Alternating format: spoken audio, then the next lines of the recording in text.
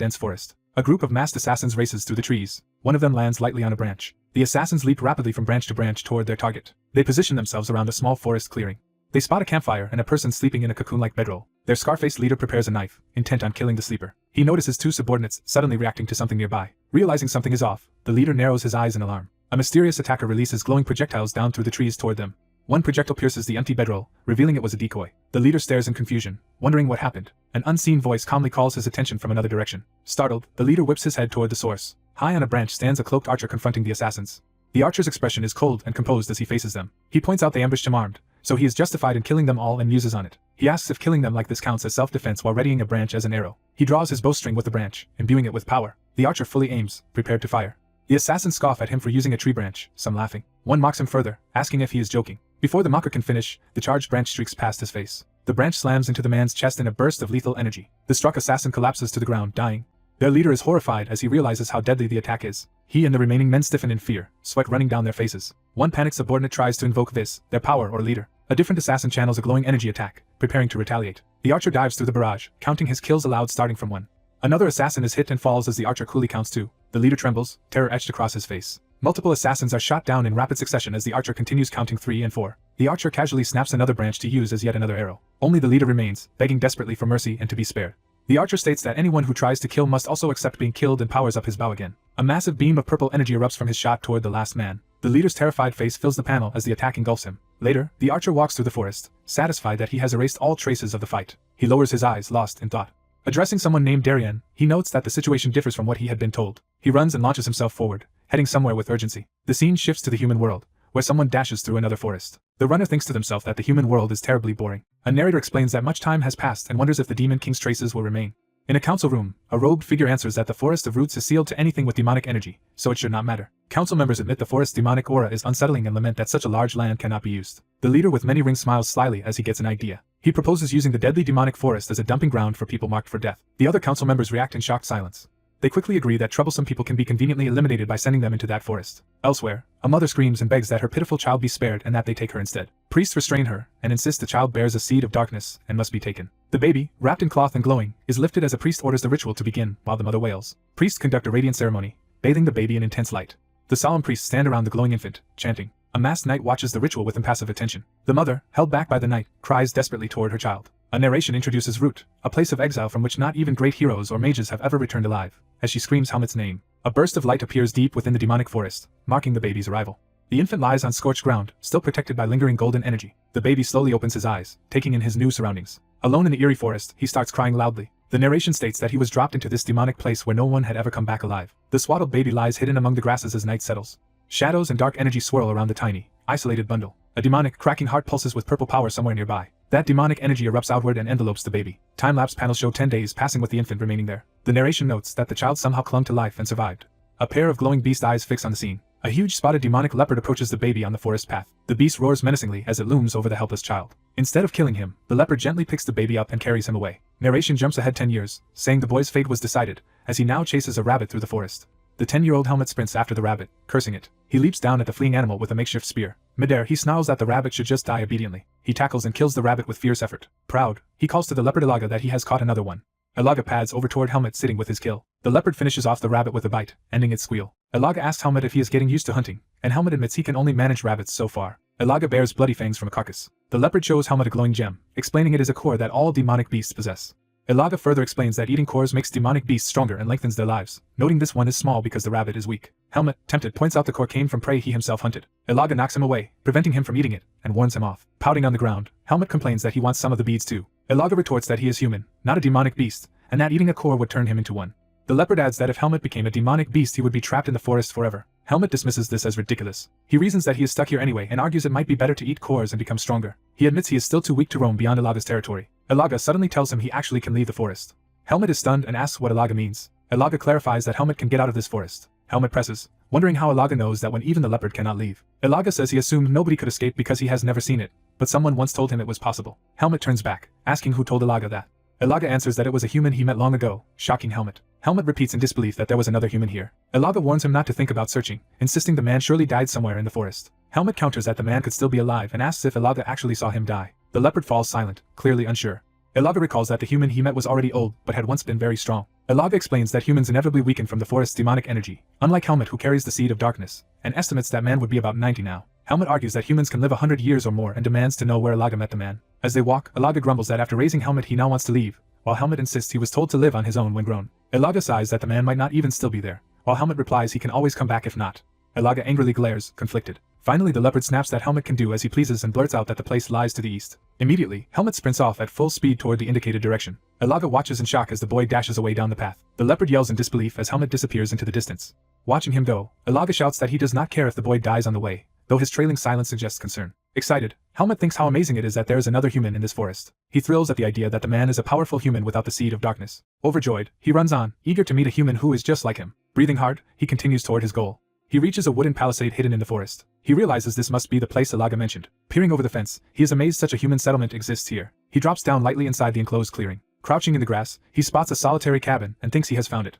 Smiling nervously, he notes that only humans could have built this and feels he has finally found them. Before he can do more, a man slams him to the ground and grabs his head, causing him to cry out in pain. The man pins him easily, radiating overwhelming power. The masked, yellow-eyed man demands to know who Helmut is and who sent him. Struggling under the grip, Helmut groans that no one sent him and that he came alone.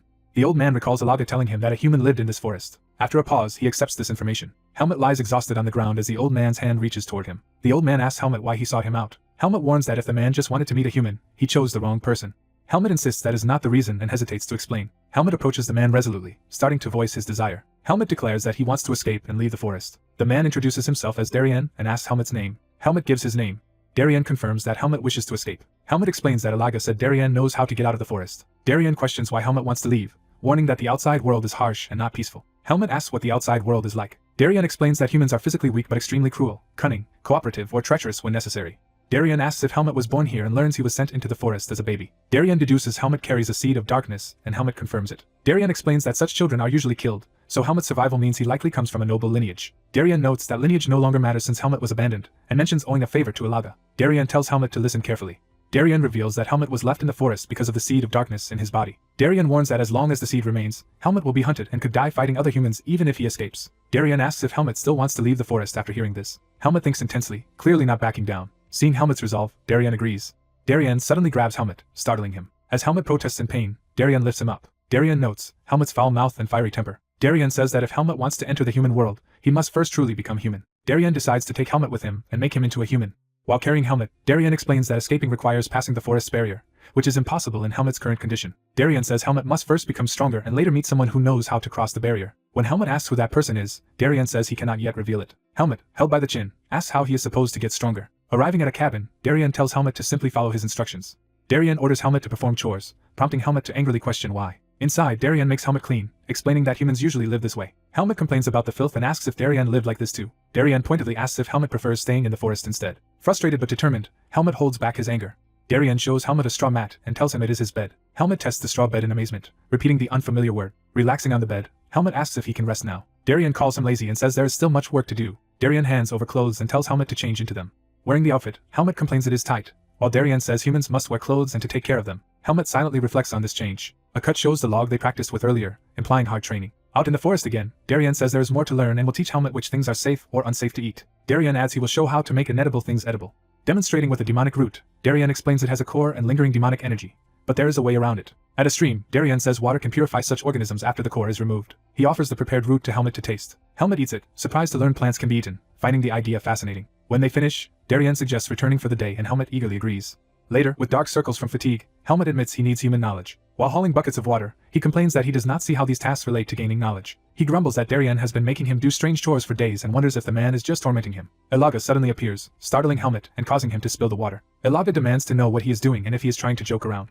Helmut explains Darien told him to fetch water, and Ilaga questions why he obeys the human when he never listened to her. Helmut says Darien promised to make him stronger. Ilaga asks what Helmut plans to do with that strength and whether he intends to leave the forest. Helmut tearfully answers that since she told him he is not a demonic beast, he must eventually go to the human world. Ilaga falls silent, processing his resolve. She then doubts that anything good will come from him leaving. Helmut admits he does not know but believes nothing good will happen if he stays. He tells Ilaga he is heading back and will see her later. Ilaga watches him go, clearly affected. She looks sorrowful, contemplating his departure. Another view shows her still brooding over his decision. Ilaga walks away along the riverside, hoping Helmut will have a good life. Time passes as Helmut repeatedly carries water, continuing his chores. Exhausted and drenched, Helmut pants from the effort. Darien supervises Helmut's physical training, ordering him to keep his back straight during squats.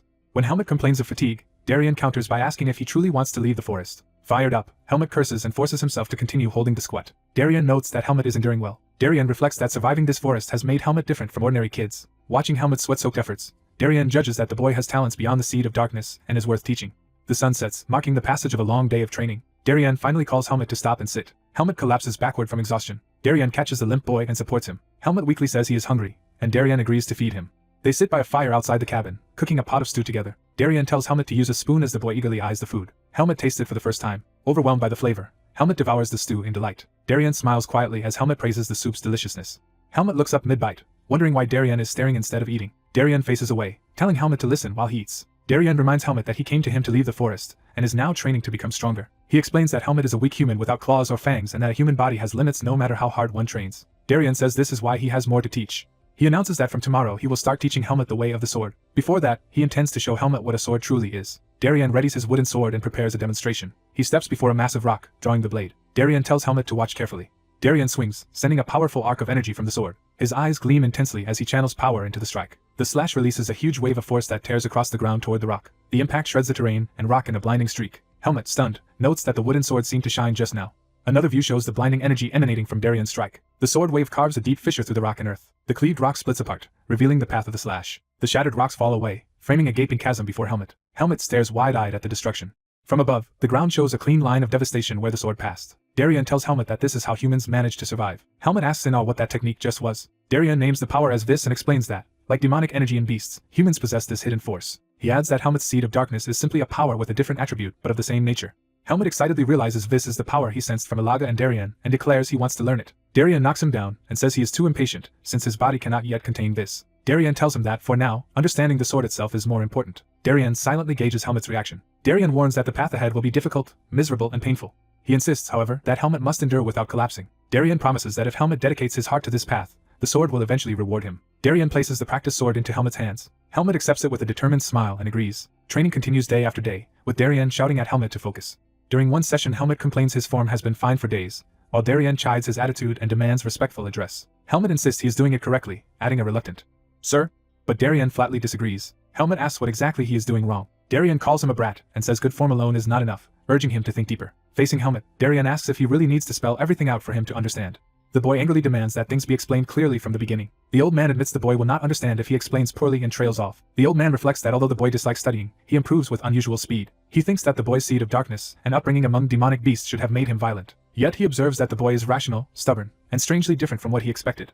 After considering this, the old man decides to accept him as a student. The old man suddenly swings his staff at high speed. His blow strikes the boy painfully in training, making the boy cry out. The old man comments that the boy's strength has lessened. The boy yelps again and complains about being struck twice. The old man asks how it felt and whether the boy notices any difference. The boy honestly answers that he does not understand. The old man threatens to withhold dinner if the answer stays like that, startling the boy. Panicked by the threat, the boy insists he is beginning to understand. He carefully explains that the two strikes differed in pain, speed, and location. He wonders why they felt different when the motions looked almost identical. The old man explains that merely copying the outer form of a movement is insufficient. He describes subtle differences in muscles and fingertip tremors that affect a strike. He adds that true technique follows speed and flow. Finally, he says mastery depends on one's understanding of both mind and sword. He concludes that all these internal elements must come under the boy's control. Only then, after dedicating himself wholly to each movement, will the boy have truly learned. The old man states that this is how one comes to understand the way of the sword. He criticizes the boy's current swings as meaningless chopping more suited to a lumberjack. He orders the boy to repeat the practice again and again. After training, the boy walks, pondering. By the river, he recalls Darien saying rest is also part of training but finds idleness boring. A large white leopard named Ilaga approaches, and the boy greets it casually. Ilaga studies the boy with curiosity. Ilaga remarks that the boy seems to have grown larger in a short time, and the boy is surprised. Jokingly, Ilaga compares his growth to a small nut becoming a slightly bigger one and promises he will keep growing. The boy remembers that Darien feels indebted to Ilaga, who says he allowed the human to live in his territory. The boy is surprised because Ilaga usually dislikes company and asks if he never wanted to fight Darien, prompting Ilaga to tease that living with a human made the boy stupid. Ilaga proudly declares himself master of the Forest of Root's central territory, and one who challenges any intruder. Then he awkwardly admits he sometimes avoids fights, having been cautious of a disgusting snake that might ambush him. The boy realizes Ilaga means Naho, the two-headed snake of the western forest, who targeted Darien. The boy asks Ilaga if he is certain he could defeat Darien in a fight. Ilaga falls silent, unable to answer confidently. He finally admits he does not know who would win. Ilaga explains that demonic beasts constantly emit demonic energy while humans can conceal their power, making human strength difficult to judge. The boy listens intently, eyes widening at this revelation. He concludes that Ilaga might not be able to beat Darien. Ilaga clarifies he is only uncertain and that this uncertainty is why Naho avoids attacking Darien despite hating him. The boy asks why Naho hates Darien so much. Ilaga answers that Darien destroyed the vile place Naho had created.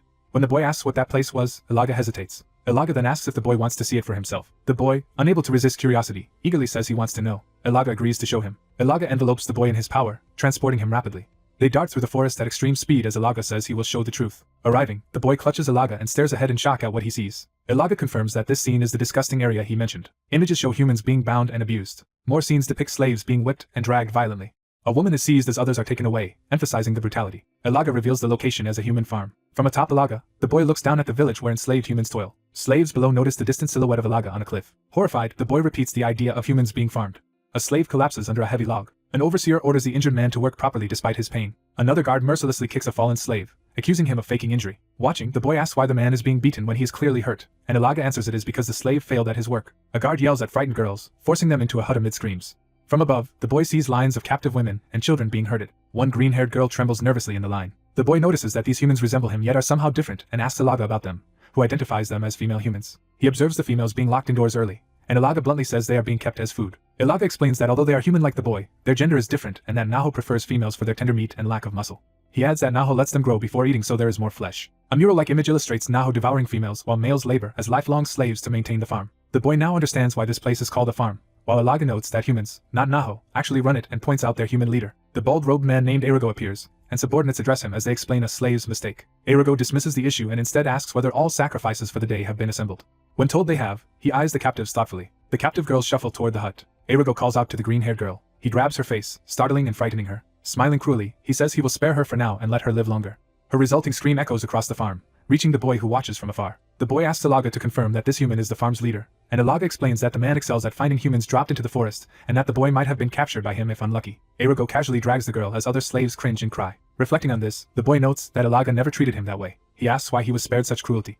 Embarrassed, Elaga claims he simply dislikes seeing Naho's livestock numbers increase. The boy muses over this answer, half smiling. He remarks that the excuse actually fits Elaga's personality. Elaga then says that since the farm is gathering humans now, it is time for them to leave. Suddenly Elaga senses something strange and reacts.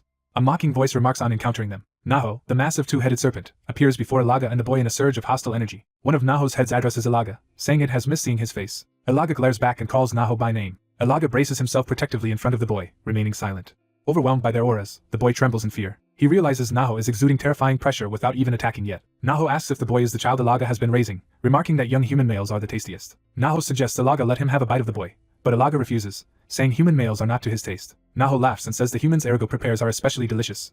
The boy, smelling something familiar, becomes terrified and hyper-alert. Naho senses Darian's scent on the boy and demands to know how he is related to Darian. The boy flinches in panic under Naho's scrutiny. Elaga suddenly lunges between them, attacking Naho. Roaring, Elaga curses Naho for approaching the boy so closely.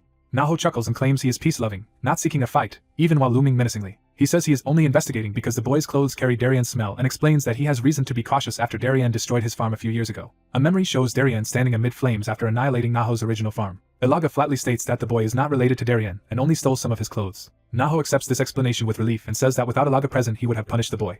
Elaga warns that if Naho so much as harms a single hair on the boy's head, he will tear the serpent apart. Naho pretends to be frightened and insists he is joking, saying he does not want to fight an old acquaintance. Elaga nevertheless tells Naho to leave at once and never return. Naho retorts that even the thought of Elaga's fur in his territory disgusts him. Elaga shields the exhausted boy as Naho finally withdraws. Naho's parting words of goodbye linger as he disappears. The serpent's body recedes into the distance while Elaga remains on guard over the boy. Overwhelmed by fear and stress, the boy collapses, groaning. His consciousness fades completely. Elaga notes from above that the boy has fainted. Later, as they walk home, Elaga warns the recovering boy that because Naho has now seen him, he must always travel with Darian. Elaga adds that Naho is wary of him and likely will not come near, but that danger can never be ruled out. The boy quietly agrees to be cautious. Elaga asks why he looks so down, and reminds him he must take such threats seriously. As Elaga excuses the boy's inexperience due to youth, the boy interrupts to ask something. He solemnly asks whether he can ever become as strong as Elaga and Darian. Elaga is surprised that the boy is comparing himself to them. Elaga answers that reaching Darian's strength would be extremely difficult because the man is tremendously powerful. He explains that Darian has reached a level of strength unattainable for most humans even with a lifetime of effort. The boy repeats this idea about a lifetime of struggle, deeply pondering what it means for his own future. The leopard warns that the upcoming task will be difficult, and that everything hinges on the boy's performance. The boy clenches his fist, silently resolving himself. The leopard says that if the boy truly wants to grow stronger, there is a way. The leopard tells him that if he wants to leave the forest, he must give his utmost effort. The leopard studies the boy seriously. The boy looks back with determined eyes. The leopard pauses, exhaling as if thinking. Sensing a human approaching, the leopard departs, saying goodbye. Someone grips a bundle of straw tightly. The white-haired man remarks that the boy seems to have gone on a little journey with the leopard. The boy greets the man, recognizing him as Darian. Darian notes that the sun is setting and suggests they return home. The boy appears thoughtful and subdued. Darian walks ahead, leading the way back. The leopard watches them from behind as they leave. The leopard then turns away into the forest. The leopard glances back one last time, The leopard internally resolves to keep watch over the boy. The boy's eyes widen as he takes this to heart. He smiles slightly, encouraged by the leopard's promise. The three of them head along the forest path, the leopard following behind the boy and Darien. Later that night, the boy grits his teeth in pain. Curled up in bed, he curses and thinks his stomach hurts unbearably. Sweating and crying, he fears the pain is so bad it might kill him. The next day, Darien hands Helmut some herbs, telling him to eat them before bed. Helmut examines the leaves and asks what they are. Darien calmly tells him they are poisonous herbs, shocking Helmut. When Helmut protests about eating poison, Darien strikes and orders him to stop complaining, explaining it will suppress the seed of darkness within him. That night Helmut rises again, thinking the herb might truly be poison. He screams that Darien never warned him it would hurt this much. He clutches his stomach, crying out in agony. Through clenched teeth he demands to know what Darien is really feeding him. On a cliff under the moon, Darien calls out to the leopard, Darien, in concern. He thinks silently about how long it has been. He concludes it has been about 4 years since then. Time passes and Helmut now trains by fiercely swinging a wooden sword along the forest path. Shirtless and muscular, Helmut smashes his practice sword into a tree. He continues striking until the tree trunk is slashed with deep cuts. From a distance, Darien watches Helmut's relentless training. Darien observes quietly, saying nothing. Approaching him, Darien notes that Helmut has begun to enjoy wielding the sword. Helmut demonstrates with a thrust, saying his body feels lighter and his vision clearer lately. He wonders aloud if the poisonous herb is responsible, and Darien suggests it may be due to the demonic soil, asking if the pain has stopped. Helmut answers that it no longer hurts and instead leaves him feeling refreshed each morning. Darien reflects that Helmut has been ingesting demonic soil for months and decides the time has come for the next step. Darien calls Helmut and asks if he remembers their earlier talk about the energy called Vis. He reminds Helmut that Vis is invisible yet can be accumulated without limit. Darien explains that without a sufficiently trained body and fundamentals, Vis training is meaningless, which is why he waited until Helmut reached this level. He now judges Helmut's body ready to begin taking in Vis. Darien announces that from this moment they will start. He tells Helmut he will teach him how to train in Vis. Darien prepares himself, gripping his wooden sword as power gathers. He turns his back, focusing before demonstrating. His hand tightens around the sword as energy stirs. He exhales, beginning to release Vis. Golden energy flares around Darien as he channels Vis through the practice sword. The display shocks Helmut, who braces himself. Darien explains that Vis is used by absorbing atmospheric energy into the body and freely controlling it. He shows how that gathered Vis is then materialized through the sword. Darien states that this is the method of controlling Vis and what Helmut must practice from now on.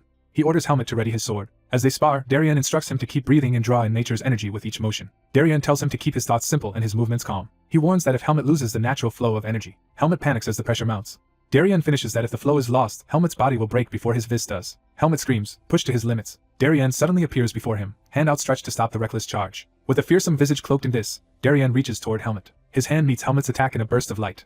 The clash sends Darien flying while Helmut's Vis-coated strike tears up the ground. Breathing hard, Helmut tries to continue shouting. Darien scolds him for losing composure and asks if he is trying to kill his teacher. Helmut curses and forces himself to remember to breathe properly. He steadies his stance, concentrating on his breathing and grip.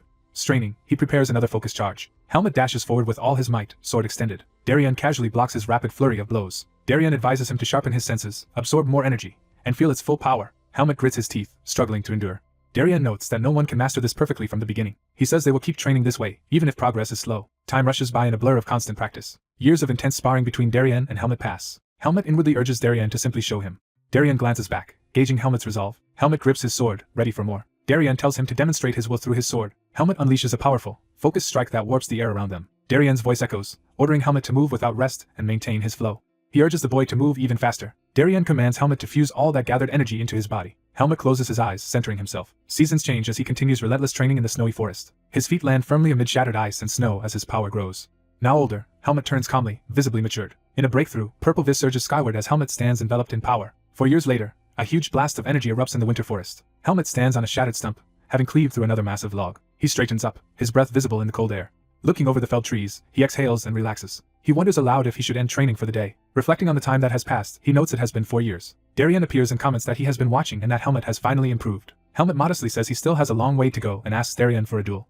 Darien replies that before dueling, he wants Helmut to show his Vis. Helmut complains that the last time he did that Darien refused to duel, but Darien insists. Reluctantly, Helmut agrees. He closes his eyes and begins concentrating his Vis. Darien watches silently, assessing him. Seeing the purple Vis manifest strongly around Helmut's sword, Darien thinks that despite earlier doubts the boy's growth and talent with the seed of darkness are remarkable. Helmut pants, recovering from the exertion. Darien thinks that this child will one day overturn the world, whether as a great hero or a terrifying villain. Darien wonders to himself. He questions if the time has finally come. He considers whether it is now time to let Helmut go out into the world. Helmut, holding his glowing purple sword, looks uncertain yet expectant. Darien approaches and says it seems the moment they have waited for has arrived, addressing Helmut. Confused, Helmut asks what he means and wonders if it is what he suspects. Darien confirms that he means it is time for Helmut to leave the forest. Helmut protests that he does not feel strong enough yet, but Darien warns that if his seed of darkness grows further he will be unable to pass through the divine barrier. Darien stresses that now is the only window and urges Helmut to listen closely. Helmut agrees quietly, ready to hear the explanation. Darien explains that the human world lies south of the Forest of Roots, and that to reach it Helmut must pass through a divine barrier that has a weak point. He says that, in principle, passing through that weakened section should allow entry into the human world. Darien adds that although Helmut bears the seed of darkness, a human capable of withstanding the weakened barrier should be able to cross. Curious, Helmut asks where exactly this weak point is. Darien admits he does not know because he never searched for it, but says there is someone who does. He tells Helmut that in the territory of the two-headed snake lies a human village whose chief, Erugo, and especially a certain leopard know the location of the human settlement. Darien clarifies that the two-headed snake is the demon Naho, and that Erugo is the one who manages the humans of that village. The young man realizes the person being discussed is someone he knows and acknowledges it silently. The old man begins his final piece of advice. He explains that entering the human world will expose the boy, who has only known the forest, to many exciting new experiences. He warns that tragedy always comes unexpectedly. The boy listens in uneasy silence. The old man describes how unavoidable tragedy will bring powerlessness, pain, frustration, despair, and even tempt him toward darkness. He raises his hand to stress that despite this, he grips the boy's shoulder to emphasize his next words. He says his only request is that the boy follow this advice and asks if he has any questions. The boy, clenching his fist, asks if the old man truly has no intention of going with him.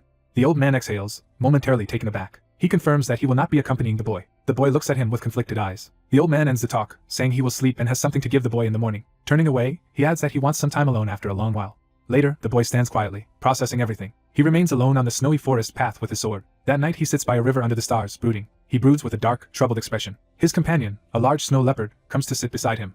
The leopard notes that he does not seem happy about leaving tomorrow, addressing him by name. The boy admits in a low voice that he does not feel excited. He reflects that though he can finally leave the forest, his feelings are unclear. He recognizes that his emotions are complicated and wonders why he feels this way. The leopard watches him quietly, saying nothing. The beast thinks about what this change in the boy means. The leopard concludes that these confusing emotions prove the boy is gradually becoming human. The next day, the boy grips the door handle of the cabin. Outside, he and the leopard look toward the old man's house. The leopard tersely tells him to go inside. The boy steels himself and opens the door. He steps into the dark room where the old man is. His eyes widen in shock at what he sees. Darien sits formally on the floor with a sword and a bundle placed before him. His face shows heavy resolve as he waits. The boy nervously calls Darien's name. Darien keeps his eyes closed, remaining silent. The boy repeats his name, trying to speak. He narrates that he had a vague premonition. He reflects that his suspicion was correct. He recalls Darien's back, sensing this would be their last meeting. Accepting it is time, the boy prepares himself to leave. He takes hold of the sword that was set out for him. Now equipped with bag and sword, he faces Darien one last time. He gazes at the old man with mixed sorrow and determination. Darien avoids his eyes, looking down sadly. The boy struggles with his emotions. He closes his eyes briefly to compose himself. Then he opens them with renewed resolve. He remembers Darien standing confidently, as if seeing his mentor's former vigor.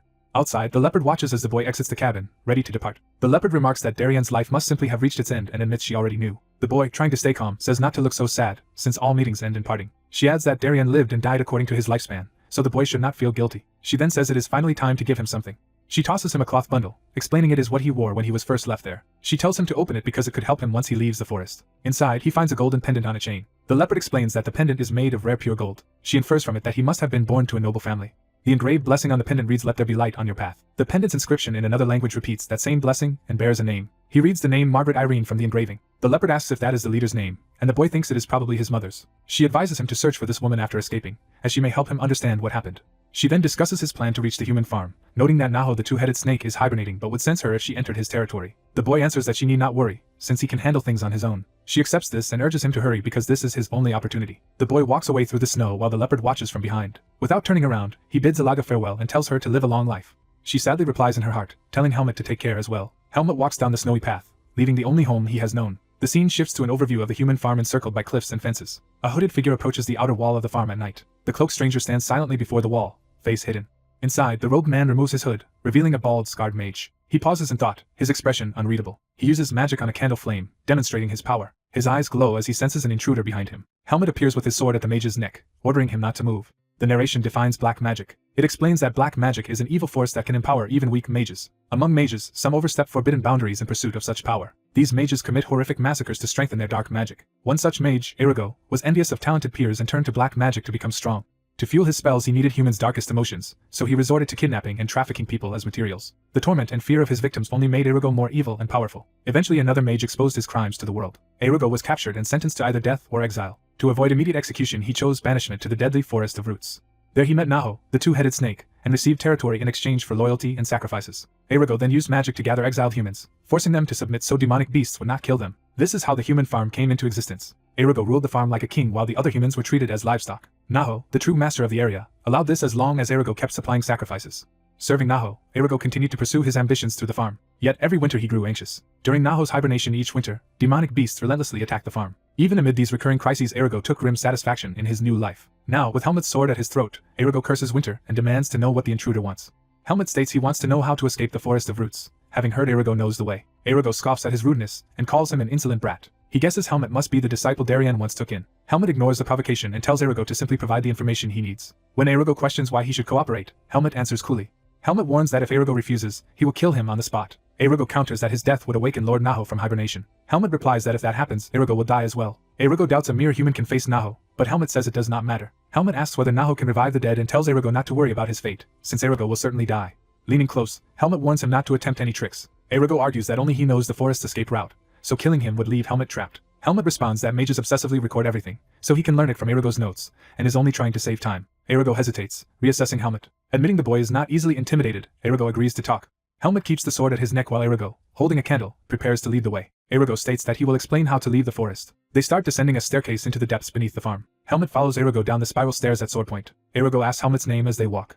Helmet curtly refuses to answer, saying it is none of Erugo's concern. Erugo accepts this and says he will still share one thing with him. He explains that the method he discovered is only theoretical, beyond the ability of anyone he knows except perhaps Darien, implying Helmet's efforts may be futile. Helmet deduces from this that since Erugo is here telling him this, Darien clearly never intended to leave the forest. Helmet demands to know what happened to Darien.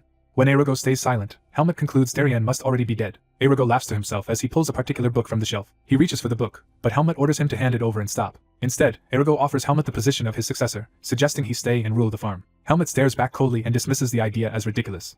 The old mage flatters Darien's disciple as the only worthy one among the weak and offers to give him everything he owns. The disciple tightly grips his sword, preparing to act. With his blade at the mage's throat, the disciple rejects the offer, saying he only cares about surviving and escaping. The mage, annoyed, orders him to just hand the demanded item over. Cornered, the mage agrees to comply and presents a book he once found in a dead stealth mage's hideout. Reading, the disciple learns the mage specialized in stealth magic but still failed to escape this place. The book explains that at a southern waterfall where demonic and divine powers clash, one might slip through the surrounding barrier by jumping in. The mage warns that despite that weak point, the divine barrier around the forest of roots is top tier and will incinerate anyone tainted with demonic energy. After sharing everything he knows, the mage hears the disciple decide to spare his life. The disciple internally admits he dislikes the mage, but hesitates to kill him.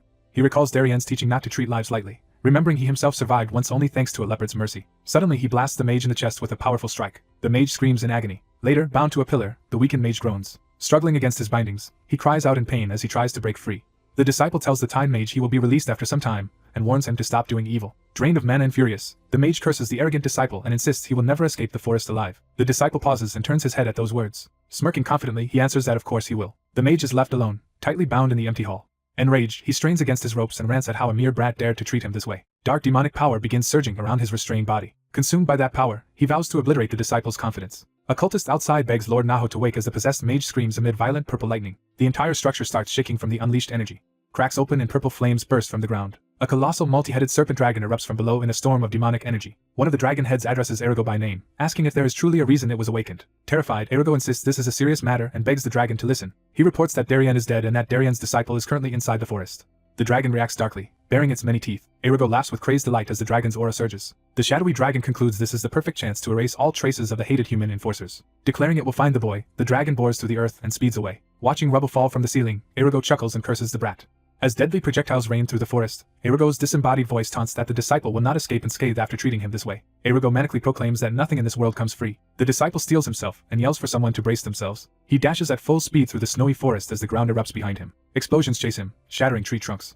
Catching his breath, he curses under his breath. While sprinting alongside fleeing beasts, he regrets not killing Erugo earlier. He notices demonic beasts panicking and fleeing without attacking him. He deduces that all the monsters are terrified of something else. Realizing the threat, he pushes himself to run even faster. He exhales in relief for a moment, then refocuses. He decides he must run like mad to survive. His feet hammer the snowy ground as he continues fleeing. He notes he is still inside the dragon's territory and wonders if this is his limit. Seeing the sky dyed with demonic energy, he clicks his tongue at how completely the area is flooded with it. Suddenly something approaches and he winces. He tightens his grip on his sword, preparing for battle. The ground ahead turns into a vast, ominous clearing suffused with purple mist. He keeps running into the corrupted area. He finally finds himself face to face with the towering multi-headed dragon. The dragon greets him, saying it knew the child would eventually return to its territory. It calls him a long-awaited guest and declares it cannot allow him to leave. The disciple calmly answers that in that case he will simply kill the dragon before leaving. Amused, the dragon mocks his new bravery and belittles his frail human body. It tells him resistance is useless. The dragon roars that he should just let himself be eaten as it lunges. A titanic strike slams down, causing an immense explosion of snow and energy. The blast shoots into the sky like a geyser, visible across the forest. The disciple rides the shockwave, cutting through the air as debris flies. Amid swirling dust, he complains he cannot see and gropes for the dragon's presence. The dragon compliments him for dodging the previous attack. It coils around him, hemming him into a deadly circle of bodies. One head jeers at him to keep struggling while he silently endures. Surrounded by glaring eyes, he stands tense as ominous energy presses in. He forces himself to calm down, reminding himself that even against a powerful foe a chance will appear. Determined, he vows he will not just give up, One of the dragon's ally voices shouts Naho's name as a massive orb of destructive energy forms in its jaws. The disciple rushes directly toward the oncoming energy sphere. At the last moment he drops low, timing his move and shouting that now is the time. He closes in at point-blank range near one of the dragon's heads. The dragon slams its massive tail or body, sending the disciple flying amid another crashing impact. He plants his feet on the dragon's moving body, using it as a foothold. Running along its length, he sprints toward a vital point despite the chaos. He thinks that no matter how strong the demon's energy is, there must be a weakness. He channels his own power into his sword, readying a decisive thrust. He decides that somewhere on the dragon there is a spot his vis can pierce. He commits to stabbing that point directly in its eye. His blade slices across the dragon's glowing eye. The injured head explodes in blood as the dragon recoils while he lands. He notes he has successfully bought some time. Defeating it would be ideal, but this is the limit of his current skill. Feeling drained from using too much vis, he realizes continuing the fight will kill him just as the dragon rages behind him. As the monster bellows, he yells back for it to shut up and keeps fleeing. He concludes that he must escape this battle alive. The remaining head rips off the wounded, blinded head in fury. The disciple looks back in shock at the brutal act. The dragon scolds its lost head for being unable to endure such minor pain. It exhales, relieved to have discarded what it calls a useless part. Eyeing the battlefield, it boasts that it has removed the weak portion. It then turns its fury on the disciple, vowing to erase him as well. The disciple braces his sword against the next overwhelming attack. His face contorts with strain as he resists. Their clashing energies explode through the forest. The disciple is violently struck and sent tumbling. A massive crater forms where he was, with the dragon looming above. The dragon remarks that the boy still managed to hide even after that blow. It acknowledges that losing a head hampers its vision for the moment. Roaring and sweeping its long neck, it searches irritably for the brat. Elsewhere the disciple gasps for breath, badly exhausted. Sitting against a tree, he admits the dragon is far stronger than expected and wonders if blinding its eye is all he can do. He clutches his chest in pain but consoles himself that at least he bought some time, deciding this is his only chance to flee. Before he can move, a surge of demonic energy approaches, startling him. He sees the one-headed dragon advancing again, surrounded by roiling demonic power. The dragon chuckles that it finally found the disgusting child. The disciple, wreathed in pink flames from the barrier, is mocked for thinking he could hide anywhere in this forest. He clicks his tongue in frustration, realizing he is cornered. The dragon charges at high speed for another deadly strike. Its gaping jaws rush toward him. Pressed against a rock wall, the disciple curses again as he prepares to meet the attack. His hand trembles but he refuses to give up. He rallies himself, shouting that he cannot die here. Just then his eyes widen as something unexpected appears. A powerful blue flame paw slams into the ground, announcing a new arrival. A massive spectral leopard blocks the dragon's advance in front of the disciple. A voice addresses someone with a familiar greeting after a long separation. The dragon recognizes the newcomer and calls it Ilaga. The blazing leopard spirit fully manifests, eyes locked on the enemy. The scene clarifies that Ilaga is physically shielding the disciple from the dragon. The disciple, stunned and relieved, starts to call Ilaga's name. Ilaga roars, standing tall and ready to fight the dragon. The disciple feels Ilaga's demonic energy wash over him. Ilaga tells him it is glad he survived and instructs him to leave the rest of the battle to it. When the disciple offers to help, Ilaga simply orders him to go. Ilaga reminds him he has more important things to accomplish and urges him to hurry and find them. Ilaga defines that crucial goal for him as achieving his own freedom. Hearing this, the disciple's eyes widen as he contemplates the meaning of his freedom. The lightning-wreathed snow leopard warns the boy not to let its efforts be in vain. The injured boy protests anxiously, starting to argue. The leopard roars and orders the boy to escape immediately. The boy falls silent, lips trembling and bloodied. Bowing his head, the boy thanks the leopard for everything. The boy retreats while the empowered leopard confronts the massive serpent. The leopard charges straight at the serpent with fierce intent. The serpent grimaces in pain as the leopard's attack lands. Furious, the serpent screams, insulting the leopard and raging about being opposed in its own territory. The leopard coldly replies that it is merely doing what it must, not specifically trying to block the serpent. Laughing harshly, the serpent mocks their emotional bond as a pathetic friendship. The serpent sneers that their kind is disgusting. The serpent thanks the leopard for coming alone and vows to kill it, and then devour the boy. The leopard retorts that the serpent failed even with 2 heads and challenges it to try again with 1. The remaining serpent head rears up menacingly. The leopard bares its fangs, fully committed to the fight. Empowered by blue energy, the leopard dives down toward the serpent's upraised form. A blinding slash cuts through, ending the clash. Sometime later, the boy, now older with a sword, wonders if the long struggle has finally ended. A beast corpse collapses on the snowy ground. He notes he has been running and fighting for days since leaving Ilaga's territory. Surrounded by slain monsters, he observes that as long as they are weaker than Naho he can defeat them. He pauses, thinking intensely, beginning with the word if. He reflects that without meeting Ilaga and Darien he never would have survived in this place. Resolute, he says he has only one chance and must use it for the sake of Ilaga and Darien. Standing before a great waterfall, he vows to escape the forest of roots. Entering calmer lands, he senses the area is unlike Ilaga's territory, and that demonic energy has nearly vanished. Feeling the seed of darkness react near the divine barrier, he is glad he wrapped it in vis to avoid trouble. By the water, he picks up an unfamiliar white feather in puzzlement. A huge radiant bird sweeps overhead as he looks up in surprise. The bird's wind pressure forces him to shield himself. The majestic bird's sharp eye focuses on him. Landing, the bird notes he is a human child and demands to know his purpose in its territory. The boy curses the black mage's easy directions and is shocked such a strong demonic beast guards the divine barrier. The bird introduces itself as Igrel and asks the boy's name. Recognizing the name, the boy introduces himself as Helmet. Narration identifies Igrel as the ruler of the south. Igrel comments on Helmet's familiar smell. Igrel recognizes through the blood scent that Naho's smell clings to Helmet. Igrel also detects Ilaga's faint scent on him and finds this very intriguing. Igrel asks if Helmet belongs to Ilaga or Naho, and Helmet answers that he is Ilaga's kin. Igrel acknowledges this and prepares to respond based on that answer. Spreading its wings, Igrel states that Ilaga's kin has trespassed into its domain. Helmet clarifies he did not come under Ilaga's orders but for his own reasons. Curious, Igrel asks what reasons could justify sparing him and invites him to explain. Helmet steadies himself internally, thinking he must keep calm. He says his goal might hold significance even for Igrel. Igrel questions how the boy's objective could matter to it. Helmet affirms that this is a perfect chance for Igrel to satisfy its curiosity. He declares his aim is to become the first being to cross the barrier and leave the forest of roots. Igrel reacts with amused disbelief. As Igrel laughs loudly, Helmet listens in silence. Igrel calls him a weak human and doubts such a feat is possible, noting the seed of darkness makes him akin to a demonic beast. Helmet insists on attempting it since no other human would dare come here for that purpose. He adds that he will be the only human to try to pass the divine barrier. Igrel muses that letting such rare human prey simply burn on the barrier would be wasteful. Helmet replies that humans will keep falling into the forest, but only he can actually get through the barrier. Clutching his chest, he proclaims that person will be him. Igrel studies him thoughtfully. After considering, Igrel hums in interest. Igrel calls Helmet clever and agrees at once to watch him attempt the crossing. Igrel concedes he is uniquely reckless enough to risk his life just to leave the forest. Igrel says it does not care if he lives or dies but notes that success would make him the first human ever to escape. Helmet agrees and points out Igrel would be the first demonic beast to witness such a thing. Amused and intrigued, Igrel promises to protect Helmet with its power until he reaches the barrier. Igrel asks for any last words in case he dies, offering to relay them to Alaga if they meet. Helmet answers that in that case Igrel should tell Alaga he survived and escaped the forest. Helmet gazes ahead with firm resolve. Igrel begins to respond, saying that means. Helmet steels himself, thinking that regardless of the outcome he must do this. Igrel confirms his determination, seeking his agreement.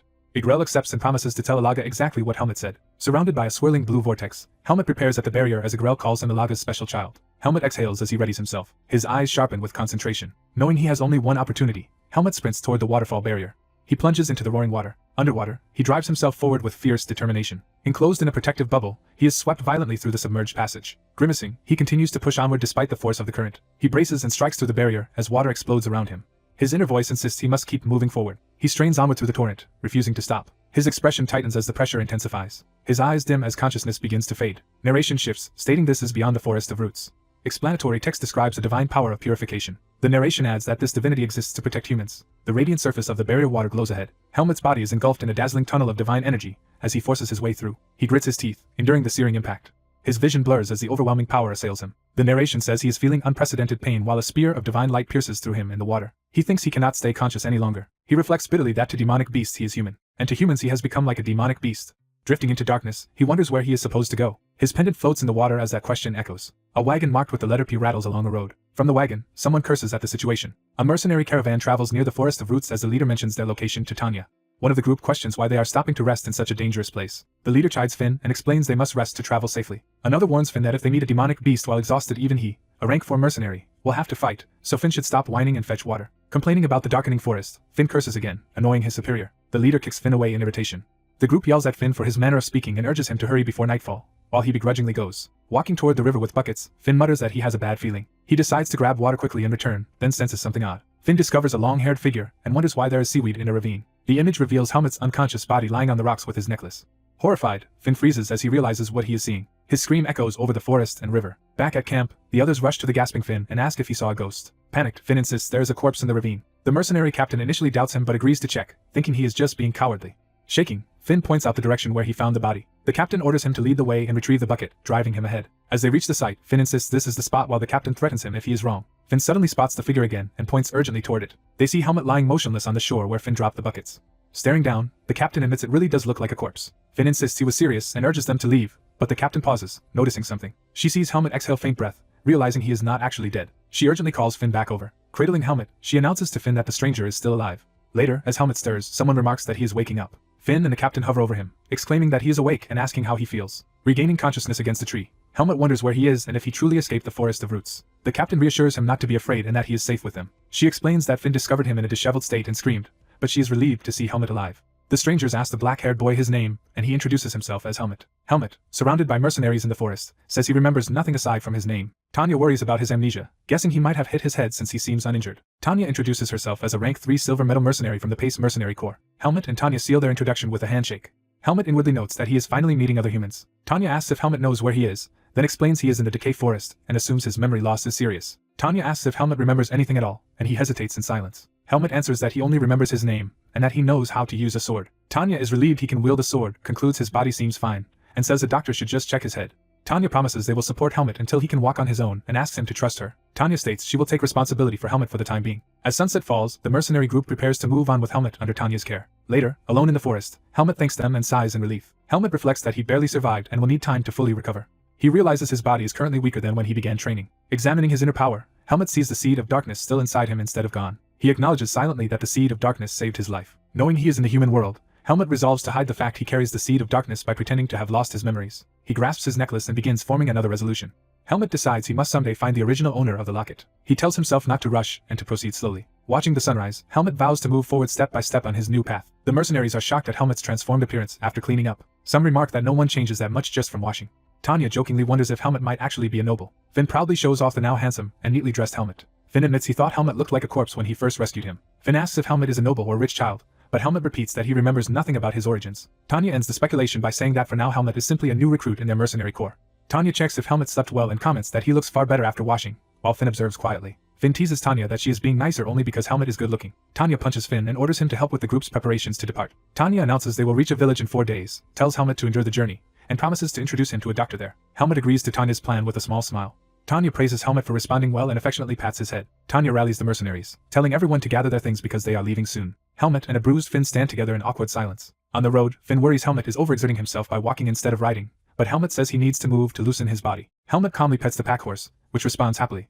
Finn observes that Helmet must like horses, and Helmet agrees, somewhat surprised by his own reaction. Finn thinks that someone who likes pack horses is unlikely to be a noble, yet Helmet still seems unusual to him. Finn also finds Helmet's speech odd and wonders what makes him different despite being the same age. Watching Helmet walk, Finn senses that Helmet acts restrained compared to other youths. Helmet suddenly feels unexpectedly short of breath and Finn calls out in concern.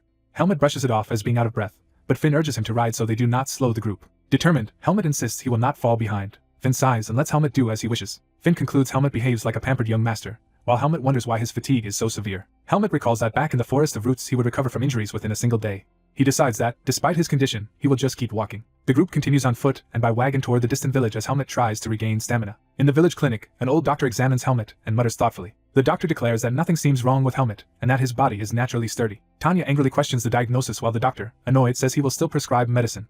Tanya shouts that Helmet had been unconscious and accuses the doctor of being a quack for not examining him properly. The doctor retorts that Helmet merely recovers quickly and that he sees no issues at all with the youth. Finn anxiously asks when Helmet's supposed amnesia might fade, and the doctor says his memories should return eventually since his head is fine. The doctor, offended by Tanya's insults, tells them to take the medicine and leave. Tanya becomes furious at being dismissed by the old man.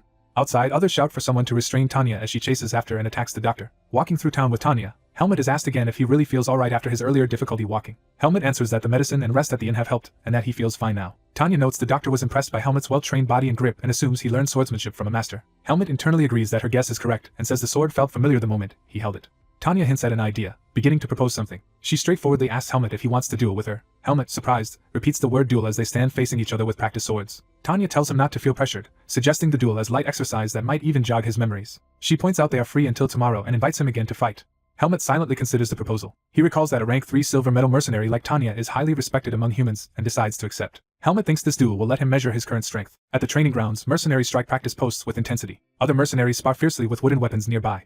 Tanya leads Helmet into the arena where everyone else is already training, which she says is good to see. Sweaty fighters greet Tanya and notice the person standing behind her. They realize Helmet is there to duel Tanya and express interest in watching. The men joke that Tanya should not damage Helmet's handsome face, provoking Tanya's ire. Two of them clown around and end up being smacked down, showing Tanya's quick temper. Tanya stands over the groaning men with a dismissive huff. She tosses Helmet a wooden sword and sets the single rule that they will fight until one of them falls. Tanya, revealing she is the Corps' vice captain, urges Helmet to attack her with everything he has. Helmet, gripping his sword, lowers his gaze and focuses. He thinks that he is not at full strength and cannot use this, so he will need to redirect Tanya's attacks rather than overpower her. Helmet steels his resolve for the duel. He raises his sword and reminds himself not to let his guard down. The watching mercenaries marvel at Helmet's poised stance and look forward to the match. The duel begins with Helmet rushing Tanya at high speed. Their wooden swords clash in a powerful exchange. Helmet targets Tanya's left side as he swings. Tanya blocks the strike cleanly with a confident smile. Helmet realizes she parried easily and recognizes her superior physical strength. Tanya becomes intrigued by Helmet's skill. Helmet concludes he truly cannot win by direct confrontation. He attempts a feint and kick while Tanya counters forcefully. Helmet focuses on dodging and slipping inside her guard. Tanya prepares another swift movement, exhaling sharply. She spins with surprising speed, making Helmet retreat. Tanya's counterattack lands a strong kick on Helmet, sending him flying.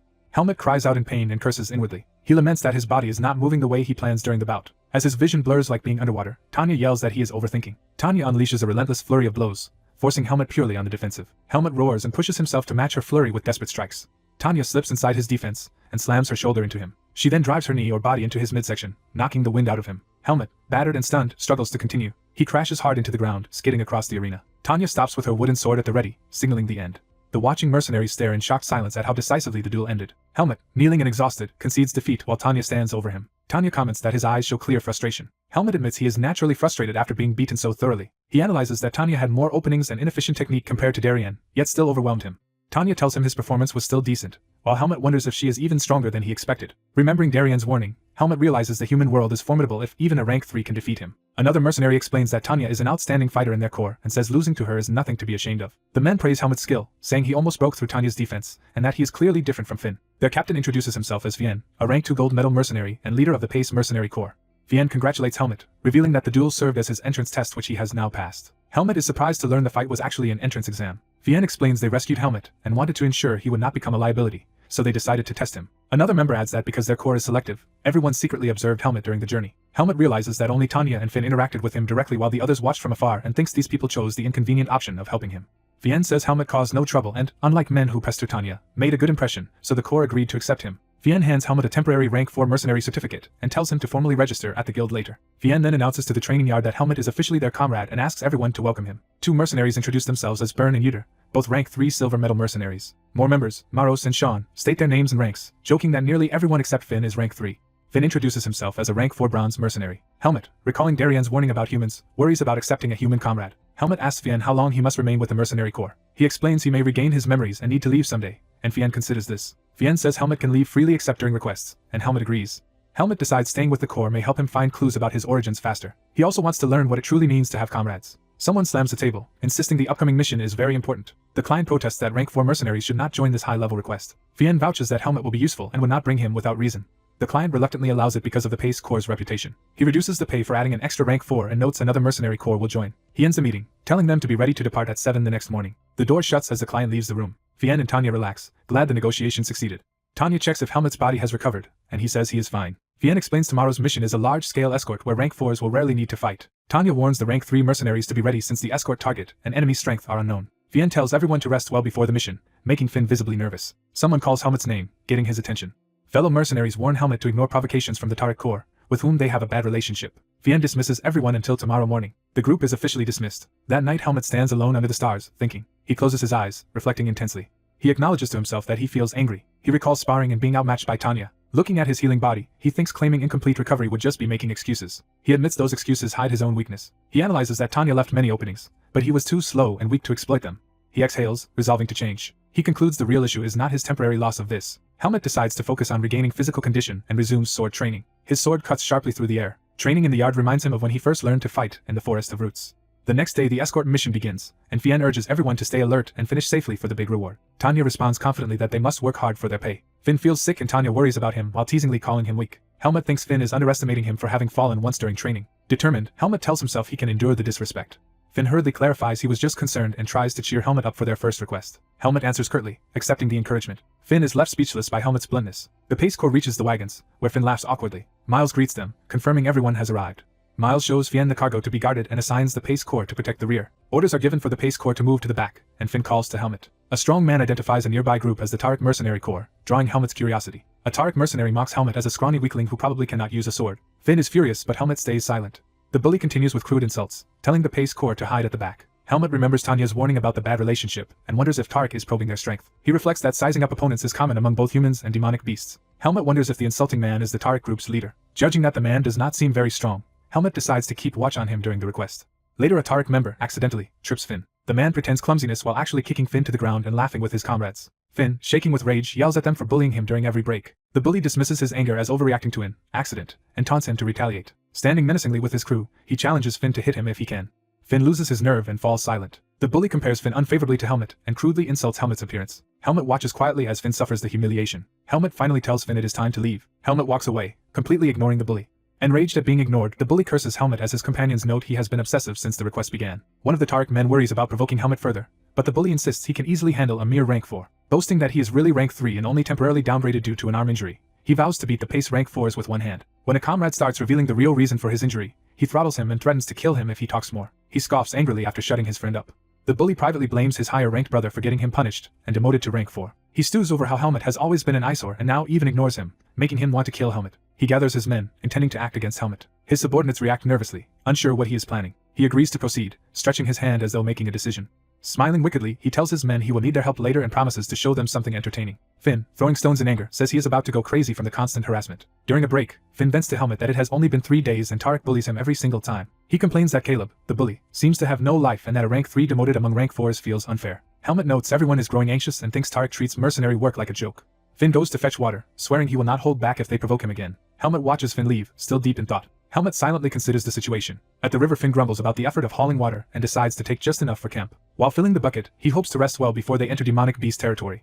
Wondering when he will be strong enough to fight as rank 3, Finn kneels at the water's edge. He suddenly hears an eerie chuckle behind him. Realizing Tariq has followed him, Finn is startled as a voice remarks what a convenient secluded spot he chose. Caleb and his henchmen loom over Finn with sinister expressions. Finn, terrified, tries to play along by calling it a quiet night to talk. Caleb looms closer and agrees mockingly that it is perfect for a conversation. He pins Finn down and starts prying about Helmet, asking lewd questions. Finn angrily calls him out for perverted thoughts but insists Helmet is definitely male. Caleb says they can verify that directly and reveals he has summoned Helmet there. Caleb notices Helmet's arrival and reacts. Helmet appears with a large ally, and Caleb sneers that Helmet naively came when called. Helmet inwardly confirms he suspected a setup all along. Seeing Finn beaten underfoot, he recalls how demonic beasts also fight for hierarchy through power. Helmet concludes humans acting like this are no different from demonic beasts. He wonders if these are the untrustworthy humans Darien warned him about. Caleb, grinning, prepares to escalate the situation. Surrounded by Tariq rank 4s, Helmet stands ready as Caleb proposes, checking Helmet's body. Though still unable to use Vis, Helmet steels himself, determined despite some nervousness. He grips his sword, reminding himself he has fought Naho in the forest, and must simply stay alert. He reasons that if Finn is right, these enemies are only rank 4, weaker than rank 3 Tanya, so he will defend and target the weakest first. If defense fails, he plans to rely on Darien's swordsmanship. Caleb orders his men to seize and strip Helmet, and they all rush him. Helmet's counterattack brutally smashes one attacker's face, dropping him instantly. The remaining Tariq men recoil in shock at how quickly their comrade was defeated. Tanya and Fien arrive on the scene, weapons drawn, and demand to know what is happening. Caleb is stunned speechless by this sudden intervention. Helmet regards him calmly without answering. From afar, Fien questions why the Tariq mercenaries are harassing the Pace Corps. Caleb nervously claims they were only having a friendly conversation. Tanya coldly says she clearly heard him order his men to strip Helmet. Caleb dismisses it as how men bond and claims Tanya would not understand as a woman. Tanya icily tells him to start using his brain before he speaks. She orders Helmet to take Finn and return to camp. Caleb grumbles at the rank 4s, separating himself as supposedly above them. Tanya reminds him he is ranked 4 now and cannot exclude himself. Caleb trembles with anger at this humiliation. He can only mutter bitterly. Tanya warns that if he harasses her mercenaries again there will be serious consequences. She adds that next time it will not end with just words and tells him bluntly to leave. Caleb, swallowing his pride, orders his own men to withdraw. The Tariq group retreats into the forest while Helmet watches. Finn, sniffling, calls out gratefully to Tanya as she approaches. Tanya comforts Finn, telling him such incidents will happen often and they should just fetch water and go back. Tanya sighs to herself that her mercenary comrades can be heartless despite the rule not to meddle in rank 4 disputes. She decides they still need to support the younger rank 4s enough that they do not break before the mission is over. Helmet focuses intently, preparing for combat training. In the forest at night, sword wielders spar, slashing through the air. Helmet practices powerful overhead sword strikes among the trees. He relaxes slightly, exhaling after his training swings. Looking around the training grounds, Helmet asks if he has done enough for the day. Inspecting his healed body, he reflects that a week of rest since taking this request has restored him. Gripping his sword, he notes there is still a problem despite his physical recovery. He tries to draw out power through his sword but nothing responds. Helmet concludes his vitality energy, Vis, has not recovered yet and still will not emerge. Remembering his mentor, he recalls being taught that Vis requires a strong body as its vessel and that training it without that is pointless. Frustrated that he cannot train properly now, he resolves to increase his strength however much he can. Later, a mercenary leader warns the caravan that from this region onward demonic beasts appear often and orders everyone to move only with escorts. Finn and Helmet acknowledge the warning, Finn nervously agreeing. Helmet laments that he cannot even train alone anymore, and hopes his Vis returns before the seed of darkness in him runs wild. As they walk, Finn nervously asks Helmet if he has ever seen a demonic beast. Finn explains he has heard terrifying descriptions of demonic beasts, and insisting he is not scared, asks Helmet for information so he can be prepared. Finn forces a laugh about knowledge being power while Helmet remains silent and unimpressed. Helmet calmly explains that while many demonic beasts look grotesque, some are different from those rumors. Finn is relieved to hear that, then suddenly remembers Helmet's supposed amnesia and questions how he can know that. Realizing his slip, Helmet hurriedly claims he was only guessing and curses inwardly.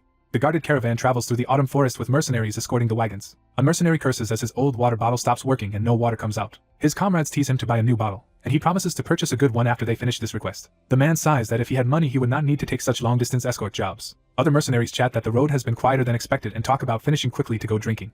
One proudly suggests they celebrate afterward in his hometown, boasting about its dark beer. Another agrees enthusiastically, about to talk more about food and drink when something slashes across him. Blood splashes onto his companion's shocked face as the unseen attack lands. The survivor looks up in horror at the bloody remains raining down from above. A massive demonic beast appears in the road, holding a half-eaten mercenary in its claws as another stares up helplessly. The beast rampages into the caravan's path, and mercenaries scramble to surround it with weapons drawn. It tears into a victim, crunching and chewing violently. A horrified mercenary points his sword at the monster, stammering in rage and fear. Screaming insults, he charges recklessly at the towering demonic beast. Another mercenary shouts for him to stop, warning him against rushing in. The beast swats the attacker aside, ripping him apart in a spray of blood. It bites down again, its jaws dripping with gore. Laughing cruelly, the beast continues devouring the fallen. The mercenaries panic, wondering where such a terrifying monster came from. Their captain curses their complacency, admitting he never expected a beast to attack so boldly despite the number of mercenaries. The monster plants its feet, preparing another move. Then it hurls a mangled body into the trees, startling everyone. The corpse crashes down elsewhere as the beast darts around the battlefield. A blinding flash erupts in the forest as more creatures appear overhead. The gunwoman realizes the big beast is not alone and orders everyone to ready themselves. The mercenaries form ranks with weapons and vis at the ready to fight the approaching horde. Hidden, Helmut thinks the situation was bound to escalate like this. The gunwoman yells for Finn and Helmut to hide under a carriage and not get involved. Finn panics and runs, Helmut following more calmly behind him. Finn drags Helmut toward the rear of the caravan, urging him to hurry all the way back. Under the wagon, Helmut clenches his fist, frustrated that he still cannot use vis. Observing the battlefield, he senses there are more hidden demonic beasts than those visible and fears that, at worst, everyone here could die. Finn, terrified, begs Helmut to crawl fully under the carriage with him. As they hide, Finn complains in pain, while Helmut judges the situation and doubts they will be truly safe. Helmut eyes the enormous beast outside and assesses its power. Comparing it to other named foes, he judges it slightly weaker yet still extremely strong and wonders if it is the enemy leader. He notes that among the mercenaries only the rank 2 fighters can use Vista, making them key to this battle. Helmut concludes in despair that with his current powerless state there is nothing he can do. The rank 2 mercenaries trade tense looks, preparing for another assault. Other mercenaries, including the gunwoman, also ready themselves with grim determination. The demonic leader glares at them with glowing eyes. It unleashes a roar, its body erupting with raging green vis energy. The rank 2 mercenaries charge toward it at full speed. Their captain cloaks his sword and body in fiery vis as he rushes forward. He leaps high and descends toward the towering beast while his teammates attack from below.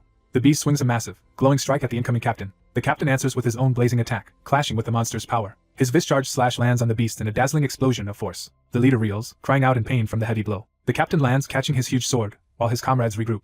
Other mercenaries cheer at the captain's impressive vis and brace as smaller flying beasts swoop in. One rank 3 mercenary boasts that even he can handle enemies of this level. He confidently cuts through the lesser beasts, declaring them easy prey. The captain agrees to maintain the pressure and urges everyone to continue fighting like this. 2 rank 2 mercenaries coordinate, planning to finish the leader when an opening appears. Together with the others, they launch another full-force assault around the raging green giant. The captain closes in again, bearing down on the monster as it roars. His eyes burn with focused power as he prepares a decisive strike. He slams a powerful, burning blow down onto the beast's raised arms. One rank 2 mercenary also channels vis into his body, ready to follow up. The other rank 2 fighter concentrates vis into his sword for a synchronized attack. The vis users surround and slash the leader from all sides in a coordinated, glowing assault. The wounded demonic beast howls furiously, still standing despite the injuries. The gunwoman praises the successful attack as they keep hammering the monster. Watching from hiding, Helmut silently studies the battle, deep in thought. From afar, he marvels that these humans are stronger than he expected. He observes that the rank 2 mercenaries hold the leader's attention with vis while the others fight independently as needed. Helmut realizes he is witnessing how humans conduct organized combat. He remembers Darian's words that humans should not be underestimated and silently agrees. The demonic leader remains on its feet, still brimming with dangerous energy. The mercenaries maintain their formation, facing off against the battered yet defiant beast. The monster growls resentfully, its strength beginning to wane. With the lesser beasts defeated, the mercenary leader checks on Fien's remaining vis for a final push. Fien says he can manage one more use of vis, and the other urges they finish the fight quickly. The beast suddenly slams its feet into the ground as if preparing to move. To their shock, it launches itself high into the sky to escape. In midair, it grabs a tree trunk as a projectile or support. Then it bounds away through the forest canopy, vanishing into the distance. The captain curses that the monster fled and realizes it always had the option to run. The gunwoman suggests they not pursue, reminding him their mission is escort, so they should focus on the injured instead. As dusk falls over the bloody road, the caravan regroups and begins cleaning up. The gunwoman greets Finn and Helmut cheerfully, relieved they survived. She tells them it is safe to come out, and Finn emerges shakily while Helmut rises calmly. Finn tearfully calls out to Helmut, still shaken by the experience. Half stuck under the carriage, Finn begs to be pulled out because his legs are cramping, leaving others speechless. The captain praises everyone's work and orders the demonic beast corpses checked and collected. A mercenary explains to Helmut that they harvest corpses because materials like skin and the seed of darkness sell for high prices. He shows Helmut a dripping dark gem in his palm, identifying it as a seed of darkness. Seeing it, Helmut is jolted, while others jokingly tell the man to keep it away and remark such seeds can be useful if handled. Finn recounts what he has heard about the seed, saying it can control a human's mind and gradually turn them into a demonic beast, though such cases are usually eliminated or exiled. He adds that these transformed people are normally killed early or sent to the Forest of Roots, but warns that one can never be too careful. Helmut listens, troubled, knowing that someone with such a seed could become a demonic beast at any moment. Remembering his own past injuries, he wonders if outsiders all believe that anyone bearing a seed of darkness is destined to die fighting humans. He questions whether Darian always expected him to become a demonic beast that would battle humans. Helmut realizes Darian taught him vis to help suppress the seed inside him rather than to make him stronger for combat alone. He resolves that even if his vis returns he must conceal its connection to the seed in public, fearing people might associate his power with darkness. Nearby, the senior mercenaries watch Finn and Helmut interact against the sunset. One laughs that watching inexperienced rank 4 mercenaries reminds him of his own early days. Another notes that Finn has grown since a past incident but still has far to go. Finn gestures excitedly while Helmut responds quietly, observed from afar by their seniors. As Finn works near a corpse, he grimaces that the demonic beast looks disgusting up close. Helmut notices something strange about this particular corpse and becomes alert. He stops Finn's hand, telling him to wait before cutting further. Finn assumes Helmut is scared and jokes that this must be his first time seeing a demonic beast so closely. Trying to reassure him, Finn says to think of it as a cooking ingredient, since to a cook beasts and demonic beasts are the same.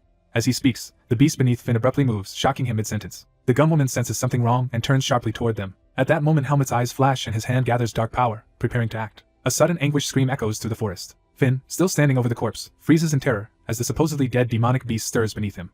Helmut dashes forward with his sword to strike. Finn stares in shock at what he sees. Helmet focuses sharply as he swings. His blade cleaves through the attacking demonic beast. The beast's upper body is severed and blown away. Finn gasps in terror at the sudden attack. Finn, trembling on the ground, realizes the beast before him has been killed. Finn admits he was terrified and thanks Helmet, who checks if he is unharmed. Helmet, still puzzled by the sensation of his strike, answers that he is fine. Looking at his reflection in the sword, Helmet feels something inside has cleared and wonders if his vis power has returned.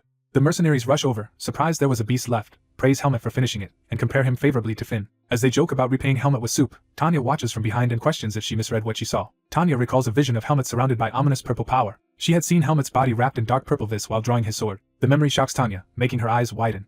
She stares intensely at Helmet, sweating as she processes what she witnessed. Later, Tanya silently watches Helmet from the wagons, clearly suspicious of him. That night Helmet's hand again emits the same purple vis. He meditates alone in the forest, vis surging around him as he trains. Eyes closed, he concentrates as the energy gathers. He confirms to himself that his vis truly has returned. Holding a glowing sphere of power, Helmet firmly acknowledges the restoration of his vis. He reflects that his instinctive slash earlier had also drawn out vis, and resolves to be grateful to Finn for provoking it. Examining the power in his palm, he estimates he can restore his previous vis level within about 3 days if he can focus. Finn's distant calls for Helmet interrupt his training, so Helmet suppresses his vis and returns to camp for night watch assignment.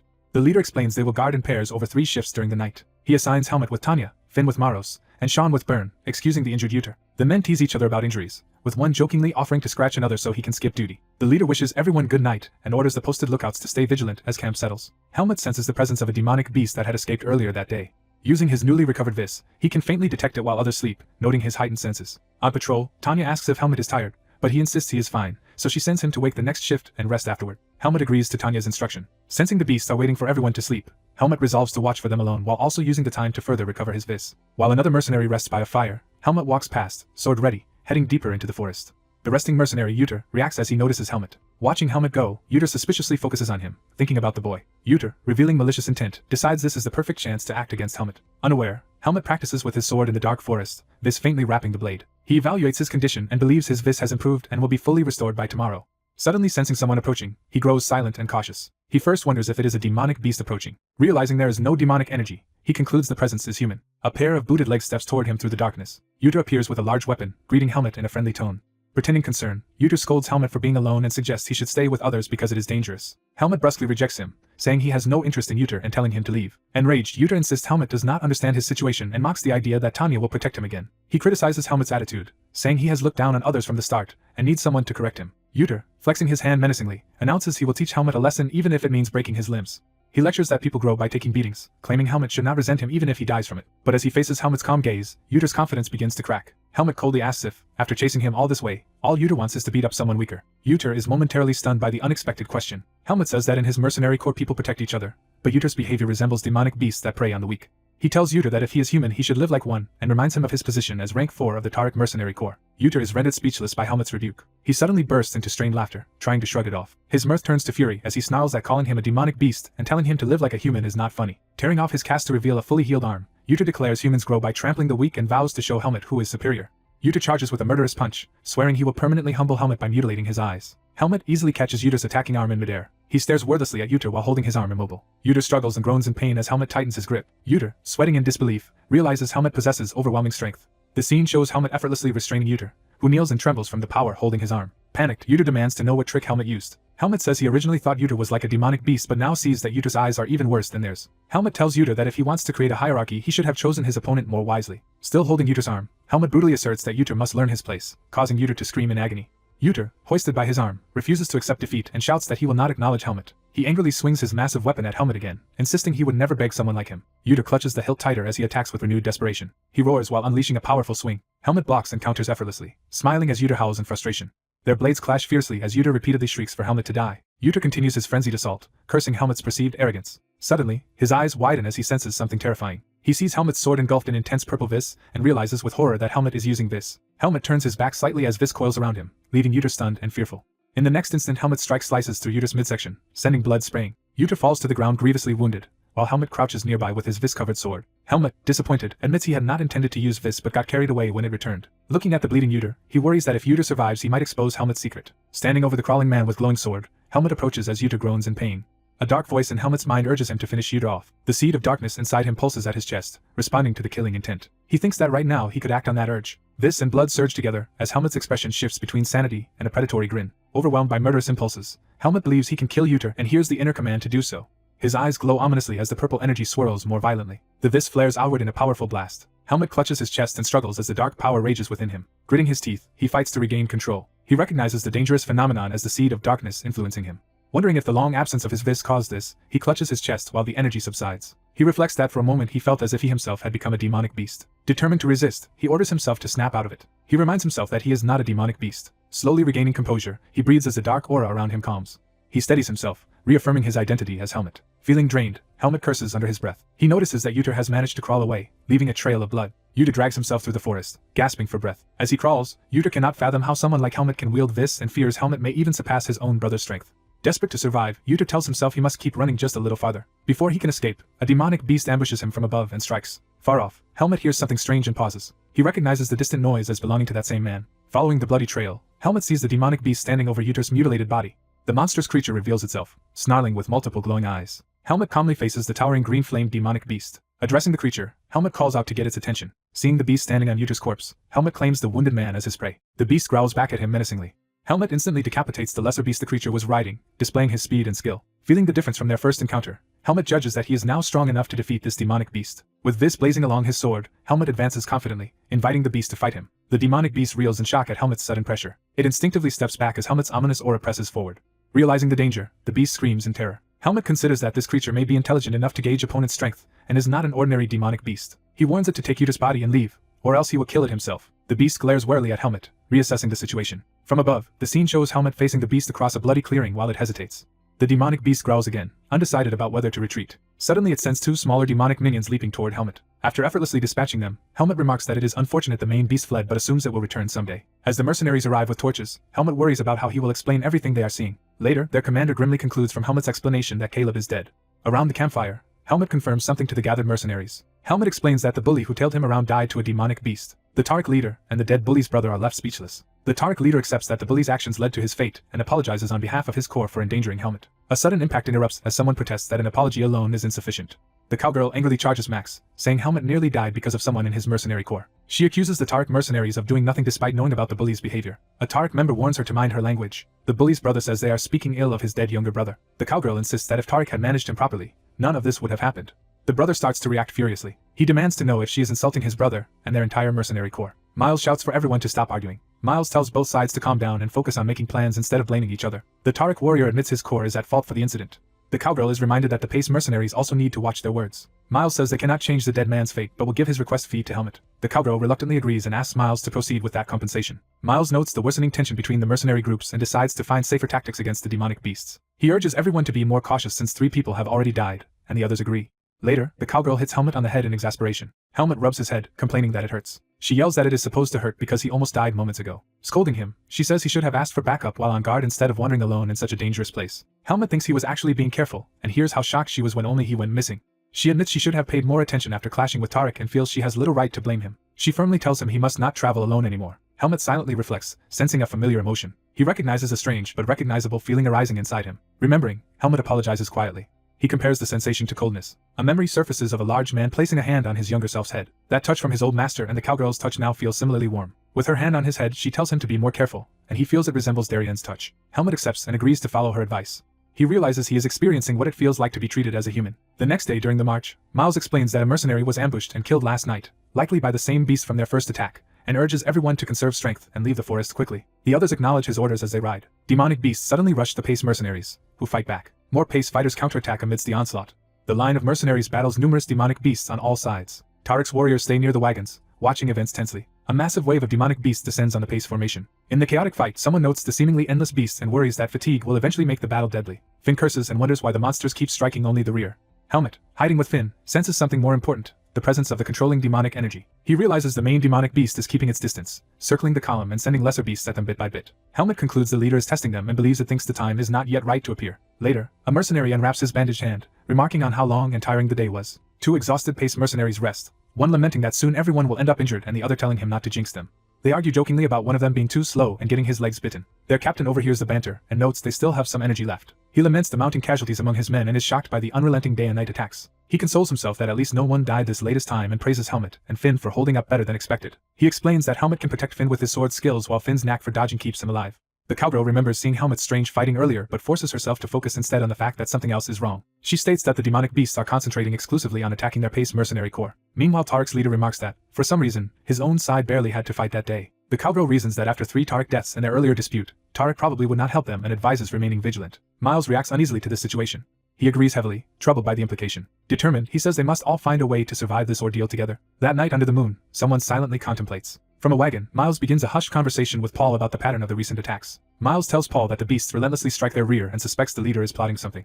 Paul, a shadowed figure, responds neutrally. Miles warns that the line will eventually collapse at Pace's position and asks if Tariq should assist despite past conflicts. Paul listens stone-faced. Then he coldly responds. Paul declares that he disagrees with helping. Miles reacts in surprise. Paul acknowledges Pace will be overrun at this rate. With a sinister grin, Paul suggests prioritizing efficiency over safety. He repeats that, instead of worrying about safety, they should focus on efficiency. Paul outlines his plan. Let Pace distract the beasts while Tariq, holding the important cargo, escapes the forest.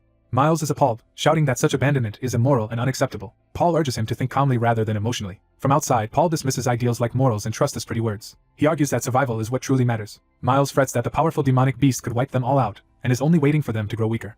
He adds that if everyone dies, Miles will never be able to compensate for the lost goods and lives. Paul concedes they can follow any superior method Miles proposes, claiming he only offered an alternative. Overwhelmed, Miles is told that the decision now rests with him. The following day's march continues. Miles complains about the constant ambushes. The cowgirl notes that both men and horses are exhausted, and they still do not know how far they must travel.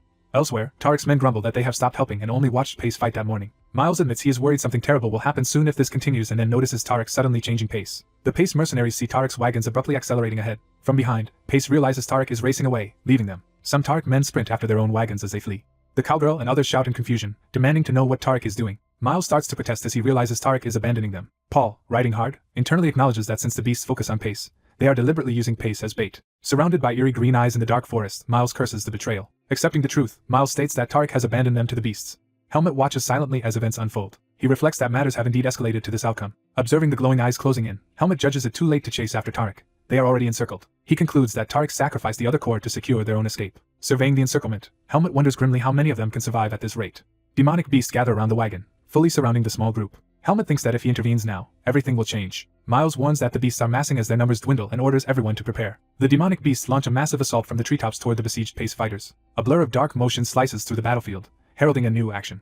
The mercenaries struggle desperately against the attacking beasts. The cowgirl swings her weapon fiercely as monsters close in from all directions. Miles unleashes a powerful sword technique while defending the wagon. Helmet hesitates, fearing that if he reveals his true power, they will question what he really is. A mercenary curses but claims dying in such a fight would be a fitting mercenary death. Another angrily rejects that notion, saying dying here would be meaningless, and he refuses such an end. Helmet again questions his own identity. Amid the chaos, one mercenary insists his death must be noble, while a comrade mocks that notion. Helmet wonders what people would say if they knew where he truly came from. Watching his comrades crack jokes even now, the cowgirl snarls at them for fooling around.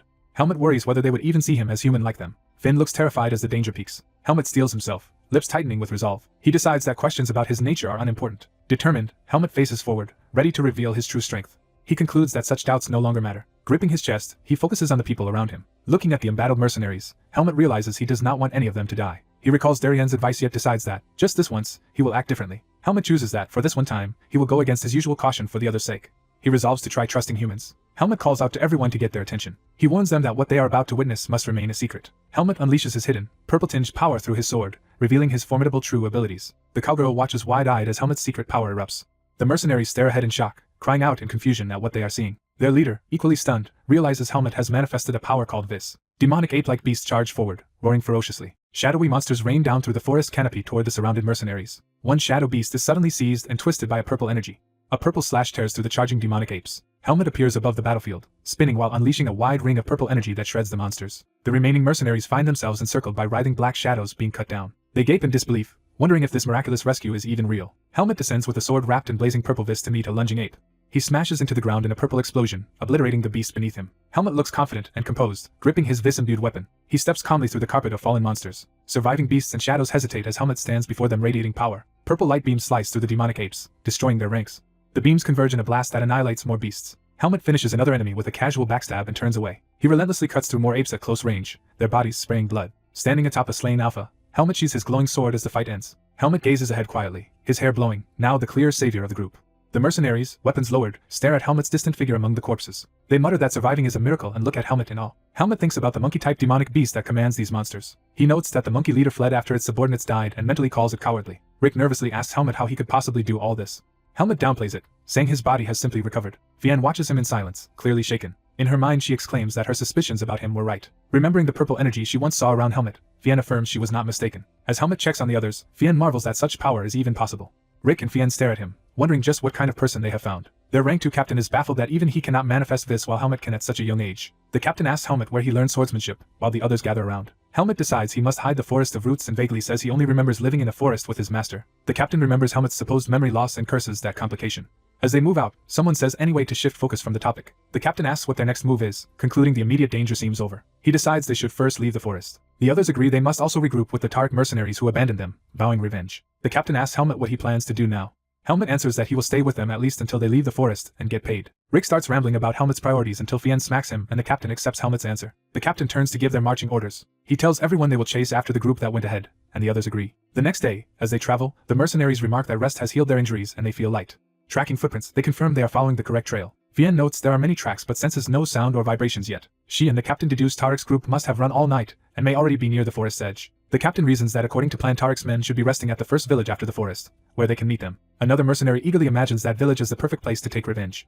The vengeful mercenaries fantasize about how terrified the merchant Miles will be when they return alive and demand extra payment. Rick, less bloodthirsty, wonders what will happen to their original escort request now. His comrades point out that all important cargo is with Tariq, so there is little left to protect. They mention only one food carriage remains, prompting Helmet to react to something. Helmet hears a strange sound and wonders what it is. He suddenly darts off ahead, alarming Rick and another mercenary. Rick calls out in surprise, asking where Helmet is going. Helmet looks intensely focused, saying nothing. The others ask Vian if she senses anything, but she feels nothing unusual. Helmet states he can sense demonic energy gathering in the distance. Using his perception, he realizes a battle is underway, likely involving the Tariq mercenary corps. His comrades gloat that trouble has found Tariq, asking how far away the fight is. Helmet estimates it is about an hour away at their pace and says the powerful leader demonic beast is present too. The captain is stunned that Helmet can sense events happening so far off and begins to question his level. Helmet says if they hurry it will take less time and believes Tariq can hold out until then. Some mercenaries complain about risking another fight with the monkey beast, but others insist they need their money. The captain reminds them they are mercenaries whose job is to complete the request, not just seek revenge. He concludes they must focus on securing the client before worrying about punishing Tariq. Vian proudly contrasts their own pace mercenary corps with the selfish Tariq group. The captain then orders everyone to move out to secure the client and remaining goods. Meanwhile, Tariq's men desperately battle a horde of demonic beasts around a wagon. One of them is struck brutally, crying out in pain. Tariq shouts orders to maintain formation as they struggle to hold the line. He fights fiercely with lightning-coated spear strikes against the monsters. Gritting his teeth, Tariq curses that disaster has struck again after only one day. He looks upward, sensing a new massive threat approaching. A gigantic green aura ape leader manifests above him, terrifying Tariq. Tariq laments that obstacles keep coming and that the beasts have pursued them relentlessly. He wonders bitterly if the demons were not satisfied with wiping out only the pace mercenary corps. The ape leader roars ferociously, overflowing with green demonic power. It slams the ground with destructive force, sending Tariq flying. Bruised and sweating, Tariq braces himself after the impact. Another commander thinks in panic that he must flee to survive. He and Tariq unleash energy attacks while trying to carve an escape path through the monsters. During the chaos, Paul calls to Max to discuss their dire situation. Paul warns that at this rate everyone will die, as they can handle the minions but not the leader. Max agrees, concluding from the enemy's strength that the pace mercenaries must already be dead. Paul responds grimly that, yes, this changes what they must do. They reason that if they run now, leaving no survivors, then no one will know they betrayed the pace mercenaries. Max agrees that with all witnesses dead their reputation will remain intact, calling it a good idea. Paul publicly orders all his men to scatter, pretending it is a tactical command. Another soldier stares at him in shock, demanding to know what he means. A confused subordinate questions why they should disperse now. Before he can finish, he notices something and turns, alarmed. He sees Paul and Max jetting into the sky, abandoning everyone else. Inside the carriage, Miles shouts for Paul and Max in panic as he senses something is wrong. His aide calls to Sir Miles and prays in terror as he realizes their protectors are fleeing. A sudden shock throws Miles and the clerics as the carriage is struck. Miles berates himself internally, realizing he misjudged everything by trusting the Tariq mercenaries. He thinks he should have foreseen this outcome from the moment they abandoned the pace mercenary corps.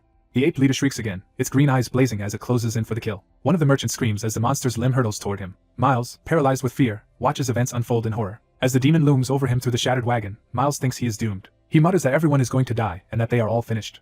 Another merchant is impaled by a green charged claw and dies screaming. The monstrous leader leers down at the survivors, drenched in blood and demonic aura. Suddenly a voice calls out to it, causing the beast's eye to shift in surprise. Helmet descends from above, vis-coated sword drawn, commanding the beast to release the merchant. He soars upward again, unleashing a powerful vis-charged attack against the towering ape. Helmet dives in with focused determination, purple energy streaming from his blade. His strike collides with the ape's green aura, creating a blinding clash of power. The impact carves a deep trench between them as Helmet pushes the leader back. In the darkness, Helmet's glowing eyes repeat his demand that the beast drop its prey. The wounded leader growls, still clutching a limp merchant in defiance. It hurls the corpse toward Helmet in a rage. Helmet catches and turns the body aside with controlled force. He silently fixes his gaze on the enraged demonic ape. Earlier, the captain had asked Helmet to scout ahead and check on Tariq's situation. He explained he had a bad feeling, fearing Tariq might betray them again if given another chance. Helmet agreed that a second betrayal would be easy for them and consented to go ahead. Arriving just in time, Helmet notes Fian's warning was accurate and that all the merchants would have died if he were any later. Standing atop the wagon, Helmet, with his vis fully restored, prepares to confront the demonic ape leader. He resolves to put everything he has into this fight with the demonic beast. Helmet launches a massive purple assault that swirls around the ape. The leader howls in agony as the attack blasts into it. In response, more greenhorn demonic apes surge forward to aid their leader. Helmet narrows his eyes, readying another vis charge technique. He unleashes intersecting purple beams that cut through the swarm surrounding the leader. The demonic ape's face twists in fury as the decisive blow approaches.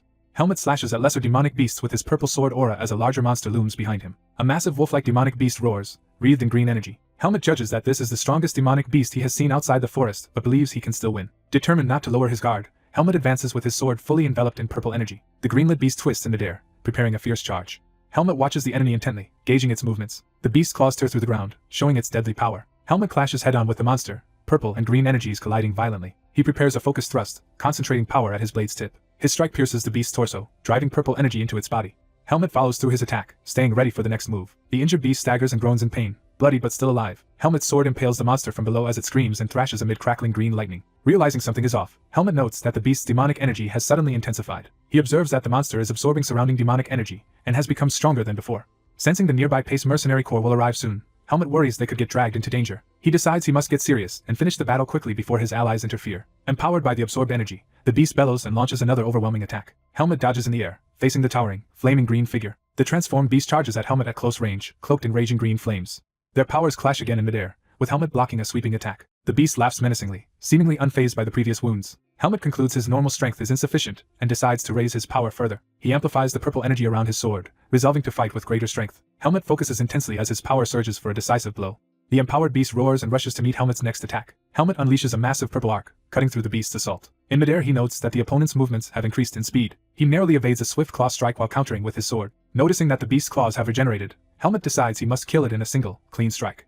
The monster screams again, preparing another ferocious charge. Helmet darts through its flaming body, carving multiple slashes as they exchange blows. Amid the fight, Helmet casually laments that his clothes are getting ruined and he has no spare outfit. Thinking ahead, he remarks that he will need to buy new clothes in town while the beast howls below. The creature gathers an enormous amount of green demonic energy into the eye-like core on its chest. That power erupts skyward as a giant green column visible across the forest. The beast shrieks within the storm of energy, its power peaking. Its chest core mutates into a sinister green eye radiating more demonic force. Helmet watches silently, realizing the enemy is undergoing another, more dangerous transformation. The monster completes its evolution into a taller, armored, dragon-like demon, still overflowing with green lightning. Helmet observes that it has devoured the other demonic beasts around it to reach this form. The transformed beast stomps the ground, radiating shockwaves as it advances. It leaps high into the air while Helmet braces himself below with his purple blade. Seeing its new aerial attack, Helmet is startled and recognizes the maneuver. He recalls that he has previously witnessed this exact kind of attack. The monster descends in a falling slam pattern that triggers Helmet's past memories. He realizes that both the attack pattern and movements are identical to someone he once fought. Smirking, Helmet connects the dots, gaining confidence from this familiarity. The monster's chest pattern glows menacingly as it commits to the strike. Helmet's own power flares, his aura shifting to an intense purple in response. He envisions the giant serpent Naho from his past, recognizing the similarity to this enemy. He concludes the beast is mimicking the same style as Naho. Helmet tightens his grip on the sword, ready to counter that familiar pattern. He declares that even with all that absorbed demonic energy, this beast is still weaker than Naho. His eyes sharpen with resolve as he prepares his finishing technique. The monster hurtles toward him, but Helmet charges straight into the blinding clash. He soars upward, delivering an immense vertical slash engulfed in purple light. Elsewhere, the Pace mercenary corps rushes through the forest toward the battlefield, calling out for Helmet. One of the younger mercenaries anxiously checks if Helmet is alright upon arrival. They find Helmet standing calmly amid the dissipating monster remains, astonishing one member who demands to know what happened. A stunned mercenary realizes Helmet defeated the monster entirely on his own. Helmet confirms it, and explains that the others the monster attacked were already dead when he arrived. The mercenary leader reasons that the group must have died quickly when their formation collapsed. Surveying the corpses, he notes the fallen caravan guards barely managed to resist the demonic beasts. He deduces bitterly that their captain abandoned them and fled alone. Another mercenary criticizes the deserters as men with no loyalty, then notices there is one survivor. They discover Sir Miles alive under broken debris, to the surprise of the Pace members. The leader remarks it is at least some consolation that their client survived. He orders everyone to confirm the remaining survivors so they can leave this dangerous territory. Regaining consciousness, Sir Miles groans and wonders if he is in the afterlife. Still disoriented, he asks if this strange place is the world beyond death. The mercenary leader addresses him firmly, making clear Miles is still alive. Overwhelmed with guilt, Miles apologizes tearfully to the leader he once abandoned. He confesses he should not have deserted the Pace mercenary corps but claims Paul forced him. Feeling relieved he can at least apologize now. Miles slowly realizes from the responses that he is actually still alive, not dead. Another mercenary snaps him out of his confusion, telling him bluntly that he has survived. Shaken, Miles asks how he lived and anxiously inquires about the fate of the demonic beast. The leader reassures him that the monster is dead, and he no longer needs to fear dying right now. He adds that Helmet wants his role in killing the creature kept secret. Miles, overwhelmed, thanks God for his survival while the others remind him that his life was saved by them. As he calms down, Miles senses there is another matter they want to discuss. The leader stands over him and proposes that they now settle financial terms. Realizing the situation, Miles can only gasp weakly. Internally, he begins to accept the harsh reality of the upcoming negotiations. Trembling, Miles reads the new contract drawn up by the mercenary corps. He is shocked to see that they are claiming 80% of the profits from this job. The leader explains they want that high share because Miles also suffered losses and should be thankful they are continuing the escort despite his betrayal. Nearby, Helmut idly plays with a falling leaf as Miles stares at him in disbelief, recognizing Helmut as the true savior. Miles pleads for the percentage to be lowered to 70, saying compensating the families of the dead will leave him in debt. The leader coldly replies that is Miles's problem and says he is free to proceed alone if he refuses, since his goods are already back on his carriage. Terrified at the idea of traveling without them, Miles falters. He reluctantly agrees to give them 80%, and the leader accepts with satisfaction. With the deal settled, the leader urges Miles to finally reveal what exactly they are transporting. He also asks where these goods are headed that require them to face such deadly danger. Miles worries that if news of this cargo spreads it would spell ruin for the Bhutan Merchant Association. The leader assures him that as members of the Pace Mercenary Corps they can handle secrets, and he need not worry. Miles warns that even the Mercenary Corps could be targeted if others learn what they are carrying and asks if they still want to know. The leader points out that a request dangerous merely to know about should have been explained beforehand, pressing him to talk. Cornered, Miles falls silent, realizing he has no choice but to confess. He resigns himself and says there is no helping it, agreeing to tell them everything. Miles reveals that their client is a powerful mage named Antial. The mercenaries are stunned, recognizing the name as that of the famed archmage Antial. Miles confirms that this very archmage is the one who hired them. The leader muses aloud that it is suspicious for such a figure to need merchants and mercenaries to cross demonic beast territory, implying the cargo cannot pass normal inspections. Miles explains that the cargo originated from a place where mages are forbidden, making discreet transport necessary. He identifies that origin as the Temple of Lumen. He recounts that the temple's power is immense, and that it is the same organization that once helped defeat the Demon King 1,000 years ago. Originally, the temple existed to protect the world from demonic energy, but has since changed for the worse. Now, the temple uses divine protection as justification to amass wealth and power, effectively controlling most kingdoms. Helmut notes that despite their influence, the temple still cannot fully control independent mages and always tries to get leverage over them. The leader infers that if the temple discovers the Bhutan merchants delivered a temple item to a mage they are in conflict with, the association will be ruined. He warns that the temple's retribution would likely erase the merchant association entirely. Miles adds that anyone involved, including the mercenaries, would also be in danger because of how overpowering the temple is. He admits they only accepted this risky job because Antial once saved their association's leader, making refusal difficult. Curious, Helmut asks if Antial is really such a renowned mage. A mercenary explains that a few years ago Antial nearly destroyed one of the temple's divine barriers. Helmut, unfamiliar with the term, asks about the divine barrier. They explain that the divine barrier is a dome over major cities to block demonic beasts, but it also detects mage mana and thus restricts mages' freedom. The mercenary acknowledges that while the barrier keeps demonic beasts like those in the forest of roots contained, freedom-loving mages rebel against such control. He concludes by saying that Antial was the mage who almost broke a city's barrier, though the temple quickly hid the incident, which makes Helmut silently recall the name. Helmut reflects that an archmage capable of disturbing the temple's barrier must be extremely powerful. Remembering his own history, he thinks the temple failed to remove the darkness within him and exiled him to the forest of roots. He wonders whether magic might succeed in removing his inner darkness where divine power failed. Comparing, he decides the black mage he once saw in the forest was unimpressive and hopes Antial will be different. Looking toward the bright sky, Helmut inwardly wishes this new mage will truly stand out. Later, after exiting demonic beast territory at sunset, the group decides to make camp and meet Antial the following day. As they settle in, the leader approaches Helmut, calling out to him. From across the campsite, he asks Helmut if they can speak privately for a moment. Helmut agrees to the conversation. The leader holds out a small pink bead in his palm, offering it to Helmut.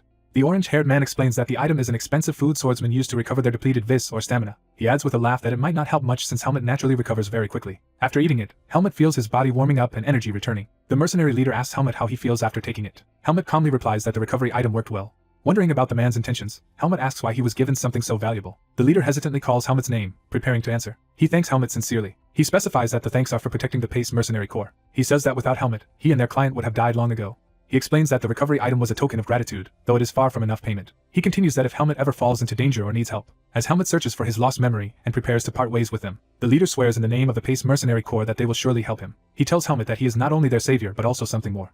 Helmut answers that they are comrades, trustworthy comrades. The mercenary leader smiles silently, moved by those words. They shake hands, reaffirming that they are comrades. Time passes and the caravan travels toward a towering mountain through a leafless forest. The mercenaries ride in tense silence, aware of approaching their destination.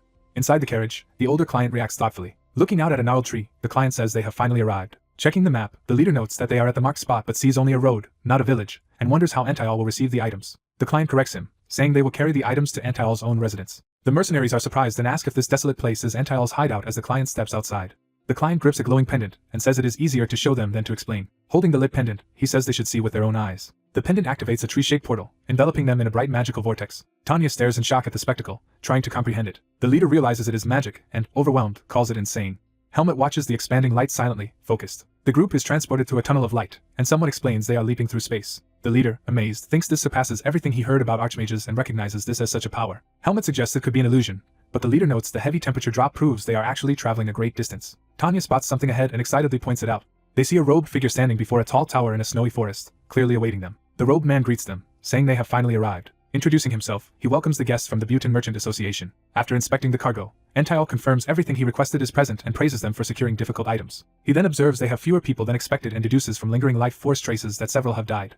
The client admits many escorts were killed by a huge demonic beast and only a third survived. Ential acknowledges their hardship and, sensing the demonic energy from the wagon, asks if they brought demonic beast corpses. The client says they processed the corpses and hopes Ential will purchase those materials too. Ential agrees, adding the beast to the request fee and valuing everything at 150,000 marks. A porter and young Finn react in disbelief at the enormous sum, remarking that archmages indeed possess and spend enormous wealth. Ential instructs the client to unload the goods and keep the carriage, which he does not need. Helmut studies Ential quietly, gauging him. Helmut senses through instinct that this human is extremely strong. He notes that Ential's power feels unlike Erigo's and that the mage is perfectly hiding his mana. Helmut realizes firsthand that this is what an archmage is.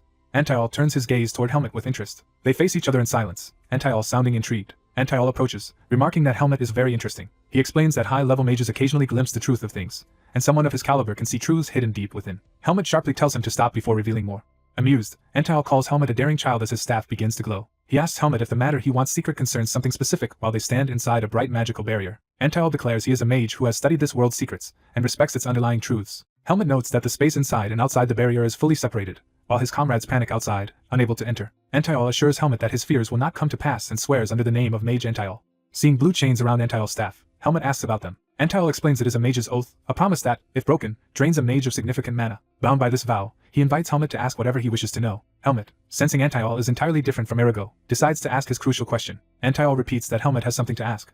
Ential then identifies what Helmut means, asking if it concerns the seed of darkness lodged deep within his heart. Realizing Ential already knows, Helmut admits it and asks if there is any way to remove that seed. Ential considers the question. He prefaces his answer by saying, in essence, that removing the seed is impossible. He starts to elaborate, saying the seed of darkness is tightly bound to Helmut's life. Ential explains that the demonic seed sometimes inhabits babies destined to die in the womb, granting them life. Those children are kept alive solely by the seed and must remain its host until the day they die. Therefore, the seed has become indistinguishable from Helmut's heart, and if it is taken out, he will die. Disappointed, Helmut says he had hoped an archmage would know a solution.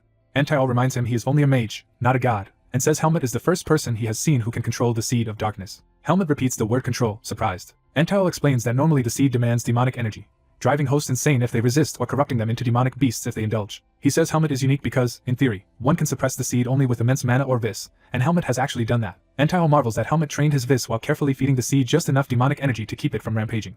He finds Helmut fascinating, especially since the temple has not yet discovered his condition. Helmut thinks to himself that Ential does not even suspect he came from the forest of roots and feels uncertain whether that is fortunate. Ential adds that even the priests of Lumen would struggle to detect the seed unless they examined Helmut's body closely. He admits that even as an archmage he only perceived the seed because nearby demonic energy made it react. Helmut concludes he should avoid places rich in demonic energy as much as possible. Ential warns that Helmut's future is precarious but says he will grow stronger and could become very powerful if he stays hidden from the temple. However, Ential says that like others bearing the seed, Helmut will eventually be devoured by it and become like a criminal or demonic beast. He foresees that if that fate unfolds, Helmut's sword will bring ruin to the world and slaughter countless lives. Helmut rejects that prophecy. He asserts that such an outcome will not occur because he is human. Ential laughs softly and agrees that Helmut is right. Helmut states that since humans predict fate, they are also the ones who can change it. Ential, intrigued as never before, says he will keep watching Helmut and warns that if Helmut fails to overcome the seed, Ential calmly states he may one day have to stop Helmut by force. Helmut silently takes that warning in. Ential says that if Helmut's power eventually far surpasses his own, then perhaps even darkness itself might someday submit to Helmut's will. Later, the mercenary leader grips a money pouch. He hands Helmut 3/4 of the reward, saying it is Helmut's rightful share. He admits he wishes he could give more but needs to compensate the others for their efforts too.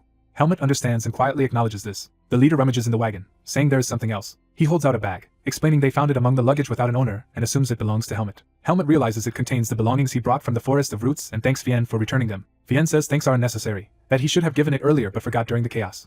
He adds that they should be thanking Helmut, their benefactor, and says he will pray for Helmut's safe journey. Helmut turns as someone calls his name. Finn runs up excitedly, saying the request is finished and eager to show Helmut the mercenary headquarters and all its wonders. Helmut tells Finn he will not be going with them to the headquarters. Shocked, Finn protests that Helmut is leaving already and insists he should visit at least once. Tanya restrains Finn and tells him to stop. She tells Helmut he can keep using their mercenary certificate, which they have upgraded to rank 3. Helmut replies that this privilege is more than enough. Tanya comments that it seems Helmut has something important he needs to accomplish. She suggests that task is even more important to him than recovering his memories. Helmut silently accepts her insight. Vienne says he feels foolish making a big deal out of the farewell, so he will keep it brief. Tanya smiles warmly and asks Helmut to take care of himself, making him promise. Helmut agrees, thanks everyone, and prepares to depart. Other mercenaries thank Helmut and wish him a safe trip. More comrades bid him farewell and hope to meet again. Finn cries loudly, begging Helmut to promise he will visit them. Helmet smiles slightly and begins to respond to Finn. Finn, still sobbing, says Helmet's cooking was delicious. Fien tells Finn not to cry so hard since Helmet is not dying and calls out to Helmet again. He repeats that if Helmet ever needs a mercenary corps he should come to them and that he will honor his promise to help. Helmet answers okay and walks off down the forest road. As he travels, he reflects that part of his heart aches. The feeling reminds him of when Darien left him behind. Thinking of Ilaga and realizing mercenary work would keep drawing him against demonic beasts, he decides he must change paths despite the pain. It is revealed that the seed of darkness inside Helmet absorbs demonic energy whenever it is used. Helmet reflects that the seed nearly devoured him in the forest and worries whether he could stop the catastrophe Antle warned of, even though mercenary work will not always involve demonic beasts. He clenches his fist, admitting he still does not know if he can handle that future threat. Determined, he thinks that in that case there is only one option left. Surrounded by power, Helmet decides he must become stronger. He resolves to grow strong enough that even the seed of darkness will never control him. Elsewhere, an older mercenary laments he would never have accepted the recent job or brought Caleb if he had known how dangerous it was. His companion says the past cannot be changed and suggests they rebuild their group Tariq and sees the advantage now that Pace mercenary corps is wiped out. Another man coldly says only Caleb's death was regrettable because the rest were mediocre and proposes using this chance to recruit better people, then suddenly notices something. Seeing Helmet's group alive in town, one of the hooded men stammers in shock. He stares wide-eyed, realizing the supposedly doomed group survived. The hooded men spot Helmet and his companions walking by and wonder how they could still be alive. Panicking, Paul exclaims that they survived that situation, while his partner tells him to forget how and hide. The freckled boy in Helmet's group notices something odd and turns. He glances toward the tavern window but sees no one there. His red-haired companion asks what is wrong, and he dismisses it as just a strange feeling. The bearded traitor, hiding, mutters that he also has a bad feeling. Realizing the survivors are in town, and that they betrayed Pace, the two conspirators conclude their situation is hopeless. Walking away, they complain that their plan would have been perfect if they had simply waited to return, speculate the demonic beast had a clear weakness, and regret not killing Pace mercenary corps themselves. One of them predicts the guild will soon learn of their actions, mourns that their mercenary career is over, and worries about how rank 2 mercenary will even survive daily life.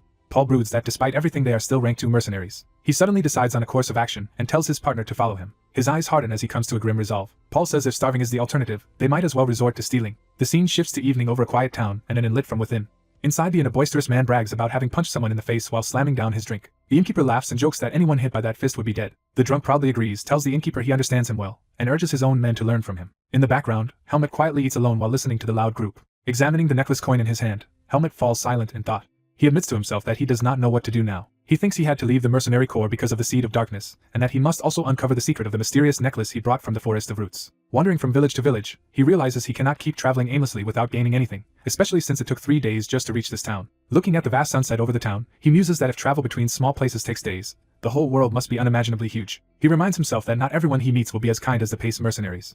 Helmet remembers that Fian gave him a large amount of money, though he does not know its exact value. He opens his bag and sees the separate pouches containing Fian's reward and the money from Darien. Comparing the amounts, he realizes that Fian's reward far exceeds what Darien paid him. As he looks closer into the bag, he suddenly notices something unexpected. He discovers a folded letter hidden among the money and wonders about it. Opening the envelope, he wonders if the letter is from Fian or someone else. Reading the first words, he is surprised by what he sees. He realizes the letter is from Darien. The narrative flashes back to Darien writing the letter to Helmet, explaining that if Helmet is reading it, Darien has already died. The letter says Darien believes Helmet must also have successfully escaped the forest of roots. Darien writes that Helmet is probably struggling to adapt because his life so far has been unlike that of people outside, and tells him not to blame himself for it. He continues that his own time is nearly over, so he will get to the point and suggests that if Helmet is wandering without a goal, he should travel to the city of Baden. Darien explains that in Baden there is a school called Greta Academy for children Helmet's age, where Helmet can learn more about being human than Darien could ever teach. He further explains that Greta Academy accepts both commoners and nobles without prying into origin, and instructs Helmet to find Ethan Kudrow and show him Darien's sword so Ethan will recognize him as Darien's disciple and help him. Darien warns that the human world may be more dangerous than Helmet expects, and that strength alone cannot solve every problem. But because Helmet endured his harsh training, he believes Helmet can overcome this new trial too. The letter ends with Darien telling Helmet to look after himself. Helmet studies the writing on the paper, taking in the final words. He notices the handwriting is shaky. He stares ahead, processing what that implies. Helmet realizes Darien was so weak when writing that he could barely hold the pen. He sits quietly with his back to us, absorbing the weight of the letter. Alone at the tavern table, he thinks silently as he finishes reading. Inwardly, he thanks Darien. He then concludes that the letter has given him a clear destination. Helmet reflects that he had been unsure where to go but is now glad he read Darien's letter. A server brings out his meal and politely serves him. The server tells him the price of the food is 15 marks. Helmet repeats the amount in his head, realizing that a single meal costs 15 marks. He casually hands over a gold coin as payment. The server gasps, recognizing it as a 1,000-mark coin. Helmet says he will also be staying the night and wants the coin to cover his lodging, which the astonished server quickly agrees to, while the nearby drunk notices. The drunk mercenary turns, intrigued by the display of wealth. Helmet calmly thinks that he received 90,000 marks from his latest request, so the necklace's value must have been far greater than he thought. He decides to sleep at the inn and depart for Baden the next day. The drunk man bursts out laughing and calls out to Helmet. Slamming his fists on the table, he remarks that Helmet seems to have a lot of money. Helmet eyes him steadily without replying. The man's face contorts angrily at Helmet's indifference. He and his cronies loom menacingly, clearly intending trouble. The man demands to borrow 20,000 marks for more drinks, claiming Helmet looks rich. Helmet bluntly refuses and internally wonders what is wrong with these humans. The man erupts in mocking laughter, outraged at being denied. He smashes his fist on the table, escalating the confrontation. He yells at Helmet for talking back, knocking over Helmet's food as he rages. Unfazed, Helmet simply asks who the man thinks he is. Enraged, the man swings a punch at Helmet, but Helmet easily catches the punch, shocking him. Holding the man's fist, Helmet calmly repeats that he said no and asks if the man is deaf. The thug, stunned by Helmet's strength, wonders how someone so young can be this strong. Another gang member charges in, furious that Helmet blocked their boss's punch.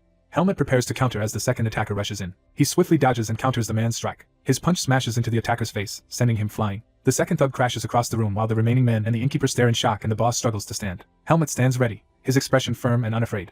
The boss, now fearful, demands to know who Helmet really is. Helmet answers by asking rhetorically about himself. He then kicks a chair at the boss and states that he is a mercenary. The boss is slammed into the wall, left dazed. Helmet calmly picks up his money pouch from the floor. Standing over the fallen man, Helmet tells him to leave and not bother him again. The thug clutches his face in pain, unable to respond properly. Backing away with his men's help, he threatens that Helmet will regret defying them. They hastily decide to leave the inn, cursing that they cannot continue drinking there. From the doorway they warn Helmet to watch his back at night, implying they will stab him later, while Helmet remains expressionless. The inn's doors slam as they depart. Helmet narrows his eyes, thinking about what just happened. He concludes that humans like the treacherous Caleb exist everywhere, and considers them a nuisance. The worried innkeeper rushes after Helmet, calling out to him. He frantically tells Helmet he must leave town at once because Black Hawk declaring war on him means serious danger.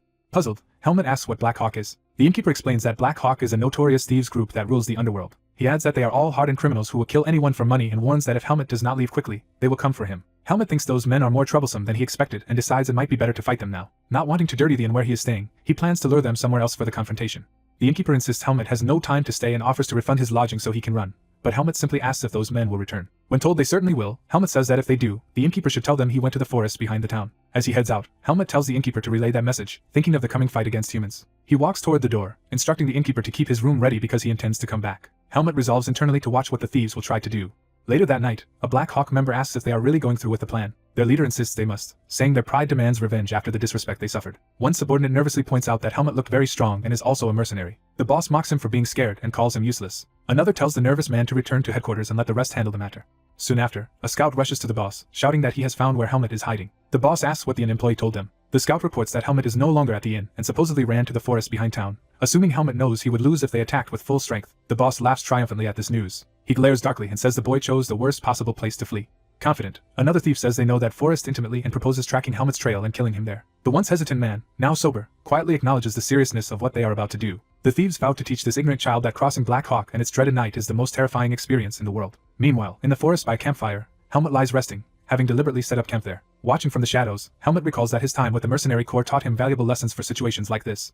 Perched in a tree with his bow, Helmet reflects that many humans behave like demonic beasts. He contrasts that with humans who selflessly protect one another at the risk of their lives. Helmet concludes that human nature is far more complex than he had imagined. Remembering someone named Darien, he focuses on that person's earlier advice. Watching suspicious movements near his campsite, he recalls Darien saying strength alone cannot solve everything yet feels unsure how else to handle such problems. Bow in hand, he prepares to rely on his strength anyway. Even so, he realizes there is at least one clear conclusion he has reached. He deliberately makes a noise on the branch to draw the intruder's attention. The ambushers look up, hearing his call to come toward him. Standing above them, Helmet decides that humans who act like demonic beasts should be handled the same way as demonic beasts since they attacked him in an armed ambush. He steps forward to confront them. His eyes narrow as he focuses on the coming fight. Afterward, he reflects that this Black Hawk group was more unimpressive than he expected. He leaves the scene, leaping away through the forest. While sprinting, he judges that these assailants were weaker even than his acquaintances Vian and Tanya. He thinks Tanya must actually be strong among humans, and that he needs to fight more humans to understand their power. Deciding to resume travel at sunrise, he plans to return to the inn and rest. Suddenly the demonic seed embedded in his chest flares with dark energy. Startled mid-run, he clutches his chest as the seed violently activates. He crashes into a tree, unable to control his body. Collapsing, he groans in pain. Gasping and drooling, he panics that the seed is acting up for some reason. Bathed in purple aura, he wonders why the seed is reacting now when he was only told to avoid demonic energy, and it never did this while killing beasts. He realizes the only difference this time is that he killed a human instead of a demonic beast. Horrified, he deduces that murder itself may be what nourishes and grows the seed of darkness. He fears this is an even bigger issue because killing a Black Hawk member will cause other humans to hunt him. Cursing his naivety, he regrets thinking he could freely fight humans. Accepting that he cannot kill opponents without worsening the seed, he resolves to avoid conflict with humans as much as possible. Enduring the pain, he hurries toward the city of Baden, his new goal. Meanwhile, at night in another town, Black Hawk's base is shown guarded. Inside, the Black Hawk leader coldly confirms that all the dispatched men have died. A masked subordinate reports that by tracking the killer they can learn the enemy's precise location. The leader agrees, saying he cannot overlook this insult. He orders his men to proceed with their original plan. The kneeling subordinate accepts the order. Another man informs someone called Sir Anton that certain people have now arrived. In the Black Hawk office, Anton reacts with interest as the newcomers enter. He greets the two visiting rank 2 mercenaries, surprised there are actually 2 of them. The 2 mercenaries stand before him as he welcomes them. Anton thanks them for wanting to join Black Hawk at a time when skilled people are scarce. He adds that the group is currently in trouble and cannot accept anyone without conditions. One mercenary bristles and demands to know what that implies. Anton explains he trusts their skills but that Black Hawk differs from ordinary mercenary corps. Spinning knives, he frankly states that they commit many illegal acts. He warns that if they fail jobs because of personal morals it will cause problems. He emphasizes again that such hesitation would be troublesome for them. The scarred mercenary stays silent, thinking it over. He tenses and prompts Anton to continue. Anton says he needs proof they belong with Black Hawk and has a specific job in mind for that.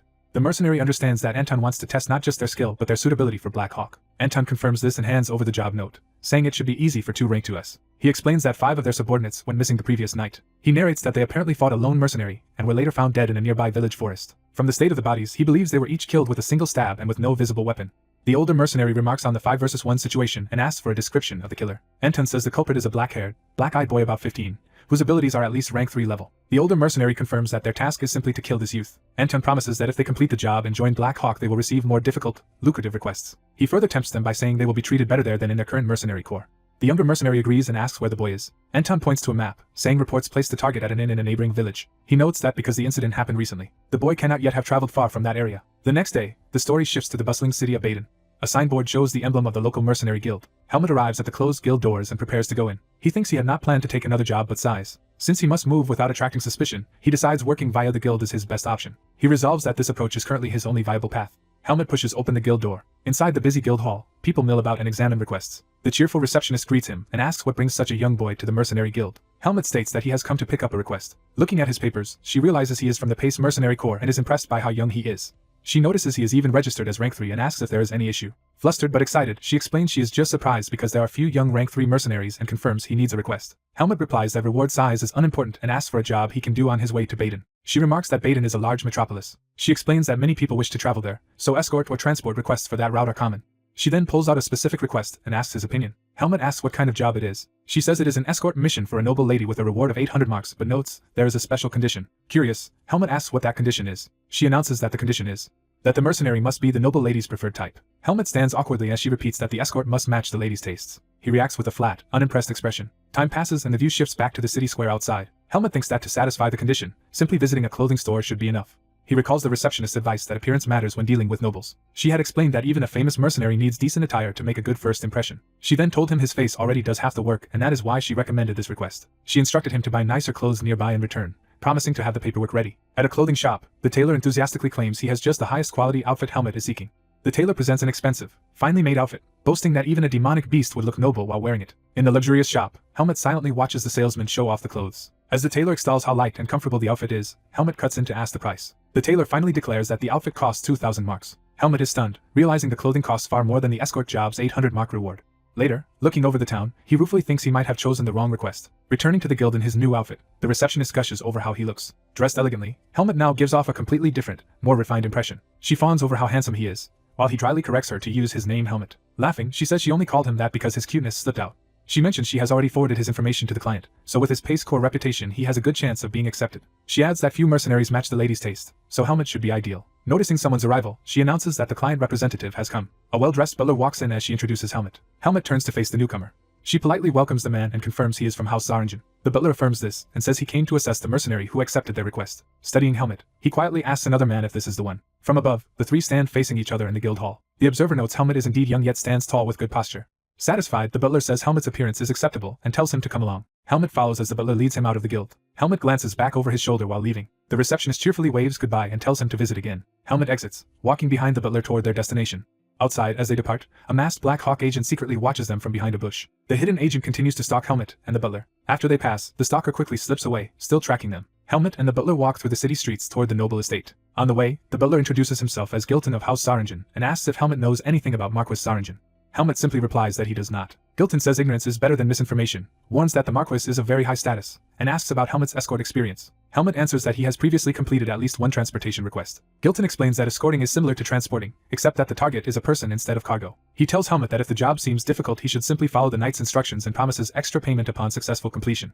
The young mercenary calmly agrees to the butler's instructions. The butler praises the mercenary for answering briefly. The butler notes that silence is crucial for an escort as they arrive at a grand inn. The luxurious flowers hint at the nobility of the place. The ornate chandelier further emphasizes the inn's opulence. The butler leads the mercenary into the lavish hall where guards stand watch. He explains that this is the inn where the Marquis's daughter is staying. Helmut mentally notes Marquis Saringen's high status reflected in such accommodations. A knight greets the butler as he and Helmut enter. The knight eyes Helmut and wonders if this young man is the hired mercenary. The butler says the guild has verified Helmet and asks the knight to teach him if problems arise. The knight accepts, introduces himself as Cedric, and Helmet introduces himself in return. The butler asks Cedric where his lady is, and Cedric answers that she is eating in the cafeteria. Helmet tells them to go to her, while another person remains silently watching. A hooded youth sarcastically comments on someone worrying about him. Lady Xenia complains about the inn's food, praises her house chefs, and invites Lord Aaliyah to visit her manor. The escort group approaches the breakfast table where Xenia gushes over Lord Aaliyah. The butler addresses Lady Xenia, who casually responds while Aaliyah sits beside her. The butler presents Helmet as the newly hired mercenary. Xenia coldly says she has no interest in mercenaries.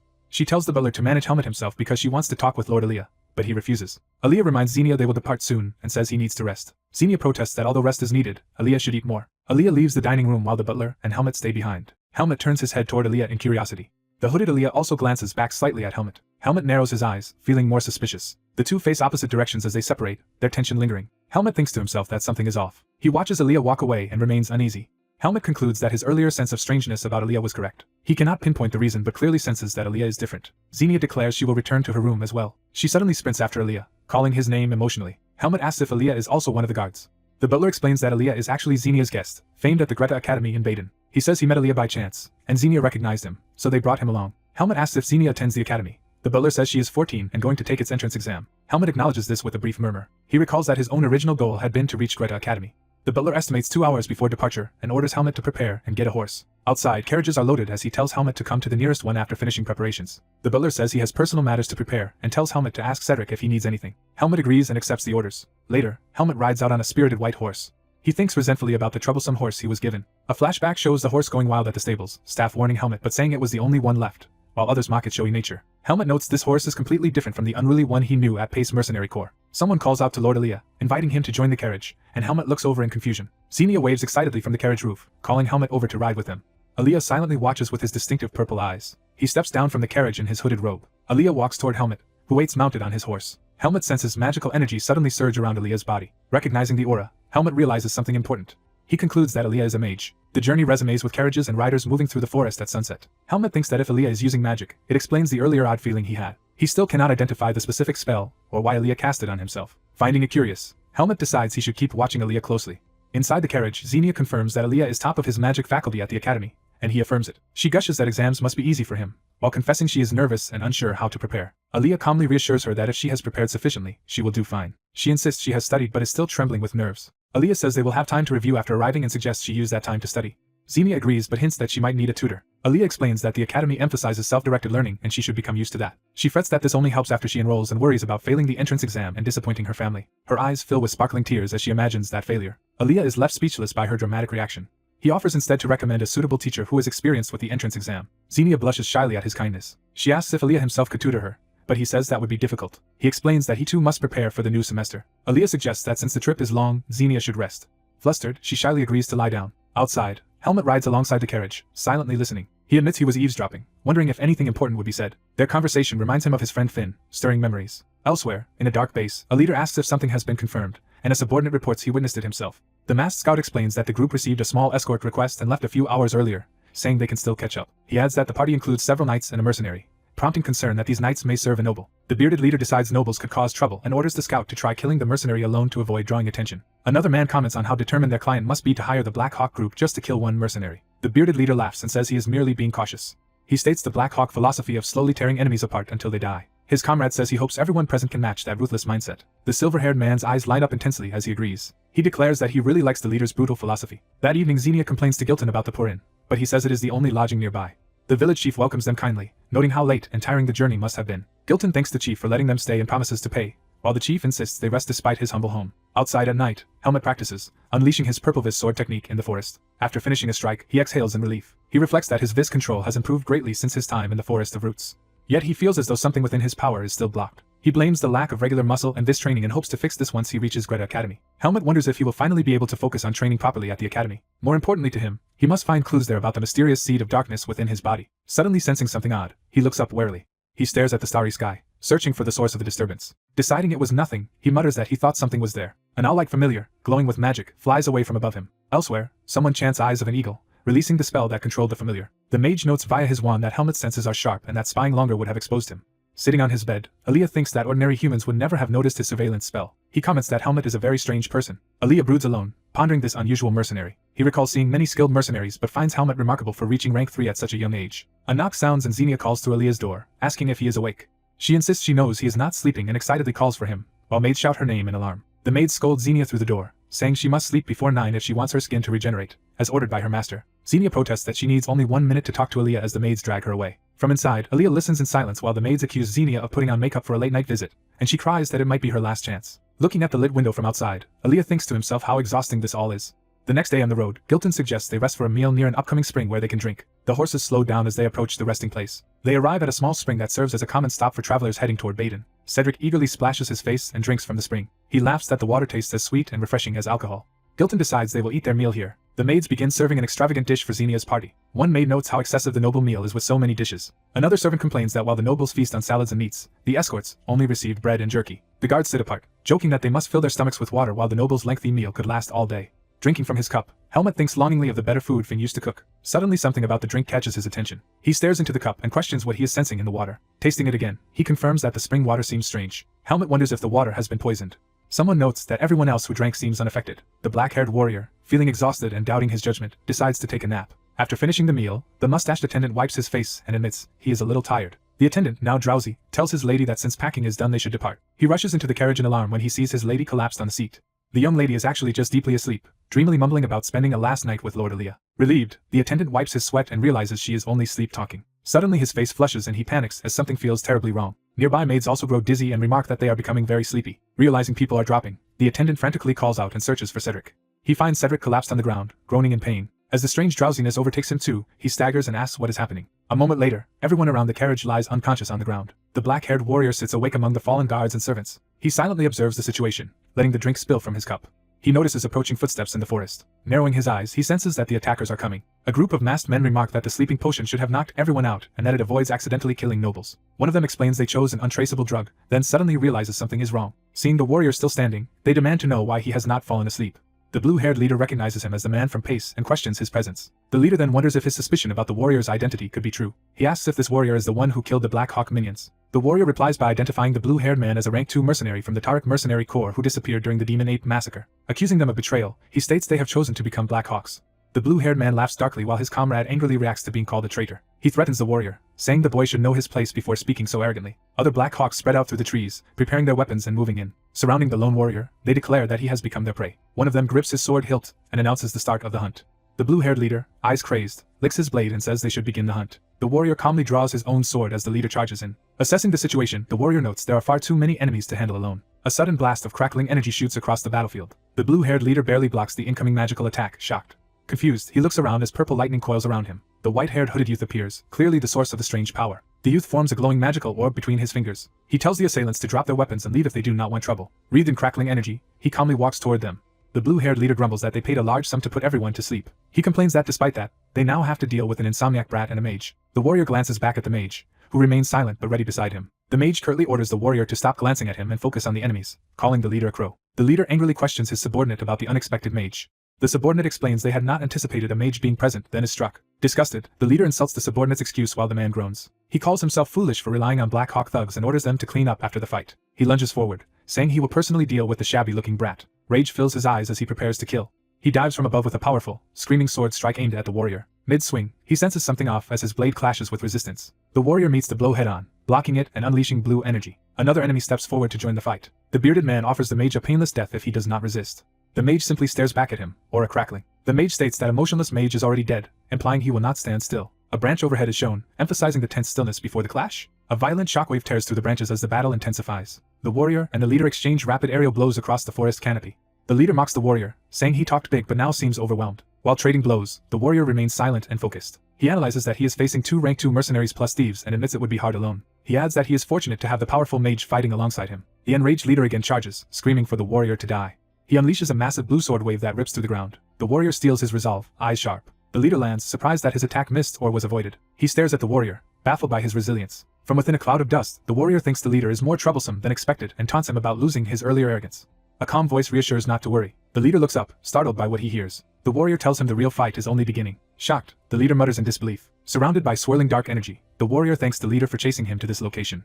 The leader shouts that he was the one who cornered the warrior, accusing him of insanity. The warrior's sword ignites with ominous purple energy as he quietly denies it. He fully releases his power and declares that the leader is unworthy of facing him. Recognizing the overwhelming energy as this, the leader is horrified. Furious and frightened, he charges again, cursing the warrior. He rants that a lowly rank 4 dares to challenge a rank 2 like him. The warrior closes in, overpowering him with his empowered blade. This surges around the warrior as he swings with deadly precision. The leader desperately counters, slashing while the warrior dives past him. Realizing something is very wrong, the leader reacts in panic.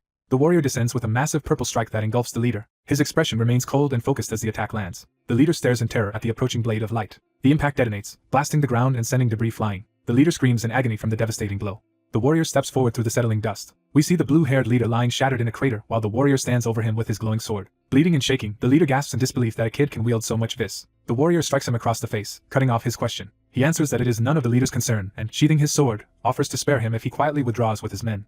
Turning away, the warrior chuckles under his breath. The wounded leader, sprawled on the ground, asks if he is really being told to beg for his life. Laughing madly, he insists he would rather die than suffer such humiliation. The warrior coldly points out that the leader already abandoned all his comrades once, yet did not see that as humiliating. He concludes that the leader values his pride over his comrades' lives. The warrior walks away, leaving the broken leader lying in the crater. The defeated man gives a strained, bitter laugh through his pain. As the warrior departs, the leader's crazed laughter echoes through the forest behind him. Hearing this, the warrior pauses and murmurs in mild realization. Looking toward the distant mountains, he thinks about that guy. Internally, he hopes the mage is safe. Elsewhere, some Black Hawk bandits lie wounded and groaning. One corpse lies before a tree where a discarded cloak hangs from a branch, showing the aftermath of the skirmish. A surviving bandit struggles to rise, groaning in pain. The bearded mercenary, also injured, curses and demands to know what kind of monster the mage is.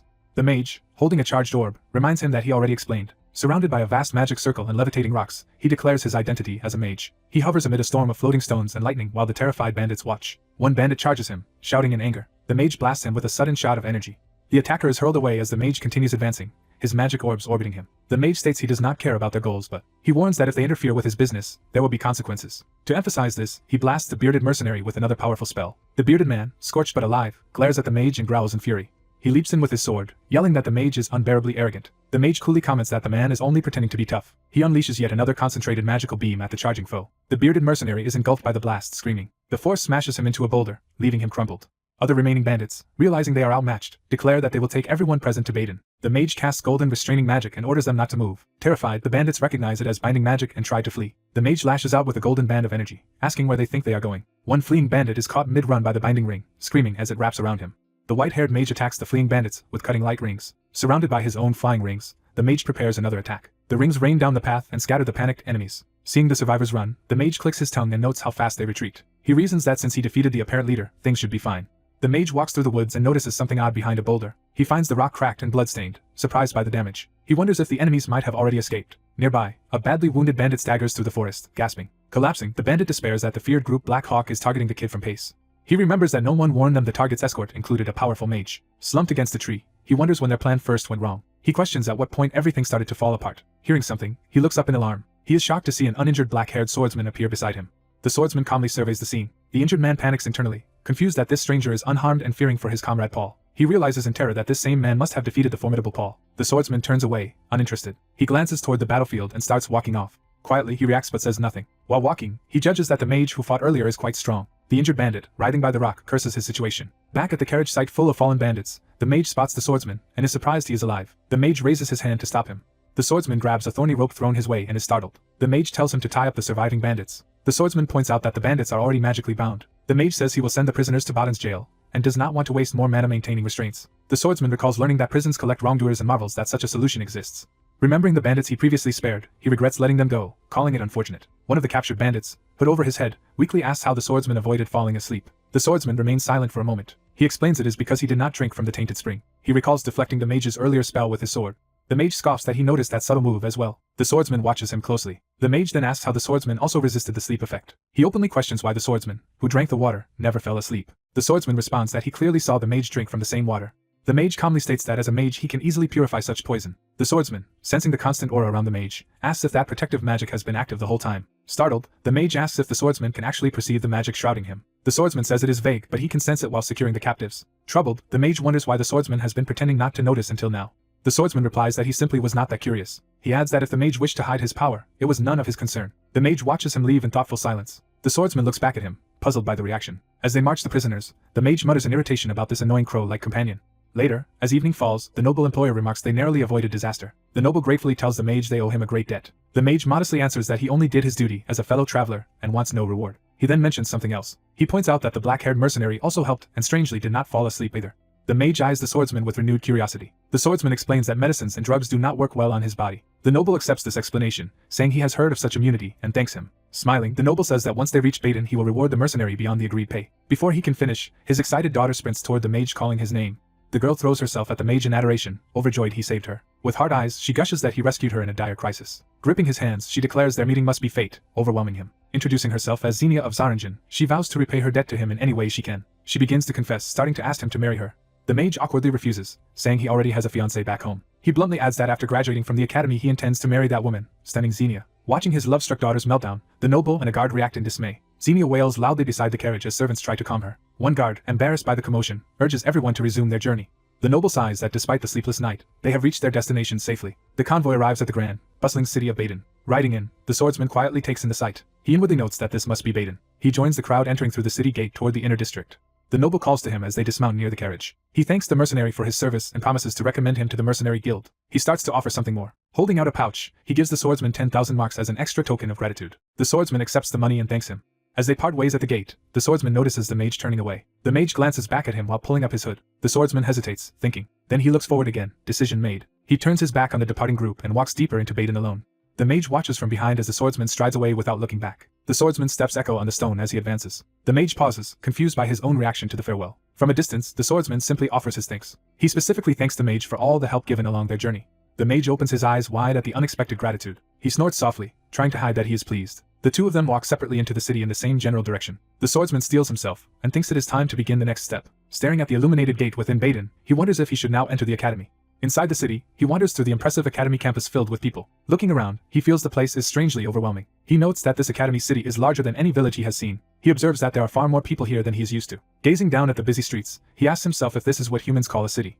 Walking onward, he reflects that the academy grounds are so vast it was difficult to find his destination. Cloaked, he passes under a great archway into the inner academy. Stepping inside, he looks up in awe and thinks about where he is. He realizes he has finally reached the famed Greta Academy. Around him, students in uniforms chat happily as they cross the courtyard.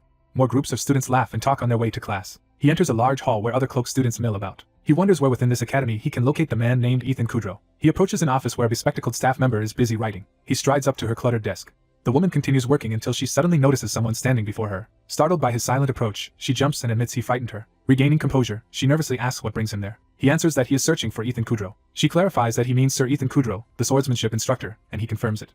He introduces himself as an acquaintance, and asks if he may meet the instructor. She agrees and requests his name while beginning to record it. He tells her his name is Helmut. The staff member then leads Helmut down a sunlit corridor. She stops at a sealed red door and indicates that Ethan is inside. Activating complicated magic circles on the door, she begins unlocking it. She politely asks Helmut to wait while she finishes the unlocking spell. Helmut watches and wonders if this barrier magic is also part of the academy's powers. Facing the now unlocked door, he steels himself to enter. Thinking of Darian's words, he grows curious about this human Ethan he was told to find. The great door slowly begins to open with a bright gap of light. The staff member steps aside and invites Helmut to go inside. Helmut steps through the doorway, serious and alert. His expression hardens as he senses the presence beyond the door. Inside the room, an imposing man waits with head bowed, while Helmut stands at the entrance ready to meet him. Ethan says he has never heard the name Helmut before. Ethan demands that Helmut state his business. Helmut senses Ethan's impressive aura and judges him among the strongest human swordsmen, though weaker than Darian. Helmut concludes Ethan is among the very top swordsmen. Ethan thinks that if Helmut were a mercenary, he might rank first. Ethan confirms Helmut's name and insists on asking again. Ethan asks why Helmut has come to see him, and Helmut hesitates. Helmut draws his sword. Helmut presents himself with the unsheathed sword. Ethan, alarmed, asks what this action means. Helmut explains that someone said Ethan would understand the meaning of this sword. Ethan examines the blade, realizing it is actually an excellently made, well-balanced sword despite its plain look. Recognizing its feel, Ethan wonders if the sword is Darian's. Ethan, shocked, mutters Darian Depert's name. Helmut confirms that Darian's prediction was correct. Ethan, stunned that Darian might be alive, asks if he is still living. Helmut clarifies that Darian has already died. Helmut adds that Darian only passed away very recently. Ethan is devastated into silence by the news. Ethan composes himself, saying he understands the situation. Ethan recalls Darian went missing 20 years ago and that he swore on his family name to repay the man who saved his life. Ethan reasons that Helmut holding Darian's sword must signify something important. Ethan begins to realize who Helmut is. Helmut states he is Darian's final apprentice. Helmut affirms this identity with a simple yes. Ethan presses Helmut again to explain why he has come. Helmut steels himself to answer. The two face each other in silence. Helmut says he wants to enroll at Greta Academy. The two stand across the office as Helmut's request hangs in the air. Ethan accepts the idea and says he now understands why Darian sent Helmut to him. Ethan considers that perhaps Darian had a particular reason. Ethan suggests Darian probably thought Helmut would need a guardian. Ethan asks Helmut's current age. Helmut awkwardly answers that he does not know how old he is.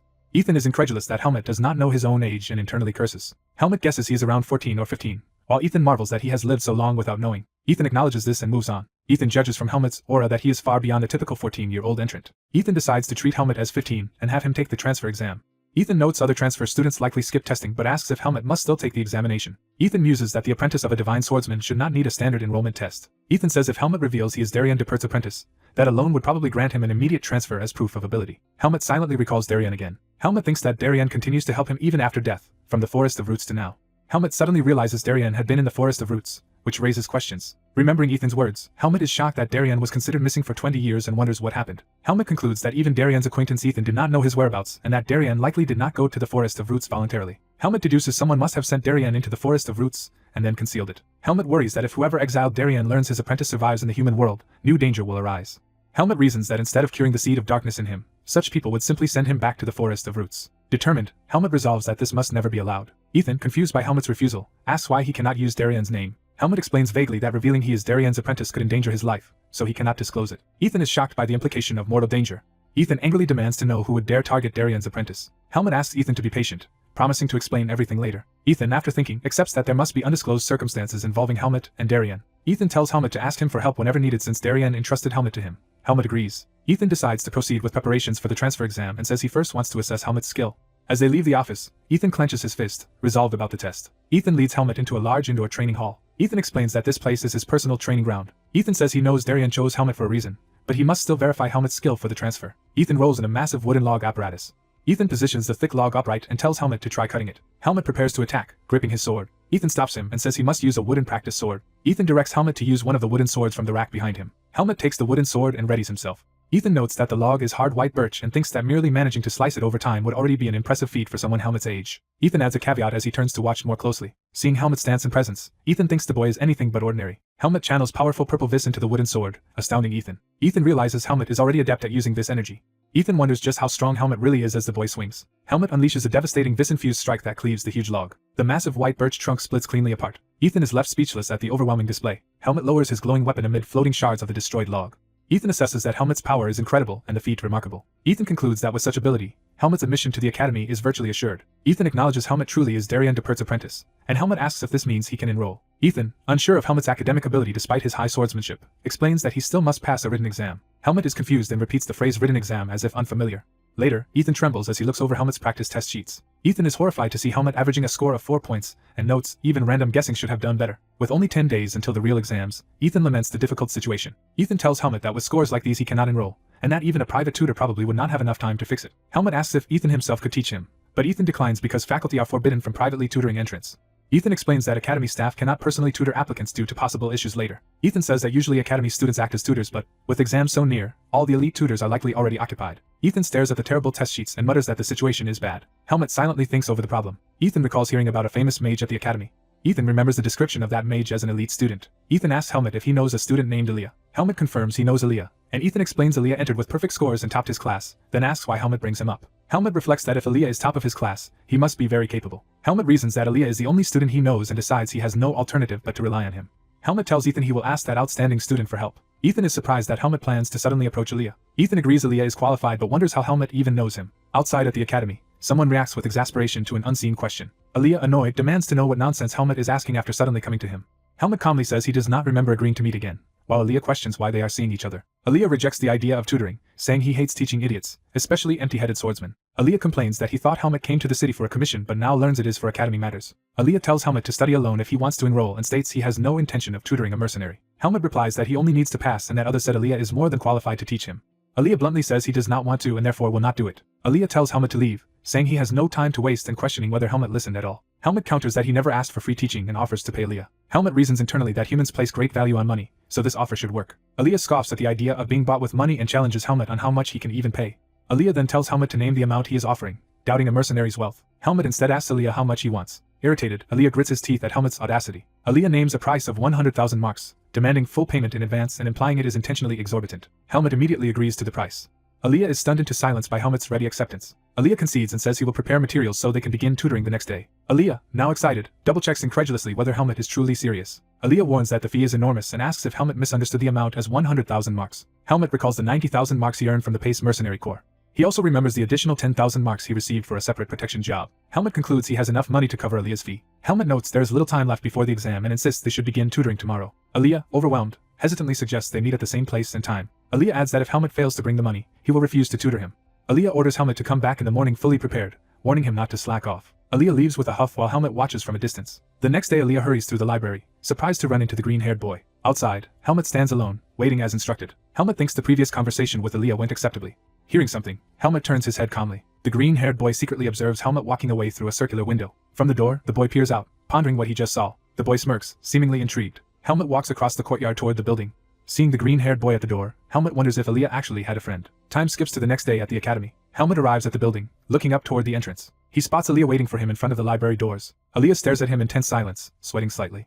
Aaliyah is internally shocked that Helmut actually showed up. Helmut stands before Aaliyah, and Aaliyah mentally curses at him. Aaliyah asks about the payment Helmut promised for the tutoring. Helmut reaches into his clothes to take out the money pouch. He hands Aaliyah a pouch containing exactly 100,000 marks.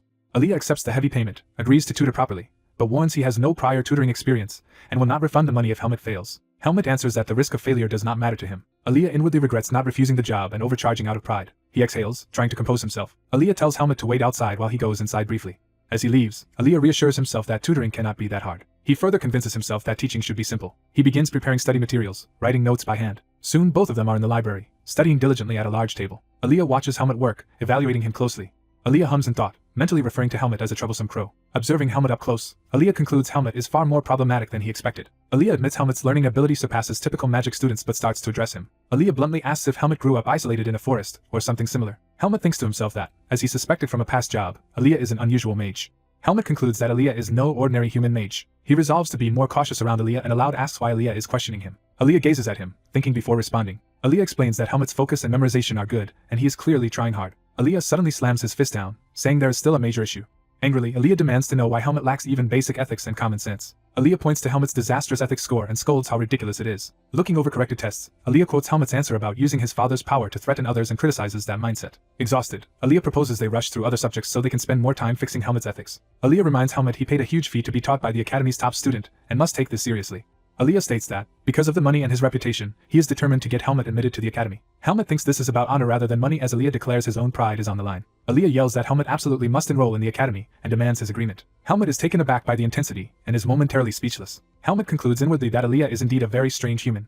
Later, Aaliyah poses an ethics scenario where a poor classmate steals from Helmut and asks for the correct response. Aaliyah tells Helmut to consider the most wholesome and ethical way to handle that situation. Helmut wonders if resolving it ethically just means avoiding a fight. Aaliyah prompts him for his answer once Helmut says he has one. Helmut replies that he would simply steal the item back quietly, which infuriates Aaliyah.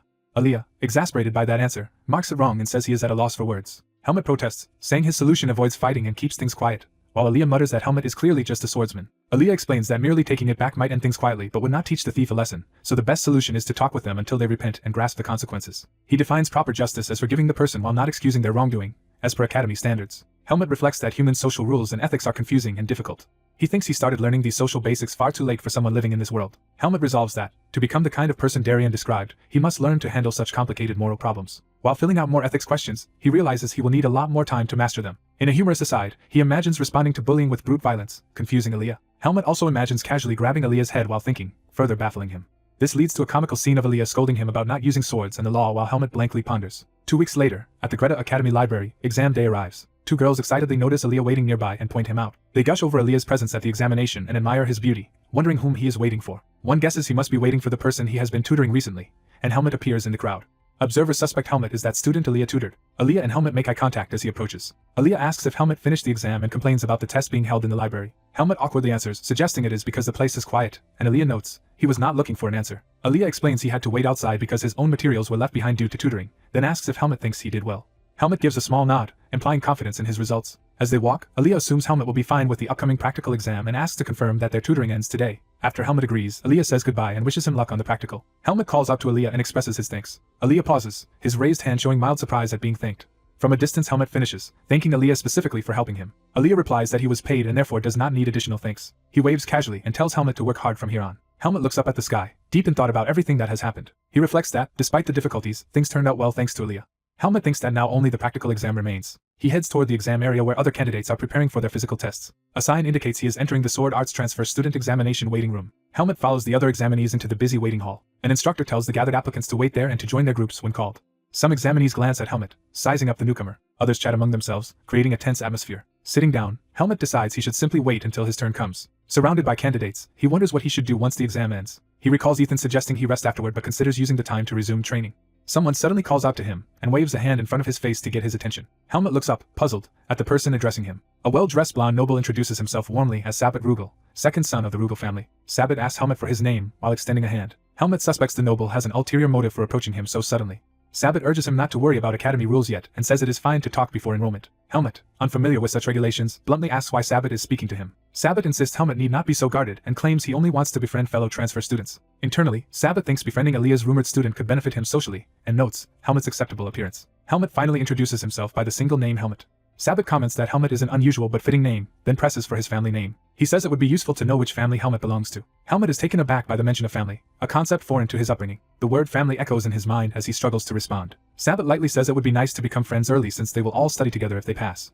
Helmet reflects that the only clue to his family is tied to the pendant he carries. He recalls the name engraved inside that pendant and its connection to someone called Margaret Irene. Remembering his abandonment in the Forest of Roots, he decides that using that name would be inappropriate. Helmet therefore answers that he has no family name. The surrounding applicants fall silent at his admission.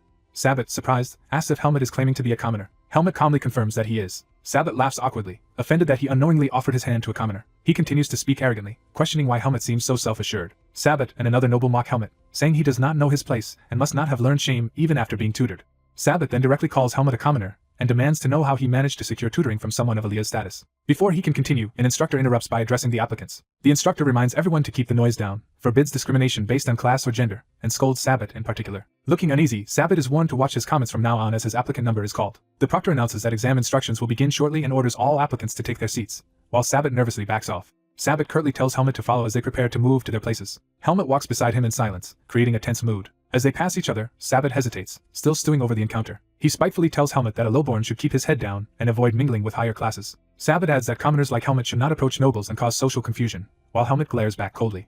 Helmet enters the hall, drawing the attention of the other applicants. An examiner thanks everyone for completing the written test and wishes them success in the practical exam. The examiner explains that the practical exam will be group-based and divided into 2 stages. He adds there will be 4 groups and begins outlining how passing grades are determined. Other examinees size Helmet up, watching him closely. More applicants stare, clearly interested or wary of him. A pair of students also observe Helmet in silence. Helmet feels as if hostile eyes surround him, thinking their gazes resemble that of the man who confronted him earlier. He compares this academy to the oppressive forest of roots he came from. He reflects that humans and monsters are divided into classes despite being of the same kind.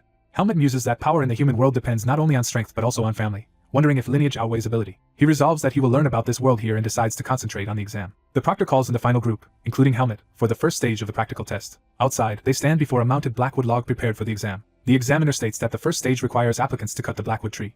He says they must use the provided wooden sword, but are free to use any style or vis they like. Helmet grips the wooden sword to begin. The examiner explains there is a 5-minute limit after drawing the sword, but failure to cut the log will not cause disqualification, and they may start when ready. Helmet thinks he simply has to slash the tree and considers the task easy. Inspecting the log, he judges that even if it is hard, it is still only a tree he can break.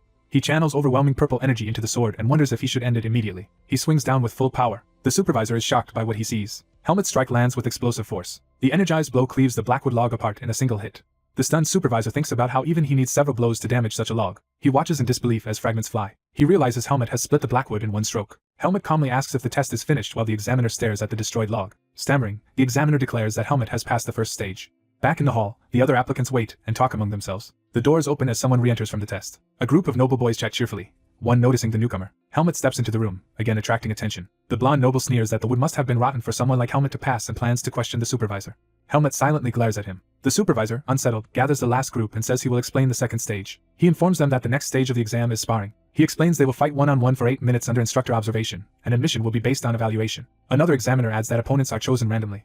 They clarify that acceptance does not depend solely on victory, so applicants should display their best skills. Helmet thinks to himself that this method seems unfair. The blonde noble mocks that anyone paired with a lowly commoner would automatically pass. Helmet's irritation grows as he listens. The noble pretends innocence, asking if Helmet overheard him. Helmet thinks the boy keeps provoking him without understanding his place. He turns toward the noble, clearly fed up. He decides he should silence the noble. The noble taunts him, asking if there is a problem. He goads Helmet further, telling him to hit him if he has an issue. He repeats the challenge, daring Helmet to strike him if he can. Helmet remains silent but visibly annoyed. Internally, he calls this human irritating. Clenching his fist, he wonders if hitting the boy would finally make him stop. The supervisor interrupts by announcing he will name the first sparring pair. Helmet listens attentively. The examiner calls Helmet, applicant number 29. He then names Andro, applicant number 8, as Helmet's opponent, prompting Andro's displeasure. The blonde noble laments that he missed the chance to beat up the commoner, and says Andro is lucky. Helmut stays quiet, suppressing his annoyance. He thinks there will be other opportunities to deal with the noble and walks out for the duel. He reassures himself that more chances will come. Outside, Helmut and Andro enter the sparring ground before the judges' table. One instructor welcomes the first set of applicants. The supervisor greets the instructors and says they are ready to begin the second stage. Helmut looks puzzled as attention focuses on him. Instructor Ethan recognizes Helmut by name with surprise. Another instructor confirms that Helmut is the candidate Ethan personally recommended and says the other two will assess him. The examiners remark that Ethan has never recommended anyone before and assume this boy must be extraordinary. Ethan hints that once they see Helmut, they will understand. He adds that observing Helmut will explain why he endorsed him. The supervisor reviews the sparring rules, 2 4-minute rounds, stopping only when a contestant can no longer continue, and reminds them the goal is not simply to win. He signals the start of the duel. Andro readies himself, thinking over what he heard earlier. He recalls being told that Helmut is a mere commoner. Gripping his sword, Andro acknowledges Helmut's talent for cutting the blackwood but steels himself. He concludes that Helmut is still an untrained commoner and advances confidently. Determined to rely on the swordsmanship drilled into him since childhood, Andro charges. An instant later Andro is slammed to the ground, stunned by Helmut's overwhelming speed. The instructors watch in shock at how quickly the match turned. Ethan also looks tense yet impressed by Helmut's display. Andro finds Helmut's sword at his throat, terrified. Helmut stands over him, dominating the field. Helmut asks if the round is already finished. The supervisor declares that applicant number 8 can no longer continue, effectively ending the first round. Andro trembles, incredulous that he lost. Humiliated, he hates that his defeat came at the hands of a commoner. The judges comment that Helmut's strikes are unexpectedly fast and powerful for a child. One examiner notes the huge talent gap between the two boys and worries they cannot properly gauge both skill levels this way. Ethan internally confirms his belief that Helmut is exceptional, though even he is surprised by the level of power. Helmut interprets the mention of 2 rounds to mean there is still another chance to fight. A judge admits Helmut's skill is undeniable but stresses that the exam must also measure Andro's ability. Injured yet determined, Andro charges again. The examiners agree that as things stand they cannot judge Andro's true strength. Ethan calls out to Helmut to address this problem. He suggests Helmut stop focusing on outright victory. Ethan asks Helmut to spar in a way that teaches Andro. Helmut turns, surprised by the unusual request. He quietly repeats the word teach, as if unfamiliar with doing so. Ethan confirms and tells him to act as though he is helping someone learn swordsmanship. Helmut grips his sword and considers the instruction. He recalls his own harsh training as a child. Memories surface of practicing swordsmanship under a powerful mentor. Resolving himself, Helmut says he understands the request. Ethan watches Helmut, hopeful about what he will show next. Ethan then calls to Andro again. Andro, still nervous, takes his stance. Ethan tells Andro that regardless of status, he can gain much by sparring with someone more advanced. He encourages Andro, saying he is not lacking compared with his peers and should display his full ability confidently. Andro listens intensely, sweat dripping down. He answers respectfully that he will do so. Andro composes himself and prepares seriously for the renewed bout. He admits aloud that Helmut is strong. He apologizes for underestimating Helmut because of his low status. Andro adds that he has pride of his own and wants to fight properly. Helmut calmly states he will not be defeated so easily this time either. Andro charges with fierce resolve. He rushes Helmut, shouting his attack. His eyes burn with determination as he swings. Helmut coolly tracks the attack. Helmut intercepts the blow mid-swing and counters at close range. While blocking, he instructs Andro that his movements must be faster and less exaggerated to avoid easy parries. Andro groans as the critique lands along with the clash of swords. Helmut's follow-up strikes wrap around Andro's guard. He slams multiple blows into Andro's torso, driving him back in pain. Helmut explains that Andro's balance is wrong and that overcommitting forward shifts his weight dangerously. Andro cries out, struggling to stay upright. He is knocked away again, protesting in disbelief. Helmut appears at his flank, advising that direct charges make turning difficult and that he must watch his sides. After toppling Andro once more, Helmut tells him he lost balance and should retreat when blocking is impossible, continuing to instruct even as the round ends. The instructor criticizes someone's sloppy sword practice and orders them back into proper stance. A close view suggests someone is listening intently. The name Darien echoes as a memory trigger. In the past, the armored Darien faces a massive monster in a desperate battle. Gravely wounded and exhausted, Darien struggles to stay up. Seeing his fatal injury, Darien believes he is about to die. Accepting death, Darien lowers his head as the monster's attack nears. A mysterious radiant entity calls out to him, addressing him harshly. Blinding light erupts as the entity reaches toward him. A voice warns the fallen Darien that if he keeps lying down, he really will die. Darien sees a glowing swordsman, a powerful ally, standing between him and the monster. The white-haired swordsman commands Darien to get up. Back in the present, Helmut, now a youth, orders his sparring partner to start again. Helmut finishes the bout, standing confidently with his wooden staff. The mustached man, Darien, greets Helmut warmly, noticing he has returned.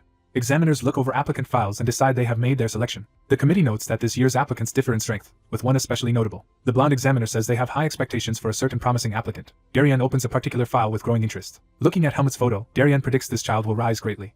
A week later in the city of Baden, life continues around the academy district. Helmut walks through the busy streets, trying to remember where a certain place was. He suddenly recognizes something and reacts. Helmut finds the building he was seeking, marked with the Mercenary Guild sign. A cheerful receptionist welcomes him to the Baden Mercenary Guild. The receptionist asks if Helmut is here to submit a request. Helmut clarifies he has come to take on a request, not file one. Surprised, the boy asks if Helmut is actually a mercenary. Helmut casually confirms it, while the boy assumes he must be from a noble family and asks his corps. Helmut presents papers identifying himself as a member of the Pace Mercenary Corps who left belongings here. The receptionist, new to the job, verifies his identity as rank 3 of the Pace Corps. Wanting to help, the boy asks what kind of request Helmut wishes to fulfill. Helmut thinks seriously about what sort of job he wants. A memory surfaces of him slamming his hand down during an earlier conversation. In that memory, Darien is shocked that Helmut has acquired a huge sum of 100,000 marks and demands to know how.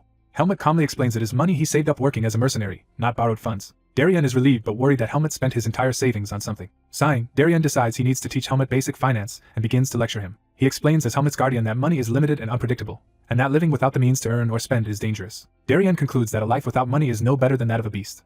Helmut interprets the lecture simply as meaning he must keep earning money, while Darien says he is only stating reality. Helmut decides he will take more mercenary requests during the remaining month before his academy enrollment. Darien agrees but forbids overly dangerous or long-term jobs like bodyguard work. Back at the guild, Helmut asks for a request located within Baden for now. He adds that it must be completable within a month and preferably highly rewarding, leaving the receptionist flustered. After searching the board, the boy finds one fitting job and pulls the request notice down. He warns that the request's location is unusual and asks if Helmut is fine with that. Helmut silently examines the posted request the boy hands him. Reading it, Helmut sees that the job is at the Greta Academy. Later, at sunset, Helmut walks outside reading the document and mulling over the task. The request explains that an academy ghost has been repeatedly sighted around the school at night, but its exact pattern is unknown. Frightened students are shown encountering a dark amorphous presence in the halls. The job states that no cause has been found so far, so the academy is seeking help to prevent possible danger. The mercenary is asked to identify what the academy ghost really is and to eliminate it if possible, then report back. Helmut chose this request hoping to learn the academy's layout, but notes it is very different from his usual combat jobs. He wonders if he may have chosen the wrong assignment. As he doubts, someone calls out asking if he is Helmut. Helmut turns and asks who the speaker is. A green-haired student excitedly recognizes him as Aaliyah's pupil. The student gushes that rumors of Helmut transferring to Greta must be true, confusing Helmut. Narration explains that Aaliyah, a star of the magic department, has never closely associated with anyone until Helmut. The green-haired boy says their closeness has become a hot topic, leaving Helmut puzzled about Aaliyah's fame. The boy then asks if Helmut is a mage like Aaliyah, and Helmut answers they are similar but not exactly the same. To explain, the boy begins to demonstrate something with his hand. His eyes sharpen in concentration. He shows he can summon a glowing phenomenon with his hand, asking if Helmut means something like this. Helmut, shielding his eyes from the glow, is stunned that it looks like magic. A cheerful light spirit creature appears above them, summoned by the boy. The creature itself insists it is not magic. Helmut realizes the being is actually a demon or spirit, not a spell. The glowing creature zooms toward Helmut's face while the boy watches. Helmut instinctively assumes it is an attack. He clenches his fist, preparing to strike. Helmut throws a powerful punch straight at the incoming spirit. He watches tensely to see the result. His fist sinks into the bouncy spirit harmlessly, merely deforming it. The annoyed spirit then wraps around and slides along his arm. Helmut and the spirit face each other at close range, both surprised. Helmut notes in disbelief that his attack was completely ineffective. The boy bursts into laughter, amazed that Helmut is the first person ever to try punching the spirit Rattan. Surrounded by multiple copies of the creature, Helmut asks what exactly that thing is. The boy explains it is a light spirit named Rattan, mischievous but not dangerous. He adds that even if Rattan were dangerous, a physical blow would never work on a bodiless spirit. He further explains that spirits lack physical form, so they cannot be blocked or struck normally. Only a handful of mages, he says, possess the ability to control such spirits. He proudly indicates that one of those rare mages is the summoner of Rattan. Introducing himself, he declares that he, Sion, is Greta Academy's sole elemental mage. Helmut, fascinated, thinks he could actually catch that spirit, which unnerves Sion. Helmut decides Sion seems like an amusing person but says he must focus on his current job. He tells Sion he is busy handling a mercenary request and takes his leave. Sion, surprised Helmut is a mercenary, guesses the request might involve the academy. Helmut confirms it is about the academy ghost and asks if Sion knows anything about it. Sion enthusiastically replies that of course he does and that the rumor had greatly interested him. He offers to help Helmut with the ghost investigation. Night falls over one of Greta's tall buildings, setting the scene for the haunting. Helmut and Sion discuss that they are starting with the most recent ghost sighting location. Sion explains this is a normal building for the swordsmanship department, but students now avoid it after dark. A dark, empty corridor is shown, hinting at something lurking out of sight. From the shadows, someone muses whether a ghost is really so frightening. Helmut and Sion walk the hall with a lantern, Sion doubting the ghost is truly dangerous. Helmut reasons that unless it is a black magic-bound malicious spirit, the professors would have intervened, so it is likely harmless. Relieved, he proposes they split up to search more efficiently, alarming Sion. Sion protests that they should stay together to get a clearer look at the phenomenon. Helmut replies that if they find the ghost, his plan is simply to eliminate it, which startles Sion. Unseen by them, the hooded ghostly figure watches from another end of the corridor. A close-up reveals the eerie hooded apparition with glowing eyes and feathers drifting around it. Sion nervously peeks through a classroom door with Rattan, saying nothing. Inside, he and Helmut find no sign of the ghost. Sion agrees the room is empty, and wonders aloud if the ghost moved to another building. Helmut, frustrated with the fruitless search, says they cannot continue like this. He thinks to himself that they still lack any solid evidence. Helmut turns to Sion, about to suggest a different approach. Sion suddenly goes silent as Rattan reacts to something behind Helmut. Sion senses something odd and stiffens. When Helmut asks if he noticed anything, Sion lies that there is nothing unusual. The two chibified heads in the hallway casually decide to move on to the next classroom. Sion begins to ask Helmut when his deadline for completing this request is. He then spots something terrifying, his eyes widening. Trembling, Sion says Helmut still has about 10 days left, and then points out something ahead of them. Down the corridor they both finally see the hooded ghostly figure manifesting in purple mist. The specter's hood crackles with strange light, emphasizing its supernatural nature. Helmut stares at it, questioning if this is truly a ghost. He reaches for his sword hilt, preparing for combat. The ghost looms before them as Helmut and Sion face it, ready to confront it. Helmut moves decisively toward it, his boots stepping forward. Sion and Rattan cower while Helmut takes the lead. Internally, Helmut reacts in disbelief and confusion at what he is seeing. A hand pulls back the hood of the supposed ghost. Under the hood is Aaliyah, who calmly asks why Helmet and Xian are wandering here at this hour. Aaliyah stands holding the removed cloak, revealing that the feared academy ghost was actually him. The green-haired boy explains that the white-haired mage is searching for the academy ghost and that he was helping him. The white-haired mage reads that the request pays 3,000 marks upon success and reacts skeptically. Walking together, they question why the rich mercenary took this job instead of resting, and he answers that he simply had free time. The mercenary asks why the boy is here, and the boy says they came because of the ghost hunting request. When asked the same, the white-haired mage hesitates to explain his own reason for being there. He reveals he is also there because he received a request. The boy is shocked to learn that the white-haired mage is a mercenary as well. The mage angrily insists he got the request directly from the academy. The boy is surprised, saying he thought Aaliyah was uninterested in such things and asks if the academy promised him a good reward, but Aaliyah says his reason is personal. Helmet reflects that the academy even issued a separate request, wondering if the situation is that urgent. The boy suddenly gets an idea and says that since things are like this, he proposes that the three of them team up to search for the ghost together to save time. Helmet and Aaliyah stare at him blankly while he celebrates the idea. When the boy nervously backtracks, Aaliyah agrees that they can search together, repeating that more people is better. The boy happily says Aaliyah thought the same thing as him and asks Helmet if he is fine with that. Helmet wordlessly agrees. Aaliyah uses magic to create an illusory map. An illusionary model of the academy appears on the table before them. Aaliyah begins briefing them on the reports of where the ghost has appeared. He shows that those places include their current lecture hall. He lists the swordsman training grounds, the professor lounge, the gymnasium, and he adds that the sparring grounds are also included. Aaliyah notes that all these buildings share one common trait. Helmet and the boy realize something at the same time. The boy exclaims that all of them belong to the Department of Swordsmanship. Aaliyah confirms the ghost never appeared in any magic department buildings, and Helmet wonders if another mage is responsible. Helmet reasons that if a mage cast the spell, someone would have heard incantations, though he admits there are silent spell methods. Aaliyah argues that a mage strong enough for silent spells would not waste time on childish pranks. He concludes that if humans are unlikely, it is more logical to think the ghost is intentionally avoiding mages. The boy enthusiastically agrees and suggests maybe the ghost is weak to spells. Helmet calmly explains that ghosts cannot be harmed by physical attacks. Aaliyah, surprised, asks Helmet how he knows that. Helmet stays silent, not answering. In a flashback, Helmet asks an older man about the rumored ghost. Helmet further asks if the man knows anything more about it. The man recalls that among the students who saw the ghost, one brave student tried to confront it. That student immediately swung his sword at the ghost the moment it appeared. However, his sword passed harmlessly through the apparition. Back in the present, Aaliyah wonders aloud if the entity might truly be a ghost or something similar. The boy thinks hard while Aaliyah and Helmet silently contemplate the situation. Helmet gives a small, rare smile, seemingly pleased with their joint reasoning. Aaliyah internally reflects. He wonders if he has ever before shared ideas on equal footing with anyone. He remembers that in the past any conversations with his mentors were just scoldings or lectures. He also recalls that his talks with the Pace mercenaries were never real discussions either. He thinks that although each of them holds separate knowledge, combining their thoughts lets them consider things together. He realizes that by doing this they slowly discover new answers. He recognizes that this collaborative thinking is what it means. He visualizes the three of them around a table, actively discussing as a group. He identifies this feeling as learning to truly communicate. Back to the planning, Aaliyah addresses Helmet and starts reasoning from the idea that the ghost has no physical form. He asks Helmet what would happen if this were used on such a being, since Helmet is adept at handling this. Helmet repeats the word vis in thought, considering the suggestion. He calmly states that if he meets the ghost, he will test vis on it, shocking the boy. The boy admits Helmet scared him with that sudden resolve. The boy complains that he cannot think anymore and wants to stop using his head. He says they should inspect all swordsmanship department buildings but admits he is too tired to plan further. Helmet decides to rest, closing a box as he prepares to leave. The boy waves goodbye, telling them not to push themselves and to stay safe. The door closes behind Helmet and Aaliyah after they depart. Aaliyah and Helmet remain in the room, facing each other by the window at night. Helmet sits back at the glowing map table while Aaliyah looks at him questioningly. They silently stare, tension hanging between them. Helmet finally asks Aaliyah if he has any ideas. Helmet thinks seriously as he considers his suspicions. He reveals inwardly that he has had a rough idea from the start. He remembers his own spirit companion slipping through his arm harmlessly. He thinks of an existence without physical form. He recalls first seeing the boy's playful spirit floating above them. He notes that this type of being avoids mages and behaves very much like a prankster. He concludes in his head that the culprit is extremely mischievous. Helmet calls out to Aaliyah to share his deduction. He plainly asks where he can find a spirit. Aaliyah proudly says this shows he taught Helmet well. Helmet replies that he is not an elemental mage and therefore cannot easily sense spirits.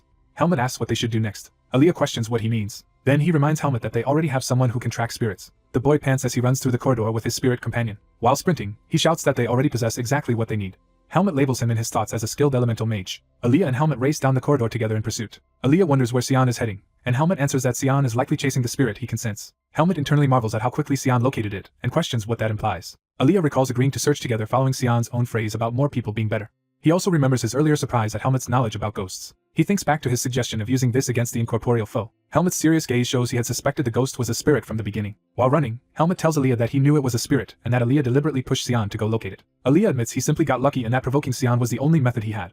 Helmet continues running, accepting this explanation. They exit the building and follow Xian's unseen trail outside. Aaliyah suddenly stops running on the stone path. Helmet asks why he stopped, but Aaliyah says they only need Xian's general direction. Aaliyah kneels and places his hand on the ground. He casts a search spell. A magic grid and spectral footprints appear, revealing Xian's path. Aaliyah studies the footprints and identifies the direction they are heading. He says the trail leads toward the Department of Swordsmanship's training grounds. Aaliyah remarks that Xian likely cannot narrow it down precisely. With a confident smile, he declares that they just need to find the spirit before Xian does. Helmet silently regards Aaliyah's growing ambition. A lock is shown on a door, indicating a restricted area. Magic breaks the lock and bar apart. Aaliyah opens the door, explaining that ordinary people are not allowed into these training grounds. As they enter, he adds that the swordsmanship department is very rank-conscious. He further explains that even within the department, training grounds are separated by grade and level. Aaliyah reasons that the spirit is probably using the least frequented area as a base, somewhere quiet among those grounds. He suggests it might be near higher grade scholarship students and begins to outline a search plan. He then notices Helmut has stopped and calls his name. Helmut states that Professor Ethan has his own private training ground at his estate. They arrive at the door marked Ethan, and Helmut identifies it as the professor's personal training area. Helmut concludes that no one else will be using this place, making it an ideal hideout. Aaliyah reacts with surprise as he feels a presence. Helmut wonders if they are really allowed inside without permission. Aaliyah answers that since they are fulfilling a request, Ethan will surely understand, and they walk in. Aaliyah senses something unusual and reacts sharply. He confirms that he feels a presence similar to Sion's and affirms the spirit is definitely here. Helmut addresses Aaliyah again, preparing to question his motives. He asks if Aaliyah truly received this request from the academy. Aaliyah's eye tightens as he considers his answer. He says there is no reason for him to lie now that they have come this far. He admits he dislikes that there is only one elemental mage at the academy. Helmut deduces that Aaliyah intends to capture the spirit and study it. Aaliyah agrees and says that by doing so Helmut will also fulfill the academy's request. He casts a silence spell, muting their presence. A shimmering sphere of silence expands around them as his magic activates. Aaliyah explains that he erased any magical traces of himself because he is a mage. Sitting within the magic field, he asks Helmut to help from now on, and says he needs Helmut to act as bait. Helmut asks what happens if he refuses, and Aaliyah pointedly questions whether mercenaries repay favors by refusing to help. Helmut senses something and looks around warily. He notices eerie black shapes forming on the floor ahead. The white-haired mage asks Helmut what is wrong while holding a glowing spell. He wonders why Helmut suddenly stopped talking. A huge dripping purple spirit erupts in front of Helmut. The mage states that the rumored academy ghost has finally appeared. He praises Helmut for luring it out. Excited, he says he will be the first to greet the ghost and readies magic. He casts a spell that raises massive pink crystal walls. The walls close in toward the ghost. The ghost is slammed and driven back by the walls. The mage shouts at the spirit not to resist and prepares another spell. He activates a large glowing blue magic circle with great effort. A spatial blockade appears, encircling everyone and locking the area. Helmut realizes it is a sealing spell that prevents the ghost from leaving the training ground. The mage explains he must stay still to maintain the seal and orders Helmut to weaken, not kill, the ghost. Helmut agrees and prepares his weapon with purple energy. He recalls that normal swords cannot affect the ghost. Deciding to improvise, he rushes in using this to enhance his blade. Helmut charges straight at the ghost. His flaming strike pierces into the spirit's head. He flashes past as dark energy whirls around. The ghost screams and lunges back at him. Helmut confirms he can cut the spirit by coating his sword in this. After slashing it repeatedly, he asks if the damage is sufficient. The ghost glares angrily despite the wounds. It roars and swells, becoming even more ferocious. Helmut realizes his attacks still were not enough. He squares off again, readying another blow. Determined, he decides to pour in even more power. Energy gathers as he accelerates. His feet dig in as he dashes to attack. He senses that the ghost is about to counter. Elsewhere, a blonde boy conjures a bright golden orb while calling Rattan. Helmut reacts in surprise to the sudden light. The golden magic collides with the charging ghost, halting it. The blonde boy stands between Helmut and the spirit, shielding him with light. He calls out Helmut's name, worried. Someone angrily demands to know what Helmut thinks he is doing. Helmut recognizes the newcomer, Sion, as he arrives amid the golden light. Sion scolds him for recklessly provoking the spirit. Sion explains this raging being is the spirit of darkness, sensitive and requiring a gentle approach. He says he has blocked it with a curtain of light but admits he and Rattan cannot hold that defense for long. Helmut notes that the spirit really does look furious. Aaliyah then asks how they can capture such an out-of-control spirit. Rattan is shocked by Aaliyah's earlier plan, starting to protest. Sion accuses Aaliyah of wanting to capture the spirit child only to experiment on it. Aaliyah calmly answers that Rattan refused to cooperate with spirit research even though he is the only elemental mage at the academy. Rattan snaps back that Aaliyah just wants to do scary experiments, recalling past incidents. Rattan laments that their newly found spirit child is now on the verge of shutting itself off from everyone. Aaliyah warns that losing this spirit would be dangerous and asks Rattan to keep up the sealing magic. Rattan then asks Helmut to stall the spirit for as long as possible without attacking it. Helmut agrees and says he will try to calm the spirit down. He leaps back into the fray, thinking he is unsure how long he can avoid striking it. The enraged spirit slams at him as golden light explodes around.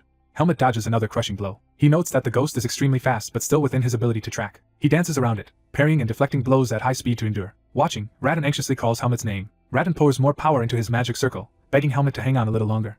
The spirit howls in fury. Its shadowy limbs lash outward in a frenzied assault. It coils itself, and whips out dark tendrils toward Helmut. Helmut sees the new attack forming above him. He judges that the technique is extremely dangerous. While dodging, he curses that this creature is attacking him precisely because it senses he cannot retaliate. Realizing the spirit has caught on to his restraint, he grows increasingly frustrated. Helmut considers giving it a small scare to break the stalemate. A sudden shout snaps his attention away. Rattan yells up at him not to attack.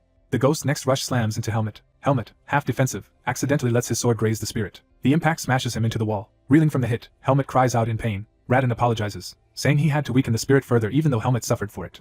Bruised, Helmut repeats that the ghost is indeed weaker now. Rattan tells Helmut to leave the rest to him. Helmut steps back, letting Rattan take center stage. The injured spirit faces Rattan as new summoning circles flare beneath it. Frightened, the ghost tries to flee, but a fresh wave of elemental magic crashes into it. Aaliyah strains to maintain the seal as energy surges wildly around them. He warns that the spirit is attempting to break the seal and urges the others to act. Rattan realizes the ghost is wary of them and particularly fears his elemental magic. The spirit trembles, clearly intimidated. It rises high but remains trapped within Rattan and Aaliyah's glowing circles. Aaliyah watches tensely as it looms overhead. The spirit dives straight toward Aaliyah's barrier. Rattan screams Helmut's name, fearing for him and Aaliyah. Helmut sprints forward once more. He reaches Aaliyah's side as the mage groans from the pressure. Helmut recognizes that Aaliyah is in serious danger. He decides that now is the moment to act decisively. Accepting that he has no choice, Helmut unleashes a massive discharged slash. The purple blade of energy swings toward the ghost.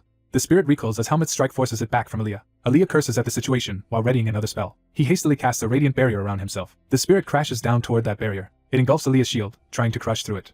Aaliyah reacts in shock as the ghost's jaws close in. From above, Helmut's sword arcs again, wrapping the spirit and barrier in his attack. Ratten cries out that the spirit is escaping. Helmut chases, pushing his body to maximum speed. He races down the hall in pursuit of the fleeing spirit.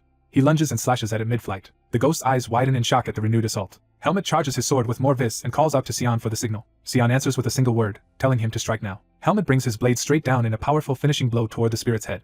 The spirit screams as the energy cleaves through it. One more piercing thrust follows, and the ghost stares in confusion. Helmut taunts the now-cornered spirit, asking if it is afraid. Ratten cheers that Helmut's intimidation is working. He rapidly weaves complex golden circles around the cowering spirit. Ratten shouts to draw the spirit's focus toward him. Surrounded by blazing sigils, the spirit is dragged back toward Ratten. Ratten chants and commands the spirit to return, activating the sealing magic. The spirit of darkness is absorbed into the brilliant light. Ratten steadies the glowing core as the magic stabilizes. Helmut and Aaliyah watch quietly while the spell completes. Smoke and sparks clear, marking the end of the battle. Ratten looks at the small, captured spirit in his hand with relief. He happily shows the now tame, cat slime-like spirit to the others. The little spirit pouts adorably, clearly displeased with its capture.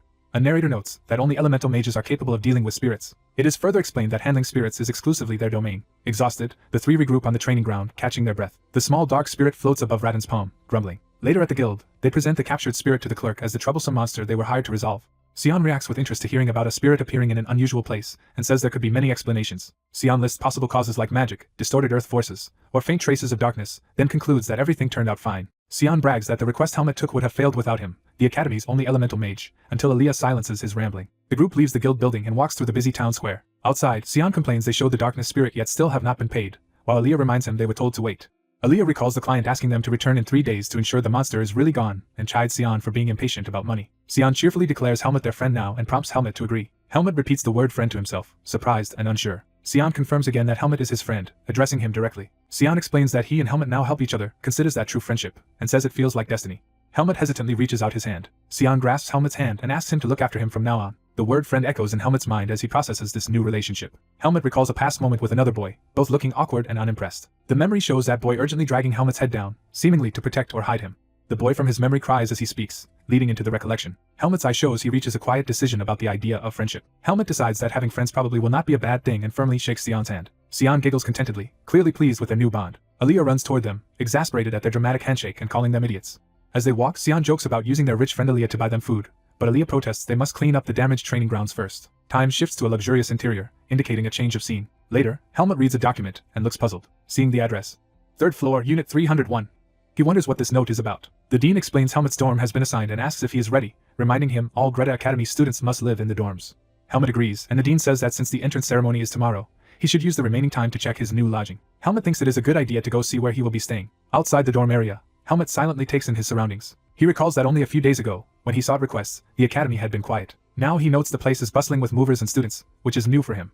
Watching the crowded grounds, he thinks this busy scene is a first for him. A staff member announces that students with dorm assignments should come forward to sort their luggage. Helmut decides he needs to head over to that station. He hands his sealed assignment letter to the staff member. The clerk greets him, recognizes it as a dorm assignment, and starts opening it to check. Reading it, the clerk is startled to see Helmut assigned to the 3rd floor, Unit 301. The story cuts to a view of the cozy dorm room prepared with a bed, desk, books, and plant. In that room, Aaliyah lies exhausted, wondering if he overdid things recently, and thinking he had sworn not to make friends. He reflects that because of strange incidents he got caught up in many troublesome matters, touching a ring on his desk as he thinks. He sits up in his pajamas, muttering in resignation.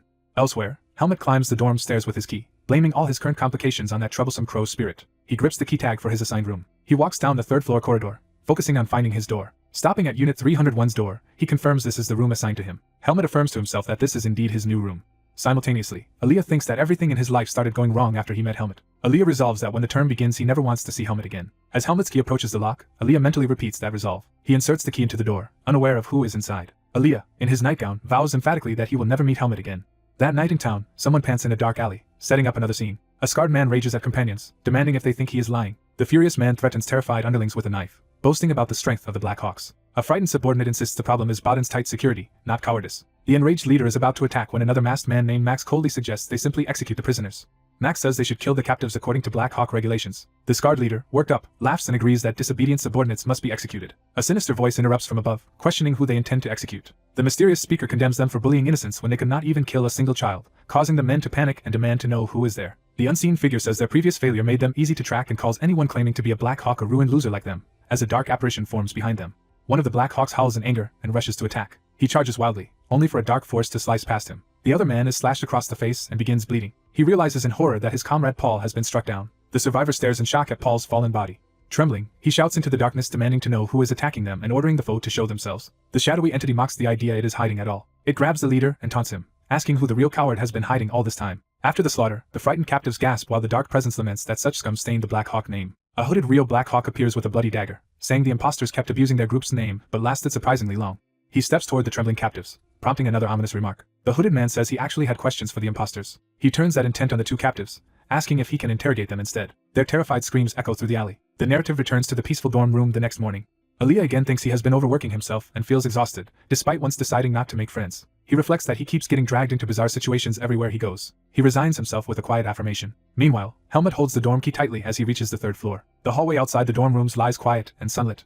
Aaliyah insists that problems only started after he met Helmut. He decides he must avoid Helmut completely once the semester begins. At the same time, Helmut's key slides into the door lock from the outside. He turns the key, beginning to open the door. Aaliyah steels himself with determination to avoid Helmut at all costs. Helmut finishes opening the door to room 301. He steps into the tidy double room and looks around. Helmut pauses silently, taking in the space. He judges the dorm to be humbler than Kudrow Manor, but still far better than sleeping in the forest. Thinking about his past, he grows reflective. He recalls leaving the forest of roots and surviving harsh wilderness. He remembers forming a partnership with the Pace Mercenary Corps. He notes that now he has even gained admission to Greta Academy. Helmut feels he is finally at the starting line and resolves to focus on building his strength here. His eyes firm up with resolve. The narration hints that something significant is about to follow. Hearing movement from the bed area, Helmut prepares himself. He spins forward ready to strike, reacting on instinct. Mid-motion, he realizes he forgot to bring his sword today. He and Aaliyah suddenly confront each other in the doorway, both startled. Recognizing him, Aaliyah cries out Helmut's name in shock. Helmut, equally surprised, addresses Aaliyah. Aaliyah demands to know why Helmut is in his room and admits he almost attacked him. When Helmut explains, Aaliyah is horrified to learn they have both been assigned to room 301. Aaliyah protests that this arrangement cannot be right while Helmut calmly asks why not. Aaliyah's eye widens as he starts to suspect the worst. Muttering in frustration, Aaliyah realizes the presence of two beds means he truly has a roommate. When Helmut asks where he is going, Aaliyah snaps that he is only heading to the bathroom and should not have to answer such questions. Before leaving, Aaliyah warns Helmut not to touch anything in the room or he really will blow him up. After Aaliyah slams the door, Helmut is left alone, told not to go anywhere or move. Helmut internally wonders what he did to deserve such hostility from Aaliyah. The scene shifts to the exterior of Greta Academy under a bright sky, signaling a new day. Sunlight streams through the large office windows. Someone sets down a teacup on a desk in that office. The man is introduced as Liam Weiss, Dean of Greta Academy, calmly enjoying his tea. Aaliyah bursts into the office shouting for the Dean, startling him so much he spills his drink. The Dean winces in pain while Aaliyah demands an explanation. Aaliyah angrily asks how the Dean could approve assigning a roommate to his room. He reminds the Dean that as top student in the magic department he was promised a private room and insists that promise should stand. Liam privately admits he expected this complaint, realizing Aaliyah has learned about the change. The Dean apologizes, explaining that dorm renovations reduced available rooms, so he needs Aaliyah's understanding. Aaliyah objects that a promise is still a promise. He insists the Dean knows why he needs a private room, panicking over what will happen if Helmut discovers he is actually a girl. The Dean rubs his head in exasperation, troubled by her concern. He argues that with her archmage-level magic, a swordsman like Helmut should not be able to notice and urges her simply to be careful. Aaliyah counters that the Dean, of all people, knows how dangerous her true enemy is. The Dean listens silently, sweating as he considers her words. He then points out that giving her a private room while others have none would be blatant favoritism and says he already did what he could by pairing her with someone close to her, asking her to endure one semester. Aaliyah is incredulous that the Dean considers her close to Helmut. She protests that she only tutored and spent time with Helmut because she was paid, not because they are actually close. Aaliyah anxiously thinks that he barely knows Helmut and that they do not meet often. A memory shows Helmut and Aaliyah together in a dangerous situation. Aaliyah recalls working with Helmut in the library. He remembers Helmut leaping to protect him in battle. Aaliyah is left speechless by these thoughts.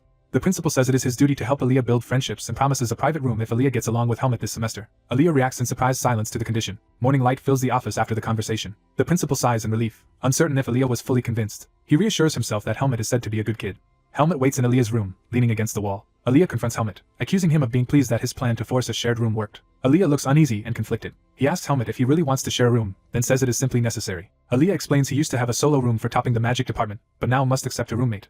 He admits honestly that he dislikes the new arrangement. Helmut listens quietly. Aaliyah proposes secretly teleporting Helmut to and from school, but Helmut refuses, saying Ethan and others would notice. Aaliyah insists he is very picky about whom he lives with. Helmut warns that living with him might be uncomfortable and asks if Aaliyah still wants this. Helmut ponders Aaliyah's resolve. Aaliyah firmly answers that he does. Helmut confesses that Aaliyah is more important to him than anyone else and assumes the feeling is mutual. Aaliyah is stunned by Helmut's candid affection. Aaliyah reflects that despite everything, Helmet is the person he talks to most at the academy and far preferable to the rowdy swordsman. He nervously touches his face, conflicted. Aaliyah regrets having helped Helmet during the entrance test, which allowed this situation. Time passes to a new day at the academy. Carriages arrive at the school courtyard. Helmet steps out, beginning life as a dorm student. He arrives with luggage at the academy. Helmet glances toward the dorms, ready to move in. He thinks his belongings are already in the room and imagines Aaliyah planning their shared space. Inside the dormitory, the stairs lead up to their floor. Helmet opens the door to the room. Aaliyah greets him, asking if he is back. Helmet asks if Aaliyah has decided how they will use the room, and Aaliyah says the plan is already visible. They enter and stand in the simply furnished room divided by curtains. A view shows Aaliyah's neat half of the room with bed and desk. The curtain partition stands prominently between their spaces. The two examine the layout from opposite sides. Aaliyah declares that the curtain side is his territory, that Helmet already has more space, and that a warning spell will punish any attempt to cross. Helmet silently accepts these strict rules. Aaliyah continues listing house rules about noise, smell, cleanliness, and forbidding visitors, especially magicians, while Helmet listens. Aaliyah then adds that Helmet should call him if he needs anything, promising to respond eventually. After finishing this lecture, Aaliyah tells Helmet to resume what he was doing. Helmet watches him with a mild, unreadable expression. Aaliyah calls Helmet by name to get his attention. Helmet replies that he hopes they will get along well. Aaliyah silently turns away, mulling over their new relationship. Evening falls over the swordsmanship dormitory. The academy grounds glow under the sunset. Elsewhere, upperclassmen gossip about the commoner who passed the transfer exam. They mention that Principal Ethan is personally supporting that student. One sneers that the commoner is arrogant and deluded by backing from a noble. Their blonde leader says he is eager to deal with this newcomer named Sabbath. He predicts the commoner will soon learn the uncrossable gap between classes. They agree to teach him a lesson the next day when there is no swordsmanship class. One of them laughs excitedly about the plan. A new school day dawns over the academy. Helmet, now in uniform, puts his hand on a classroom door. He steps into the swordsmanship department building wearing his new uniform. He notes that the uniform is surprisingly easy to move in. Thinking of Aaliyah's advice, Helmet plans to finish class and head straight to the private training rooms. A green-haired boy recognizes Helmet in the stairwell and calls his name. Nervously, the boy asks if Helmet just came out of room 301. When Helmet confirms, the boy panics because that is Aaliyah's room and assumes they are sharing. Helmet answers that they are roommates, and the boy is shocked since Aaliyah normally has the privilege of a solo room. The boy mutters that Aaliyah must have a weakness for good-looking people. Patting Helmet's back, he warns that living with hot-tempered Aaliyah will be difficult. He then remembers that the first swordsmanship class is today, and Helmet confirms it. The boy reassures Helmet he will pass class easily but warns him to avoid the sword department's notorious crazy dog. Helmet, confused, asks if the department literally keeps a dog, and the boy explains it is a violent student's nickname. He describes Asuka, the strongest second year, who knocked out everyone who fought him and even maimed one student, causing his dropout. Helmet listens, expression unreadable, to this warning. The boy says Asuka was only suspended briefly because of his skill and advises Helmet to be careful. Before leaving, the boy tells Helmet his own room number and offers help whenever Aaliyah throws tantrums. Helmet stands alone, processing this information. The scene shifts to the outdoor training grounds where second-year students gather. Swordsmanship students mill about before class begins. Their instructor arrives, orders the second years to attention, and tells them to form 4 rows. The students, including Helmet, shout their acknowledgement and scramble into formation. The instructor greets them and announces that the first class will focus on basic physical training. He declares that real swordsmen would not laze around on vacation and orders them to run 20 laps around the field. At his shout to run, the students take off around the track. While they complain about the distance, Helmet thinks 20 laps is barely a warm-up. A noble student running beside Helmet glares, resenting being next to a commoner and disliking his composed appearance. Helmet runs calmly, unfazed. The noble schemes to trip Helmet as payback, thinking it is the perfect chance. He thrusts his foot out to catch Helmet's. Helmet reacts instantly, causing the noble to stumble while he keeps running. The noble is stunned that his attempt failed. Helmet continues running ahead without concern. Disbelieving, the noble watches him and wonders who this guy really is. He keeps trying, but Helmet repeatedly evades each attempt to trip him. Frustrated and sweating, the noble realizes Helmet is deliberately avoiding his interference. His inner thoughts curse Helmet as an arrogant bastard. He decides to escalate and vows to make a move Helmet cannot dodge. He lunges again with his leg, aiming another trip. Helmet counters smoothly, sweeping the noble's leg instead. The noble crashes face first into the ground with a pained cry. When the instructor notices and questions him, the noble lies that his foot twisted. Helmet briefly glances back at the fallen student. Then he simply returns to running with the rest of the class. The humiliated noble seethes with rage at Helmet. Under the hot midday sun, the punishing run finally ends. The instructor calls for a short break while the exhausted students pant. He asks for a volunteer to help him carry equipment, and someone quickly offers. Helmet, tired but composed, exhales. The bruised noble marches up to him and angrily calls out. Pulling Helmet aside, he demands to know what his problem is. Helmet calmly points out that the noble tried to trip him first and asks why he is blaming the victim. The noble fumes that a mere commoner dares talk back and vows to make Helmet regret it if he steps out of line. He leans in threateningly, saying status matters outside the academy and that commoners must know their place. A blonde upperclassman intervenes, telling the noble named Aaron to stop wasting energy starting fights.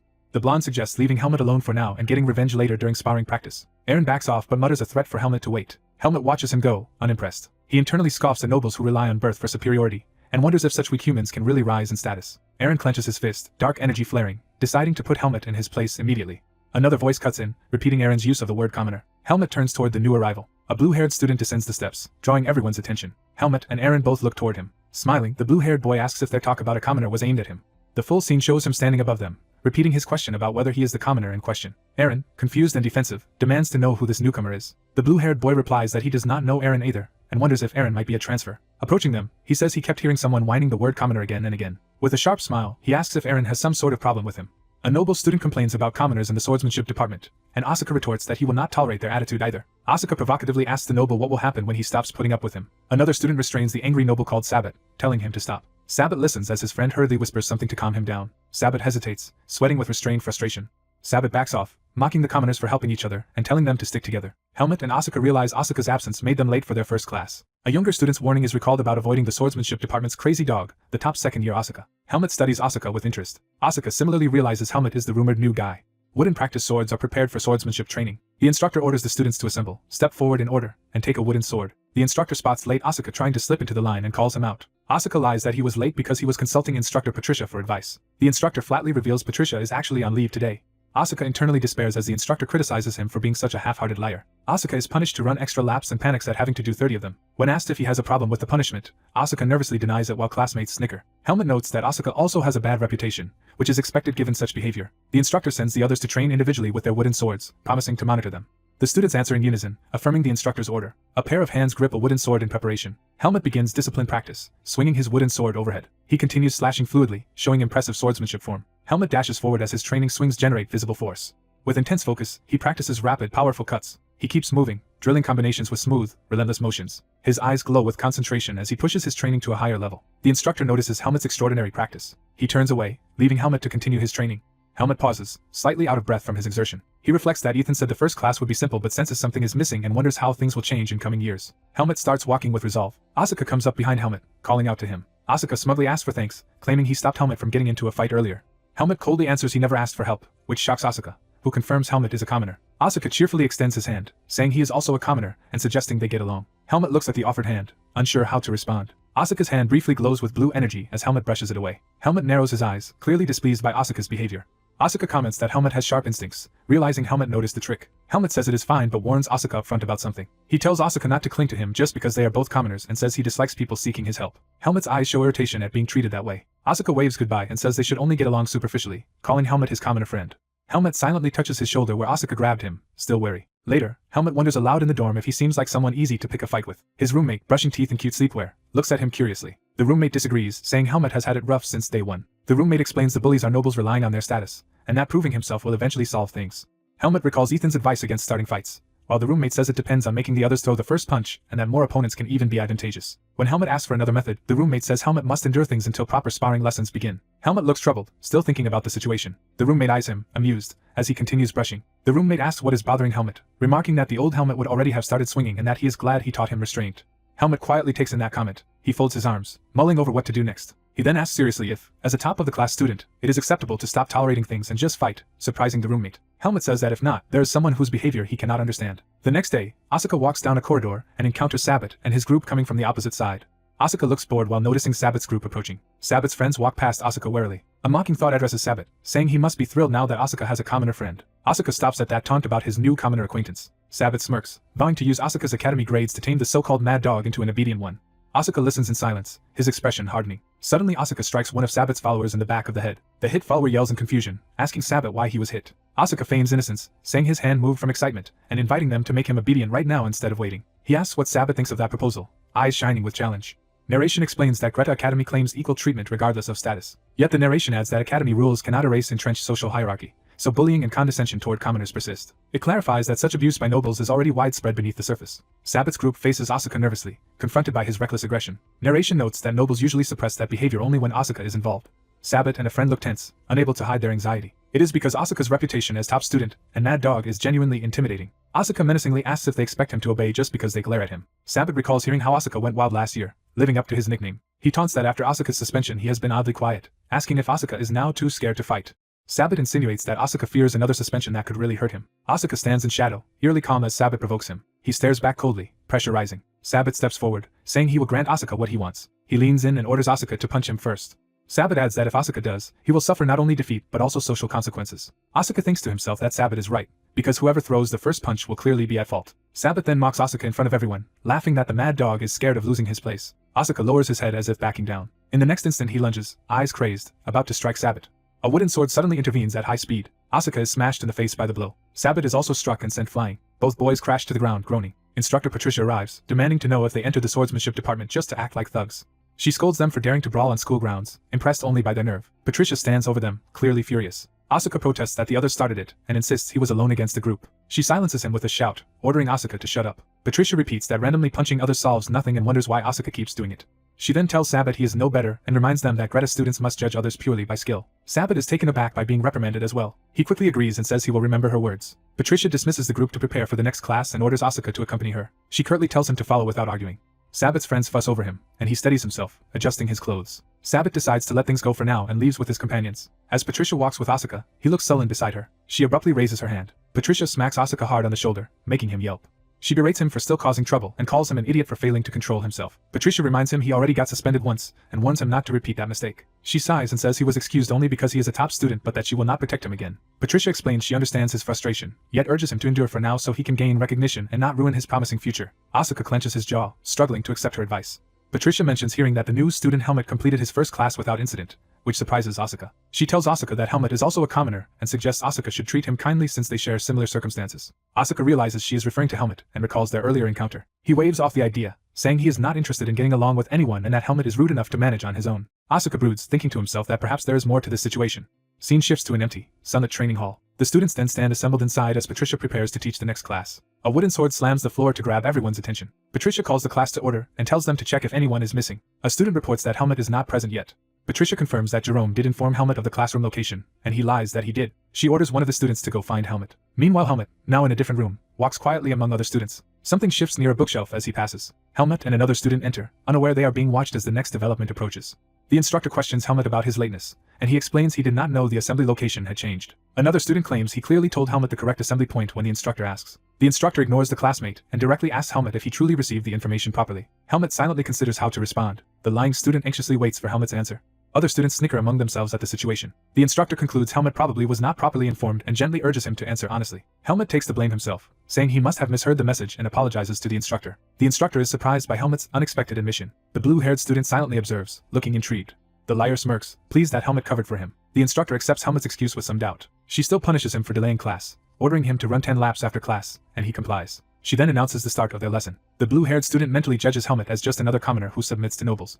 The instructor takes almond-shaped wooden balls from a crate. She explains that today's basic training will focus on endurance, which is essential for stable swordsmanship. She outlines the exercise. Each student will balance an almond ball on their sword tip and prevent it from falling. She adds that anyone who keeps the ball up for 30 minutes may leave early, urging them to give their best. She demonstrates with swift sword movements as the class shouts their acknowledgement.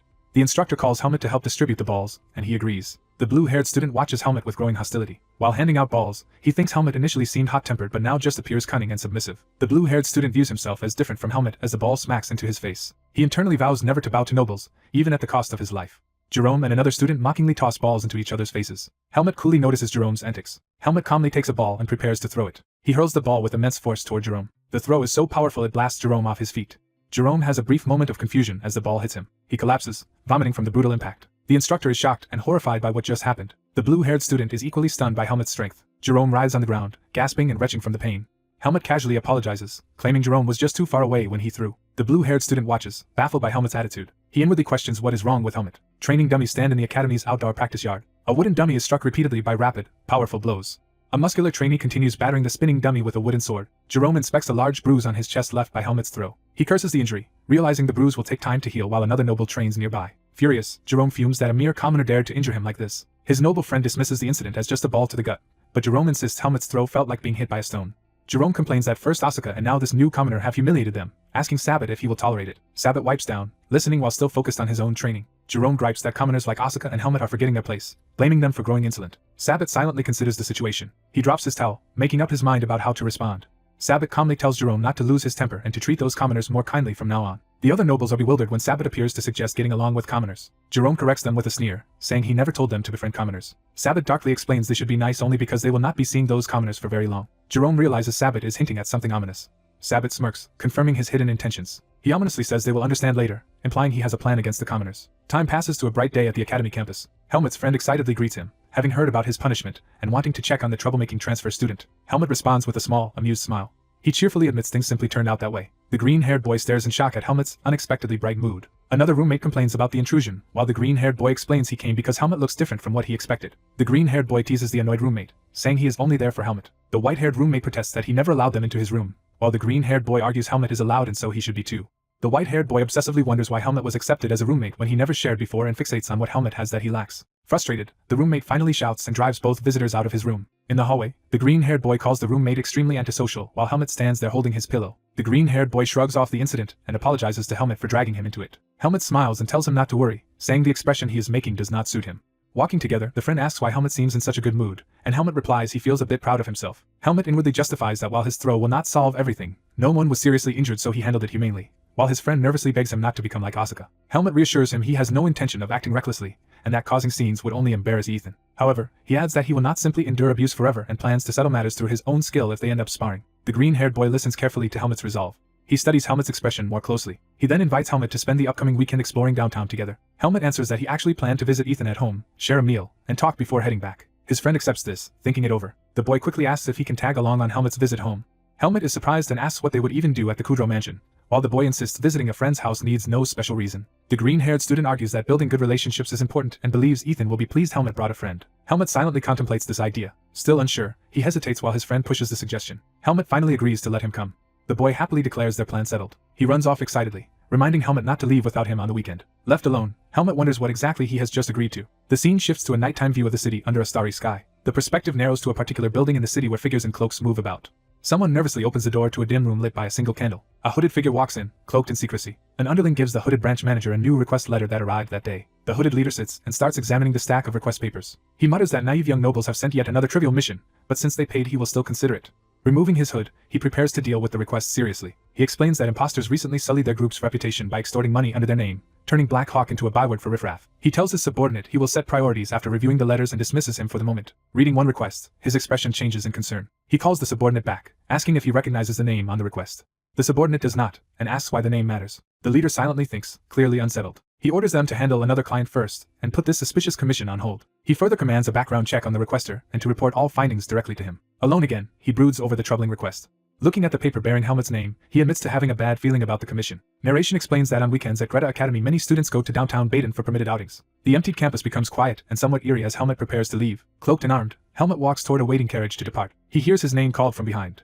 The green-haired boy appears in casual clothes, ready to travel, and Helmet questions his small amount of luggage. Helmet comments that they will be gone only 2 days, but notes how lightly his friend travels. A flashback shows Helmet surviving in the forest of roots with minimal belongings, and he wonders if that habit of traveling light still affects him. As they board the carriage, Helmet asks if Aaliyah is in his room, and his friend believes so. During the ride, the friend mentions that apart from rare trips downtown, Aaliyah is almost never seen outside and might never have gone home.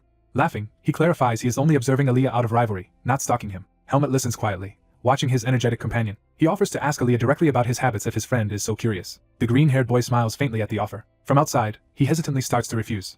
The scene shifts to the bustling downtown area with a grand cathedral and market stalls. Elsewhere, the blue-haired commoner eats meat skewers. Enjoying the fresh air, he notes that being out of the academy feels much less suffocating. As he walks through the marketplace, he grumbles about nobles who want to control him even though they cannot defeat him, baffled by their obsession with pride. He briefly doubts himself, wondering if his defiant way of dealing with nobles is wrong. He quickly rejects that thought, insisting he would never be satisfied bowing his head to them and would rather die than submit. His thoughts turn to Helmet, puzzled by how Helmet usually tolerates nobles but occasionally strikes back hard, and he wonders if Helmet is simply good at enduring. He recalls the image of Helmet standing calmly in his uniform. Remembering Jerome being knocked down by Helmet's throw, he admits it was entertaining to watch. He decides he does not intend to befriend Helmet but might start talking with him from next week onward. A lone step lands on the stone street, beginning the scene. The blue-haired boy walks through the bustling market and looks around. He narrows his eyes, sensing something off. The story shifts to a wide view of the lively plaza and academy-like building. He wanders between stalls, hands in his pockets, looking irritated. Turning his head, he notices someone tailing him. From an upper level, a cloaked man observes the plaza and the boy below. The boy's steps carry him into a quieter alley. Confronting 2 men ahead of him, he recognizes them and demands to know who sent them. He faces the 2 thugs in the alley, calmly holding a stick or thin weapon. The pair glare back in silence, sizing him up. 2 more rough-looking men appear, blocking the alley exit behind him. Realizing he has been lured into a trap, he says he already has a guess about their employer. He notes bitterly that his sword is at the smith for repairs, leaving him unarmed. Mocking them for involving adults in a kid's feud, he muses about which noble family has this much free time. The 2 men in front draw short blades, ready to attack. Annoyed that they will not even talk, he mutters a curse and goads them. Suddenly he loudly calls out to an approaching instructor, drawing the assassin's attention. Using that distraction, he explodes forward with incredible speed toward them. He leaps past 1 man, charging in with electrified momentum. One assassin braces and punches but meets the boy's attack. The boy slams a fist into one thug's jaw while the other readies his weapon. Following through, he drives another crushing blow downward toward them. He skids to a halt at a distance, having created space. Power surges around his body as he readies himself again. He dashes away at blinding speed, leaving the men stunned. One attacker shouts in disbelief at how fast he is and orders the others to chase. The blue-haired boy sprints through the alleys, maintaining his enhanced speed. While running, he suddenly notices something ahead. He stops sharply, water splashing at his feet from his movement. He crouches, wary and tense, still holding his thin weapon. Elsewhere, a cloaked blonde man waits in the shadows. Another cloaked swordsman moves into position with him. From above, multiple cloaked figures, including these two and earlier men, converge on the boy in the street. Seeing how many enemies there are, the boy decides to accept their challenge and play along. Night falls over the Kudro mansion, indicating a later time. An extravagant dinner spread is shown, setting the scene inside the mansion. The mustached host thanks Xian for coming and hopes the meal suits him. Someone politely places a hand on their chest in response. Xian courteously praises the food and mansion, speaking formally to Mr. Kudro. The host laughs and tells Xian he can just call him instructor, surprising a dark-haired student beside him. The instructor privately thinks Helmet's friend seems polite and normal and wonders why humans' attitudes change so much. Xian cheerfully asks Helmet if he wants to visit downtown Baden over the weekend. Helmet tries to refuse, but the instructor enthusiastically supports the outing, saying Baden is a big city worth seeing. Helmet looks resigned and slightly troubled by how the conversation is going. Later that night, Helmet walks through the academy grounds with Xian, thinking this must be why Darien sent him here. Xian jokes about Helmet trading his luxurious home for poor dorms and a roommate with a bad temper, while Helmet says Aaliyah has no problems with him. Xian complains that Aaliyah instead torments him with endless spirit summoning for research, even at dawn. Helmet notes Xian has improved his summoning a lot, which Xian admits is his only consolation. Xian, clutching a small fire spirit, asks Helmet to use his influence with Aaliyah on his behalf. The three of them gather, Xian holding the glowing spirit and Helmet looking at the battered blue-haired boy who has just arrived. Xian screams in shock upon seeing the injured boy and starts to recognize him. The boy Asuka, battered and shirt torn, tells them they appear just in time and he needs their help. The group stands in the plaza, unaware that more cloaked enemies are closing in. 3 Black Hawk members with swords drawn advance toward Asuka, Helmet, and Xian. Xian nervously asks who these men are. A close-up of a red gem on a cloak marks the attacker's affiliation. Recognizing the gem, Helmet identifies them as the assassin group Black Hawk. Asuka curses that they waited until he was without his sword, while Xian is shocked they would attack a Greta Academy student in the city. Asuka angrily retorts at Xian's comment, asking if he even knows him. Xian falls quiet, startled by Helmet's serious focus on the attackers. Helmet approaches the advancing assassins, intent on confronting them. Drawing his sword, Helmet remarks that their timing is perfect because he has his own questions for them. Xian and Asuka watch as Helmet moves ahead to face Black Hawk alone. Xian, confused by Helmet's sudden words, wonders what he means. Helmet reflects that Black Hawk will kill for money and concludes someone powerful must be behind this attack. He recalls having recently killed some Black Hawk members and suspects they already gathered information about him. A flashback shows Helmet slaughtering assassins in a forest, emphasizing his experience with them. He reasons that Black Hawk surely knows about him yet assumed Greta Academy's status would protect him. Helmet, certainty shaken but curious, decides he must find out who dares to move against him despite the Academy's protection. One assassin anxiously asks his long-haired leader what they should do now. The leader explains that they must eliminate all witnesses, including the students. He orders his men to attack all 3 at once and prioritize killing the swordsman Helmet. Helmet launches himself into the fray, attacking with overwhelming speed. One assassin desperately swings his sword to counter Helmet. Helmet's blade carves a deadly arc through the night air. He cuts down one opponent in a single sweeping strike while moving past him. As another thug screams, he realizes how dangerous this kid is. Helmet advances with powerful footwork, closing on his next target. His kick smashes into an attacker, sending him flying. From above, his sweeping blade dominates the battlefield as multiple enemies fall. The camera follows the path of his sword through the academy courtyard. The sword continues its deadly spin high above the ground. Light flashes along the blade, highlighting its speed. A wide view shows the streak of his sword's path cutting through the area around the assassins. Within that streak, Helmet batters the remaining men one after another. The attackers collapse one by one, overwhelmed by his relentless strikes. 2 of them are struck again as Helmet continues the assault. Another thug is cut down while trying to attack. A final enemy is disarmed and hurled away as Helmet's sword finishes its arc. One would-be killer is blasted back, mortally wounded by the last strike. Helmet stands calmly as the last conscious opponent crumbles. Xian and Asuka watch in stunned silence at Helmet's overwhelming display. The street lies filled with groaning Black Hawk members while Helmet stands over them. Helmet looks coldly at the defeated assassins. Asuka thinks in disbelief that Helmet dispatched them instantly without even using this. Asuka wonders why someone with such skill lives like a student. Helmet checks a glowing gem on his chest called the Seed of Darkness, and notes it did not react, deciding everything is fine as long as he does not kill the men. Xian complains that Helmet finished the fight before he could help and asks who these big guys are, and Helmet answers that they are Black Hawk. Helmet notes that Black Hawk will target anyone for money as one assassin weakly reaches for his sword.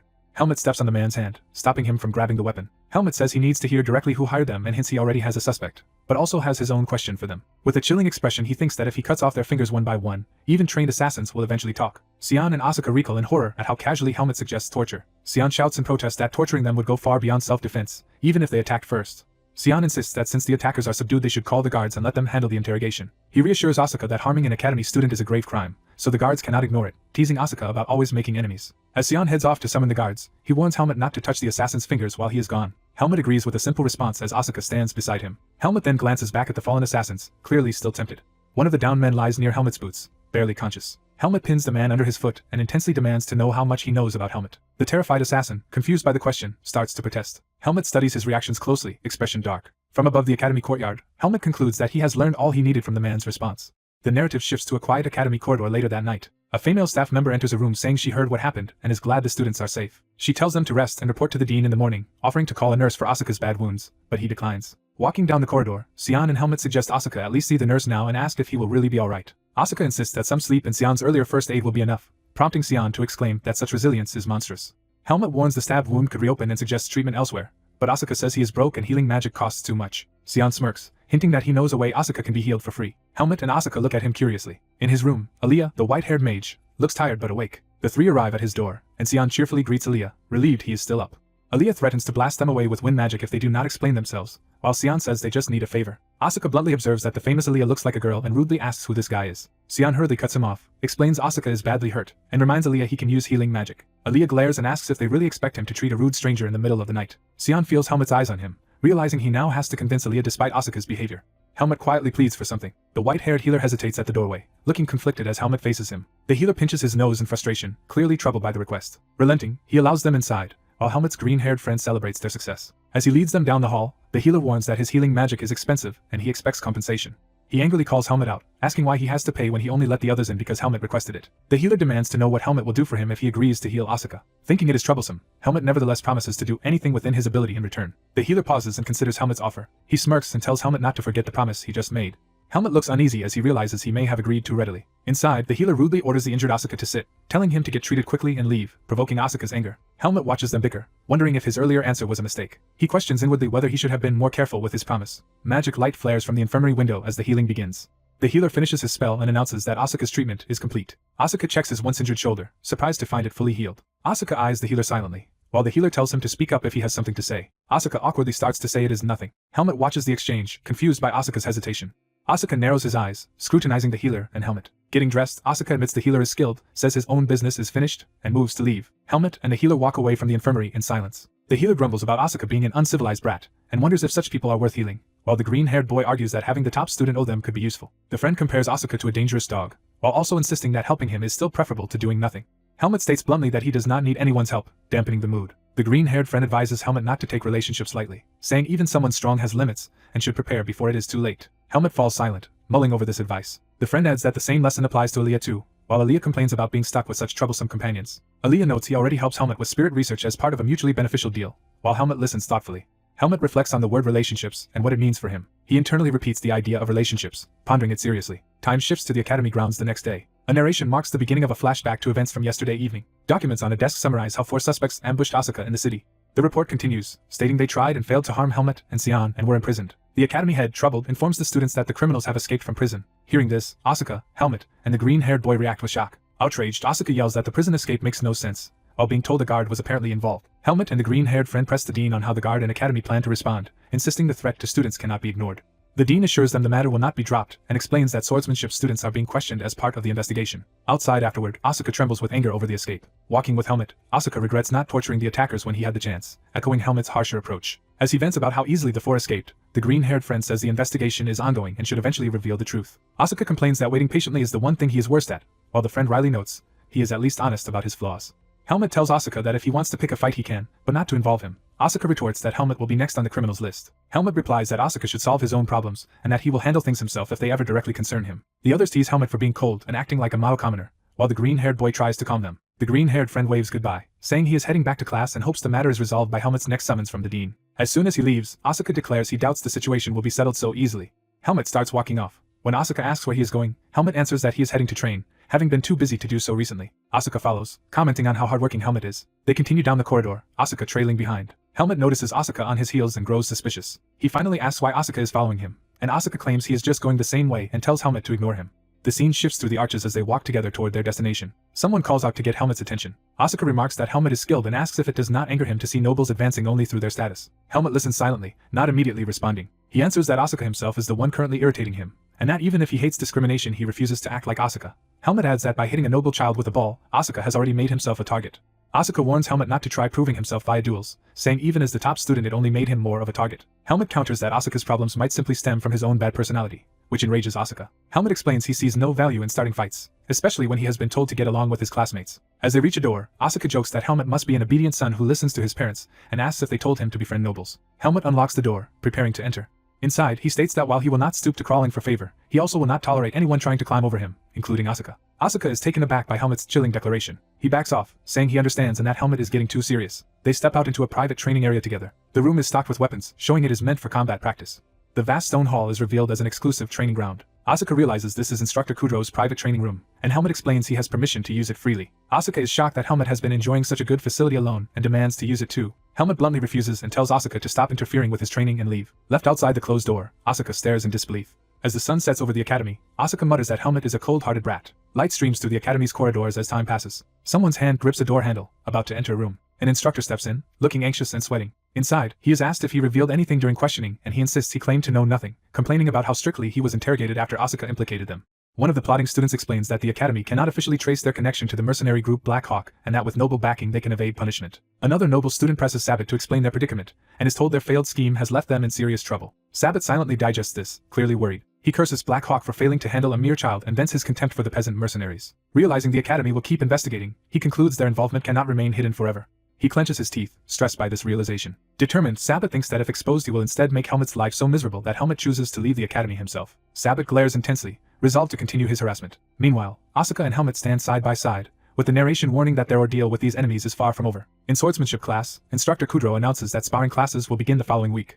Helmet listens in the crowd, thinking the schedule moved up faster than expected. He reflects that his patience is nearly gone and that if he cannot avoid punishment, he might use the sparring classes to resolve his conflict with the nobles. The noble students who targeted him stand among the class, unaware of his thoughts. Helmet recalls Asuka's advice not to prove himself through a duel, weighing it in his mind. He also remembers Asuka saying even being top of the class only made him a bigger target, and contemplates this as well. Helmet decides that if his plan fails he will think of another solution later, while the instructor reminds the noisy students there is another important event before sparring. She announces that there will be a graded pop quiz the next day and tells them to study their textbooks. Helmet looks serious as he realizes the implication of needing textbooks. He then suddenly remembers he never bought any textbooks at all. Later, Aaliyah is shocked to learn Helmet still has no textbooks. Helmet says he must have forgotten about the quiz amid the chaos, and Aaliyah asks whether the academy warned him before he joined. Helmet recalls Ethan originally telling him to buy textbooks after being assigned a dorm. He also remembers deciding to purchase them after returning from the manor but then getting sidetracked by the attack incident. Remembering that conversation finally jogs his memory about the long-delayed task. Realizing his oversight, Helmet reacts with a start. Aaliyah advises him to request a pass and go by the books, saying the academy will easily allow it for that reason. Helmet thinks that even if he wants to, he has no money at the moment. Aaliyah, exasperated, asks what happened to the large commission payment Helmet previously received and mutters that he expected this after seeing him hand over such a huge sum so casually. Aaliyah then asks directly what Helmet wants from him. Helmet explains that he left his payment with Ethan for safekeeping and lacks time to retrieve it, so he wants advice on quickly getting money and trusts Aaliyah's knowledge.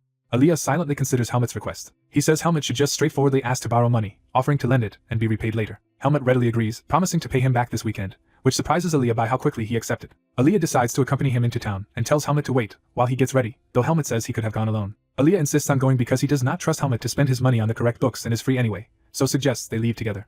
Helmet is a bit taken aback by Aaliyah's eagerness. Helmet reasons that if Aaliyah went alone into Baden he might face the same danger Asuka did, so going together will be safer for everyone. The group later arrives in the bustling city marketplace as evening falls. As Helmet and Aaliyah walk, Helmet narrates that he initially expected only the two of them to be going. Instead, Asuka and the green-haired friend have tagged along as well, leaving Helmet wondering how the outing turned into a group trip. The green-haired boy cheerfully says he also needs a book and decided to join for the fun of it. Asuka claims he knows the city well as a swordsmanship student and offers to guide them, mostly wanting any excuse to leave the school grounds. Aaliyah notes that troublesome people have begun sticking to Helmet, while Helmet mutters that he never asked for such company. The group reaches a large bookstore in the city at sunset. Inside the grand store, customers browse many shelves as the four students enter. Helmet looks around the bookstore, taking in the surroundings. The green-haired boy revels in the smell of new books and points out where the swordsmanship textbooks are located. Aaliyah asks if Helmet remembers which books he needs, and Helmet lists several specific titles required for his classes. Soon Helmet holds a heavy stack of textbooks, surprised by how many there are. Aaliyah, carrying additional books, asks if Helmet needs anything else, and Helmet replies that this pile is sufficient. Helmet reviews the newly bought books and complains that they only cover basics he already knows, wondering why he must purchase them. Asuka suggests Helmet also buy an extra orange book, but Helmet notes it is not a textbook. Asuka explains that Instructor Patricia makes tricky exams not based directly on the textbook, so he has been training with advanced problem books and recommends this one. Helmet, carrying a stack of books, notices Aaliyah watching him. Asuka, seeing their expressions, asks why they are staring at him. Helmet sarcastically praises Asuka's unexpected wisdom with a proverb, angering Asuka, who yells that he is actually top of the class. Another student asks Aaliyah to pay for his books too, but Aaliyah refuses and tells him to use his own money. A sign indicates the way to the counter. At the counter the clerk totals their purchases at 2,000 marks. While others chat, Helmet thinks that 2,000 is a small amount compared to the money Aaliyah gave him. When the clerk recognizes Aaliyah as a famous figure, Aaliyah hurriedly denies it and leaves, saying they have the wrong person. Outside, Asuka laughs about how hard it is to be famous and teases Aaliyah for refusing a fan, while Aaliyah grumbles that Asuka is drawing even more attention. Helmet comments that it is natural for Aaliyah to become famous after entering at the top of the class with historic scores. Helmet silently reflects on this as he walks under the night sky. Asuka, Aaliyah and the others continue joking together on the street, showing their growing camaraderie. Watching them, Helmut quietly takes in the scene. Helmut realizes with surprise that what he is experiencing might be genuine personal relationships. Night falls over the academy buildings. Later, Aaliyah complains he is exhausted and regrets spending so much effort on earlier matters. As they walk, Aaliyah asks if Helmut even bought textbooks, and Helmut retorts that of course he did and is not someone who forgets such things. Helmut clarifies that he only meant Aaliyah already knows a lot without textbooks and was wondering if they actually help him. Aaliyah listens seriously. Aaliyah explains that knowledge shifts with perspective. Textbooks help objectify what one knows, and warns that relying only on personal experience will eventually cause Helmut to hit a limit despite his talent. Helmut is left speechless by Aaliyah's thoughtful explanation. Aaliyah concludes by telling Helmut not to get arrogant and to study diligently. Aaliyah also warns Helmut to take good care of the books because he will not replace them if they are lost again. Helmut looks uneasy but accepts the warning. The next day at the academy, Helmut's earlier promise to be careful is about to be tested. Narration notes that fate immediately seems to mock Helmut's half-hearted resolution. The story states that the promise made that night is broken the very next day. Opening his locker, Helmut is shocked to find something wrong. He discovers his textbooks are missing and angrily shouts, while Asuka realizes someone is now even robbing lockers. Helmut crushes the locker door in frustration as Asuka asks if his locker was hit too. Helmut, furious, prepares to respond to whoever is responsible. In swordsmanship class, the instructor begins a dueling lesson, explaining that opponents must agree mutually and that using vis is forbidden. Asuka and another noble student glare at each other amid the gathered class. The instructor encourages them to spar with unfamiliar partners because facing new opponents is good experience. He announces that once everyone chooses opponents, the duels will start, and the class answers in unison. Someone steps across the training floor with purpose. A group of nobles, including Sabbat, looks over when someone calls out his name. Asuka approaches Sabbat with a practice sword, saying he wants to talk. Sabbat responds mockingly, asking what the top student wants with him. Asuka says Sabbat clearly dislikes him, so he is offering a chance to fight, assuming Sabbat will not run from a duel as a swordsman. Sabbat slyly claims his group is already paired up and tells Asuka to find another partner. He then taunts Asuka about obeying the instructor and suggests Asuka spar with his commoner friend instead. Realizing Sabbat is provoking him through Helmut, Asuka smirks and accepts the setup. Sabbat and his ally exchange uneasy looks as they anticipate their scheme. Sabbat finally volunteers himself as Asuka's opponent. Helmut, holding a wooden sword, approaches, clearly ready to fight as well. Helmut calmly states that even if they all attack him together the outcome will not change, calling ganging up the tactic of weaklings. Sabbat is irritated by Helmut's confidence. One of Sabbat's followers scoffs that Helmut is bluffing and insists he alone can beat Helmut. He tells Sabbat that if Helmut is so confident, they should let him try. The scene shifts to the locker room, hinting at the earlier sabotage. The lockers are shown as the source of the current conflict. A flashback begins with Sabbat instructing his followers to ransack Helmut and Asuka's lockers so they will challenge them in sword class. Sabbat tells them that when the victims confront them, they should provoke them a little and then agree to the duel. One follower worries they cannot beat Asuka and asks if Sabbat really expects them to let themselves be beaten. Sabbat reveals his real plan, saying they will secretly use vis during the duels. The others are shocked at the suggestion. When they protest that vis is strictly banned, Sabbat urges them to listen. Sabbat explains that if they claim they were only defending themselves from retaliation, they will only face discipline. But if they name Helmut or Asuka, those two will be forced out of the swordsmanship department, which Sabbat thinks is worth the risk. Another student hesitates but says Sabbat's plan might be worth the trade. Aaron agrees to participate in the scheme. Aaron tells Jerome that if he will not help he should stay out of it, but then bargains to be the one to fight Helmut. Aaron says he personally wants revenge on Helmut for past humiliation. Sabbat agrees, saying he has also been wanting to put Helmut in his place. Sabbat grins, looking forward to the upcoming sword skills class where he intends to execute the plan. Jerome watches nervously, realizing how dangerous their plot is. Time returns to the present as someone steps onto the training floor. Asuka and Sabbat face each other with wooden swords, preparing to duel. Asuka fixes Sabbat with an intense gaze, his fighting spirit flaring. Sabbat thinks smugly that Asuka has taken the bait and is ready to spring his trap. Sabbat anticipates Asuka's first charge so he can injure him badly enough that he will never wield the sword again. His inner monologue reveals his intent to teach Asuka, as a commoner, not to overstep his place. The two combatants take their starting positions in the arena. The training hall quiets, tension building as the duel is about to begin. Nearby students pause their own sparring to watch. Others also turn to observe, sensing that this match is unusual. Sabbat waits tensely, sword raised to respond.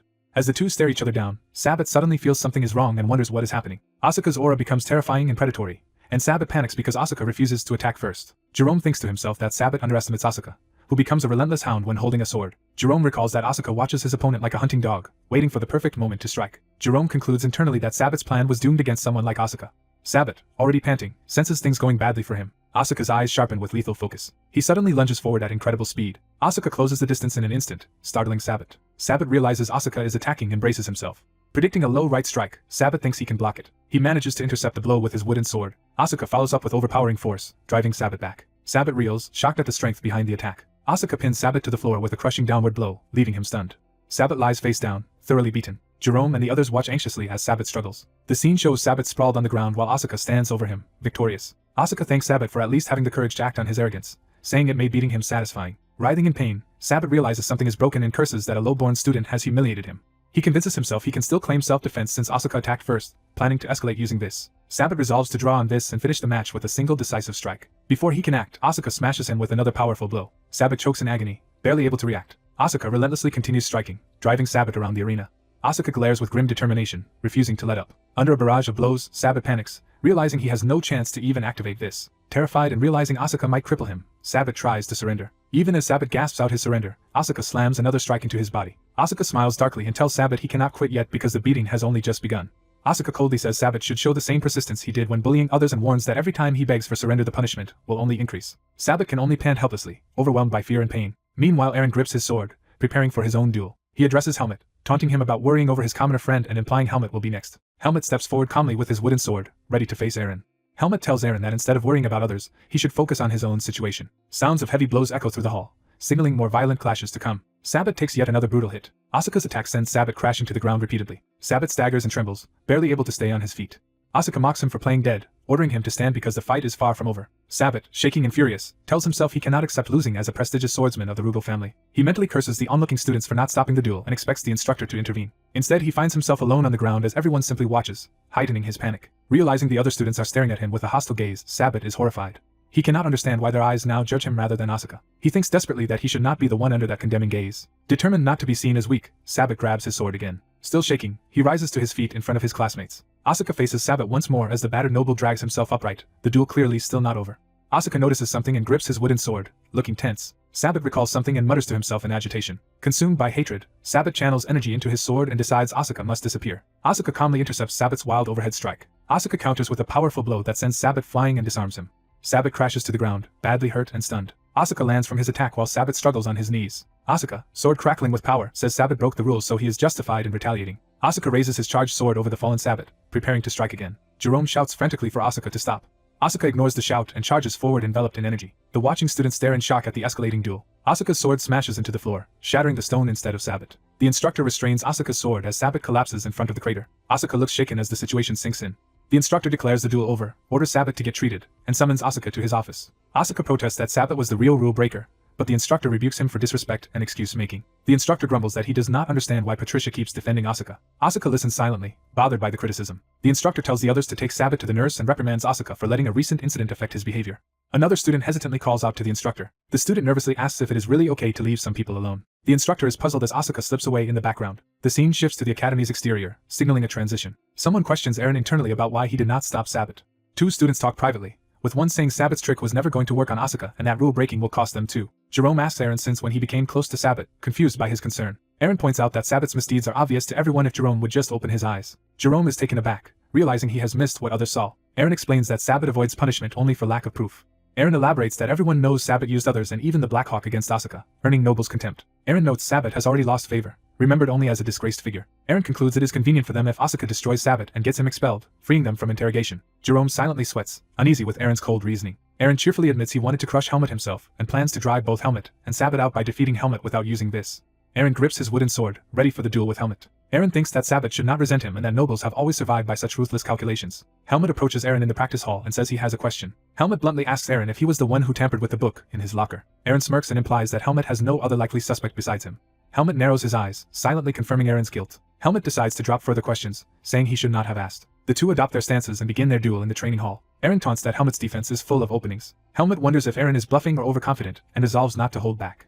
Eren starts with an aggressive downward strike aimed at Helmet's legs. Helmet meets the attack directly, their wooden swords clashing violently. Eren is shocked mid-swing as something unexpected happens to his weapon. The clash shatters Eren's sword while Helmet's counterattack sweeps past him. Eren stares at the broken stump of his blade, confused because he is sure he swung properly. Helmet lunges in with terrifying speed, smashing Eren's weapon further. Eren is struck hard and reels from the impact. Helmet follows up with a powerful body blow that knocks Eren away. Eren howls in pain as he collapses to the floor. Gasping and clutching his throat, Eren internally panics that he cannot breathe. An armored foot approaches purposefully across the floor. Eren lies on the ground coughing desperately, trying to draw air. Helmet reminds Eren that on the first day Eren questioned him, and now Helmet will return that question. Looming over Eren, Helmet asks if Eren really believes his noble status will protect him once he leaves the academy. Helmet coldly states he could have killed Eren with his last attack and mocks the notion that a noble would be spared from death. Eren shakes in terror as Helmet's words sink in. Eren realizes in horror that Helmet seems inhumanly frightening. Overwhelmed by Helmet's ominous aura, Eren mentally screams, wondering what kind of monster Helmet is. Helmet apologizes, noting that Eren now cannot speak because his vocal cords are torn. Helmet stomps down on Eren's hand, inflicting further damage. Eren convulses in agony as Helmet grinds his foot into Eren's hand. As Helmet's killing intent surges, a purple stone at his chest pulses ominously. Eren claws weakly at Helmet's grip on his uniform, still coughing. Helmet glares down at him with a terrifying, shadowed expression as his aura flares. The instructor rushes in, shouting that the duel is over and ordering Helmet and Eren to drop their swords. Helmet turns with a dark, oppressive look that startles the instructor. The instructor and other students freeze, aghast at the brutality they are witnessing. Everyone sees Helmet choking Eren while holding a sword, the atmosphere tense. Helmet's crazed expression softens slightly as he regains awareness. He slowly comes back to himself, realizing what he was doing. Helmet releases Eren's collar, looking unsettled. Eren collapses fully to the ground, badly beaten. Helmet stands panting, trying to calm his breathing. He straightens up, still breathing hard but more composed. Helmet faces the instructor, awaiting judgment. The instructor orders Jerome to administer first aid and take Eren to the nurse. He then tells Helmet to accompany him immediately. The scene moves to the closed office door where the reprimand will occur. Inside, the instructor offers Helmet a chance to explain himself if he has anything to say. Helmet and Asuka stand silently, offering no excuses. The instructor says their silence is wise since they are in no position to justify their actions. He admits Asuka might normally act this way but says he is disappointed that Helmet resorted to such brutality. Helmet insists he did not actually break any duel rules. The instructor skeptically asks if Helmet truly believes that. Helmet says he checked Eren's condition before coming and knows exactly how badly he was hurt. He explains that Eren's windpipe was torn and his sword hand's bones were shattered. The instructor adds that without quick aid Eren might have suffocated and may never properly wield a sword with that hand again. Asuka angrily reminds the instructor that their opponents once tried to kill him with Blackhawk, so he sees nothing wrong with crippling them. The instructor smacks Asuka on the head to shut him up. He tells Asuka he was not asking him, then presses Helmet on whether crippling a classmate was not excessive even within the rules. Helmet replies that he cannot see why he is being blamed at all. Helmet argues that Eren, though weak, repeatedly humiliated both him and his friends, which Asuka loudly affirms. Helmet calmly states he only taught Eren that some boundaries must never be crossed. The instructor counters that even if they were provoked and robbed, using a duel to cripple people they dislike would make them unfit for the academy. He says such conduct violates the spirit of the swordsmanship faculty. Helmet snaps back, asking whether abusing and robbing commoners is somehow acceptable under that same ethos. The instructor replies that he is not taking sides, which is exactly why he is constrained in what he can do. Helmet says he simply resolved a problem the instructor had failed to address, acting in line with what a swordsman should do. The instructor reacts by drawing his sword in irritation. He slams the blade down beside Helmet and Asuka, startling them. The impact leaves a mark in the room, showing the force of his anger. Helmet looks at the damage, realizing how serious the instructor is. The instructor accuses Helmet of merely using superior strength to bully the weak. He asks Helmet if he would accept it as fair were the instructor to beat him down right now as punishment. The instructor explains that nobles and commoners, strong and weak, all exist together and none have the right to trample others. He asks Helmet how his actions differ from nobles who despise commoners. Asuka watches silently, chastened by the argument. Helmet, still confused, asks what else he should have done in that situation. The instructor considers his question in silence. He then admits that he and the academy bear responsibility for letting the bullying go unchecked and apologizes. He reiterates that the academy's purpose is equality, not domination over others. Helmet and Asuka listen quietly, absorbing the academy's ideals. The instructor says nobles and commoners, strong and weak, are all just people and urges them to remember this to find better answers. He adds that despite everything, both Helmet and Asuka are undeniably outstanding students. Helmet reflects on these words, still deep in thought. The instructor announces that as punishment they are banned from duels for now, except that they may duel each other. Asuka reacts with surprised delight at being allowed to fight Helmet. The instructor hands a thick stack of papers to Asuka. He gives both boys written assignments as part of their punishment. He reveals that besides duel restrictions, they must each write 50 apology letters before they can leave. Asuka wails in dismay while Helmet remains mostly expressionless. Outside, the instructor orders them to finish the letters before theory class, dismissing their complaints as lenient treatment. Time passes to night with the moon shining over the academy. After hours of writing, Asuka's hand throbs painfully. Asuka stares at his numb, aching hands and complains that he can no longer feel them. After finishing their punishment essays late at night, Helmet clutches his chest while his classmate curses their strict instructor. Helmet silently grips his glowing, painful chest. He reflects that he does not regret using his powers. Realizing he lost control of himself despite all his training, Helmet berates his mistake as his chest throbs with power. He wonders how he could have become so careless in that moment. His friend notices his gloomy mood, asking if Helmet's hands hurt from all the writing. Walking together, Helmet complains he could not train because they spent the day writing apology letters, while his friend calls him relentless for wanting to train even now. The friend says Helmet seems far too skilled for someone with little training, and Helmet retorts that he is always locked away in a private training room. The friend then asks if he can use Helmet's private training room. Helmet refuses, and the friend protests that a friend should do at least that much. From a lit office window, Instructor Alan watches the two boys outside. Alan thinks about Helmet, acknowledging his talent but feeling uneasy. He recalls Helmet's earlier display in the courtyard. Alan wonders if the murderous aura Helmet showed was actually demonic energy. Shaking off the thought as too extreme, Alan decides Helmet at least listens better than Asuka. He hopes Helmet will continue to learn properly without going down the wrong path. Looking at his damaged office, Alan surveys the destruction caused by the earlier fight. He resigns himself to the repair costs being deducted from his paycheck. Night falls over a rough, slum-like city. The view focuses on a fortified building within that city. Inside, a candle burns in a dimly lit room. A hand presses against the floor, tense. Several rough men kneel, sweating nervously before their superiors. Their bearded leader sits calmly on a chair while others stand around him. The leader stares down at the men with a cold expression. The candle flickers as tension fills the room. The subordinates bow even lower before the leader. The leader says he lost a spy and bait in rescuing them. The kneeling men apologize, acknowledging their humiliating failure. They insist, however, that the boy who beat them did not move like an ordinary second-year academy student. One adds that the boy's skill was at least comparable to a rank 2 mercenary before the leader cuts him off. The leader explains he did not summon them to berate them, and even says they deserve rewards for surviving. The men glance up in confused surprise. Ordering his aide Chromo to explain, the leader signals him to speak. Chromo asks if among their opponents there was a black-haired, pale boy with noble-like features and dark eyes. The thugs suddenly recognize the description, remembering that single boy beat them all. Chromo identifies the boy as Helmet, a former member of the Pace Mercenary Corps who once annihilated one of their branches, and says they have long sought him without knowing he was at the academy. The men are horrified to hear that the boy who crushed them had previously massacred their comrades. The leader notes that they can only gather limited intelligence from Baden and praises Helmut's clever choice of hideout. He muses that it is unwise to provoke such a beast at home, yet if Helmut still bears a grudge he may attack them someday. When a thug nervously asks what they should do, the leader says he will give them a new mission. He assigns them the simple task of delivering a report to higher UPS, promising a vacation afterward if they complete it quickly. Relieved, the men thank him enthusiastically and swear not to fail again. After they leave, the leader remains seated with Chromo, watching them go. He then orders Chromo to have those same men eliminated as soon as they finish the mission, likening them to wounded dogs that could turn on them. Smiling to himself, the leader thinks that this situation might even allow them to meet a certain important person. Back at the academy under the moon, the building stands quiet. Someone approaches and begins to open a door. Helmut slips into his dark dorm room, trying not to wake his roommate. He walks down the dim corridor toward the beds. Still uneasy, he peeks around the divider. A voice suddenly comments that he has come in late. Helmut's roommate Asuka says he is awake, and jokes that Helmut sneaking around like a thief was too noisy to sleep through. Helmut apologizes for disturbing him. Asuka casually mentions that he heard Helmut beat the bullies so badly they were left senseless, and congratulates him. Helmut, sitting on his bed, grumbles that he had to write apology letters because of that and missed training. Asuka notes that Helmut achieved what he wanted but does not seem pleased about it. Helmut looks away, still conflicted. He apologizes for losing Asuka's textbook, and says he will avoid asking for help next time, as Asuka had wanted. Asuka is taken aback by this earnest apology. Flustered, Asuka abruptly sits up and yanks aside the curtain between them. He and Helmut stare at each other in awkward silence. Asuka struggles to respond while Helmut waits, confused. Panting slightly, Asuka says he cannot tell if Helmut is bold or simply naive and asks if his gloom is just because of the textbook issue. He explains that he never expected Helmut's books to be stolen, so Helmut is not to blame and should not count this against himself. Asuka adds that if Helmut feels that sorry, he can simply repay the cost of the books, which Helmut accepts. Helmut thanks him sincerely. Peeking from behind the curtain, Asuka secretly watches him with softened eyes. Asuka then announces he is going back to sleep and closes the curtain. Curled up again, Asuka hides his blushing face. Still embarrassed yet touched, Asuka lies awake in silence. The scene shifts back to the moonlit academy exterior. The next day light streams through the academy corridor. Helmut tries another door, rattling the handle. He wonders why the training room door will not open. Thinking he has the right key, he suspects it might be broken, when a staff member calls out to him. Helmut turns and answers. The old janitor explains that the private instructor's training grounds are closed for cleaning and suggests Helmut use the shared training grounds instead. Helmut agrees, though he privately notes that training among others will be different. Time passes and a bell tower or hall interior is shown as the day goes on. Helmut opens the large doors to the shared training hall. Inside, he walks among many students already practicing. Several students notice his arrival with wary curiosity. Helmut silently surveys the room. Narration states that a week has passed since the incident. It adds that many changes have occurred in the swordsmanship faculty. Helmut notes that ever since the dueling class, classmates who once ignored him now approach him, claiming they never liked Sabbat. He thinks these fawning attitudes are not the equal relationships his instructor had urged him to form. He concludes they are merely pretending to be equals out of fear and aristocratic pride. He wonders what benefit there is for him in becoming their equal at all. Turning away from them, Helmut focuses on a wooden training dummy. Someone calls Helmut's name from behind, making him glance back. A messenger student tells him that instructor Ethan Kudrow wants to see him. Helmut sighs, realizing training will once again be interrupted. He thinks to himself that there will be no training today either. He enters Ethan's office as the instructor is writing. Helmut slips through the doorway tense. Ethan continues writing on a scroll with a quill. Inviting him in, Ethan looks up from his paperwork. Helmut says he came because he heard Ethan was looking for him, and Ethan mentions there was an incident during sparring class. Expecting a reprimand, Helmut braces himself internally and answers. He decides it is safer to show remorse, apologizing for causing trouble. Helmut explains that he thought proving who was stronger was natural but now understands, after Alan's lecture, that he was also somewhat at fault and will be more careful. Ethan pauses his writing, listening. He considers Helmut's words with a thoughtful hum.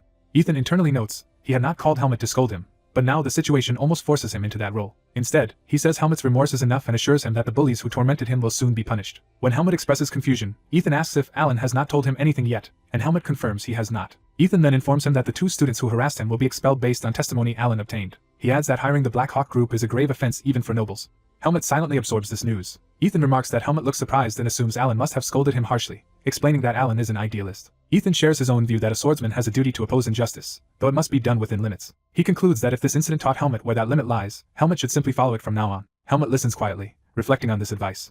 Ethan laughs, admitting he caused similar trouble in his youth and saying such incidents are common in the swordsmanship faculty, as long as students avoid suspension. Alan's past advice echoes. Helmut should bring some friends home for the holidays. The words also remind him that he at least ought to get along with his schoolmates. Picturing noisy classmates around Asuka, Helmut thinks he cannot promise that level of socializing. Believing the conversation is over, he wonders if he can leave when Ethan mentions he has obtained new textbooks for him since the originals were destroyed. Ethan sets 2 bundled stacks of textbooks on the desk. Helmut looks at them in surprise. Ethan explains that one set is for Helmut and the other for his friend Asuka, asking Helmut to deliver Asuka's share. Though Helmut mentally questions why he has to deliver them, he resigns himself, thinking arguing would be pointless. Later in the dining hall, Sion eagerly calls Helmut over as he arrives. Helmut approaches, slightly puzzled by the greeting. Carrying both bundles, Helmut joins Sion and Asuka, while Sion jokes about always inserting himself into everything and calls it sociability. Helmut hands Asuka his textbooks, prompting Asuka to ask why Helmut bought his as well, and Sion comments that Helmut is more loyal than expected. Helmut clarifies that instructor Ethan arranged both sets, and Xian jokes about how convenient noble wealth is before trying to resume his earlier conversation. Xian then turns to Helmet with a grin, saying he had wanted to speak with him anyway and asks if Helmet is free this weekend. The dark-haired swordsman looks confused and slightly anxious. The narrative shifts to a lively weekend scene in the city of Baden. Crowds of cheerful people fill the streets as they enjoy the outing. A tavern sign with a griffin and barrel marks a notable pub. Narration explains that on weekends Baden becomes busy. It is said the city is full of special treats for academy students on outings. A green-haired student boasts that the Griffin pub on Eidorfen Street is the best place. Inside the pub, the three friends sit down to drink, told to celebrate justice being done in their recent incident. The green-haired boy announces that Asuka is treating them, though Asuka protests while Xian offers to split the bill. The swordsman says he wishes Aaliyah were with them, though admits Aaliyah dislikes such places and is surprised Helmet could not persuade him. He remembers Aaliyah's harsh refusal to hang out with Xian and the so-called mad dog, calling the idea headache-inducing. Lost in thought, he goes quiet while holding his drink. He takes a sip, grimacing at the flavor. Internally he wonders how anyone could enjoy such a terrible taste while his friends browse the menu. The green-haired boy praises him as a rising star of the swordsmanship faculty, though Helmet downplays it. Xian notes that other students now fear Helmet after he crushed nobles who mocked him for being a commoner, and says the trouble is over. Helmet reluctantly agrees. The green-haired friend asks what is bothering Helmet. Helmet admits it is not exactly a problem, but something else on his mind. He says people find him easy to hate, and asks why they still spend time with him. The two friends pause, surprised by his insecurity. They tease that he has a cute side for worrying about that, while Helmet thinks it is easy for them to say. The green-haired boy earnestly says he sensed from the start that being near Helmet would always lead to something fun. Xian jokes that following them just for fun makes him a pervert but reassures him he is not that entertaining, which annoys him. Xian points out that the green-haired boy himself trails after Helmet like a puppy, while the drunk boy insists he is only restraining himself from beating Helmet up.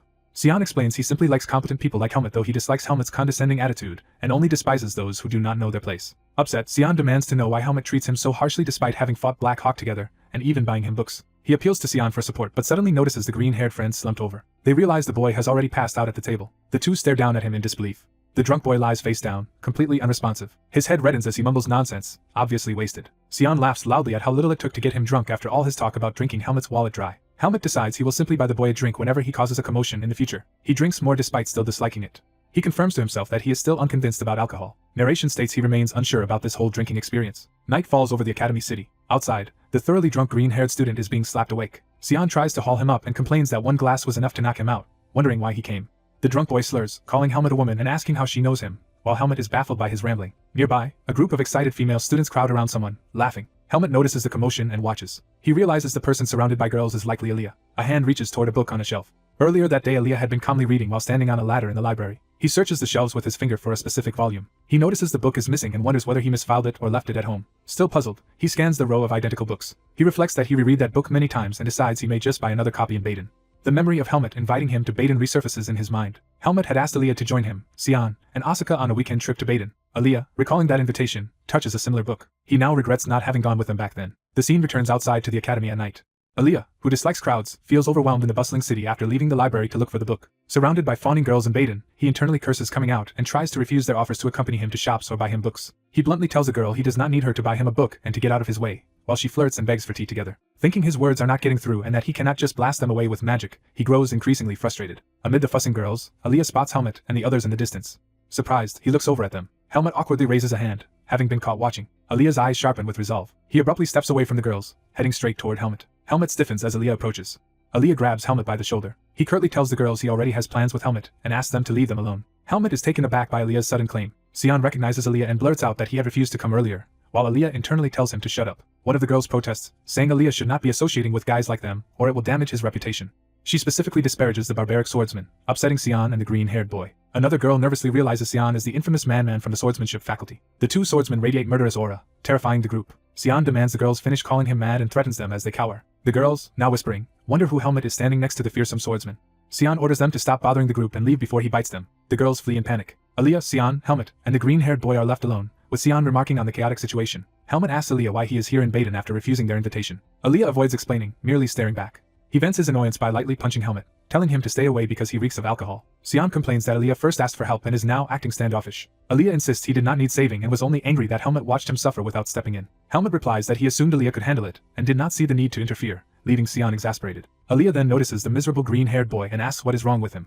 Xian says the boy has been mumbling for something and, at Aaliyah's suggestion, starts checking his pockets despite grumbling about the order. Aaliyah tells him to stop arguing and just search properly. Xian finds a small vial among the boy's things. Aaliyah explains it is an antidote potion commonly carried by magic students, and says pouring it into his mouth will wake him up, while Xian gripes about the trouble. The potion is administered as the drunk boy sluggishly drinks it. His eyes snap open as the antidote takes effect. Now sober, he sees Aaliyah standing there, and calls his name in surprise. He gushes that Aaliyah actually came because he was worried about them, while Sion and Aaliyah wonder if the potion truly detoxified him since his rambling has only worsened. The boy excitedly suggests they all go to a dessert shop, but Sion insists it is too late and orders him back to the dorms as Aaliyah and Helmut look weary. Later, Aaliyah quietly exhales, remembering the night.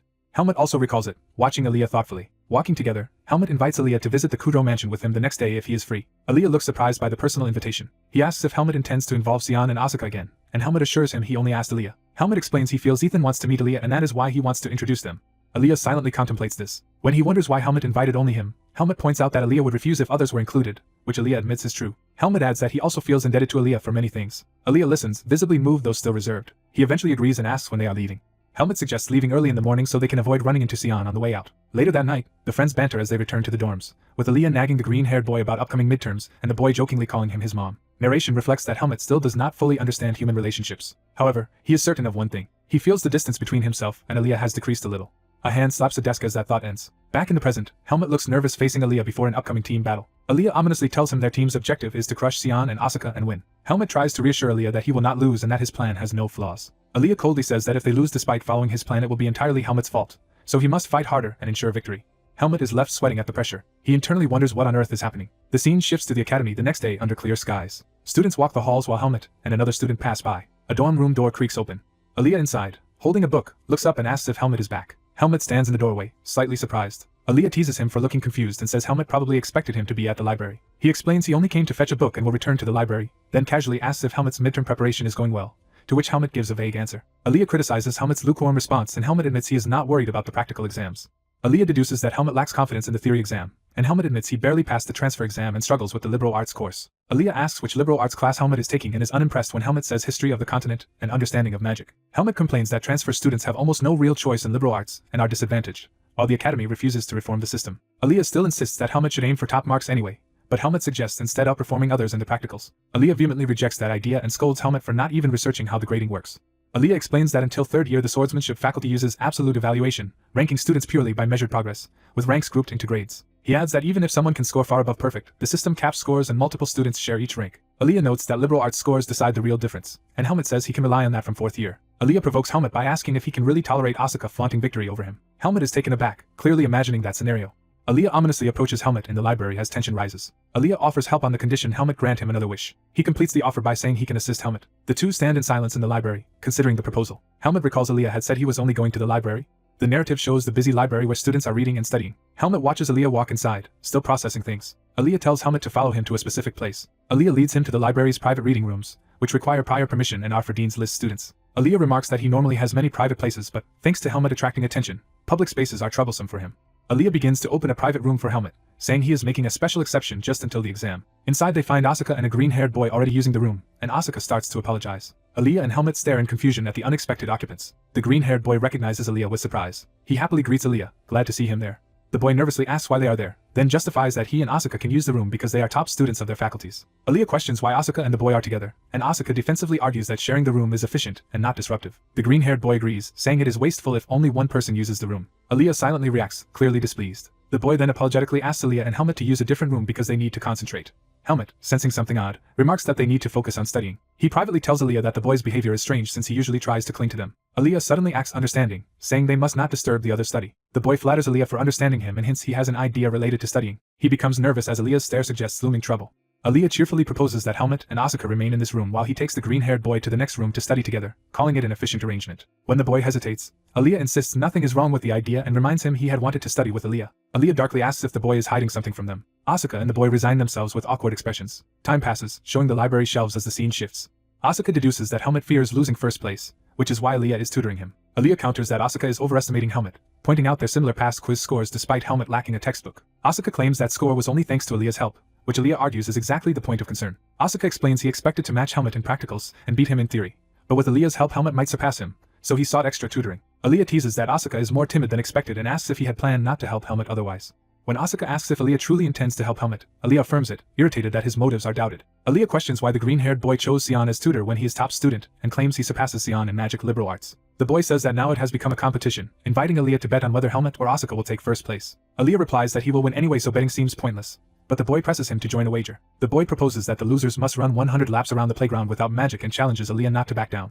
Aaliyah is visibly provoked by the challenge. Asuka whispers and doubts the boy's confidence, but the boy insists he has a plan. Aaliyah smiles slightly, suggesting he has his own thoughts about the bet. Helmut watches Aaliyah's reaction quietly. Helmut continues to observe, contemplative. Later Helmut tells Aaliyah to follow him and warns that if they lose the bet it will be Aaliyah's fault. Aaliyah sternly urges Helmut to push himself to get first place, making it clear he expects victory. Helmut agrees, thinking Aaliyah seems to have forgotten that he was helping only because of a granted wish. Helmut declares that Helmut's grades now affect his own pride and that they will study relentlessly without breaks until finishing chapters. Aaliyah begins tutoring Asuka and the boy as well, telling them to open their books and review basic concepts. Asuka and the boy sit together, ready to study. A frustrated inner monologue wonders why those two are still studying in the same room instead of moving next door as planned. Rain begins falling outside, setting the passage of time. The downpour intensifies over the academy courtyard. The boy comments from the window that the rain has suddenly become heavy. Back at the desk, he talks while holding a paper filled with Helmut's answers. Aaliyah reviews the paper, noting that the results are really bad, with many marked errors. Aaliyah sighs in exasperation, while Helmut watches nervously. Aaliyah laments the lack of progress, and Asuka mocks him while reminding him the bet still stands. Aaliyah tells Helmut the multiple-choice questions are manageable if he memorizes principles. He then angrily demands to know what Helmut was thinking with his disastrous descriptive answers. The sheet shows Helmut's nonsensical responses where he was supposed to discuss normal versus dark mages and their harm. Aaliyah criticizes the simplistic, experience-based statements about dark mages and asks if Helmut truly considers them valid descriptive answers, while Helmut protests that he only wrote his honest thoughts. Aaliyah corrects him, saying he should have written based on theory rather than personal experience, and complains that such claims are unbelievable, while Helmut insists they are true. Asuka and the boy excitedly rush over, wanting to see Helmut's embarrassing answers too. They read the paper together, intrigued. The boy realizes Helmut has never written essay-type answers before and explains that transfer exams he took were mostly objective questions. Asuka identifies the subject as understanding magic and wonders why Helmut chose such a difficult liberal arts course. Helmut's friends point out that transfer students cannot choose many subjects, and the boy suggests Helmut might want to give up this semester because even Aaliyah may not be enough. The two laugh, but their fun stops when Aaliyah slams his hand on the table. Aaliyah, angered by the suggestion to give up, mutters that quitting is nonsense. He fiercely declares he will not let his student lose to Asuka, leaving Asuka unsure how to respond to his intense seriousness. Aaliyah decrees that they will start over from the basics of writing descriptive answers and that Helmut will not be allowed back to the dorm until he masters it, despite Helmut's training schedule. Time passes to sunset over the academy, showing their long study session. Helmut continues writing practice essays at the desk. Asuka and the boy also continue their own work, clearly exhausted. Later they return with food, interrupting Aaliyah, who reacts angrily as they cheerfully unveil snacks. Plates of pastries and bread are set out on the table. The four boys share the snacks together, briefly relaxing from studying. Rain fades and the leaves glisten in calmer weather, marking another passage of time. Helmut goes back to writing diligently. Helmut wonders aloud whether the others will return, and Aaliyah answers that they probably went to sleep full and complacent, which will cost them later. Helmut quietly says Aaliyah is struggling because of him. Aaliyah looks up, surprised by Helmut's concern. Helmut tells him to work hard unless he wants to see Helmut run 100 laps, then casually asserts that Aaliyah will keep first place anyway, which Aaliyah confidently agrees with. Helmut asks Aaliyah if there is a reason he is so obsessed with being number one. Aaliyah pauses reading, clearly thinking about how to answer. He closes the book, preparing to respond. Aaliyah says that everyone has a secret they do not want to reveal and implies his reason for wanting first place is tied to such a secret. Helmut silently reflects on that while continuing to write. Narration emphasizes the idea of a secret one does not want to talk about. Helmut acknowledges inwardly that he understands the feeling of having such a secret. He thinks Aaliyah is incredible and destined to become an archmage someday. Helmut reasons that when Aaliyah reaches that level he will inevitably discover the seed of darkness within Helmut, so Helmut plans to part ways with him before that happens. Helmut looks troubled, weighed down by this hidden fear. Aaliyah refocuses the lesson, asking what principles Helmut is struggling with, and Helmut mentions difficulty understanding irregular magic receptors. Aaliyah moves closer and asks to see the confusing part. Aaliyah leans over Helmut's shoulder to look at the material. The proximity makes Helmut nervous and flustered. Aaliyah calmly explains that the theory proposes people have different locations that receive magic, and that irregular receptors are unfixed and unproven. He adds that their professor enjoys debate and might test them on this topic. Aaliyah advises Helmut to decide his own stance on the theory in preparation for such a question. As Aaliyah speaks seriously at close range, both of them suddenly become aware of how near they are and lock eyes. Aaliyah appears startled, his heart seemingly racing. Helmut also feels his heart pound, confused by the reaction. Aaliyah snaps at Helmut for spacing out and reminds him he hates repeating explanations, prompting Helmut to apologize. Aaliyah notes Helmut's difficulty concentrating and suggests taking a break, which Helmut gratefully accepts. Helmut holds his head, wondering if he has simply studied too much. Aaliyah abruptly grabs his book with determination. He walks away holding the book, lost in thought. Blushing, Aaliyah presses the book to his cheek, clearly flustered by his feelings. A bright sky signals the next day. The scene shifts to the bustling swordsmanship training hall. A classmate tells Helmut he heard about the bet with Asuka. Helmut reacts with mild surprise.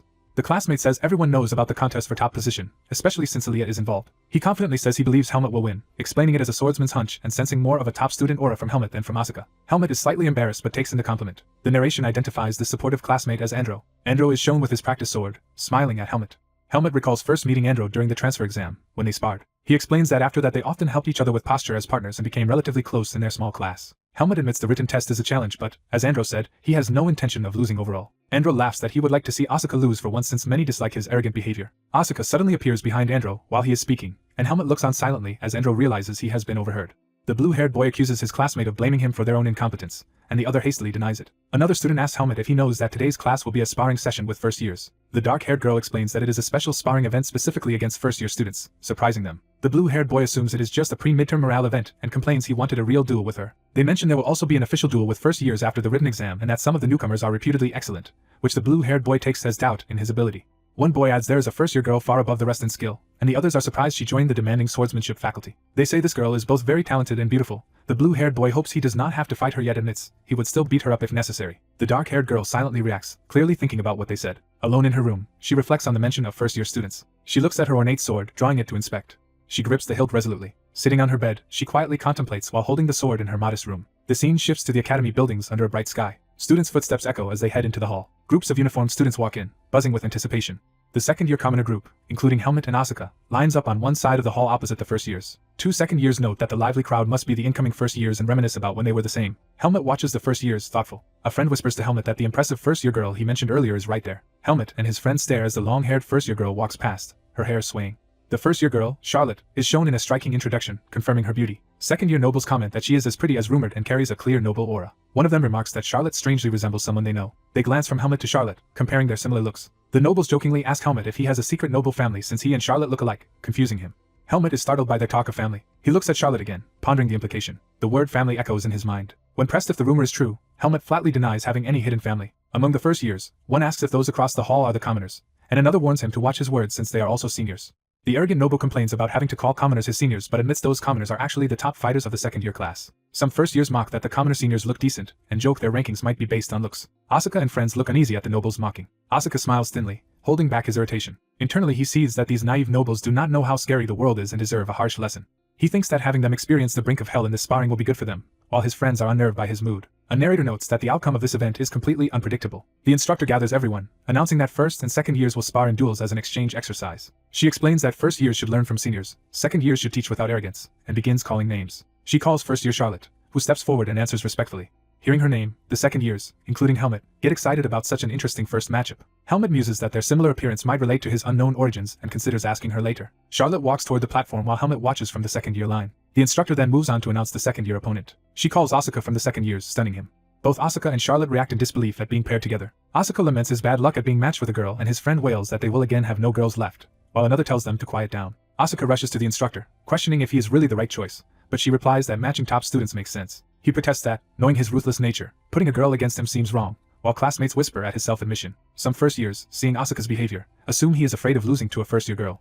Asuka silently clenches his teeth at being misunderstood. The instructor ends debate and orders the chosen pair onto the sparring platform. Asuka looks tense but determined as he prepares. Charlotte takes her position opposite him on the platform. She tells him not to hold back just because she is a girl. Asuka dismisses the idea of going easy on anyone and warns her not to cry when she gets hit. The instructor informs Helmut and Jeffrey that their match will follow next and they should get ready. Helmut focuses on the duel, watching intently. Another second year evaluates that the first years really are high level after sensing Charlotte's presence. Helmut judges that one particular first year boy's aura already rivals an average second year, though true ability remains to be seen. The instructor signals for the first match between Asuka and Charlotte to begin. Asuka and Charlotte face each other with wooden swords as the duel starts. Charlotte quickly assumes a strong stance, ready to fight seriously. Asuka sits in a low, relaxed guard as he studies her. Observing her posture, he is surprised that her stance is better than expected. As they circle, Asuka casually asks why she chose the swordsmanship faculty. Charlotte answers that she joined simply to become stronger, as no other reason is necessary. She adds that she has heard of Asuka's skill and respectfully asks him to fight seriously regardless of her gender. Asuka accepts her request and prepares to go all out. With a shout, he charges in, swinging his wooden sword aggressively. Charlotte meets his first strike with a solid block. The clash sends both of them sliding back as they exchange powerful blows. Asuka presses the attack with rapid continuous swings. Their weapons collide repeatedly, filling the platform with shockwaves. Charlotte dashes after him, refusing to give ground. Watching from the side, nobles are shocked by the intensity of the fight. Charlotte's hand trembles slightly from the force of Asuka's blows. She admits to herself that actually feeling his sword proves the rumors of his strength were understated. Asuka scoffs that he is not even warmed up yet, and declares he will test how long she can endure. Charlotte readjusts her grip, refusing to back down. She steels herself, eyes firm. She warns him that she will not be an easy opponent from here on out either. A narrator introduces Asuka as the top second-year swordsman of Greta Academy, whose swift, irregular sword style defines him. His technique is so fast and unpredictable that classmates cannot track it, explaining why it made him the strongest of his year. The duel escalates into a flurry of high-speed exchanges that shake the air. Charlotte manages to catch and block one of his heavy downward strikes. Asuka notes that even without him going full power, she keeps up and defends with impressive concentration. He concludes from her movements that she has thoroughly mastered the basics. He considers easing up to allow her a chance to counterattack. Charlotte tightens her grip again, ready to act the moment an opening appears. As he rushes in close, she is startled by his sudden acceleration. She narrowly dodges his follow-up strike. She counters with a swift body blow that forces him back. They reset with both still standing, the fight clearly far from over. Asuka reacts with interest, impressed by her resilience. They face off amid dust and scattered debris, both alert for the next move. Asuka wonders if her last action meant she will not fall for cheap tricks or if she has something else planned. Charlotte, breathing hard but focused, decides to change her approach. She surges back into close range, trading heavy blows with him. From above, it is clear that their swords and bodies are clashing in a relentless, evenly matched exchange. Charlotte's eyes stay sharp beneath her raised weapon as she endures the pressure. Locked blade to blade, Asuka asks if she intends to drag the duel out to a draw. Charlotte suddenly lands a solid strike on his side, staggering him. She tells him she dislikes arrogance but despises people who lack self-respect, implying his earlier behavior annoyed her. She criticizes him for assuming defeat from the start out of fear of hurting her, especially against a commoner like himself, and questions whether his earlier bravado was only bluff. Her words and attitude show new resolve as she stands ready with her sword. Asuka is stunned as she declares that anyone who does not aim to win should put down their sword and quit, since others would fight in their place. The watching nobles are taken aback by the scolding coming from a first year. Helmut privately thinks that, strangely, Asuka's harsh statements make sense. Charlotte silently reflects on her own attitude, feeling a bead of sweat as she acknowledges the truth in what was said. She admits she had only sought to learn regardless of social status but now realizes that mindset lacked determination. Smiling, she thanks Asuka for making her aware of her thoughtlessness, and says dueling him was worthwhile. She lowers and then raises her wooden sword again with renewed purpose. She steps forward decisively to resume the fight. Charlotte now stands in the center of the stage in a new one-handed stance, radiating confidence. She asks Asuka for another favor, clearly meaning that he should continue to push her seriously. Asuka notices her changed posture and braces himself. He rushes in again, thinking her new stance will not change the outcome. Charlotte launches forward to meet him, unleashing a fierce offensive. Asuka's eyes widen as one of her strikes comes frighteningly close. She presses the near hit, forcing him into a desperate defense. The impact of their clash sends both sliding and the floor cracking beneath them. They rebound off the floor and close again amid explosive force. Charlotte whirls her sword overhead, gathering momentum. She delivers a powerful blow and follow-up kick that drive Asuka back. Asuka responds with his own rapid counter-strike. He swings in a large arc, trying to overpower her in one huge motion. He is shocked as she somehow anticipates and moves with a massive attack. Eyes glowing with fierce determination, Charlotte believes she has finally caught him with her counter. The scene freezes on Charlotte executing a dramatic sweeping strike, the outcome of the duel hanging in the balance. During the duel, Asuka flips his opponent into the air and moves in confidently. Asuka mockingly warns her to brace herself or she will get hurt. Startled, Charlotte realizes she is about to be hit. Asuka slams her down with an overpowering attack. The two crash violently onto the stage floor, Asuka on top. Charlotte winces as Asuka's wooden sword strikes near her head. Asuka tells her she fought well but was unlucky to face him. Dazed and pinned under the sword, Charlotte lies there catching her breath. Two classmates watch, sweating nervously at the outcome. The instructor raises a hand and begins to announce the duel's victor. The winner is declared to be second-year student Asuka as the hall reacts. Asuka's expression tightens as he reflects on the match. He admits to Charlotte that her mid-fight stance change nearly matched his speed and surprised him. He explains she only lacks experience, and would become strong once she masters that technique, prompting her hesitant reply. Charlotte, still under him, awkwardly complains that he is heavy. Asuka freezes, embarrassed by realizing their close position. He hurriedly moves off and apologizes, while Charlotte, flustered, says it is fine. Smiling with a blush, Charlotte tells Asuka he is kinder than she expected. Asuka looks away, sweating slightly at the compliment. Other students heckle him as a pervert for falling on top of a girl, and he angrily challenges them to say it to his face. Charlotte backs up his challenge, inviting the taunters to come fight if they think they can handle it. Among the students, Helmut quietly watches Charlotte with interest. Charlotte glances back at Helmut, curious about him. Helmut also looks at her, a bit unsettled and sweating. Charlotte gives a small, confused smile in response to his gaze. Helmut considers something silently as he keeps his eyes on her. He closes his eyes, coming to a decision. The instructor calls Helmut and Jeffrey for the next duel, and Charlotte steps down from the podium. Jeffrey coldly scolds Charlotte for losing to a commoner, and shaming the first-year nobles. Charlotte's eyes flash sharply in reaction to the insult. She walks past Jeffrey, warning that his prejudice will cost him because true skill ignores status. Jeffrey blushes and broods over her words. He starts down the steps toward the stage for his match. Helmut watches Jeffrey go, calmly preparing himself. Jeffrey smirks at Helmut, and replies that they will see whether her statement about nobles and commoners is true. A classmate asks Helmut whether strength or technique matters more in swordsmanship. Helmut silently considers the question. The classmate guesses strength is primary, since technique exists to support it, and Helmut listens. The classmate admits he lacks natural power, feels he can never match those born strong, and thinks it is unfair. Helmut bluntly calls those worries useless, and the classmate complains and asks if Helmut never felt that way. Praising Helmut as the strongest and most skilled second year, the classmate asks how he would handle someone stronger than him. Helmut thinks about the question. A heavy footstep signals the start of a duel. Helmut faces a large senior opponent on the sparring floor. The senior smiles, saying he is glad to finally face Helmut.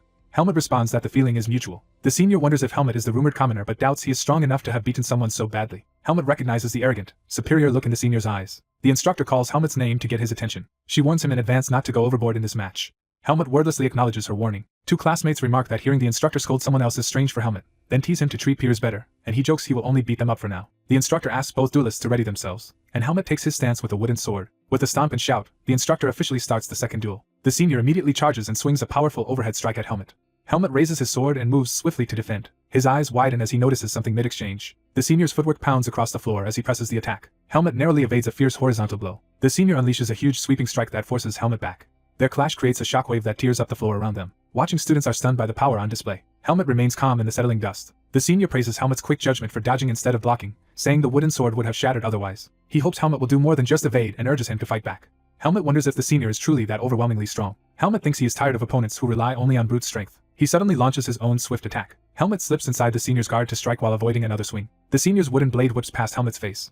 Helmet stays close, letting the blow pass harmlessly. He bends further, narrowly letting another slash miss. Using the opening, Helmet darts behind the senior. The frustrated senior yells at Helmet to stop dodging and attack him. Helmet internally notes that even the strongest blow is useless if it does not land.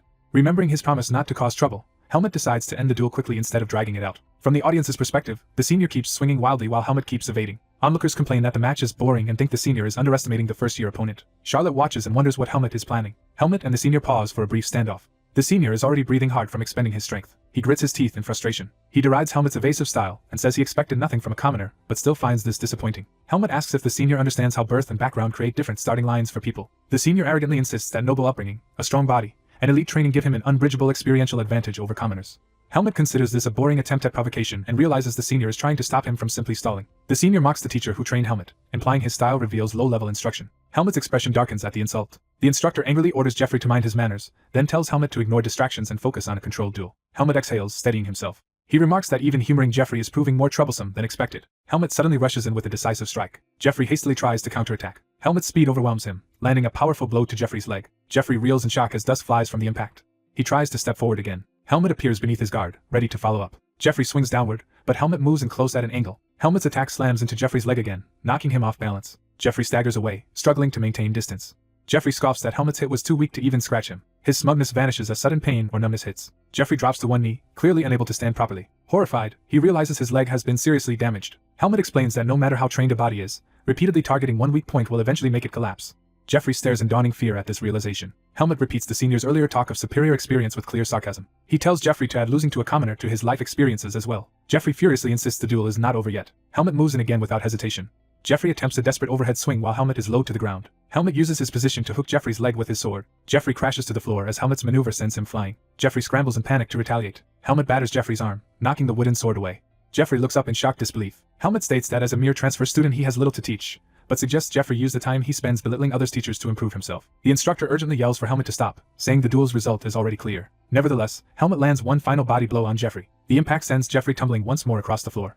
Other second years watch uneasily at the overwhelming display. The instructor sighs in exasperation at Helmet's excess. Jeffrey lies beaten and battered on the ground. The result is officially announced, declaring second year Helmet the winner of the second duel. A weapon clatters to the floor, signaling the fight's end. In another match, the red-haired Park Jaemin sends his opponent sprawling. Jaemin laughs and taunts his fallen opponent. The instructor scolds Jaemin to show respect, and he sheepishly apologizes. Jaemin then helps his opponent back to his feet. Narration notes that the second-year students achieved complete victory in all the duels that day. It adds that the first years became keenly aware of the gap between themselves and their seniors. This realization breeds a wary determination toward the second years within the first year's hearts. Later, the sun sets over the academy grounds. At an outdoor fountain, someone scoops water with their hand. The water falls back as the person straightens up.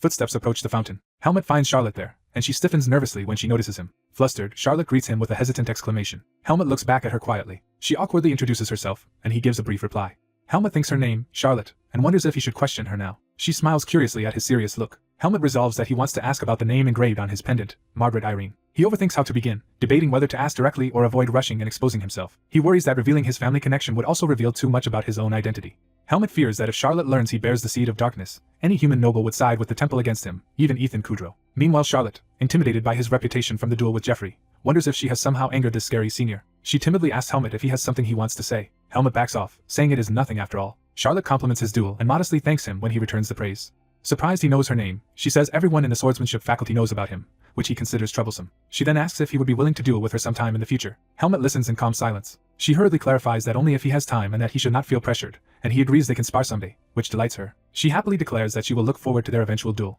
Charlotte smiles brightly, clearly excited by the promise. Helmet starts to say something more but hesitates. His blue-haired friend suddenly jumps in, slinging an arm over his shoulder and calling out to him. Charlotte realizes the two boys know each other, and Helmet's friend explains they only coincidentally met there. Charlotte waves goodbye, saying she will eagerly anticipate their future match. Helmet walks away with his friend as she departs. The friend teases Helmet about chatting with the pretty new student, while Helmet denies any romantic implication and tells him to stop clinging to him. Walking together, Helmet insists he is not like his flirtatious friend, who protests in mock offense. The friend yells for Helmet not to just ignore him. The scene shifts to a new day at the academy, marked by a bright view of the main building. A quiet day at the academy begins, sunlight pouring through a tall window. Helmet sits at a desk, writing answers on an exam or assignment. Helmet hesitantly calls out to Aaliyah, saying he has a question. Aaliyah, reading by the window, looks up and responds. The two face each other in the study room, Helmet holding his pencil while Aaliyah reads. Helmet stares at Aaliyah, feeling something is off. Aaliyah's gaze sharpens as if he senses Helmut's unease. Helmut thinks that his senses have not been this sharp since harsh training with Darien in the Forest of Roots. He realizes those awakened senses are now warning him of danger coming from Aaliyah. Worried, Helmut carefully asks Aaliyah if something bad has happened. Aaliyah falls silent, lips tightening as he decides what to say. Aaliyah closes his book and says he has a question for Helmut instead. Helmut asks what the question is, bracing himself. Aaliyah bluntly asks if the rumor is true that a first-year girl invited Helmut on a date. Seeing Helmut choke and cough, Aaliyah concludes the rumor must be true. Helmut denies it, while Aaliyah teases that the rumor is everywhere and the girl is said to be attractive, assuming Helmut is thrilled by the attention. Helmut asks if Aaliyah is angry about this, and Aaliyah loudly insists he is not, even as he explodes. Helmut firmly repeats that the rumor is false, and explains the girl only asked to duel him next session, nothing romantic. Aaliyah answers that he believes Helmut, and would never think Helmut lies to him. Aaliyah accepts Helmut's explanation and tells himself he should not trust rumors so easily. Aaliyah then says since Helmut is his closest roommate, there is something he has long wanted to tell him. Aaliyah, serious, says Helmut is too trusting and must listen carefully to some advice. Aaliyah passionately warns Helmut never to trust girls who approach him, because many may just be using him as a way to get closer to Aaliyah. Helmut is stunned speechless by this outrageous claim. Helmut doubts Aaliyah's logic, but Aaliyah insists he is right, reminding Helmut of the hordes of admirers constantly chasing him. Aaliyah adds that some stalkers are clever enough to disguise themselves as boys and sneak into the dorms. He argues this means there could be a skilled actress among them who could easily fool naive Helmut. Helmut, now understanding Aaliyah's jealousy-tinged concern, says he gets it. He interprets Aaliyah's warning as telling him to avoid Charlotte, which flusters Aaliyah, who says he only described how such schemes work and the choice is Helmut's. Helmut tells Aaliyah to drop the pretense, and just say he finds Charlotte suspicious and wants Helmut to keep his distance, adding that he himself is indifferent anyway. Aaliyah is taken aback that his real feelings were seen through so easily. Helmut casually accepts Aaliyah's concern and says that if Aaliyah feels that strongly, he will go along with it. Helmut continues, advising Aaliyah in turn that, as a commoner, he must be wary of any strange girl who approaches, since nobles might betray him. Helmut privately admires Aaliyah, thinking that Aaliyah is, as always, flawless. A narration notes that Helmut is utterly unaware of something important about himself. It explains that Helmut is handsome enough to be very attractive to most girls. Elsewhere, a green-haired boy screams in despair. A sign on a waffle shop door declares the place closed. We see that the scream came from the boy kneeling before the shut shop while Helmut, Aaliyah, and Asuka stand behind him. Asuka and Helmut watch the boy's dramatic wailing in awkward silence. Narration states that this whole incident began a short time earlier. That night, lights glow in a few windows of the academy building. Aaliyah looks over a sheet of written answers. He sits grading Helmut's work alone in the study room. Helmut stands nearby, watching Aaliyah's reaction tensely. Asuka and the green-haired boy hover in the doorway, nervous about the outcome. Aaliyah's mouth tightens as if he is about to deliver a verdict. To everyone's relief, Aaliyah says Helmut is finally producing somewhat useful answers. Helmut's friends cheer at his progress while Helmut exhales in exhaustion. Aaliyah praises Helmut for enduring his harsh tutoring, while Helmut wonders why his rivals seem so happy for him. Aaliyah immediately reminds Helmut not to relax, saying the answer is still imperfect and Helmut's real goal is becoming top of the class. Asuka protests that Aaliyah should at least let him celebrate. The green-haired boy calls everyone to attention as he gets an idea. He announces a special event to reward their hard work studying for midterms. Grinning, he suggests a trip to a Waffle House for late-night snacks to accompany their study session. Asuka complains that the boy only ever thinks about food, but the boy retorts that people cannot live without bread and insists they will regret not coming. He tempts them further by describing hot waffles topped with strawberry cream, which makes even Aaliyah visibly hungry. Aaliyah reluctantly agrees that going out once will not hurt, and the boy insists there are plenty of late-night restaurants catering to academy students. Helmut thinks about the idea of visiting downtown Baden at night. Narration says that this is how they ended up in their current predicament. Back in the present, the group finds the waffle shop closed for the night. The green-haired boy kneels before the door in despair while Aaliyah calmly tells him today simply is not the day and suggests he can come alone another time. The boy sobs that eating here by himself would be too lonely. Aaliyah asks if they should just return to the dorm or look for another place, pointing out they may as well eat something if they are already outside. Still sniffling, the boy suggests they go to a nearby toast shop instead. Aaliyah immediately agrees to the toast idea and urges the boy to stop whining and lead the way, surprising the boy. Under the night sky, the boy mutters that Aaliyah has no sense of romance. The group arrives at a warmly lit establishment in town. Inside, the tavern-like restaurant is bustling with many patrons. One of the boys picks up a menu. Asuka panics at the menu prices, wondering why a simple sandwich is so expensive. Helmut and the green-haired boy ask why Asuka is acting so poor when academy students usually get financial aid. Asuka explains his family only covers tuition. The green-haired boy, realizing Asuka's hardship, awkwardly jokes about scholarship money, provoking Asuka's anger. Aaliyah notes the shop is tidier than expected, while Asuka smacks the green-haired boy as they discuss how noble standards force restaurants to stay clean. Aaliyah defends his fussiness, saying mages must be sensitive to any dust that could interfere with experiments, and calls the others dull for not being as careful. The green-haired boy protests that spirit magic is highly sensitive too. Helmut confirms he has already placed the order and quips that spirits, not the boy, are the sensitive ones. Candles burn in a chandelier above as the group waits. A server brings out the first plate of toast, and the boys thank him. The green-haired boy proudly says the basic meal arrives fastest and asks what everyone else ordered. Asuka replies he also chose the basic set. A waiter serves an enormous layered toast, announcing it as the Greta Swordsmanship Faculty Special Toast. The sight of the towering sandwich shocks the green-haired boy and Aaliyah. Helmut, realizing what he ordered, stares at the massive dish in dismay. Asuka bursts out laughing at Helmut's choice and teases him about how he will even carry that back to the dorm, while Helmut meekly explains he just saw the word swordsmanship special. The green-haired boy jokes that swordsmanship students must have 5 times normal stomach capacity, then offers to help Helmut eat it if it is too much.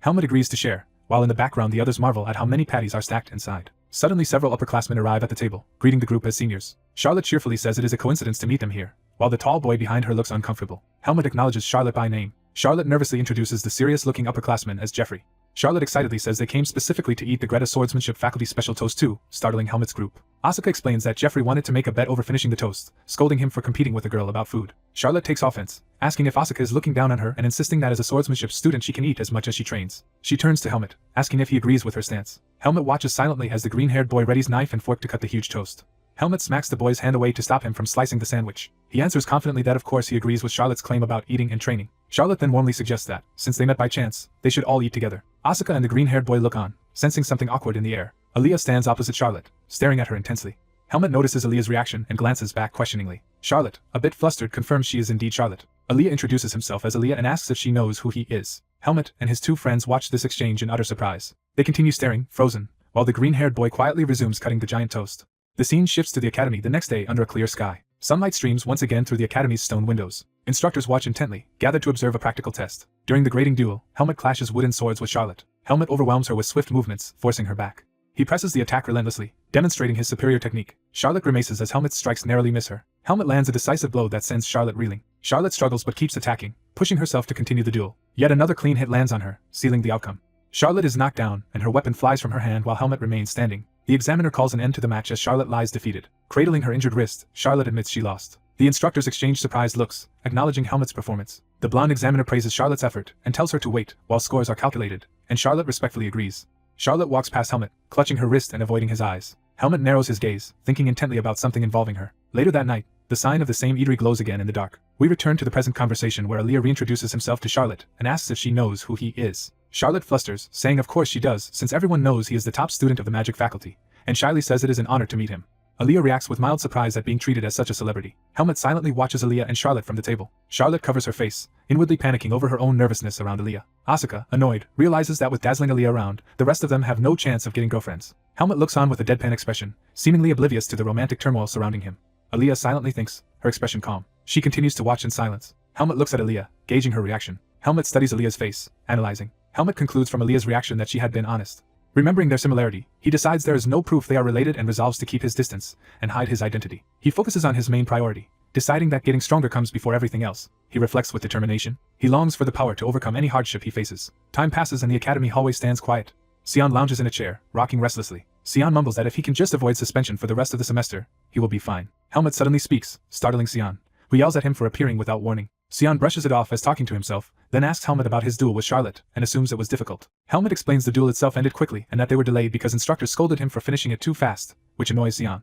Helmut notes Sion seems relaxed, so he assumes Sion's practical exam went perfectly, and warns him to prepare hard for the theory test to avoid Aaliyah's anger. Aaliyah appears, agreeing Sion must study, scaring Sion again as he complains about both of them startling him. Aaliyah confirms Helmut's exam is the subject understanding of magic and tells him to open his textbook for a final review. When Helmut asks about Aaliyah's own exam, Aaliyah says he finished earlier and tells Helmut to focus on himself because that is how he can best help. Sion asks why Aaliyah is alone. Aaliyah replies he does not know where Sion is and assumes he is studying for his own test. Hearing this, Helmut silently criticizes Sion's lack of responsibility. Aaliyah impatiently urges Helmut to take out the textbook so they can start. Helmut, distracted, says he was just thinking, and Aaliyah asks if he dreads running the 100 punishment laps that much. Aaliyah says he dislikes losing bets even more and is anxious about leaving any variables uncontrolled. He explains he wants to be thorough since being top of the class benefits Helmut too, then tells Helmut to stop chatting and open the book while Sion comments on how extreme he is. Aaliyah snaps at Sion to leave so he does not interfere with Helmut's studying, but Sion refuses, arguing Aaliyah does not own the room. Helmut sides with Aaliyah, saying they cannot reveal their strategy to their future opponent, and Sion retorts that if they dislike it they should leave, threatening a scuffle. Helmut inwardly complains that because of these interruptions, training will be difficult for a while. The desk is covered in heavily marked study notes. Helmut writes diligently in his textbook notes. Aaliyah observes Helmut's work with a thoughtful expression. Hours pass as Aaliyah reviews Helmut's answers while Helmut sighs with effort. Helmut studies the dense text of the magic book. He keeps taking notes, sweating yet persevering. The next day dawns bright over the academy. Students gather in a large lecture hall for the written exam. The instructor announces that they have 2 hours and may begin the exam. Helmut calmly starts writing his answers. Midway through the test, he notices one particular question. He reads a scenario about accidentally obtaining a forbidden dark power. The prompt states that losing this power would mean death and asks examinees to describe what they would do. Time skips forward after the exam. Sunlight streams through a window of the academy building. The now quiet hallway reflects that the tests are over. Later, in the library, Aaliyah asks Helmut how the exam went. Helmut, slightly nervous, prepares to answer. He says he thinks he did well and that most questions matched Aaliyah's predictions, though one question was unusual. Curious, Aaliyah asks what that peculiar question was. Helmut recounts the dark power scenario and the condition that losing it means death. He explains that the exam then asked what he would do in that situation. Aaliyah mutters about dark power, clearly intrigued. He notes that this teacher occasionally asks such hypothetical questions and that a thoughtful answer should not cost Helmut any points. Helmet then asks Aaliyah what he himself wrote as an answer. Helmet reveals he wrote that he would accept the dark power and find a way to use it while continuing to live. Aaliyah is taken aback but listens closely. He says it is not a bad answer and that the teacher likely will not view it negatively. Helmet then asks how Aaliyah would have answered that question. Aaliyah hesitates, clearly considering his own beliefs. Aaliyah answers that the standard response would be to seek help at the temple since dark powers fall under its control, and nobles are expected to say so. However, he adds that personally he would have answered similarly to Helmet. Aaliyah admits he would make the same choice even if it meant becoming an enemy of the temple. Helmet looks at him in surprise, grasping the weight of that statement. Helmet asks again if Aaliyah truly means becoming an enemy of the temple, and Aaliyah explains that the Temple of Lumen ruthlessly handles dark powers and would likely kill anyone who voluntarily reports. So he believes seeking his own solution is better. Helmet agrees that finding one's own solution is preferable. Aaliyah concludes that Helmet probably did well enough to place first in his class but warns him not to speak such opinions outside the academy, where they could be reported as heresy. Helmet quietly accepts the warning. He reflects silently, knowing better than anyone the danger of dark powers and temples. His inner voice confirms that he already understands this reality well. Time shifts to the day when midterm results are announced. At Greta Academy's Central Plaza, students crowd around the publicly posted results board. It is explained that exam rankings are displayed openly in the plaza. The system is intended to stir the nobles' competitive pride and sense of reputation. Helmet observes that there is no better way to motivate them. He checks the Faculty of Magic list, looking specifically for Aaliyah's name. His gaze moves across the grade board. He sees that Aaliyah has achieved first place with a perfect score, with Sion right behind in second. Helmet thinks to himself that this outcome is exactly as expected. He notes Sion must have studied hard and, since this is not Sion's first success, assumes Sion is calmer than he looks. Nearby, another student with green hair looks shocked and horrified by the rankings. That student stands stunned in the crowd while Helmet glances over. The green-haired student suddenly screams in disbelief, demanding how the results can be true. Aaliyah appears and calmly asks what is so strange, while the panicked student demands to know what Aaliyah did and swears for an explanation. The green-haired student rants that understanding of spirits is a new subject, and that although he has been distracted, he thought he was still ahead of Aaliyah. Aaliyah grabs his shoulder to steady him. Aaliyah pats his shoulder, regarding him with gentle amusement. Aaliyah tells him that 3 months is more than enough to master a single subject, implying he should not be surprised. The student is mentally blown away, speechless. Other classmates excitedly praise Aaliyah's flawless victory while Helmet watches from nearby. The green-haired student insists their bet is not decided yet, saying the contest is still a draw so he was never going to lose completely. Attention shifts to another results board for a different faculty. On that list, Helmet is ranked first in his class. The green-haired student again yells in disbelief at Helmet's first place score. Helmet watches the outburst calmly. He is a bit stunned by the intensity of the reaction. Aaliyah also turns, noticing Helmet's top ranking. Aaliyah smiles slightly and congratulates Helmet, acknowledging that he did it. Helmet smiles back and thanks Aaliyah. Sion complains about missing first place by just 1 point, calling it a frustratingly close loss. Aaliyah comments that Sion does not seem very angry. Sion admits he feels bad about losing but not furious. Sion says that even so, he prefers losing first place to Helmet rather than to someone else.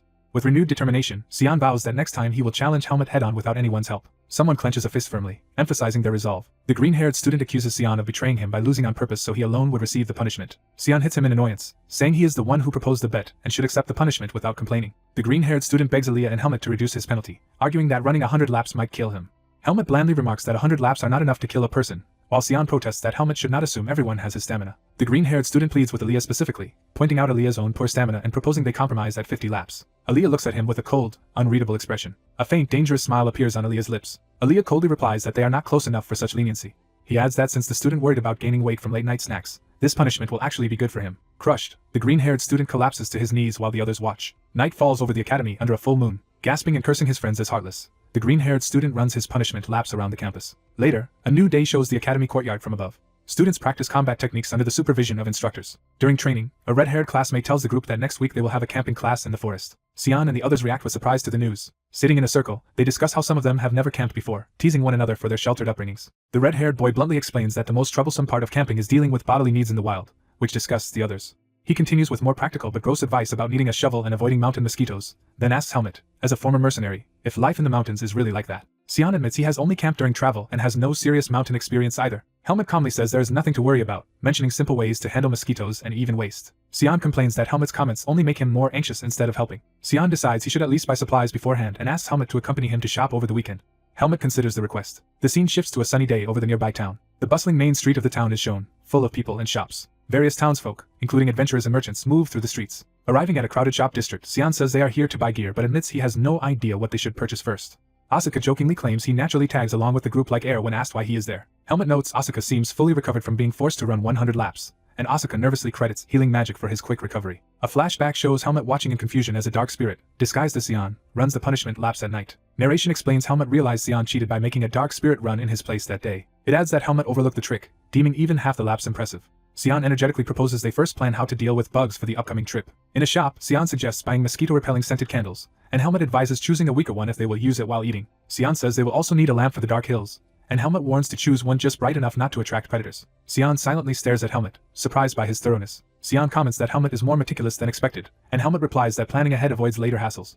Sion worries that a candle falling while they sleep could start a wildfire. Helmut responds by proposing they buy an item that can handle that risk. Sion proudly shows a magic scroll that extinguishes bushfires by creating a vacuum, excited by how it works. Helmut is alarmed that such a scroll could kill a person, and Sion hurriedly insists people do not think of using it on humans, and begs not to be implicated in murder. As they continue shopping, Asuka eyes a thin portable grill for cooking and considers buying it while Helmut starts to object. Helmut realizes their practical shopping trip has turned into preparing for a picnic. Asuka heads off to buy gloves, and Helmut tells him to go ahead. Helmut thinks about the upcoming camping outside Baden and decides he cannot relax without seeing the area himself. Walking alone, Helmut reflects that while Black Hawk is unlikely to attack where students and an instructor are present, a past incident means he must stay on guard. He finds it burdensome to always worry about Black Hawk and resolves that once he grows stronger he will settle things with them.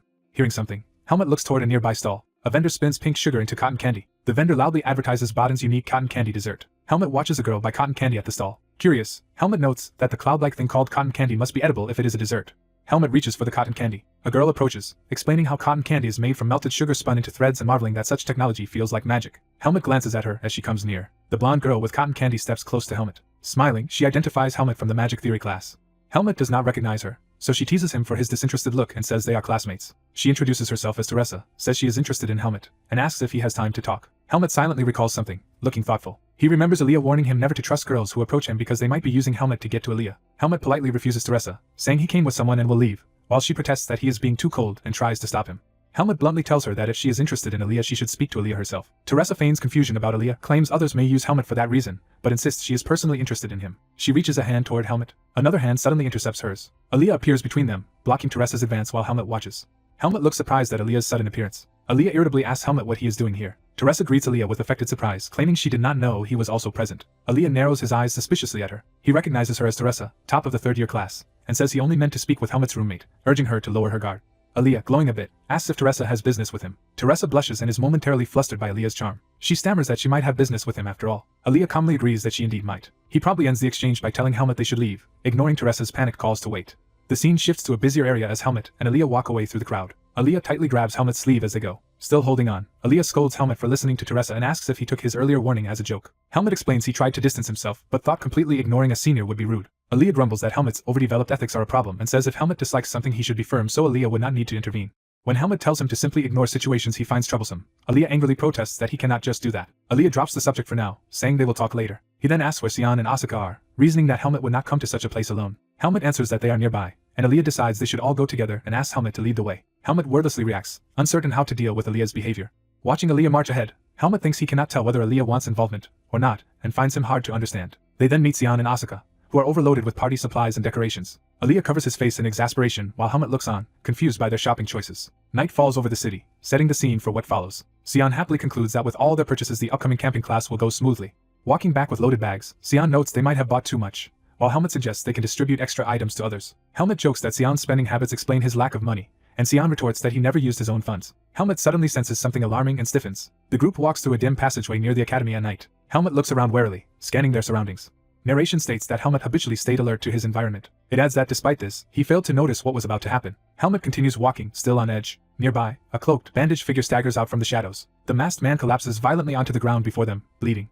The scene shifts to a moonlit window, foreshadowing another location. A candle burns inside a dark stone chamber. A cloaked person clutches his side and approaches, injured. More robed figures kneel as the wounded man arrives at a hidden base. The bearded leader thanks him for coming and begins to introduce himself as Anton, the branch manager.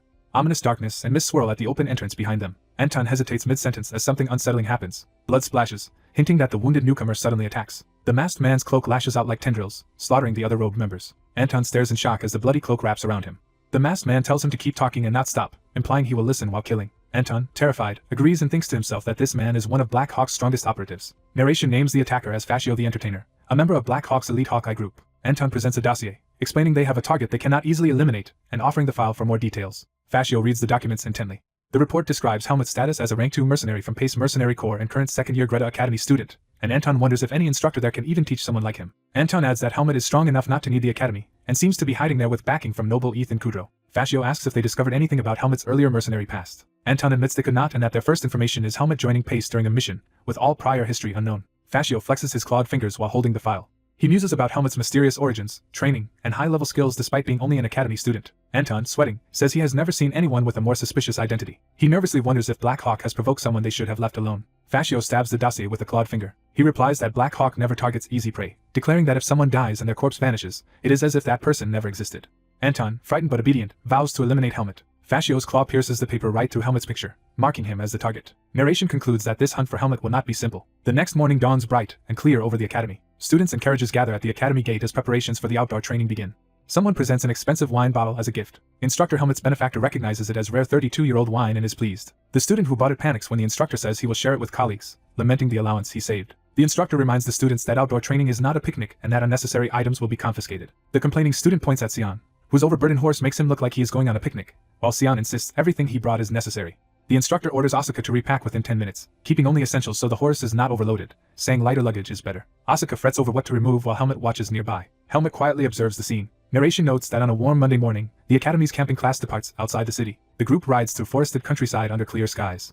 Their horses continue along the trail toward the training site. Riding, Helmet reflects that he has not left Baden in a long time and that the outside air feels different from downtown. Sion remarks that Helmet's noble patron got him a fine horse and asks what breed it is. Helmet says he thinks Sion's horse seems good as well, but Sion insists there is an obvious price difference. Sion then asks what Helmet has named his horse. Helmet admits he never named it and questions whether a horse needs a name, prompting Sion to call him Heartless. Sion explains that swordsmen usually name their longtime horse partners and urges Helmet to name his now, while Helmet struggles to think of one. Helmet decides to just name the horse based on whatever comes to mind when he looks at it. He stares at the horse's flowing blue mane. Inspiration strikes Helmet as he glances from the mane to Sion. He proposes calling the horse Asuka, which horrifies Sion, who begs him to choose another name. Helmet asks why that is creepy and suggests that if a human name is needed, Aaliyah's would work better, arguing that Aaliyah does not resemble the horse. Sion indignantly shouts that he does not look like the horse either. Night falls as the riding party approaches their remote campsite. At the site, an instructor announces their arrival, tells everyone to rest briefly, and instructs them to unload luggage and remove saddles before he explains the schedule. Asuka complains about the long trip to the campsite and asks how far they still have to go. Helmet looks ahead in silence, listening. Helmet recalls the camp's schedule of rest and barbecue, then hunting, and finally a group activity on the third day. He notes with relief that nothing strange has happened on the way so far. He reasons that the third day's group activity will be the best chance for enemies to target him and decides to stay cautious until then. Asuka calls out to Helmet, who answers. Asuka asks Helmet where his horse is. Helmet reacts in shock to Asuka's question. Asuka repeats the question about Helmet's missing horse. Helmet's shock deepens as he realizes something is wrong. He looks at the reins in his hand. He notices the end of the reins severed cleanly. Helmet concludes the reins were cut with a sharp object. He is stunned that the reins were cut while he had been holding them the whole time. More disturbed, he wonders how he failed to notice the cutting even while holding the reins. Asuka casually points out Helmet's wandering horse and scolds him for being careless. Helmet sees his horse tied alone among the trees. He stares seriously, realizing something is off. Helmet asks Asuka to lend him his sword for a moment, insisting he only needs it briefly. With Asuka watching from behind a tree, Helmet approaches the area with the borrowed sword. Sword in hand, he carefully advances through the forest. He circles his horse, inspecting the surroundings. Sensing no one nearby, Helmet calls the horse toward him. A mysterious green eye watches from hiding. Helmet flinches, feeling that gaze. He surveys the grass around his feet for anything unusual. He spots something hidden in the grass as he nudges it with his boot. He recognizes it as a hunting trap placed there. Observing how well it is concealed, he thinks poaching should be forbidden on campgrounds. He concludes the trap is no coincidence, but a deliberate warning aimed at him. He imagines a sinister hunter marking him as prey. Helmet lets out a steady breath, undaunted. Amused by being treated as prey, he decides he might as well enjoy the situation. He casually names the white horse, White, and calls it over. When the horse does not respond, he reasons it is only natural since he just named it.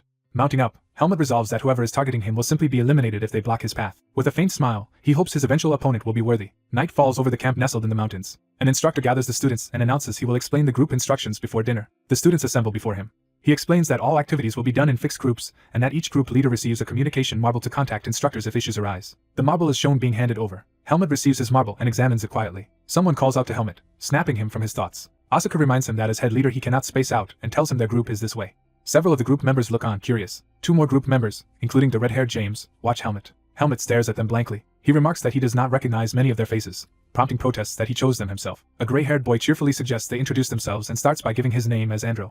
The others introduce themselves in turn as Michelle, Bashel, Dino, and Wesley. When Helmet asks who James is, James yells that they have already met before and begs him to remember. Helmet says he will remember and tells the others to introduce themselves as well, while they note everyone already knows Helmet and Asuka. James admits everyone knows the famous pair, while Helmet excuses himself to report something to an instructor and asks the group to handle dinner. Asuka asks what he needs to report, and Helmet explains he discovered a trap in the woods while searching for his horse.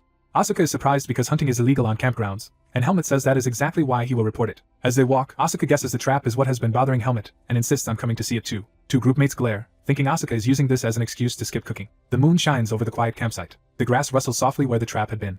Helmet brings an instructor to the spot and explains there had been a trap here. The instructor asks if he is sure, and Helmet replies he nearly stepped on it, and remembers clearly. The instructor says that without physical evidence nothing can be done but promises to warn everyone to watch out for traps. Helmet accepts this. Asuka asks Helmet if he is absolutely sure about the location. Helmet notes from the pressed grass that the trap definitely sat there until very recently.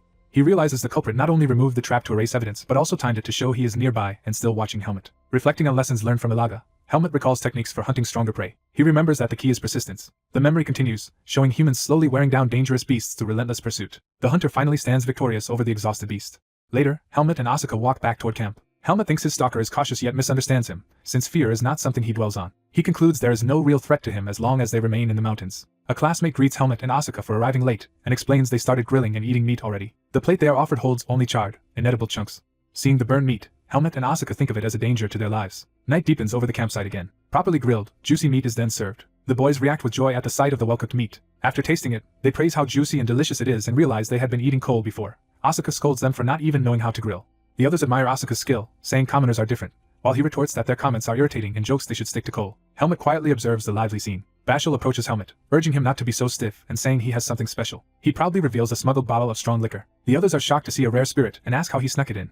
Bashal smugly claims there is always a way. He explains he hid it using a cloak enchanted with storage magic, confident the instructor never suspected anything. The group marvels at the trick and wonders how far he went just to drink, while Bashal insists a barbecue needs alcohol. When someone complains there is only one bottle, Bashal says they should be grateful, warning that greed will backfire. He plans for them to drink properly after Miss Patricia's impending surprise inspection. Flames crackle in the campfire as the mood shifts. Miss Patricia appears holding several confiscated bottles taken from other groups. She questions Bashal's group suspiciously since they alone seem to have no alcohol, while they nervously insist they have none and blame Helmet and Asuka for putting them under scrutiny. She directly asks Helmet if they really have no bottles, and he calmly confirms. She studies him intently. Accepting his answer, she reminds Helmet that as team leader he is responsible for his teammates' misconduct. She tells them to enjoy dinner and leaves, while they politely wish her a good night. Once she is gone, two boys smirk with relief. They whisper that they seem to have passed the inspection and can now safely bring the bottle back out. The boys raise their cups together and toast. Some struggle with the harsh drink while others urge them to keep drinking since it will not kill them.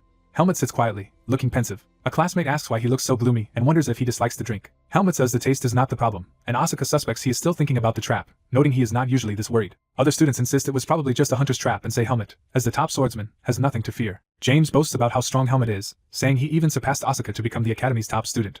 Curious, another asks Helmet where he learned swordsmanship and whether he is from the city. Helmet replies that he grew up in the forest and was taught by his master. They assume his master must be a powerful recluse and beg for an introduction. Helmet answers that it is impossible because his master has already passed away. The table falls into an awkward silence at this revelation. One boy apologizes, but adds that Helmet's late master must be proud of him for being the academy's top swordsman.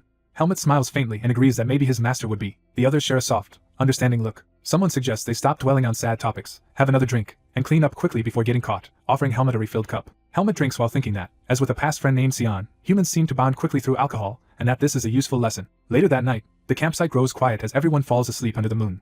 The dining area lies abandoned, littered with dirty dishes and an empty bottle. Several students are shown passed out asleep from drinking. Others are also sprawled around the campsite, snoring. Asuka, tipsy, asks where Helmet is going. Helmet says he is going to throw up, and Asuka tells him to go far away to do it. Helmet instead heads alone into the forest with his sword. Using his vis, he neutralizes the alcohol in his body and declares himself sober and ready. He assumes his hidden enemy is still observing him. Now truly alone, he invites the watcher to keep looking and wonders if they will finally attack. Under the bright moon, he walks deeper into the forest, waiting for a move. He listens calmly to the night sounds, concluding that his stalker is extremely cautious. Helmet thinks that is only natural. He continues forward, alert, as the forest stays quiet. He then notices a solitary hut in the distance. Helmet identifies it as likely being the campsite manager's lodging and considers it silently. A young man with sharp eyes quietly observes, alert for something. A small wooden cabin stands alone in the forest at night. A fist knocks firmly on the cabin door. The swordsman who knocked waits at the door, sword on his back. Light from inside the cabin flickers to life after the knock. An old hooded caretaker opens the door slightly, wondering who visits so late. Seeing the visitor's uniform, the caretaker notes he is a swordsmanship student, and the student says he has a favor to ask. The student explains he discovered a hunting trap in the forest and asks for increased patrols to prevent injuries. The caretaker doubts a trap could be there, saying everyone knows they would be heavily fined for placing one in Petica Forest. The student insists he is a trained swordsman with sharp senses, so he is certain about what he saw. Realizing it could be serious, the caretaker admits the situation is bad. The caretaker agrees to raise patrols starting tomorrow and remarks that bear traps are hard to notice. The student steps inside decisively, foot thudding on the floor. As the caretaker starts closing the door, the student watches him leave. The student realizes something is wrong, thinking he never specified what kind of trap it was. The caretaker, partly hidden by the door, gives a suspicious smile. The caretaker continues closing the door as the student stands outside uneasy. The student repeats to himself that he never mentioned the trap's type. The caretaker briefly reveals ominous red eyes. The caretaker laughs it off, claiming he only assumed it was a bear trap and asks the student to describe the trap instead. The student eyes him warily, still suspicious. The caretaker smirks subtly, hiding his intentions. His concealed hand grips his robe tensely, hinting at nervousness or hostility. The student narrows his eyes, silently analyzing the situation. He calms himself, saying the caretaker was right but noting inwardly that the man judged too quickly without hearing details. The student warns that the trap is very well hidden and urges caution, while the caretaker cheerfully says he will handle it. As the caretaker closes the door, he calls out again to add something. The student asks about the annual swordsmanship hunting competition and where it is held. The caretaker explains that the competition occurs in the mountains north of camp and that other group activities spread across the area's 12 peaks, as usual. The student acknowledges this information thoughtfully. Outside under the moon, the student thanks the caretaker and departs. Walking away from the lit cabin, the student looks back, still uneasy. He thinks to himself that the old man is strange. He notes he cannot sense any magical energy from the caretaker, and concludes the man seems to be just an ordinary custodian. Despite that, his instincts remain on edge, and he considers whether threatening the caretaker might force out the truth. His hand grips his sword hilt as he toys with the idea of using force. He decides against acting rashly, reminding himself that other people are around. He resolves to wait and strike back when the mysterious enemy eventually reveals himself. At the campfire, a blonde female student jovially drinks while exhausted classmates groan around her. A brown-haired girl silently watches the drunken chaos. The blonde notices something and looks forward with a suddenly serious expression. Under the moon, someone laments that certain things could not remain hidden forever. Morning comes over the forested mountains where the students gather for the hunting event. Sweating swordsmanship students complain about the heat as they stand in formation. An elderly professor fans himself tiredly beneath a canopy. The main student protagonist stands among his peers, holding a bow and ready to participate. An instructor confirms everyone is present and begins explaining the rules of the hunting competition. He emphasizes that safety is paramount and tells them to be sure of their targets and never shoot at people. Another supervisor explains they will move in pairs for safety and should contact Professor Dwayne with a crystal ball if someone is injured. The instructor says each participant will receive a bow, arrows, map, and food, though they may use their own bows if they brought them. He adds that rankings and prizes will be based on hunting results, urging them to do their best. When a student asks if simply catching the most animals wins, the instructor starts explaining further to prevent abuse like mass catching small prey. Two scheming students, who clearly had such ideas, nervously react to this clarification. The instructor states rankings depend on the value and rarity of the game, with bears worth more than foxes, and foxes more than rabbits. He concludes the briefing, states the hunt ends at 5 p.m. because the forest darkens quickly, and sends them off. A blue-haired student confidently claims their victory in this match is assured. Throwing an arm over the protagonist's shoulder, he confidently adds that the certain victory is for the two of them together. Other students protest to the instructor that allowing the top two of the class, Asuka and Helmet, to team up is unfair. The instructor replies that team formation is free and he cannot stop them, leaving the complainers frustrated. Asuka taunts the others to beat them with skill if they think it is unfair and warns them not to follow if they want an easy hunt.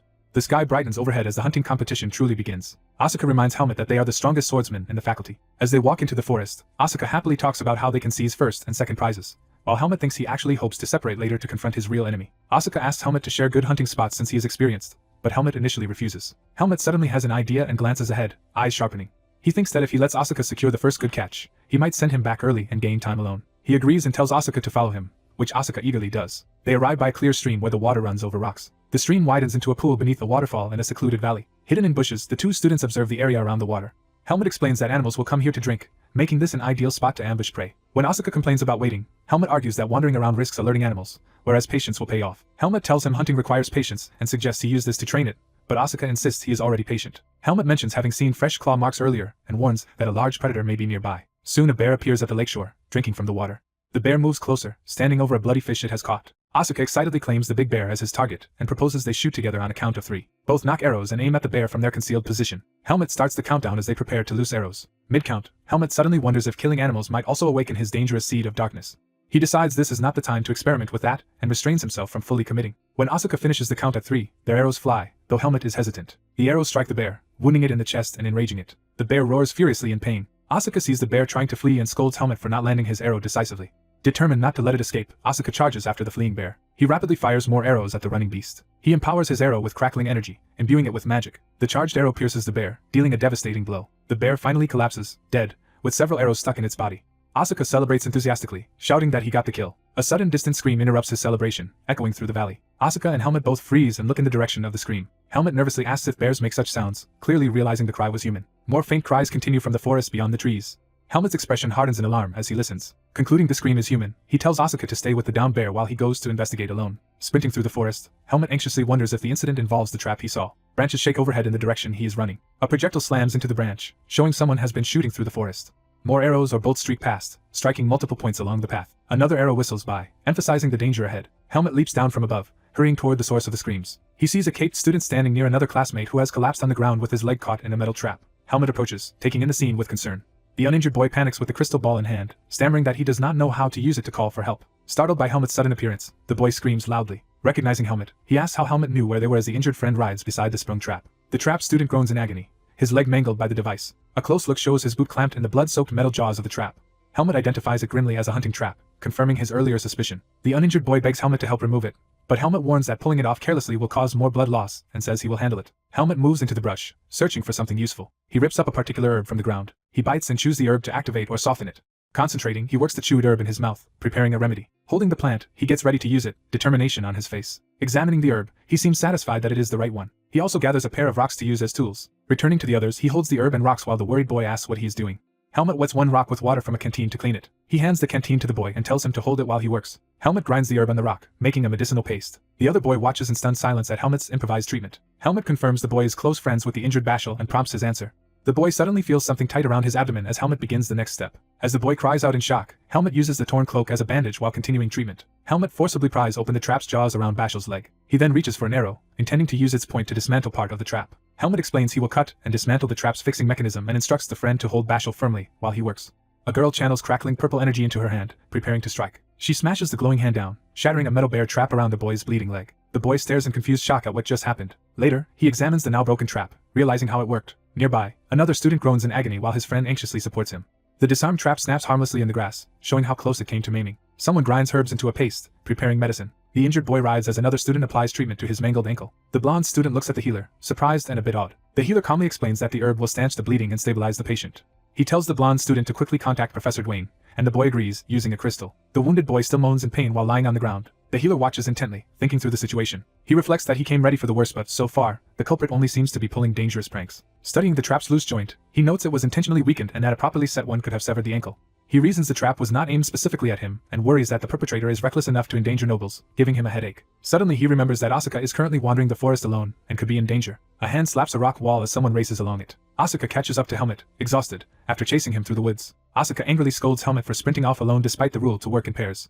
When Helmut sighs, Asuka gets even more irritated, thinking he is blaming him for being slow. Wesley returns and reports that he has already contacted Professor Dwayne, who will arrive soon, prompting concern about his tattered clothes. Wesley nervously praises Helmut for staying calm and capable, while Helmut downplays it as prior experience. Wesley bows and solemnly thanks Helmut for saving Bashal, promising to remember it as a noble. Helmut is quietly taken aback by being thanked so sincerely. He clarifies that Professor Dwayne will actually save Bashal and instructs Wesley to watch for infection. As Helmut walks away, he reflects that this is the first time since coming to the academy that someone has thanked him. Time passes and the scene shifts to the surrounding mountains. Professor Dwayne uses healing magic to mend Bashal's injured leg. The professor commends whoever handled the first aid, saying they left little for him to fix. An instructor tells Helmut he did well, acknowledging his efforts. Looking at the scattered traps, the instructors discuss filing a complaint about a possible poacher. The female instructor asks Wesley how Bashal ended up stepping on the trap. Wesley recounts that Bashal suddenly ran towards something he saw, then triggered the trap and fell screaming, not knowing what lured him. The instructors decide Bashal cannot continue camping and arrange to carry him back to base with Wesley's help. They allow Helmut and Asuka to keep hunting but warn them to watch out for additional traps. Asuka cheerfully boasts of their good catch. The instructor says she looks forward to seeing their haul, and Asuka cockily tells her not to be too surprised. Walking together, Asuka confirms that the animal he caught belongs to him, while Helmut replies that he will catch his own and Asuka can go ahead. Asuka worries Helmut might encounter another trap alone, but Helmut insists he will not be caught and notes unattended game might be stolen. Asuka suddenly realizes something he had forgotten, reacting with a gasp. He then runs off first, telling Helmut not to overdo it and to bring back a decent catch. Helmut agrees. Once alone, Helmut narrows his eyes, becoming fully serious. He sprints through the forest, intent on tracking the hidden trapper. Thinking this is his chance, Helmut reasons that if the culprit has been watching them, he must be nearby. Helmut focuses his senses with Vis to locate the enemy's position.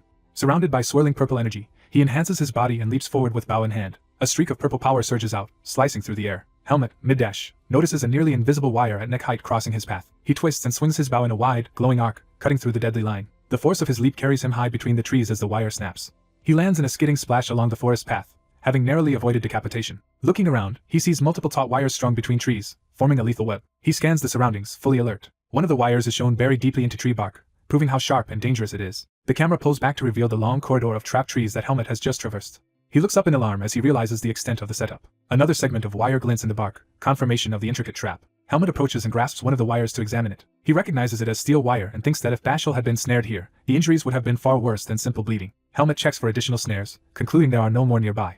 His eyes widen slightly as he notices something else. He hears movement through the trees ahead. A deer is revealed tied up and struggling in the wires between trees. Helmut observes the bound deer and deduces it was bait, likely what tempted Bashal earlier. He debates whether he should take the trapped deer with him as his catch. He calmly finishes the animal, preparing it for transport. Time skips to the hunting contest ground where students gather and display their game. Various small animals are laid out on mats as entries in the competition. Among them lies a massive bear that startles onlookers. Students and an instructor stare in stunned silence at the sight of the bear. Someone remarks in disbelief that Asuka actually caught a bear. Asuka smugly lounges against the carcass, marveling that bears even live in this forest. A red-haired classmate suspiciously asks if Helmut caught the bear for Asuka, but Asuka indignantly denies it and hints Helmut has his own trophy. Helmut presents the deer he brought back, standing beside it. An evaluator confirms it is a deer and notes that venison will be tasty.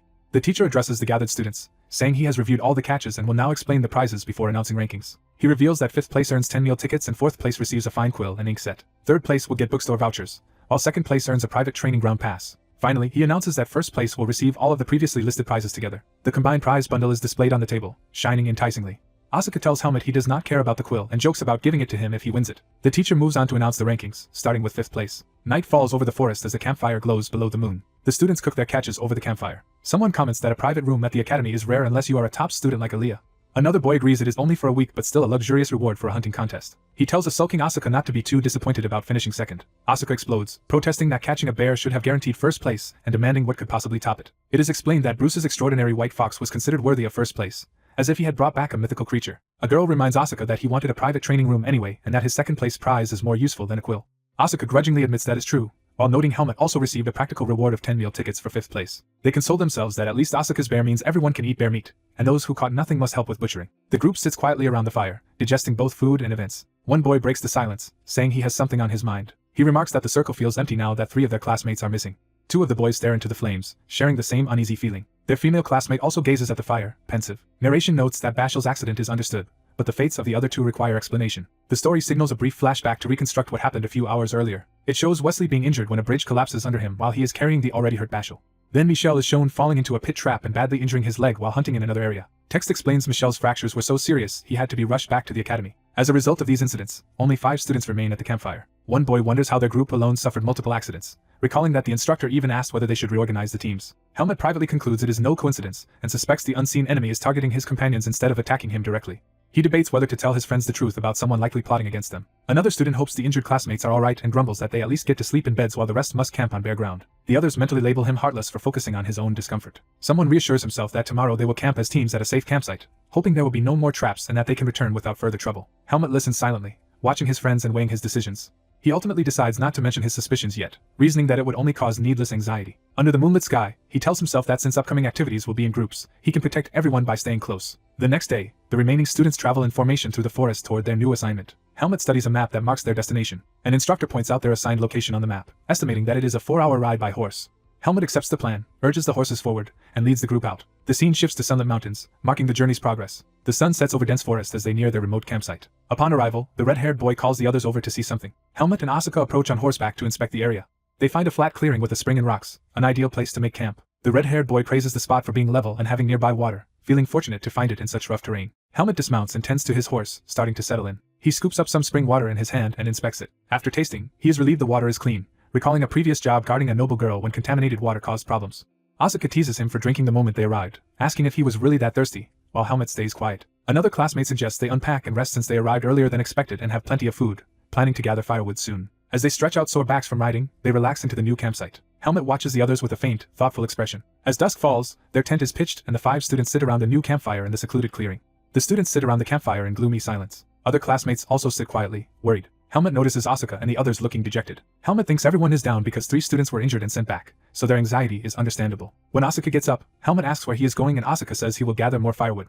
Asuka insists on accompanying Helmet because being with the others is tiring, and Helmet thinks Asuka never leaves him alone. Night settles over the dark forest as they head out. Helmet starts picking up fallen branches from the forest floor. Asuka proudly asks if the bundle of sticks he gathered is enough. Helmet tells him the sticks are wet and unusable, explaining that damp wood will not burn. Asuka complains about how dark the forest is and jokes that city lights will hurt his eyes when they return. Helmet silently watches him, not responding. Annoyed, Asuka asks Helmet to at least answer him, and Helmet just orders him to bring proper firewood. Asuka wanders off collecting dry branches while singing to himself. Helmet calls Asuka's name, interrupting his singing and startling him. Helmet takes the bundle of wood from Asuka's arms. Helmet tells Asuka to carry the firewood back to camp ahead of him. When Asuka questions the sudden change, Helmet claims he has something urgent to do. Asuka misinterprets it as Helmet needing the toilet again, and tells him to go far enough away that the smell will not reach camp. Helmet walks alone through the forest, listening intently. Under the moonlit sky, ominous sounds echo through the woods. The scene shifts to a secluded, grassy area among trees where someone is waiting. A masked man carves a wooden stake with his knife. Helmet's footsteps approach the clearing. Helmet arrives and comments that the masked man seems fully prepared. The 2 face each other in the forest, Helmet gripping his sword while the masked man sits on a stump. The masked man thanks Helmet for making the preliminary games fun and for accepting his invitation. He says they have much to discuss and invites Helmet to sit and talk. Helmet loosens his sword from its sheath as he prepares. The masked man keeps sharpening stakes, unconcerned, while Helmet sits opposite him. The masked man says he is pleased because he can finally talk with Helmet face to face. He adds that he has watched Helmet so much he is sick of seeing his face, and asks how it feels to meet the predator targeting him. Helmet dryly says the man has strange taste in masks and deduces that he is too shady to show his real face. The masked man notes that Helmet is very different from his usual prey. He explains that most hunted people just flee, but Helmet kept pursuing him like a predator, which he found amusing. A sharpened wooden stake lies pointing directly at the seated Helmet. The masked man says they are alike, and that revealing himself is giving Helmet one last chance. He suddenly launches an attack with the stake. Helmet reacts instantly, drawing and swinging his sword to counter the strike. The bug-like parasite the man used earlier rides on the ground. The masked man introduces himself as Fascio, an elite member of Hawkeye serving directly under the Black Hawk leader. He says he has authority to recruit valuable talents into Black Hawk and considers Helmet too gifted to kill. Fascio offers Helmet a place in Black Hawk if he eats the parasitic bug, explaining it will gnaw at his heart unless treated but has no other side effects. He then threatens that, if Helmet refuses, his subordinates will kill all of Helmet's friends, urging him to think carefully. Helmet silently processes this, suspicious. He concludes that Fascio is lying and clearly not someone who commands others. Fascio dismisses whether Helmet believes him and laughs ominously. Helmet asks if Black Hawk is not worried about recklessly killing nobles, and Fascio replies that not all nobles are the same, and that only unimportant ones remain. Helmet recalls his noble classmates, realizing they might be considered expendable. Fascio insists Helmet should not overthink it, claiming he has no real choice and must accept the offer to survive. The parasitic bug continues to twitch menacingly. Helmet stares down at it from his seat, weighing the threat. His eye tightens as he makes up his mind. He closes his eyes, calm and resolved. Helmet says they supposedly have a lot in common. The bug crawls near him, still offered as the price of joining. Instead of eating it, Helmet stomps it into the ground. He declares that Fascio clearly did not research him properly. Power surges as Helmet leaps forward with a glowing sword attack. Fascio is forced to block as Helmet's powerful strike slams into him. The impact drives a wooden stake into a tree, showing the force of the clash. A massive explosion tears through the forest. Shockwaves continue blasting the surroundings. Surrounded by intersecting sword auras, Helmet prepares another devastating technique. An even larger burst of pink and blue energy erupts as he unleashes his full power. Helmet dives toward Fascio within the swirling energy, intent on finishing him. He reasons that killing Fascio here will resolve all the problems. He brings his sword down in a violent, focused strike. Fascio uses a strange red power to create a protective sphere around himself. Dark tendrils of that power surge outward behind him, while Helmet remains at the edge. Fascio says Helmet wasted his last chance and vows he will not leave the forest alive. Fascio's hidden wires or blades flash through the air toward Helmet's sword. Multiple projectiles or stakes rain down around Helmet, forcing him on the defensive. Helmet looks up in alarm as the attack closes in. The scene cuts to a quiet cup on the camp table. The cup suddenly rattles from distant tremors. Helmet's friends notice the shaking cup and look around uneasily. Hearing the distant roar, they wonder if it is a landslide and question how that could happen without rain. They realize Helmet is still missing and joke nervously that maybe he is constipated, assuming nothing serious could happen to him. Footsteps approach the campsite through the grass. The boy who went to feed the horses returns carrying their fodder, looking uneasy. The others ask why he brought the feed back and whether someone moved the horses from the pond. He insists no one touched the horses, yet they were gone, which the others find impossible. The scene shows a cut rope on a tree, evidence of the horses being taken. The boys discover the empty, cut tether lines where the horses had been tied. They confirm none of them moved the horses and wonder how 5 could vanish without noise or tracks. Startled by a sound, they all turn toward the woods. Hearing rustling nearby, Asuka and the red-haired boy nervously stare into the darkness. A shadowy figure slowly steps out toward them. Asuka and the redhead freeze in fear as the silhouette appears. It turns out to be Helmet, returning bruised and exhausted from the battle. The others shout in surprise that he scared them and start to mention the missing horses before noticing his condition. Helmet urgently asks if all of them are present, which confuses the two in front of him. Asuka and the redhead exchange anxious looks. Helmet thinks it is time to stop hiding the situation from them. He gathers everyone around the fire to talk. Helmet tells them there is something important he must reveal. The campfire crackles as they brace for his explanation. Asuka and another boy listen tensely, sweating. The red-haired student also listens, worried, while the black-haired boy stands by. The redhead summarizes that Helmet angered the Black Hawk group, which sent an assassin now trying to kill them all. Helmet confirms that this is correct. Another boy trembles as he realizes the earlier injured students were likely attacked for the same reason. The redhead panics, protesting that they never wronged Black Hawk and asking why they have to suffer. Asuka angrily smacks him, telling him to shut up since they are not even sure they will die. Asuka wonders if their classmate Sabbat might secretly hold a grudge, but Helmet says it is more likely tied to his own past. Helmet explains that before joining the academy he worked as a mercenary and killed several Black Hawk members, so they are probably seeking revenge. A flashback shows Helmet standing over fallen enemies in the forest from his mercenary days. The group falls silent, shocked by the revelation. The redhead asks how many Black Hawk members Helmet killed, assuming they were experienced adult fighters. Helmet downplays it, saying they were only around rank 3 mercenaries, then internally regrets mentioning the killing. Instead of being scared, the others stare at him in awe, thinking he looks incredibly cool. Asuka admits Helmet is more experienced than he thought, and now understands why Helmet's combat skills are so superior. Helmet remembers they, too, are aspiring swordsmen who understand such things. He agrees it is unfair for others to suffer for his feud and states that he will take responsibility and handle the assassin himself. The others question whether he should fight alone and suggest contacting instructors, but Helmet reminds Asuka about the crystal ball they brought. Asuka reaches for it, saying to wait a moment. He fumbles through his clothes in front of the group. Embarrassed, Asuka realizes the crystal ball is missing. The others explode in outrage, accusing him of losing it and speculating the assassin might have stolen it along with the horses. One boy anxiously asks what they should do now and whether they should leave immediately, while Helmet notes the area is likely full of traps and moving blindly in the dark is dangerous. Helmet thinks carefully about their options. He lays out a plan. At dawn they will leave on foot and should reach the instructors within 12 hours. He adds that Fascio will definitely try to stop them, is avoiding direct combat because he knows he cannot win fairly, and is relying on ambushes. Helmet concludes that if he guards the rear, the assassin will find it hard to strike and that he will personally eliminate him if he attacks. Asuka and the redhead quietly absorb Helmet's determination. The redhead agrees to the plan, and Helmet tells everyone to rest and save strength since running for 12 hours while staying alert will be exhausting. Under the moonlit sky, they discuss their limited food and decide to ration it carefully. The campfire burns steadily as the night deepens. A distant view shows their lonely campsite among the dark woods as they prepare for the dangerous journey at first light. Someone pulls aside the tent curtain as if stepping out. Two male students emerge from the tent, looking wary. Helmet sits outside with his sword, already on watch. Helmet asks why they are awake, and they explain they decided to keep watch in rotating pairs instead of leaving it to one person. Helmet tells them not to overdo it, but they insist that as swordsmen they cannot entrust their lives entirely to someone else. They ask Helmet about going without sleep. He says he can last 3 days, and they call him a monster. One boy remarks that the assassin must fear Helmet since he has not appeared for hours. Helmet warns them not to relax because the assassin never gives up on prey, and the boy says he was only making small talk. Helmet suddenly senses something and tells them to be quiet. Helmet silently signals the others to stay alert. The 3 boys fall silent, watching Helmet for cues. A rustling sound comes from the dark forest nearby. The 3 students draw their weapons and prepare for an attack. Helmet cautiously leads them toward the source of the noise. The movement in the bushes turns out to be the hindquarters of a horse. They see a calm horse eating grass in the forest. One boy recognizes the animal and notes that it is his horse. Elsewhere, the assassin becomes alert, his eye sharpening. Back at camp, a girl urgently shouts to James and Dino to retreat from the forest immediately. A monstrous figure suddenly swoops down behind Dino as the girl realizes the danger. Dark claws of energy surround Dino as he looks up in shock. James and Helmet react in alarm and rush toward Dino. A violent strike sends Dino flying while the attacker is knocked back. The impact creates a huge explosion of smoke and debris in the forest. Helmet and James continue their assault amid flying debris. Someone screams Dino's name as more explosions rock the area. Helmet shields himself from the smoke, tense and ready. 2 boys stumble out of the tents, coughing and confused by the noise and smoke outside. A trembling hand shows how shaken one of the students is. James panics, clutching his head and screaming in terror.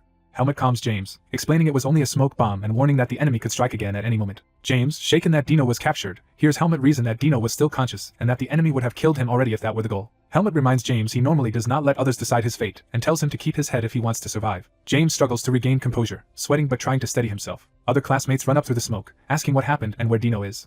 Helmet privately worries that the assassin understands human psychology well and may be far more experienced than they are. The others demand to know where the attacker went, and Helmet admits he might still be nearby. One boy frets that they cannot abandon Dino but also wonders how they can rescue him. Helmet dryly asks if they are suggesting they flee and leave Dino behind. James anxiously asks if Helmet is considering abandoning Dino, and Helmet replies that he is not doing that yet.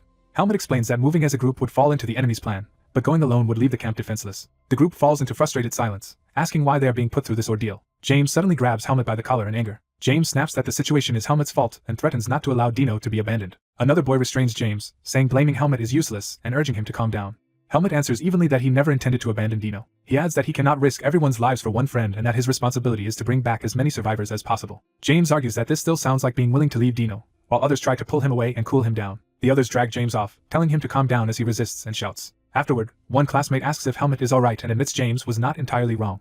The same boy says he understands Helmet's logic but agrees with James that they cannot leave Dino. He suggests they wait until James has calmed down and then all think together to devise a rescue plan. Helmet silently contemplates the suggestion. Night deepens over the moonlit forest. The campfire crackles as the group regathers. Helmet stands by the fire, brooding over their situation. James hesitantly approaches Helmet from behind, wanting to speak. James apologizes, admitting he was too scared earlier to think clearly. Helmet gets to his feet, acknowledging James's apology without much reaction. James gathers the others and says he has something he wants to ask everyone. Helmet tells them that they do not know Dino's location and that even if they all fight together he cannot promise they will survive, calling a safe rescue almost impossible. He then points out that despite this, they still believe they must not leave Dino behind. James admits he has known Dino since childhood and refuses to abandon him. Another boy agrees that abandoning a comrade is disgraceful and says that even without strong loyalty he hates the idea of running away. Helmet studies their determined expressions. He accepts that they all want the same thing. Helmet declares that there will be no more sleep and that they must devise a way to defeat the assassin and save Dino. Something suddenly shoots through the air toward their camp, catching Helmet's attention. A flashback shows Fascio attacking with a thrown blade, linking to the incoming projectile. The spinning arrow streaks across the night sky toward them. It slams into the ground in front of the group with great force. The students stare at the embedded arrow in shock. One boy notices there is an object tied to the arrowhead. The object is revealed to be a small pouch fastened below the arrow's tip. Helmet opens the pouch while the others anxiously watch. Their faces darken as they glimpse what is inside. The pouch is shown to contain a severed human finger. A boy stammers that it appears to be a human finger. James shoves the pouch at Helmet, asking if it belongs to Dino and assuming it must be. Helmet analyzes the wound and notes that the finger was cut while blood still flowed, meaning Dino was alive when it was removed and likely still alive. He concludes from this that the enemy probably does not intend to kill them yet. Another boy, holding the pouch, notices there is something else inside. He calls Helmet over and points out an additional item in the pouch. Helmet pulls out a rough map marked with locations. The note states that if they want their friend back, one person must come alone to the marked spot before dawn. Studying the map, they identify the place as a cliff or rocky hill, and one boy recalls seeing it on their way here. 2 boys examine the map closely. One points to a spot, confirming it as a large rocky hill and remarking that it is quite far away. Helmet calculates he can reach it alone in about 15 minutes at full speed, surprising the others. They wonder what the assassin is planning, and Helmet points out that insisting he come alone is clearly meant to separate him from the group. James argues that Helmut should ignore the demand and that they should all go together to rescue Dino and fight the enemy. Another classmate warns James that rushing could endanger Dino further and says they should play along with the demand for now. He concludes that their only option is for Helmut to go alone, while the rest wait at camp for his return. Helmut says he does not mind going alone but warns that the assassin will likely target the others first while he is away. The blue-haired boy boasts that they can hold out for 30 minutes and even welcomes a fight. He adds that he has just thought of a clever plan. The others stare at him expectantly, waiting to hear it. Time passes under the moonlit sky as they set the plan in motion. A swift movement through the dark forest signals someone traveling rapidly toward the rendezvous. The sound continues as Helmut races through the woods. Helmut arrives alone at the rocky clearing where Dino lies on the ground. He lands near the cliff edge, readying his sword. From a distance we see Dino's prone body and Helmut approaching. Helmut surveys the cliff area cautiously. He scans the surroundings, looking for any sign of ambush. Another glance confirms the cliff top appears empty. The view of the precipice reinforces that no one else is visible. Helmut thinks that Fascio is not present and decides to retrieve Dino quickly and return. He kneels beside Dino and touches his shoulder. Seeing Dino's condition is not as bad as expected, Helmut tries to wake him and urges that they hurry back to camp. As he does, Helmut suddenly realizes something is wrong. Dino's eyes have turned red and lifeless, and dark marks appear on his face. Helmut reacts in alarm as he understands the danger. Dino convulses in agony, screaming. His body writhes and begins to transform unnaturally. A surge of power erupts from him, blasting the ground. Helmut recognizes the aura as demonic energy, and is horrified that Fascio used such a method. An explanation appears that demonic energy is pure berserk power. It states that if unrefined demonic energy enters a normal human body, chaos ensues. Further narration explains that human and demonic energies clash until both are exhausted, at which point the body itself fails. Dino's now inhuman foot slams down, showing his transformation. Helmut faces Dino, who has turned into a monstrous, muscular figure wreathed in demonic aura. Helmut grips his sword, preparing to fight his transformed friend. A close-up shows Dino's fully corrupted face with empty, red eyes. Dino, now a berserk monster, launches a furious attack at Helmut. Helmut blocks the enormous punch with his sword. The clash sends shockwaves through the area as the two exchange blows. They charge at each other again within the expanding shockwave. Helmut drives in for another strike as Dino counters. Their battle smashes the rocky ground, debris exploding into the air. Helmut dives down with his sword toward the transformed Dino. Landing from his strike, Helmut faces Dino, who rises from the rubble with glowing red eyes. Helmut calmly judges that Dino is merely a human warped by demonic energy, and should not be hard to kill. Seeing Dino's crazed face, Helmut hesitates with a lingering concern. Dino roars as his monstrous form swells with a surge of demonic power. The demonic outburst causes the dark seed embedded in Helmut's chest to react violently. Startled, Helmut realizes something is happening inside him. He notes that the seed of darkness in his body is responding to Dino's pure demonic energy after a long time. Helmut focuses his gaze, reassessing the situation. He squares off again with the looming monstrous Dino amid the settling dust. Dino snarls, fully intent on attacking. Helmut briefly clutches his chest, still feeling the seed's reaction. Accepting the situation, he acknowledges the influence of the seed of darkness. Dino stomps the ground and prepares to charge. The monster rushes Helmut at tremendous speed. Dino swings a massive arm at Helmut, initiating a fierce close-quarters clash. Helmut counters with swift sword strikes, trading blows within Dino's flurry of attacks. Their slashes collide repeatedly, shaking the ground. Dino unleashes a huge overhead strike aimed directly at Helmut. Helmut meets the incoming blow head-on without flinching. Dino's punch smashes Helmut into the cliff behind him. The impact shatters the cliff face around them. The collapsed rock forms a deep pit as the two fall amid debris. Dino looks around in confusion, sensing a shift in the battle. Helmut's eyes sharpen as purple energy gathers from the seed of darkness. Wreathed in dark aura, he darts in low toward Dino to strike. Helmut impales Dino with a seed-charged attack, causing Dino to scream in agony. Helmut tells Dino to stay buried and meditate for a while, promising to free him later. Massive boulders rise above Dino, trapping him beneath the collapsing cliff. Dino's eye widens in fear as the rocks come crashing down.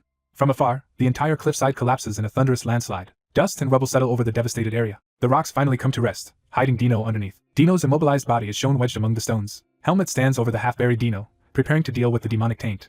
He places a hand on Dino's forehead to begin purification. Helmut calmly channels power while examining Dino's condition. The seed of darkness activates as he draws demonic energy out of Dino's body. Helmut explains that the seed of darkness absorbs demonic energy, notes this energy is weaker than what he saw in the Forest of Roots, and decides he can burn it all away with this. Corruption continues to flow from Dino as Helmut maintains contact. Dino's face gradually relaxes as the demonic influence weakens. The corruption recedes further, returning Dino toward normalcy. Dino lies peacefully unconscious while Helmut completes the cleansing. Helmut, surrounded by dense purple aura, concentrates on finishing the absorption. He opens his eyes once the process stabilizes. Helmut thinks that burning away such a large but weak mass of demonic energy will still take time and is relieved that Fascio is not here as he decides to head back now that Dino is safe. He prepares to move Dino from the rocky mound. Supporting Dino's upper body, Helmut urges him to muster some strength so they can hurry back to their dire situation. As he lifts Dino, Helmut suddenly senses the ground behaving strangely. Cracks race outward from beneath them, warning of another collapse. Realizing the earlier impacts destabilized everything, Helmut panics about the ground giving way. The cliff fully crumbles again, sending rocks cascading down. Time passes and the scene shifts to a quiet night landscape under the moon. Elsewhere, a student grips his sword tensely, waiting. One boy asks how long Helmut has been gone, while another tells him to forget Helmut for now. The three boys stand back to back with drawn swords, concluding that Helmut's real fight is just beginning. A bare foot steps toward their camp from the darkness. The masked assassin with wild red hair, Fascio, appears holding twin sickle blades. Fascio strides toward the campfire while the boys brace themselves. The assassin grins menacingly, clearly amused. One boy recognizes him as Dino's kidnapper, while another warns everyone to face forward and stick to their plan. Asuka steels himself, aware of the assassin's terrifying approach. He reflects that Fascio's stealth abilities surpass normal detection. Helmet's earlier explanation is recalled, saying humans cannot sense Fascio directly, which makes one boy question if they can handle him. Helmet's flashback continues, outlining a formation where three watch different directions in an open area to counter Fascio. Helmet adds that when a chance appears they will use Asuka's plan to strike. Asuka remembers this, sweating yet resolved. Now, Fascio counts the visible students while drawing his blade. He notes that one boy is missing but is satisfied that the 4 remaining targets, including Helmet elsewhere, are accounted for. The blue-haired boy anxiously interprets Fascio's words as hinting Dino's death, while his friend snaps at him not to believe the enemy and to ignore such taunts. Fascio mockingly identifies Asuka and names the 2 noble boys Andrew and James. He formally introduces himself as Fascio of Black Hawk and says he is hunting them because they befriended the wrong person. The 3 boys tighten their formation, ready to fight together. Fascio admits that killing 2 nobles is risky even for Black Hawk and that he dislikes needless danger. Raising a finger, he says he has an alternative proposal. He suggests that since one of them is a commoner, they should help him hunt that boy in exchange for the nobles' lives. James reacts nervously to being the implied expendable weak link. Andrew is equally shaken by the suggestion. Fascio tempts them further, saying this is a perfect chance to get rid of the troublesome commoner, and promises to keep their betrayal secret, even faking their injuries. Asuka angrily asks if they are really considering the offer and urges them not to fall for such lies. James struggles internally, sweat dripping as he stays silent. Fascio calls out Asuka's name, expecting an answer. James suddenly declares that he is thinking more clearly than ever. Asuka is startled by his firm tone. Andrew gives a faint, supportive smile. James loudly rejects the offer, declaring that no swordsman would sacrifice a comrade and vowing that all 3 of them will defeat the assassin and return alive. Fascio clicks his tongue, annoyed by their stubbornness. He crouches into a ready stance, deciding to kill them all for wasting his time. Asuka shouts for everyone to focus as Fascio attacks. The assassin blurs and vanishes with terrifying speed. Asuka is shocked to realize he has lost sight of their enemy. Fascio reappears behind them, closing in silently. Asuka warns that Fascio has disappeared from view but tells the others to remember that only his presence is hidden and to hold formation. The 3 stand tightly together in the open campsite, watching every direction. One of them grips his sword with a trembling hand. James and Andrew pan heavily, tension wearing them down. They wonder why Fascio is not attacking yet, and Asuka explains he is waiting for their concentration to lapse. Andrew curses that the assassin is toying with them. Fascio suddenly lunges at Andrew from below. Andrew manages to block the strike with his sword but is nearly overwhelmed. Asuka checks on James, who insists he block the blow. Fascio analyzes their formation and decides James is the weak point. Leaping high, Fascio decides to eliminate James first. Asuka realizes Fascio is targeting James and urges him to endure while they respond. Fascio darts low past the group to attack again. James panics internally, fearing the next strike. Fascio's blade clashes with James's sword, injuring James badly. The impact jars their whole formation and Andrew cries out in pain. Asuka, frustrated and bleeding, admits the assassin is making fools of them. Fascio lands lightly, preparing yet another assault. He mocks their poor skills and complains that they are spoiling his hunt. Deciding to speed things up, he warns them he hopes they do not break too easily. Fascio slashes Asuka's shoulder from behind, drawing blood. Blinding arcs of attack sweep across the battlefield. The trio desperately deflects wave after wave of strikes.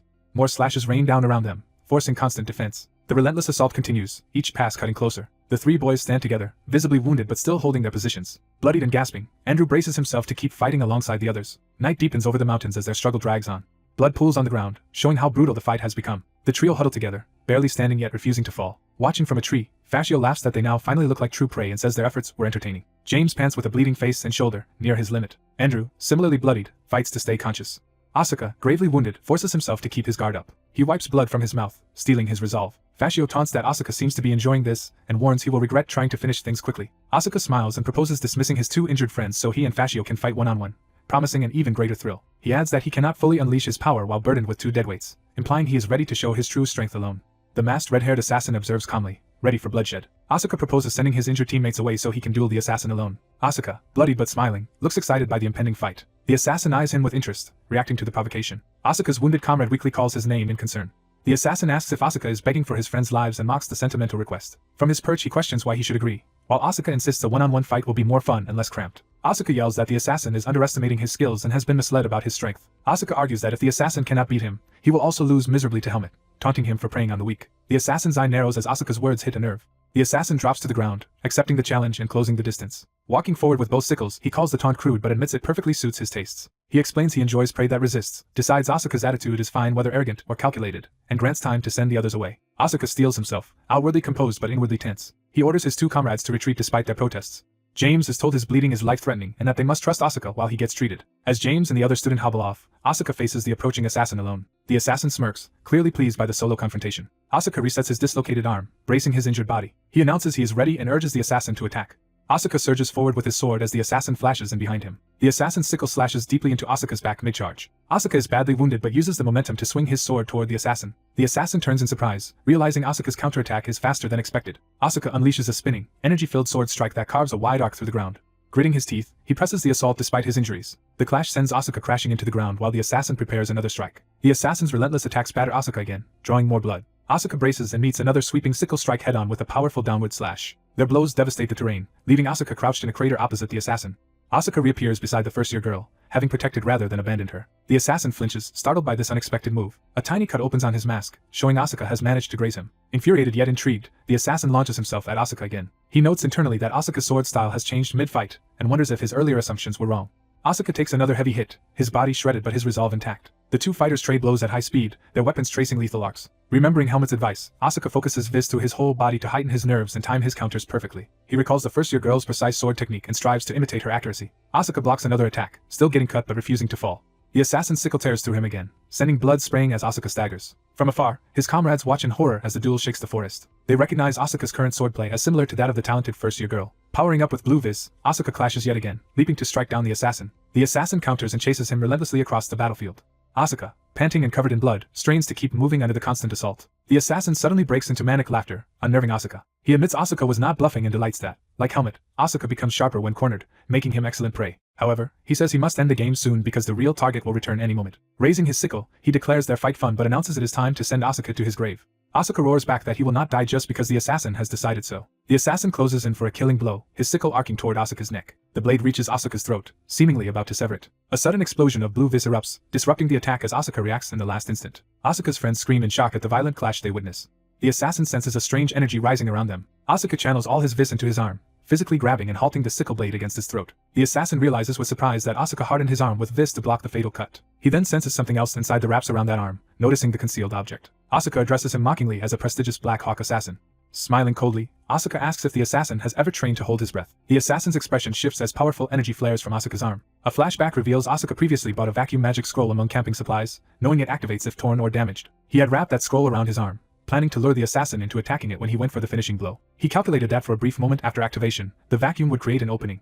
The scroll triggers, unleashing a massive vacuum blast centered on Asuka and the assassin. Within that instant of disorientation, Asuka expects the assassin to expose a gap he can exploit. Seizing the chance, Asuka crushes down the assassin's arm with Viz strength and force. He drives his sword straight at the assassin's torso amid the swirling energy. Their weapons clash violently as the vacuum shockwave tears across the clearing.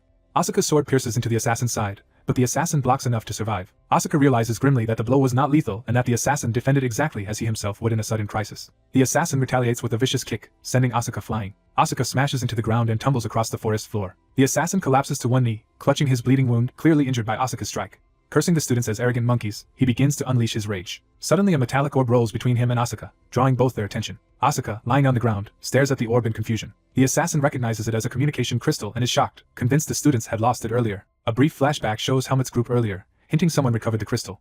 Asuka remembers how he had secretly kept that crystal in his vest pocket. The assassin's eye twitches as he realizes what this means. He now understands the orb came from Asuka's back pocket. Asuka grabs the crystal with trembling fingers. He frantically calls out to the instructors through the orb, begging them to save the students from the assassin.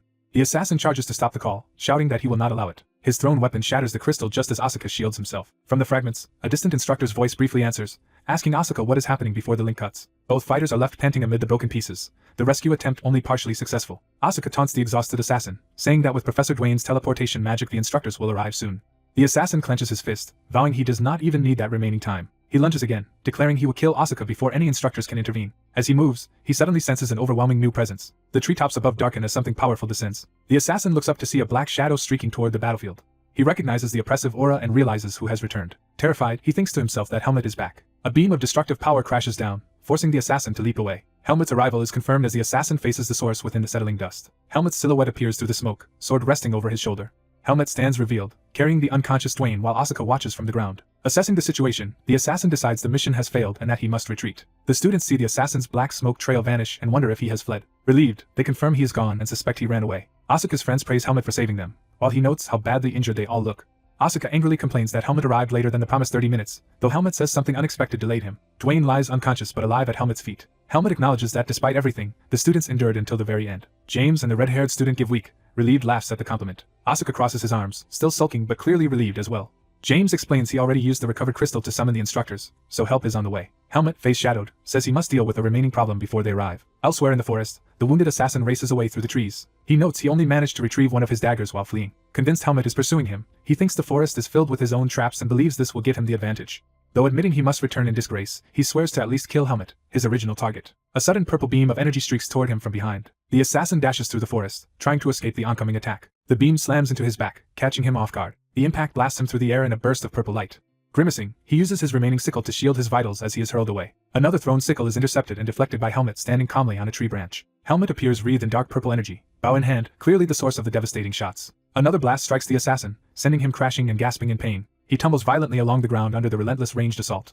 From a tree, Helmet mockingly congratulates him for being the first Black Hawk assassin to survive that attack. The assassin spits blood and demands to know how Helmet reached him without triggering any of the forest traps. Helmet replies that he has never once fallen for the assassin's traps, implying he bypassed them all with ease. The assassin's eye widens as he realizes his preparations were completely useless. He looks back toward the forest entrance in shock, thinking to himself that Helmet must have already dismantled or neutralized every trap along the way. In the dark forest, metal stakes jut from the trees, revealing a deadly, prepared kill zone. Someone observes that an opponent has charged straight through all of these lethal traps. The purple-haired swordsman unleashes a powerful beam of violet energy from his blade. The blast slams into the ground, exploding with destructive force. The red-haired masked attacker dodges and realizes the swordsman manipulated tree branches to kill 5 past victims. The masked man admits being cornered but boasts that such tricks cannot defeat him as he rushes in. Watching from a tree, the swordsman comments that prey struggling when cornered is entertaining. Surrounded by dark aura, he coldly states he has no intention of toying with the enemy as he hunts. He steps forward decisively, beginning his approach. He stands alone in a clearing, aura flaring, waiting for the assassin's next move. The masked man thinks Helmet has made a mistake chasing him into this dark forest, questioning if Helmet can handle his attacks here. Helmet calmly draws his second sword, readying himself. Smiling, he senses the assassin's approach and announces that he has located him. The red-haired assassin appears behind Helmet, swinging his weapon in a surprise attack. Helmet instantly turns, sword wreathed in violet energy, and counters with a heavy downward strike. The assassin's eyes widen in shock as the counterattack connects. Helmet follows through with a sweeping, aura charged slash that sends the assassin flying. Staggering away, the assassin panics that Helmet somehow detected his stealth approach. He watches in fear as Helmet stands wreathed in dark purple flames, an overwhelming presence. The assassin tells himself Helmet only got lucky once and resolves to fight using his full power. He sends countless sharpened branches slicing through the air toward Helmet. Confident, he notes that darkness, tree shadows, and falling leaves should perfectly hide his presence. He reasons that with Helmet's eyes and ears compromised,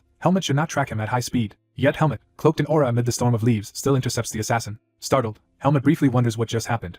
The assassin lands a brutal kick while slashing past, striking Helmet through the leaves and energy. Reeling, the assassin realizes Helmet's interceptions are not coincidence. He insists it should be impossible for a mere human to see through his refined stealth skills. Helmet, bleeding but focused, races forward again with aura blazing. He closes his eyes, concentrating intensely as if relying on senses beyond sight. The assassin's expression twitches, sensing something is wrong. As they clash again, he suddenly suspects a disturbing explanation. Helmet hurls him away with another massive, aura-charged slash while reflecting on stealth. Helmet concludes internally that no stealth can fully conceal the killing intent released during an attack. The assassin realizes Helmet can instantly sense faint murderous aura, locate its direction, and counter accordingly.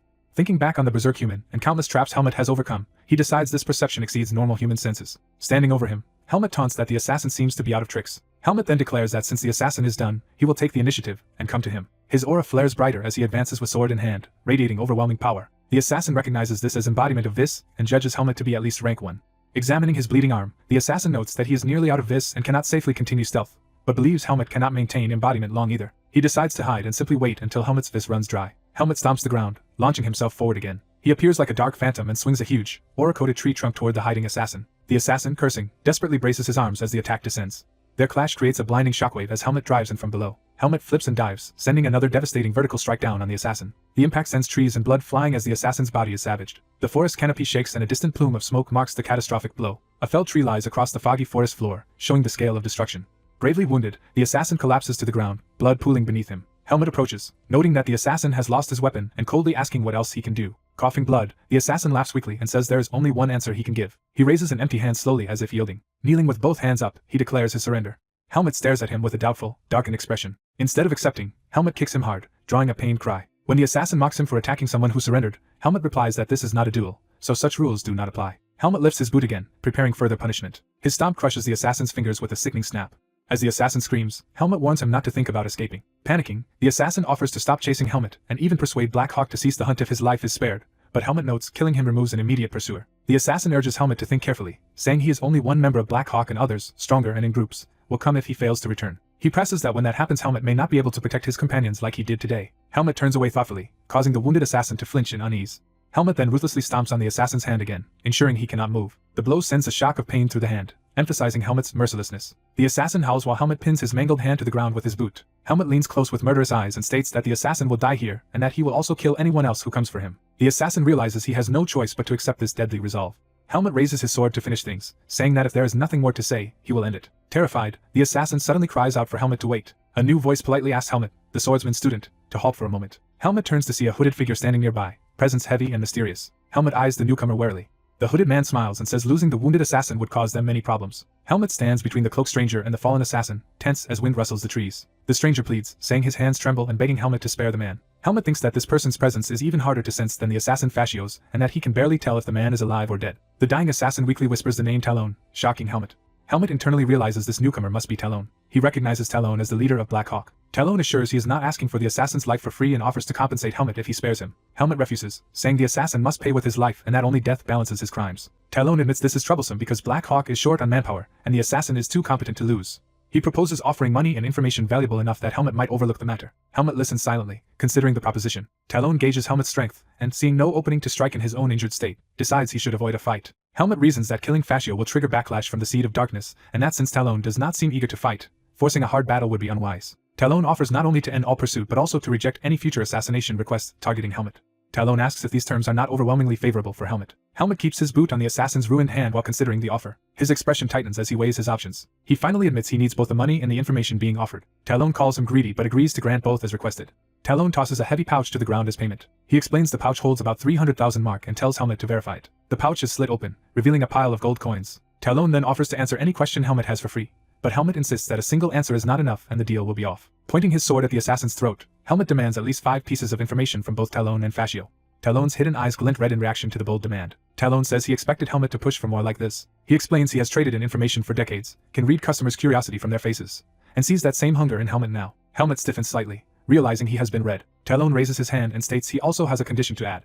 He says that together he and Fascio will give a total of 5 pieces of information, insisting he cannot concede more since the deal already puts Black Hawk at a loss. Helmet frowns but continues to consider. For his first question, he asks Fascio where the remaining stolen horses are hidden. Fascio reluctantly answers that the horses are tied in front of a large cave to the east. Helmet then asks whether Hawk Eyes would come after him for revenge if they believed he had killed Fascio, and is told they work alone, barely cooperate, and some might even welcome Fascio's death. Helmet looks down, processing that killing Fascio might not bring the group's collective wrath. He taps his sword against Fascio's mask, making the wounded man flinch. Fascio panics, asking what Helmet intends to do next. Helmet slices off the mask, revealing Fascio's true, grotesquely aged face. Helmet is momentarily disturbed by how hideous Fascio really looks. Turning away, Helmet dryly remarks that Fascio should keep the mask on in future. Helmet then tells Talon that Fascio's real face does not count as one of the promised answers and says he still has 3 information chances left to receive. Talon steps forward as if to honor the bargain. He produces a familiar crimson crystal ball in his hand. Talon explains it is a secret communication crystal that links directly to Black Hawk's leader and promises Helmet 3 future questions answered through it at the level of top state secrets. Helmet is told the crystal ball will function for 10 years, after which Black Hawk will have no further obligation to him. Helmet points out that Talon's cape contains storage magic and demands it too so he can hide the crystal ball from suspicion. Talon agrees and begins removing the enchanted cloak. He tosses the cape to Helmet, ending the negotiation. Helmet catches the cloak and pulls it over himself. Wearing the cloak, Helmet looks at Talon with a wary yet composed expression. Talon now appears as a harmless, smiling elderly man in plain clothes. Helmet recognizes him as the seemingly ordinary campsite administrator and questions how he had hidden such energy back then. Talon says disguise is his specialty and asks Helmet to accept his revealed face as proof of sincerity. He drops the old man guise entirely, revealing a younger, sharp-eyed man with red eyes and facial marks, the true Talon. Helmet silently looks down at the gravely wounded masked assassin lying at his feet. Helmet grabs the assassin by his clothes. Helmet hurls the assassin through the air toward Talon, who is waiting below. Talon catches the bleeding assassin, who groans in pain. Helmet orders Talon to take the assassin away, warning he will kill him if they ever meet again. Talon thanks Helmet for sparing the assassin. Helmet, called by name, is told he is badly hurt and urged to return quickly for treatment. Helmet walks away alone through the forest. Helmet stops, remembering there is something he wants to ask Talon. Talon analyzes Helmet's behavior, saying he can kill without remorse yet always hesitates before striking, perhaps from uncertainty or overthinking.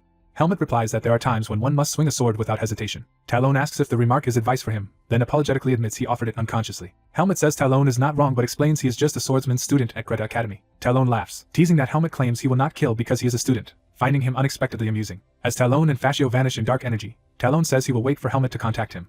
Helmet watches them leave thoughtful. Night passes over the vast forested mountains. Talon and Fascio ride a horse quickly through the forest. Fascio, ashamed, laments that Talon had to sacrifice money, his cape, and information to save him. Fascio vows to repay Talon and promises to kill Helmet next time to reclaim what Talon lost, while Talon asks if the price seemed too high.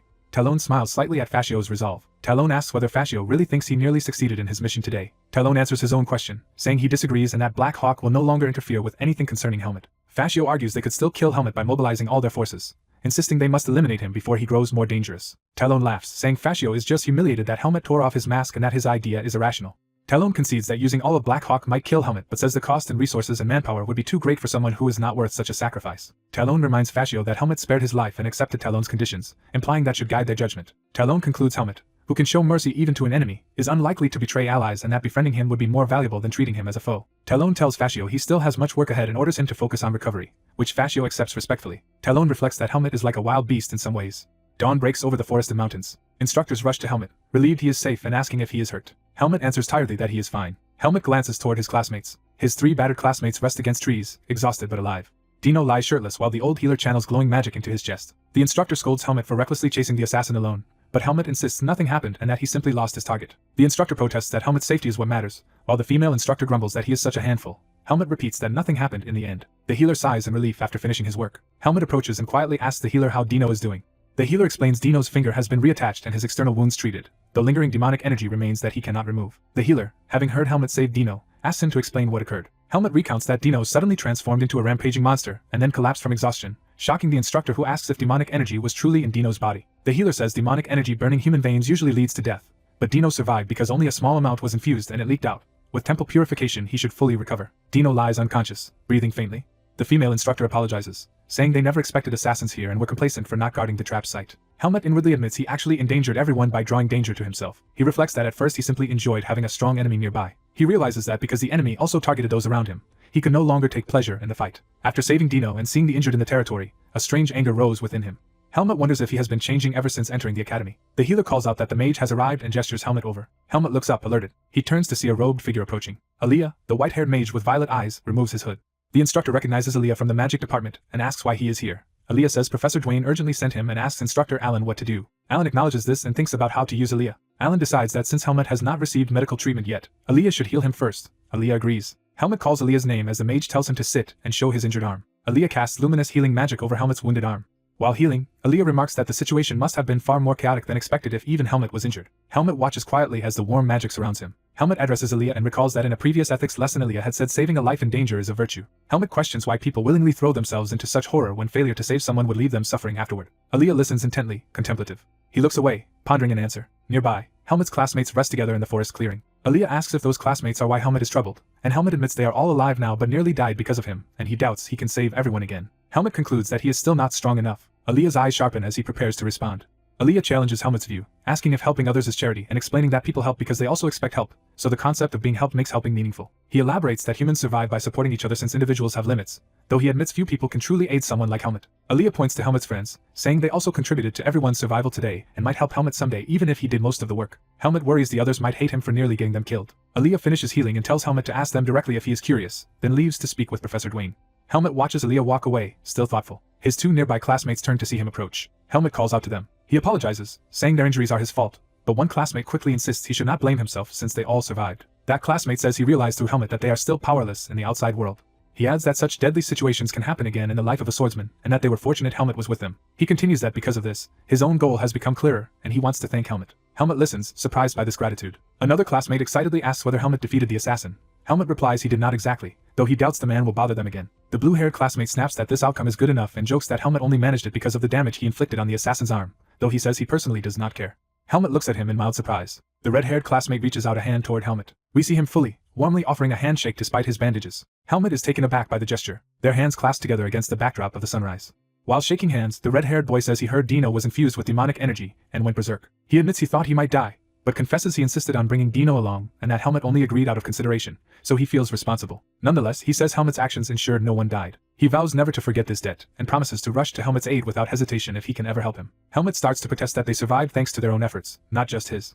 Helmet's eye widens as their words sink in. He remembers the noble he once saved, swearing to repay him. He recalls Aaliyah's statement that helping others is not mere charity. He also recalls Alan's teaching that nobles, commoners, strong, and weak are all simply humans. Helmet concludes that if he keeps that idea in mind, he will one day find the answer he seeks. He realizes he wants strength not to dominate but to protect and connect with others. He defines this ideal strength as one that links hearts and hands through shared struggle. That strength, he thinks, is based on mutual trust and support. Helmet gazes upward, reflecting on this newfound understanding. He pictures himself and his comrades, past and present, literally joining hands, recognizing this as the true strength of humans. The red-haired boy jokes that beyond all that, the ordeal has made him feel stronger, and that their earlier spar with the sword department now seems trivial. The blue-haired boy retorts that all he did was get beaten up and scolds him for bragging, while the gray-haired boy chides him for being harsh to someone who shared a life-and-death experience. Laughing and stretching in the sun, the group says it simply feels great to be alive. Helmet watches their laughter, touched. He looks at his own hand, remembering the many bonds he has formed. Time passes in the bright autumn forest around the training camp. Helmet sits alone on a rock, quietly contemplating under the midday sky. Aaliyah approaches from behind and calls Helmet's name. Aaliyah explains he will return to the academy with Professor Dwayne via teleportation and invites Helmut to accompany them, saying he has justification to leave early as a witness. Helmut pauses, thinking. He smiles and declines, saying he wants to return together with his team. Aaliyah is quietly moved by his answer. Aaliyah accepts, saying he will see Helmut back at the academy, and turns to leave while Helmut answers okay. Aaliyah walks away blushing slightly, flustered by his own reaction. Helmut watches him go, then turns his gaze back to his surroundings. Someone off-screen asks what Aaliyah said to Helmut. Helmut explains that Aaliyah had offered to return with him first using teleportation magic. The unseen speaker is surprised Aaliyah offered this only to Helmut, wondering if it is because they are roommates, and asks what Helmut replied. Helmut says he told Aaliyah he did not want to. The other person remarks that Helmut's refusal was the perfect answer. Narration states that the turbulent outdoor training finally ended. It notes that the sunlight filtering through Petica Forest's canopy felt unusually refreshing that day. Yet, the narration warns that this sense of peace was only an illusion. It foreshadows that soon they will come to loathe the very sight of sunlight, as danger approaches the city under the bright sky. A vast desert fortress stands silent as wind and sand swirl around its closed gate. Someone in a cloak approaches, their boots stepping onto the dry ground. The cloaked figure stops before the massive gate, facing the imposing fortress. The figure pulls back their hood, thinking that this is the place where their grandfather once lived. The hooded traveler is revealed as a young white-haired man who studies the fortress intently. He identifies the place as the Baysor Kingdom. The scene shifts to a peaceful day at a large stone academy complex under a bright sky. Narration explains that after the various incidents during the night lesson at the academy, a week quickly goes by. Large academy doors swing open with force. Shocked students recognize someone entering and exclaim in surprise. Dino returns to class beaming, joking that he is touched by everyone's enthusiastic welcome. Classmates immediately ask Dino if the rumor about him being kidnapped by the assassin is true. Dino bashfully admits being kidnapped, and says he heard his group struggled greatly to rescue him. A friend tells Dino he owes his rescuers lifelong gratitude, leaving Dino sweating awkwardly. One loudmouthed student is suddenly struck on the head for talking too much. Asuka scolds the others, saying they just run their mouths and challenges whether they could survive being kidnapped. The boys are stunned that Asuka seems to be defending Dino, and he snaps that he only intervened because they were being idiots. Another student points out that Helmut was the one who actually drove away the assassin, prompting Asuka to angrily argue over who really fought him to near death. Other students add that the assassin fled because he feared Helmut, and say Asuka also owes Helmut lifelong gratitude.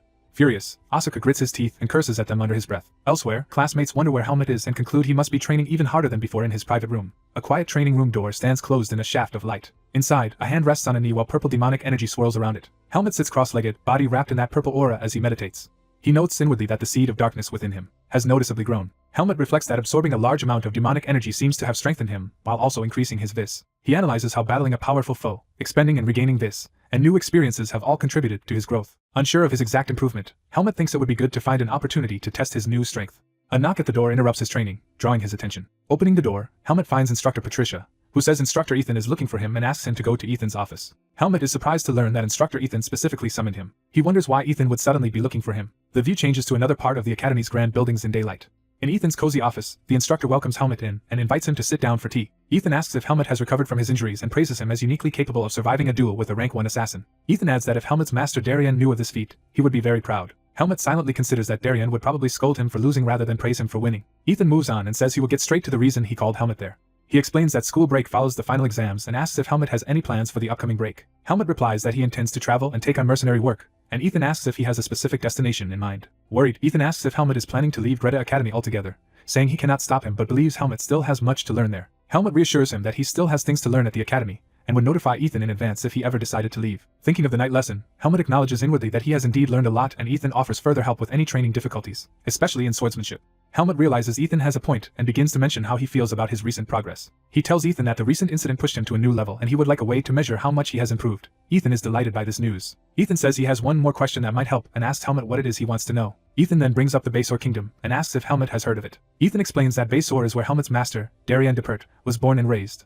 Ethan has also heard that a fighting competition will be held in Baysor during the break and suggests that facing its skilled swordsman would show Helmut how strong he has become. When Helmut asks about the competition, Ethan confirms it but hints there is a complication. Helmut points out that if anyone recognizes the divine swordsman's techniques he uses, matters could become troublesome. Ethan agrees and says Helmut's concern is valid. Ethan reminds Helmut that the world must not yet know he is the divine swordsman's apprentice and that in Baysor, Darian is revered, so using Darian's sword style would immediately reveal Helmut's identity. Ethan adds that while not everyone would notice, Darian's former Palma Knights would certainly recognize those techniques. Helmut thinks seriously about the mention of the Palma Knights. He mentally repeats the name, understanding the danger of being recognized by them. Ethan suggests that if Helmut enters the competition, he should fight using only public sword techniques, which are still strong enough for him to do well. Helmut says he will consider that, and also wishes for a way to hide his face so he does not draw pursuit again. Ethan sympathizes, recalling Helmut's ordeal with Black Hawk's assassins and acknowledging how difficult that pursuit was. Ethan asks if Black Hawk is truly no longer a threat, and Helmut calmly says he has good reason to believe they will keep their promise to stop chasing him. Ethan accepts this but advises caution and encourages Helmut to think carefully about joining the fighting competition, then asks if he will return to training. Helmut answers that he is heading to class instead because there will be an announcement about the practical portion of the final exams that day. Ethan expresses confidence that Helmut will do well and jokingly asks him not to resent the instructors who designed the tests. Helmet looks puzzled at the remark. The scene cuts to the academy courtyard under the bright sun again. In class, the practical instructor announces that this time's test will be an anti-monster combat ability assessment exam. The students listen in stunned silence at the mention of monsters. Helmet, among them, reacts with mild curiosity and confusion.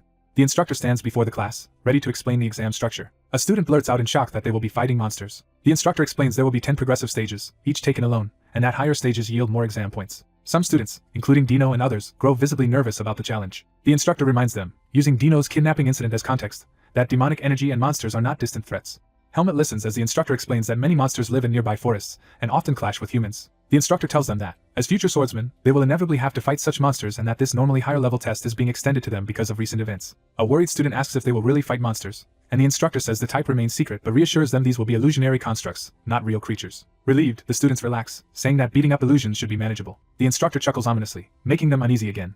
He remarks that even senior students started this exam overconfident. Two boys grow serious as the instructor tells them simply to do their best. Helmet thinks about monsters and what this test might entail. He recalls far more terrifying monsters he has fought before and feels somewhat eager for the challenge, since monster battles are familiar to him. After class, Asuka asks Helmet how he did on the written exams.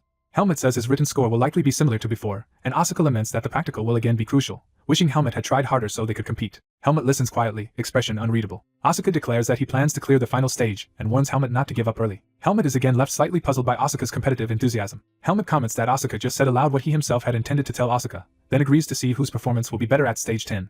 Time passes and the test day arrives at the academy grounds. An announcement calls examinee number 15, Asuka, into the exam. After his run, Asuka staggers out sweating, having only reached stage 7. Helmet waits outside while Asuka recovers, clearly exhausted by what he experienced. Asuka, furious and shaken, rants that the monsters were absurdly strong and unlike anything normal swordsmen would face. He points out that he alone managed to get past stage 5 while most classmates collapsed much earlier, questioning whether the exam was fair. Helmet calmly notes that the test does not require clearing all 10 stages, but Asuka insists that is not the real issue. The examiner calls examinee number 16, Helmet, to proceed to the test room. Asuka, still rattled, refuses to explain and urges Helmet to at least reach stage 8 so he will understand why Asuka fled. Helmet, now curious, wonders what exactly Asuka saw in there.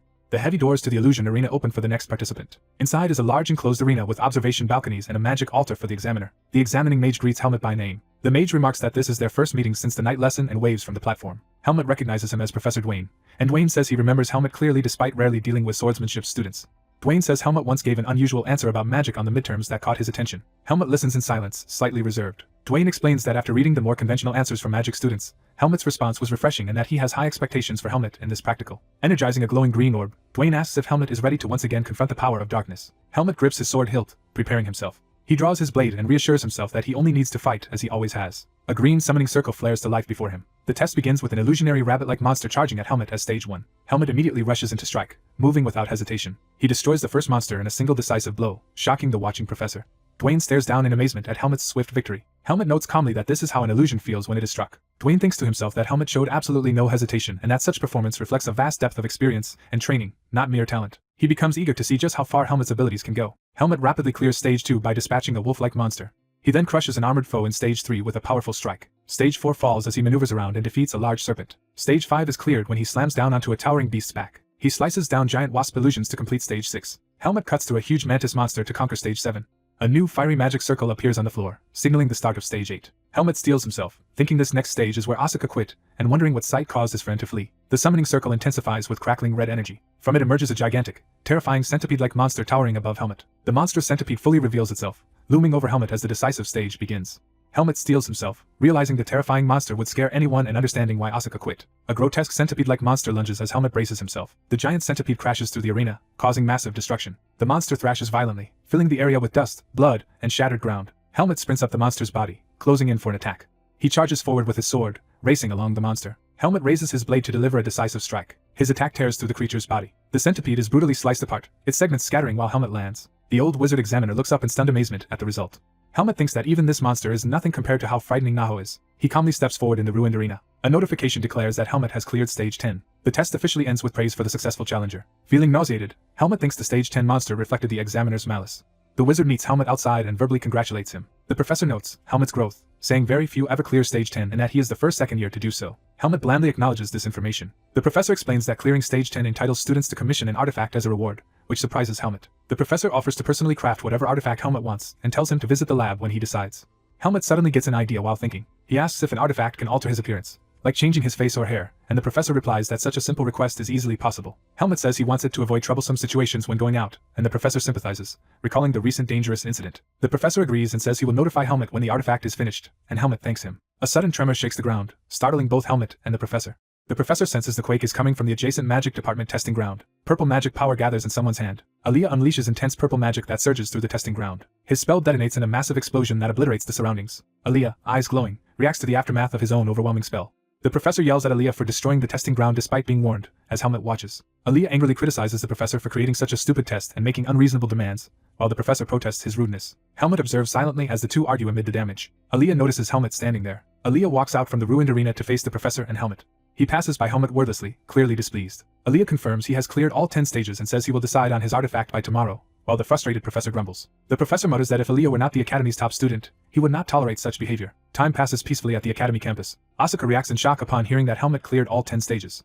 At the cafeteria table, Asuka, defeated, tells Helmut to take the top student position and asks what monster appeared in stage 10. Helmut explains that the test was less about difficulty and more about overcoming fear, implying Asuka could clear it if he conquered his fear. Helmut grows slightly awkward as Asuka questions what kind of fear he means. Helmut describes stage 10 as a mass of giant cockroaches that could swarm together and separate, horrifying Asuka. Their green-haired friend, queasy but not bug-phobic, asks if Helmut's mind is okay after such an experience. The green-haired boy takes a drink, trying to settle his nerves. Relieved, he thinks he is glad he did not make any bets with Helmut this time. Later, Helmut and Asuka walk quietly together in the corridor. A female classmate greets Helmut and congratulates him for being the first second year to clear stage 10. She points out that news of his feat spread quickly and that everyone in the swordsmanship department is watching him, while Asuka notes Helmut's lack of self-awareness. Helmut congratulates Asuka for reaching stage 8, which Asuka interprets as mockery. Helmut insists he is sincere and notes that reaching stage 8 is remarkable since most students only clear up to stage 4, leaving Asuka embarrassed. Asuka recalls their past life and death battles and silently contemplates his growth. He loudly proclaims that his improvement is due to his own genius, and not Helmut, leaving Helmut baffled. Helmut and the girl watch Asuka storm off, puzzled. They both wonder what Asuka meant by his dramatic statement, admitting they have no idea. Walking down the stairs, the girl asks Helmut where he is heading now, and he says he plans to return to the dormitory. She asks if he will go home during the school break. He replies he will travel instead, and she expresses envy at the idea of traveling. She confides that she also wants to travel because staying home all the time feels suffocating. Helmut listens quietly, considering her words. Helmut thinks about Charlotte, someone possibly connected to his birth. Helmut asks why she treats him more warmly than other second-year students. She apologetically says she hopes it does not bother him, but he clarifies he is not offended. She explains that talking with him puts her at ease and evokes a nostalgic feeling she cannot fully describe. Helmut looks thoughtful as he walks outside the academy. She apologizes for taking up his time when he should be resting and prepares to say goodbye. Before leaving, she says that after the school break ends, Helmut tells her that if she feels stronger after the break, he will accept her challenge to a fight anytime. She smiles happily at his offer. Waving enthusiastically, she makes him promise to spar with her in the future.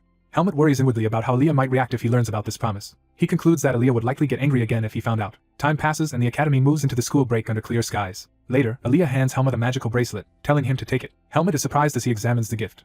Aliyah explains that it is a communication bracelet, an artifact he received for clearing stage 10, which Helmut can use like a crystal ball. He further explains that infusing magic power into it will signal his own bracelet without any spoken words, prompting Helmut to ask why Aliyah is giving him such a reward. Aliyah says he had the artifact made specifically for Helmut, and urges him to contact him whenever trouble arises, since Helmut always attracts problems. Helmut points out that Aliyah dislikes being disturbed, and Aliyah curtly asks if he has a problem with that. Helmut agrees to wear the bracelet, and promises to use it only when truly necessary. Aliyah watches him with a faint blush, silently reacting. Helmut then asks Aliyah whether he himself plans to go home during the school break. Aliyah replies that he will go home despite disliking it, and Helmut notes that many at the academy, including Asuka, seem reluctant to return home. Helmut reflects that it has been half a year since he left the Forest of Roots, and that he has gained many friends and acquaintances. He notes that the academy is now entering its first school break. Elsewhere, a bespectacled man writes a letter with a quill. As he writes, he remarks that he did not expect to hear from Helmut again so soon. His crystal ball glows as he speaks Helmut's name to establish contact. On Helmut's side, he stands before a glowing crystal ball, ready to communicate. The information broker greets Helmut through the crystal ball, surprised at the quick follow-up.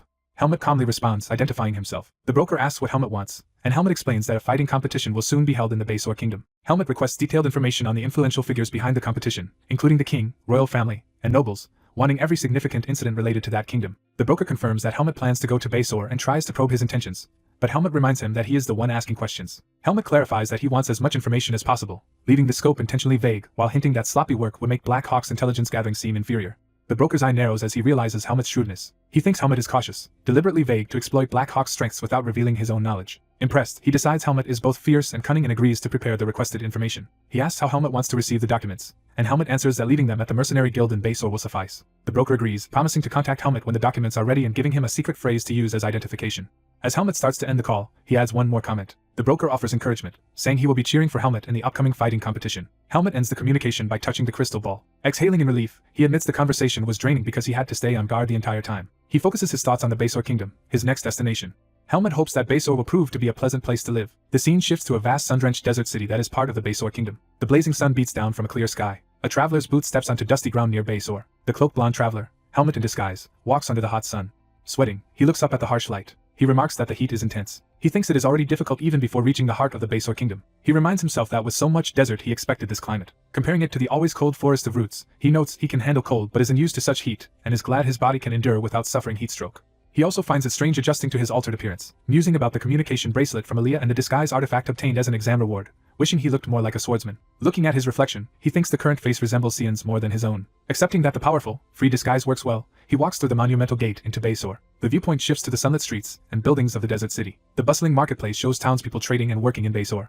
A signboard of a local establishment hangs outside, marking a building Helmet will enter. The tavern door opens inward. Helmet strides into the tavern, cloaked and armed, drawing some attention. Several patrons turn to look curiously at the newcomer. At the counter, Helmet orders a cold non-alcoholic drink, and the bartender agrees. Exhausted, Helmet thinks he still has many places to visit but already feels worn out. A stranger abruptly slams his foot on Helmet's table, interrupting him. Helmet glances at the threatening man who looms beside him. The men mockingly address Helmet as a young miss and young master with a sword, while another patron tells them to stop harassing the kid. One of the bullies orders the owner to bring him the same drink as the disguised Helmet, continuing to crowd his space. The cloaked swordsman swiftly trips the muscular man as he approaches. The blonde man crashes to the ground while the swordsman stands over him gripping his blade. Furious and shocked, the fallen man curses at the swordsman. Realizing the danger he is in, the man's anger turns to fear. The swordsman looms over him with his glowing sword pointed threateningly. Annoyed by the city's heat and the troublemakers, the swordsman compares them to irritating mosquitoes buzzing around him. Nearby drinkers in the tavern turn their attention to the commotion. The man on the floor looks up nervously at the swordsman who defeated him. One of the onlookers smirks in amusement. The tavern patrons burst into laughter, teasing the fallen man Colt and praising the swordsman's surprising skill. Colt suddenly acts friendly, putting an arm around the swordsman, offering to buy his drink, while the swordsman coldly tells him to back off because it is too hot. The swordsman internally wonders if all people in Baysor are this boisterous, finding their personalities exhausting compared to the Baden mercenaries. He doubts whether he can endure this atmosphere until the fighting competition ends. Time passes and we see the exterior of the establishment in the sweltering city. At a magic shop, the cheerful enchanter agrees to imbue the swordsman's space expansion cape with cold energy and tells him to return in 3 hours. The swordsman exits back into the glaring daylight. He notes with satisfaction that he has secured lodging and a way to counter the heat, deciding to rest at his accommodation before competition registration tomorrow. Something catches the swordsman's eye as he walks through the city. He stops before a grand statue of an armored warrior, clearly someone important to him. Looking up at the statue, he silently steels his resolve. The stone face of the revered warrior gazes down impassively. The swordsman muses that living in a hot place like Baysor probably made this warrior, Darien, so fierce and sensitive. Standing before the statue with hand on his sword, he prepares himself mentally. He asks the statue to watch over him. He vows to achieve results in the tournament that will not disgrace Darien's name. The scene shifts to a large, elegant lodging complex where contestants stay. The swordsman quietly enters the building. Staff inside notice him and point him out as the customer. A dignified man with a monocle listens gravely as a younger clerk speaks to him about the swordsman. Seeing the important-looking man approach, the swordsman wonders who he is. The man confirms that the swordsman rented the emerald room on the 5th floor, and the swordsman acknowledges it, asking why. The man bluntly asks if the swordsman would move to another room. He explains that his master currently has nowhere to stay, implying the swordsman should give up his room. The swordsman reacts in disbelief at the unreasonable request. Angered, he demands the man repeat what he just said. The manager politely but firmly restates his request for the swordsman to move. He emphasizes again that the person he serves lacks a place to stay. The swordsman, incredulous, responds with a terse what. The manager suggests compensating the swordsman and argues that, since he is alone, a smaller room should be acceptable. The swordsman glares, clearly offended by being treated lightly. The nervous desk clerk watches the tense exchange from behind the counter. The swordsman thinks that guest information should be confidential, and wonders if he really seems that easy to push around. He states he paid fairly for the emerald room and refuses to yield it, telling them to find another room for their master. The flustered manager grabs his shoulder, insisting he can pay compensation. The swordsman warns him to remove his hand, threatening to cut off his arm if he touches him again. Frightened by the killing intent, the manager recoils in shock. A calm voice off-screen tells Robert, the manager, to stop his rude behavior. Robert steps back from the swordsman as a well-dressed blonde youth appears at the top of the stairs. The refined youth, clearly Robert's master, descends the stairs with a composed smile. The youth apologizes, saying his knight behaved like a typical hot-blooded Baysorian. Robert, chastened, addresses the youth respectfully as Lord Mikhail. The swordsman silently studies Mikhail with narrowed eyes. Mikhail apologizes on Robert's behalf and explains that his poor health makes finding a suitably comfortable room difficult. The swordsman curtly ends the discussion, telling them to look elsewhere because he needs rest, while Mikhail calls after him to at least listen. Mikhail explains that all other options are exhausted and proposes a solution since they are in similar circumstances. He offers to pay all expenses if the swordsman agrees to share the room with him. Robert protests that sharing a room with an unknown person is too dangerous, but Mikhail sharply calls his name to silence him. With an unexpectedly cold tone, Mikhail asks Robert whether he prefers taking risky chances or accepting a sure method for their survival. Mikhail adds that he has no use for a subordinate who acts ahead of his master, leaving Robert speechless and chastened. Mikhail reassures Robert that the swordsman is not someone who would attack others without cause and boasts about his own eye for judging people. Robert reluctantly submits, saying he will follow Lord Mikhail's will. The swordsman watches all this, assessing Mikhail's character. Mikhail cheerfully returns to the swordsman and asks to resume their conversation about sharing the room. The swordsman thinks Mikhail is more accustomed to commanding others than he first appeared and questions whether all this is necessary. Mikhail promises not to intrude on the swordsman's privacy, saying they can add another bed and that he has no troublesome sleeping habits. Smiling disarmingly, Mikhail asks if the swordsman could really be afraid of someone as frail-looking as him. The swordsman inwardly notes he has never seen anyone with such little physical vitality. Observing Mikhail's slight frame, he feels the boy might crumble from a light bump and is surprised such people exist. Mikhail asks if the swordsman is warming up to the idea of sharing. The swordsman replies that money alone is expected and asks what unique benefit Mikhail can truly offer. Amused, Mikhail asks if the swordsman is testing him. The swordsman wordlessly waits for a serious answer. Mikhail reveals he deduced that the swordsman came to enter the base or martial arts tournament, as no other reason would bring a foreign swordsman here now. He adds that he is also here to watch the tournament, and offers to enthusiastically cheer for the swordsman, arguing that support will strengthen him. The swordsman stands blankly, unsure how to respond to such a naive-sounding offer. He asks if Mikhail is serious, and Mikhail insists that his support is hard to earn and should be valuable. Exasperated but resigned, the swordsman gives in and tells him to do as he likes. Mikhail happily orders the staff to bring an extra bed, saying he knew the swordsman would agree. The young clerk reacts in surprise as the situation calms. Suddenly, the swordsman punches the clerk without warning. The blow sends the clerk flying across the lobby, crashing hard to the floor. Mikhail and Robert stare in shock at the unexpected attack. The swordsman scolds the clerk, warning him to be more careful about what information he reveals in the future. Bleeding and terrified, the clerk stammers an apology. The swordsman thinks he dislikes resorting to such violence, but in this country one must be assertive to get anything done. The scene shifts to the exterior of the spacious hotel as time passes. Inside the shared room, someone drops heavily onto the bed. Mikhail, now relaxed on the bed, comments that they have not properly introduced themselves and gives his name, asking for the swordsman's. The swordsman almost says his real name, catches himself, and instead introduces himself as Hyde. He reflects that he is not used to using a false name and nearly slipped, while Mikhail accepts Hyde as his name and asks his age. Hyde answers that he is 16, and Mikhail cheerfully notes Hyde is 2 years older than his own 14 years. Mikhail inquires if Hyde comes from a noble family, and Hyde evasively tells him to think whatever he likes. Putting clues together, Mikhail guesses Hyde is a noble swordsman from Baden Academy studying abroad. Mikhail says this makes sense because Hyde's arm accessory looks like a magical artifact and Baden is famed for magic, where nobles his age typically study. Hyde asks whether Mikhail is digging into his background, but Mikhail laughs it off, claiming simple interest in him. Mikhail admits he strangely feels familiar with Hyde, as if they share some connection. He wonders aloud why he feels that way and jokes that perhaps their faces look similar. Mikhail then says Hyde still has something he lacks, namely a strong, healthy body. Hyde considers this quietly, not quite sure what to make of it. Hyde asks if he may use the open courtyard outside, and when Mikhail realizes it is for training, he grants permission.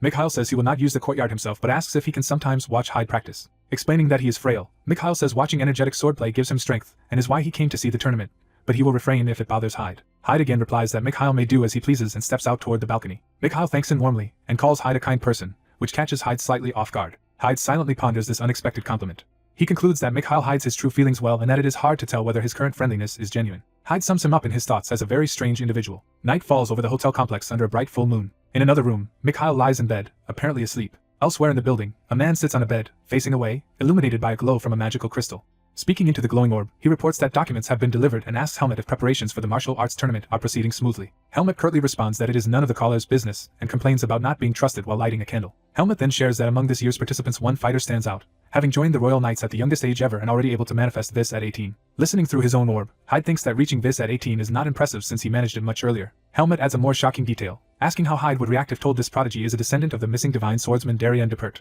Startled, Hyde is asked directly whether that information interests him. Sitting on his bed with the orb glowing red in his hands, Hyde repeats Darien's name in disbelief. He questions aloud whether they truly mean Darien's bloodline. Helmut clarifies that the youth is said to be Darien's grandson, explaining that Darien's son, long thought dead after leaving Baysore, apparently survived and had a child. Hyde recalls once hearing that Darien had a late-born son, though Darien said that son died without leaving heirs. A memory surfaces of Darien in the Forest of Roots, where he had claimed his son was dead and childless. Helmut continues that the story was never made public, and only high-ranking officials in Baysore secretly know and conceal it. Hyde points out that since the son left Baysore ages ago, he wonders how they proved the boy is truly the divine swordsman's grandson. Hearing Hyde's probing, Helmut notes with a sly smile that he is indeed interested. Hyde wordlessly fixes his gaze on the orb, waiting for more. Helmut says he only wants to understand what sort of opponent he will face and proceeds to explain that the boy looks exactly like a young Darien and carries his father's identification plate and other evidence. Helmut emphasizes that the youth's most defining trait is his swordsmanship. He marvels that Darien's legendary techniques, believed lost after the divine swordsman vanished, now live on perfectly in this mysterious young man. Hyde looks at the orb and repeats that Darien disappeared, mulling over that claim. He reflects that Darien never told him how he came to the Forest of Roots and, in the human world, is considered to have vanished as if someone erased all trace of him and hid the truth. Hyde feigns ignorance about Darien's disappearance and asks what happened. Ethan explains the public story that Darien vanished while defeating a powerful desert scorpion in Baysore. Hyde, unconvinced, asks what the unofficial story about Darien's disappearance is. Ethan's eye glows as he prepares to share a darker rumor. Ethan says rumors claim the temple eliminated Darien because in temple-free Baysore he was revered almost like a god and blocked their growing power. Hyde silently processes this disturbing possibility. Ethan offers to investigate further using another question, but Hyde declines, saying he is not that curious. Ethan agrees to rely on records for the rest, reminds Hyde he has 2 question chances left, and ends the talk. Hyde grips the glowing orb as their deal concludes. Later Hyde notes, Darien also vanished here in Baysor. Hyde reasons Darien would have known the temple opposed him and suspects the traitor inside Baysor helped them. Hyde imagines that the betrayal may have come from within Darien's own order, the Palma Knights. Hyde becomes lost in thought about this possibility. He wonders if Darien would want him to take revenge for what happened. Hyde recalls Darien meditating in their cabin, with his sword and belongings laid before him. He reflects that he inherited Darien's swordsmanship and lifestyle and believes Darien wanted him to uphold his ideals in the human world. Hyde concludes that avenging Darien is part of his own mission. He resolves to make the cowardly traitor realize they cannot live peacefully forever. Hyde remembers that Luke is Darien's grandson and that he is not Darien's only successor. He guesses Darien's son may have fled harsh training but passed the sword techniques to his own son. Hyde grows curious about the grandson's true skill. He admits to himself he genuinely wants to see how capable Luke is. Crowds gather at Basor's great arena for the Royal Martial Arts Tournament. The stadium fills with spectators awaiting the battles. A young noble and his attendants sit in the VIP seats to watch. An announcer welcomes everyone to Basor's Royal Martial Arts Tournament and instructs participants to move to their tents for the preliminaries. The announcement continues with seating instructions as onlookers doubt whether a kid like Hyde should be allowed to compete. Hyde stays silent amid the skeptical comments. Two fighters mockingly tell Hyde this area is for participants, suggesting he go with the spectators. Hyde just looks at them calmly. A staff member calls into the waiting tent for Mr. Hyde, telling him he is up first. Hyde steps forward to answer the summons. Leaving his two earlier hecklers knocked out on the floor, Hyde tells the staffer he will head to the arena. Hyde casually claims the men showed heat stroke symptoms and asks that their matches be rescheduled if needed, stunning the staffer. The roaring crowd reacts as the tournament floor is revealed. The young noble watches with interest from the stands. A staffer asks Hyde to remove his cloak and put on tournament armor. Fully armored with sword at his side, Hyde walks out as the preliminary matches are declared open. The announcer introduces Hyde as the tournament's youngest participant and pairs him against Jackal, the unbeaten back alley swordsman of Baysor. The attendant explains to the noble that Jackal is a gang captain who preys on the weak despite his undefeated reputation. The noble dismissively says he is not impressed by such an opponent. Jackal complains that facing a kid is disappointing when he wanted strong opponents. The rules are stated that matches continue until someone surrenders or can no longer fight. The announcer adds that any non-fatal injury is allowed, and Jackal gleefully warns Hyde that breaking his limbs carries no tournament responsibility. Jackal boasts that the tournament is for blooded warriors, not pampered nobles seeking thrills, and demands Hyde understand the danger. As the match starts, Jackal suddenly feels overheated and confused. Hyde, sweating, thinks about the 3,000 marks he paid to have a cold spell embedded in his cape and decides to finish the fight quickly to get it back. Jackal grins dangerously, intrigued by Hyde's attitude. Charging forward, Jackal vows to send Hyde home quickly. Hyde intercepts the rush and strikes Jackal with a powerful blow. Hyde watches calmly as the impact echoes across the arena. The clash sends Jackal flying while Hyde stands composed, having easily avoided his attack. Jackal, shocked, looks back at Hyde towering in the dust. Hyde stands with sword drawn as Jackal crashes to the ground, clearly defeated. Jackal screams in agony from his grievous wound. Spectators react in stunned shock at the brutal outcome. The young noble is delighted and impressed by Hyde's performance. The announcer declares that Jackal can no longer continue. Hyde is announced as advancing to the next round thanks to his overwhelming display of skill. Time passes and the scene shifts back to the city outside the arena. That evening, the noble hosts Hyde for a lavish congratulatory feast and praises his amazing performance. Hyde, a bit uneasy, reacts to the lavish praise. Seeing the massive spread of food, Hyde wonders if it is excessive. But the noble insists the swordsman must eat well and that he will cover all of Hyde's expenses. Hyde warns that if this is meant as leverage he will refuse, but the noble laughs that the cost is trivial to him. The noble clarifies he is not creating a debt but making an investment, believing investment accepts possible loss. When Hyde questions that idea, the noble explains that unlike debt, investment can yield much greater returns, calling it high risk and high return. He adds that even if he gains nothing he will simply lose his investment, though he has a feeling Hyde will be very helpful to him someday. The noble assures Hyde he will not ask for anything unreasonable, while Hyde remains wary and silent. Hyde decides that for now it is in his own interest to eat well and accept the hospitality. Night falls over Baysor. Moonlight streams into Hyde's room through the window. A door quietly opens in the darkness. The noble sleeps soundly in his bed, unaware. Hyde watches him sleep and notes he is so out that he would not notice being carried away. Hyde retrieves a packet of documents left for him. He notes that the information from the Black Hawk agents is extremely thorough and realizes he will need the whole tournament period to read it. Hyde begins poring over the documents. He sits on his bed late into the night, steadily reading. Something he reads makes his eyes narrow in concern. He finds a page on the Palma Knights captain, Ludus Kikero. The dossier says Ludus became Palma Knights captain after Darien vanished, has successfully led annual monster subjugations, and is widely seen as the rightful leader. Hyde studies the portrait of the armored, bearded Ludus. He muses that Ludus must be someone from Darien's past and wonders why Darien never spoke of the knights or of this man. Hyde wonders what relationship Darien had with Ludus and thinks he would like to speak with Ludus someday. A sudden realization makes Hyde pause. He questions why Darien sent him to Ethan instead of to Ludus Kikero, who had been Darien's closest comrade and vice commander. Hyde reasons that if Ludus had been so close to Darien, sending him to Ethan instead likely had a deeper reason than just school. He concludes Darien would have mentioned Ludus if future plans depended on him. Hyde recalls Darien's teaching that tragedy strikes without warning. In the memory, Darien warns his younger self that caution cannot prevent all pain and urges him never to lose himself. Hyde's face hardens as he connects these memories to the present. From the documents he infers Darien knew he was betrayed and left to die in the forest of roots. Hyde reasons that even a high priest would struggle to trap Darien alone. He concludes it would have been easy only if Darien's closest ally helped the temple. Hyde identifies that ally as the person Darien trusted completely, and who gained the most from the betrayal.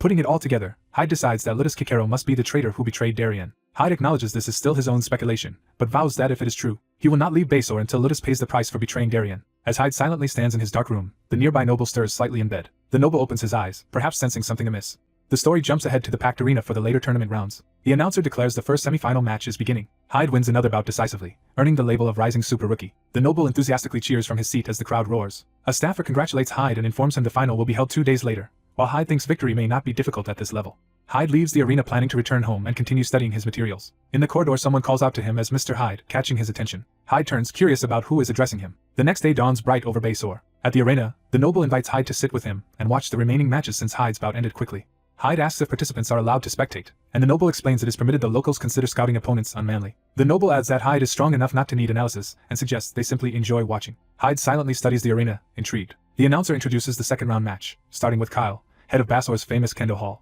The announcer then introduces Kyle's opponent. Hyde reacts with surprise as the opponent steps forward. Boots strike the arena floor as the newcomer enters. The announcer describes him as the youngest ever Palma Knight, a genius rising star. Luke Jagar, the young Palma Knight and Darian's grandson, appears in armor. Hyde stares at him, realizing who he is.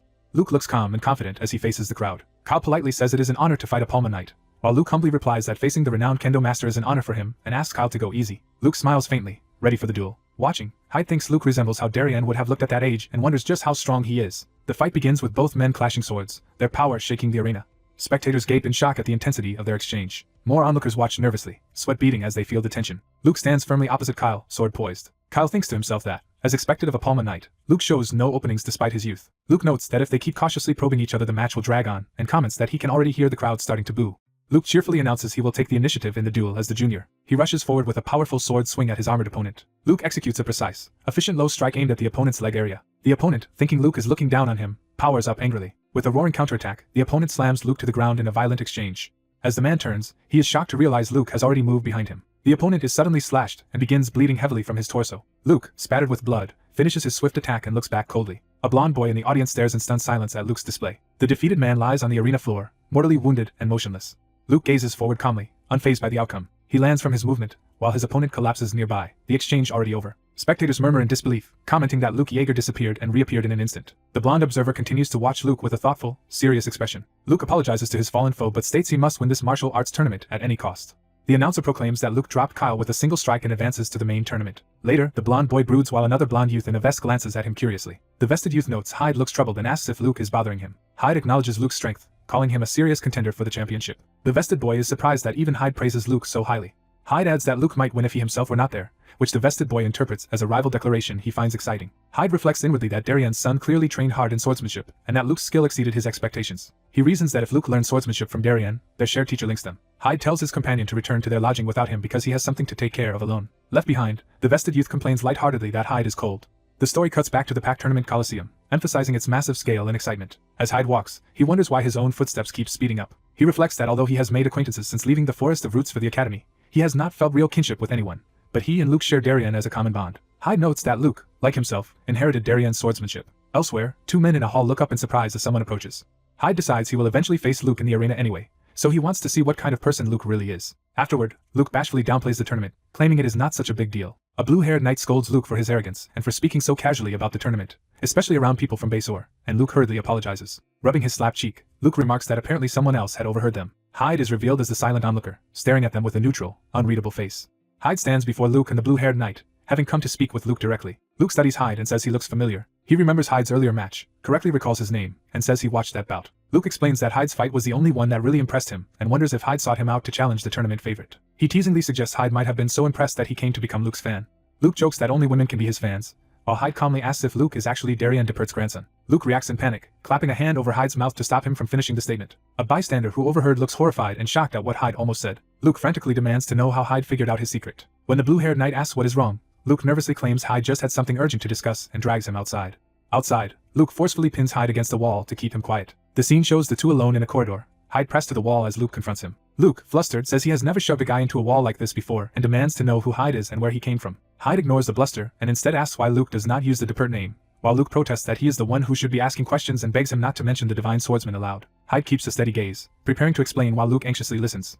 Hyde reassures him he has told no one about the secret, saying he only investigated because he heard a rumor that the Divine Swordsman left a descendant, and that he is good at gathering information. Hyde then pointedly asks why Luke is hiding his status as the Divine Swordsman's grandson. Luke is taken aback, sweating as he considers how to respond. Luke explains that his father broke ties with his grandfather and left the DePert household, so claiming the family name now would feel wrong. Hyde presses further, deducing that Luke still inherited the Divine Swordsman's techniques from his father, which shocks Luke since even he had not known the style's origin. Luke clarifies that he is not rejecting his heritage. He planned to reveal it after winning the tournament, believing his own effort in mastering the style and earning a place among the knights justifies using the name. He confides that he wants to be recognized for his own skill rather than for his lineage. Hyde silently absorbs this sincere confession, clearly moved. Luke realizes he has shared very personal information with someone he just met, and warns Hyde that only the base or knight captain and vice captain know the secret, insisting Hyde must not tell anyone. Hyde suddenly recalls that if Ludus Kikero, the captain, helped the temple imprison Darien, then his accepting Darien's grandson into the knights is suspicious. He wonders why Ludus would allow Luke to join the order despite that history. Heavy golden boots step into view, signaling a powerful figure's arrival. Luke and Hyde stand facing each other, then both turn as someone approaches. They look toward the newcomer together, tension rising. The imposing, bearded knight in gold armor appears before them. He greets Luke Yeager, saying it is good timing that he found him outside. Luke, startled, addresses the newcomer as captain while Hyde watches quietly. Hyde realizes with shock who the armored man is. He identifies the knight captain as Ludus Kikero, the man linked to Darien's imprisonment. Ludus notices Hyde and asks Luke if the boy beside him is a friend, and Luke hurriedly introduces Hyde as another tournament finalist. Ludus praises Hyde's achievement despite his youth and apologizes for not knowing him earlier because he has been too busy to watch the matches. Studying Hyde, Ludus asks if he is using magic to hide his true identity. Hyde stiffens in alarm at having his concealment noticed. Ludus assures him he is not prying, saying Hyde is not the only finalist concealing who they are. He explains he only came to encourage Luke before the finals, then tells both boys to do their best in the upcoming matches as he prepares to leave. Walking away, Ludus promises he will definitely attend the final bout. Hyde and Luke watch him go, each deep in their own thoughts. Hyde observes that Ludus seems to care about Luke, while Luke explains that Ludus was the first in Basor to recognize him and encouraged him to seek acknowledgement through the tournament. Hyde wonders if Ludus is trying to atone to Darien's family, or if he has some other motive. Luke assumes Hyde's appearance is being masked by magic, says he does not care about such things, wishes Hyde luck in the remaining matches, and asks him again to keep his identity secret. Luke adds that even if Hyde keeps quiet, he will have to resist revealing the truth at least until next year. Hyde replies confidently that there is no need to wait because he intends to win the tournament this year. Luke laughs and interprets Hyde's statement as a formal challenge between rivals. As he waves and leaves, Luke says he will look forward to facing Hyde. Hyde watches him go, still conflicted about everything he has learned. Hyde resolves internally that whatever Ludus Kikero is planning, he will not allow Luke to be dragged into it. He firmly vows that he will not let Luke Yeager become entangled in Ludus's scheme. The scene shifts to a daytime view of the city buildings, indicating time passing. Back at the lodging, the vested boy Michael asks Hyde if his talk with Luke went well. Hyde shows a faint reaction, surprised that Michael already knows he met Luke. Hyde suspects Michael might have had him tailed, but Michael says he only guessed, which Hyde's lack of denial confirms. Hyde grimaces, realizing Michael's intuition was correct. Michael asks what Hyde and Luke discussed, and Hyde curtly answers that he is not obliged to say, which Michael expected. Michael then poses a hypothetical. If the Palma Knights offered to recruit Hyde, would he accept? Hyde falls silent, weighing the question. He asks why they would want someone like him, and Michael explains that winners of the Basor Martial Tournament attract a lot of knightly interest, so recruiting Hyde would be natural if he wins. Hyde bluntly says he would never join the Palma Knights because Basor's climate is too hot, which Michael cheerfully says is good since his own homeland is cool. Michael watches Hyde thoughtfully, clearly pleased by that answer. He calls Hyde's name as if preparing to say something important. Michael then formally asks Hyde to join him after the tournament rather than joining any knight order. When Hyde wonders if this means becoming Michael's knight, Michael clarifies he wants Hyde simply on his side, someone loyal to him personally beyond titles. Hyde replies that he has no plan to serve anyone, but Michael only asks him to accept the offer in principle and think about it later. Hyde privately wonders what Michael is really aiming for with this invitation. Something occurs to Hyde and his eyes widen in realization. He then asks Michael to collect some information for him. Michael listens closely, ready to hear Hyde's request. Hyde asks for detailed information on the Palma Knights, including their commander, members, and the kinds of missions they undertake. Michael interprets this as Hyde wanting to compare the Palma Knights' working conditions against any future offer from Michael. Michael agrees to investigate and promises to report honestly, even though he might be the side being compared. He then casually suggests they go eat together. Hyde thinks that through Michael's investigation he might learn what Ludus Kikero is really planning. The narrative returns to the bright Colosseum on the day of the finals. A combatant grips his sword tightly, readying for battle. In the first finals match, Hyde swiftly defeats his opponent and advances to the next round. Hearing the crowd call him Blonde Hyde, he thinks the nickname does not suit him at all. As he heads back under the stadium, Luke teases that Hyde is boring for ignoring the audience and not even waving. Hyde retorts that Luke seems awfully relaxed and calls him a heartthrob in Basor, while Luke shrugs off the tension. Luke advises Hyde to enjoy the tournament instead of exhausting himself mentally before their eventual fight. Later, Hyde reflects to another man that his current edginess is mostly because of Luke and jokes that he feels like smacking Luke in the back of the head. Walking through the city, Hyde wonders if Michael has finished the investigation he requested. Spotting a familiar figure ahead, Hyde realizes Michael is already nearby. Hyde then discovers he has attracted a huge crowd of excited women begging him to share a cup of tea with them. Overwhelmed, Hyde looks deeply troubled by his sudden popularity. The scene shifts back to the lodging building as time passes again. Michael sips tea and waits, looking mildly concerned. Hyde staggers in, disheveled and out of breath, explaining that the women of Basor are chasing him. Michael laughs at Hyde's paranoia, saying it is natural for a tournament finalist to draw attention. He adds that Hyde's special popularity with women is probably due to his attractive face. Hyde is taken aback, unsure how to respond to being called good-looking. Hyde thinks back to how the locals often mocked his appearance and sword skills, while Michael muses that Hyde does not realize his own charm and feels a bit sorry for him. Hyde remembers that there was something he asked Michael before. Michael says he anticipated Hyde's question and prepared materials. Hyde takes the documents while Michael asks if this effort earns more of Hyde's trust. As Hyde reads, Michael explains that Palma Knights receive baron-like status and housing, though Hyde has no interest in such perks. Hyde quietly focuses on the information he is reading. The book explains that while the Palma commander stays out of politics, Ludus Kikero backs the first prince. It details that the first prince, son of a foreign queen, is a devout follower of the Lumen religion and pushes to build a Lumen temple in Baysor. Hyde links this to Lotus Kikero, realizing the commander supports this first prince. Hyde continues studying the dossier. He reads about desert scorpion monsters in Baysor, whose queen was slain long ago, but whose offspring still appear. Michael adds that Palma Knights yearly subjugate monsters in the desert, including keeping the scorpion numbers down. A note indicates that this year's subjugation is special. Hyde reacts tensely to this timing. He learns the subjugation will take place right after the tournament ends. Hyde scrutinizes the page about Lotus Kikero. He deduces that Lotus refused Luke Yeager's entry into the order not to protect him but for another reason. Hyde concludes that people erase past mistakes and that Lotus likely kept Luke near to control a potential lifelong threat. He further infers that during the upcoming monster subjugation, Lotus will try to kill Luke and pass it off as a heroic episode. Hyde thinks it is fortunate he arrived in Baysor now. He resolves that while he is here, he cannot allow Darian's grandson Luke to meet the same tragic fate and vows to stop Lotus's scheme at any cost. Yet he recalls facing Lotus and realizing the commander is so powerful that even Hyde doubts he could win. Hyde decides that if necessary he might reveal the truth to Luke and seek his cooperation. Hyde glances toward Michael, who calmly drinks tea. Michael returns the look, smiling slightly. The scene shifts to the arena as the first semi-final of the Baysor Martial Arts Tournament begins with Hyde on the field. The announcer starts the match. Hyde's opponent, Hutton, greets him courteously. From the stands, Michael explains that Hutton is a first-class mercenary who previously defeated a Palma Knight after a long bout. Michael comments that Hutton still should not be a match for Hyde, though he notes surprises happen. The official notes that regardless of how Hutton won, he reached the semi-finals. Michael falls silent, watching attentively. On the arena floor, Hyde draws his sword, readying himself. He sharpens his focus, eye narrowing. Hyde notices the royal and knightly dignitaries, including both princes and the knight captain, now watching. He thinks that with the semi-finals underway, these important figures have finally appeared. Hutton calls out to Hyde to regain his attention. Hutton warns Hyde not to be distracted and says overconfidence can lead to defeat. Hyde tries to reply that he was not being arrogant, but Hutton accepts his own misunderstanding and apologizes as they raise their swords. Hyde assesses that a first-class mercenary might be around Fascio's level. Observing Hutton's aura, he feels it is not quite that strong. Hyde decides to test Hutton's style first rather than go all out. He rushes in with an opening attack. Hyde's swift sword stroke closes on Hutton. Hutton blocks the blow, sparks flying. The impact startles Hyde. The clash sends a blinding flash across the arena. Hutton immediately counters, forcing Hyde on the defensive. Hutton realizes Hyde's power and speed are higher than expected. Their swords collide again in an explosive exchange of strength. The shockwave pushes both fighters back across the stage. Hyde dashes forward through the dust, intent on regaining momentum. Hutton braces himself as Hyde's charge barrels toward him. One of Hutton's steps cracks the floor from the force. He surges forward in response, launching a powerful rush. Hyde blocks successive blows but feels their weight and precision. Hutton towers over him with a threatening overhead strike. The fierce back and forth continues, their blades flashing in rapid sequences. Hyde finally lands a decisive hit that forces Hutton to his knees. Spectators react in shock and excitement at Hyde's display. Michael and the official both stare, impressed by Hyde's strength. Hyde notes to himself that Hutton is more troublesome than he expected. He analyzes that Hutton had subtly delayed his attack rhythm, then exploited the opening with a sharp counter. Hyde also recognizes that Hutton's fundamentals were solid, proving he was not relying only on luck. Hutton admits aloud that even with preparation, he underestimated Hyde's reflexes and could not have matched them even in his youth. He reflects that while he'd normally wait for a better opportunity on a job, pride here forces him to go all out. Hutton powers up and charges again, cloaked in aura. Internally, he reveals his earlier display was partly a bluff and that his weapon hides a mechanism extending his reach. He plans to use a faster-than-expected attack to break Hyde's rhythm, confident Hyde will struggle against it. Hutton launches this extended-range thrust at Hyde. Hyde responds by unleashing a dark, powerful sword aura of his own.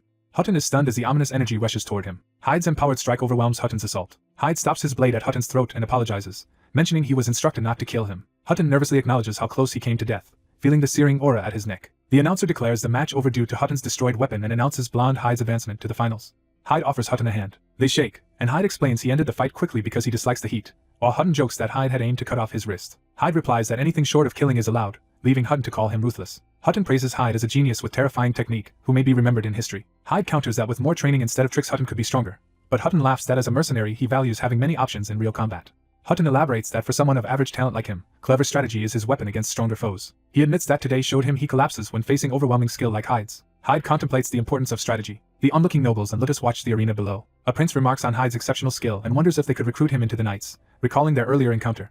Lotus reacts thoughtfully. The second prince repeats Hyde's name with interest. On the field, Hyde looks up toward the noble seats. Michael, watching from above, wonders who Hyde truly is, remembering his strength and his nighttime investigations. He reasons that Hyde's goal must be bigger than simply winning the tournament, and questions what Hyde is really after. Guards shout as an older man forces his way into Michael's viewing area. Michael asks what is happening and is told a stranger insists on meeting him. A burly, red-bearded man breaks through the attendants and calls out to Michael, saying he has something to discuss. The servants call the man rude, but Michael calms them and asks the stranger to introduce himself. The man apologizes, explaining he is a base or blacksmith whose forge supplies all swords for the Palma Knights. Michael asks his purpose, and the blacksmith says he heard Hyde is close to Michael. The blacksmith requests a chance to speak with Hyde to confirm a suspicion. He reveals his curiosity concerns the origin of Hyde's sword. Michael listens with sudden keen interest. Michael invites the blacksmith to explain further. Narration notes that in the other semi-final, Luke Yeager easily wins his match. Thus the tournament final is set between Hyde and Luke. Later, Hyde reacts as Luke approaches. Luke peeks into Hyde's room, looking uneasy. Hyde turns toward him, puzzled by the sudden visit. Time passes and the scene shifts back to the tournament venue under a clear sky. Hyde learns that the second prince is coming to see the finalists. Luke clarifies that although the prince claims to be encouraging finalists, he is clearly coming specifically for Luke. Luke explains the prince likely knows he is of the divine swordsman's bloodline and wants his support to secure the Palma Knights and thus legitimacy in Baysor. Hyde summarizes that because the Palma commander backs the first prince, the second prince courting Luke would anger the commander, making the meeting awkward for Luke given his debt to Lutus. Luke, flustered, asks how Hyde knows all this and jokes that Hyde seems like a spy, while Hyde reminds him he is skilled at gathering information. Luke says he cannot flee from the approaching prince, and asks Hyde to cover for him by saying he is busy. The prince himself appears and, overhearing, lightly says he can come another time if Luke is too busy. Luke panics and stammers that it is a misunderstanding, while the prince laughs and admits he enjoys teasing Luke. The prince fondly recalls Darien as stern and stoic, remarking that Luke's personality makes it hard to believe he is Darien's descendant. Hyde watches the prince, intrigued. Hyde asks what kind of person the divine swordsman Darien truly was. The prince notes Hyde's curiosity, compliments his impressive match, and praises his skill. Hyde listens seriously. The prince answers that he only met Darien a few times as a child but remembers him as absolutely loyal and reliable. He especially recalls the resolute strength in Darien's eyes, saying it embodied the spirit of Baysor. Hyde silently absorbs this description. The prince then asks if Hyde's interest in Luke was simply curiosity about the divine swordsman's grandson. Laughing, the prince admits he overheard much of their talk but chose not to interrupt, and asks Hyde what else he wants to know. Luke nervously warns the prince not to reveal too much, calling Hyde a near-obsessive divine swordsman fan, while the prince insists Hyde means no harm. The prince philosophizes that a swordsman's heart shows in their blade, saying Hyde's pure pursuit of strength makes his fascination with Darien natural. Jokingly, the prince relays that Darien would have considered Hyde even better than Luke. He then straightforwardly invites Hyde to work with him, but Hyde politely declines, leading the prince to remark on his coldness toward royalty. Shaking Hyde's hand, the prince says he hopes for a great final match and encourages Hyde to learn more about who the divine swordsman truly was. Turning to Luke, the prince says he will summon Luke after the finals for a more detailed talk, leaving Luke surprised that a prince plans to call on him personally. Luke objects that appearing publicly with the prince will create awkward rumors for him and his commander. The prince explains his concern is tied to Luke's safety. Hyde is surprised to hear that Luke's safety is at risk. The prince tells them to accept that explanation for now and promises to summon Luke discreetly. He parts ways, telling them to take care. After he leaves, Luke and Hyde walk off in uneasy silence. Hyde notes Luke and the prince seemed close despite Luke's earlier anxiety, and Luke says the prince is kind and easy to approach. Luke admits the prince is a good person but says circumstances sometimes prevent him from acting on his feelings. Hyde silently reflects on Luke's words. Hyde advises Luke to accept the second prince's invitation, surprising Luke. Hyde recalls the prince's warning that only Luke can take responsibility for his own life. Luke looks at Hyde, affected by that thought. Hyde remembers Darien's lesson that living passively makes you lose yourself when circumstances change. Luke is startled by the memory. Luke presses Hyde, asking what dangerous matter the prince was hinting at. Hyde recalls Darien telling him to simply do what he can for now. Luke repeats that idea aloud, saying he will do what he can as well. Hyde jokingly tells Luke to blow off steam by flirting like usual, and Luke indignantly protests. Hyde internally wishes Luke would realize how perilous his position actually is. Time passes and the academy grounds are shown bustling. Later, Hyde quietly returns to his room. Michael greets him, immediately asking how his talk with the second prince went. Hyde reacts in confusion at how Michael already knows. Michael says he is no longer surprised by Hyde's connections and remarks that a prince's movements are hard to miss. Hyde starts taking off his cloak, revealing his sword.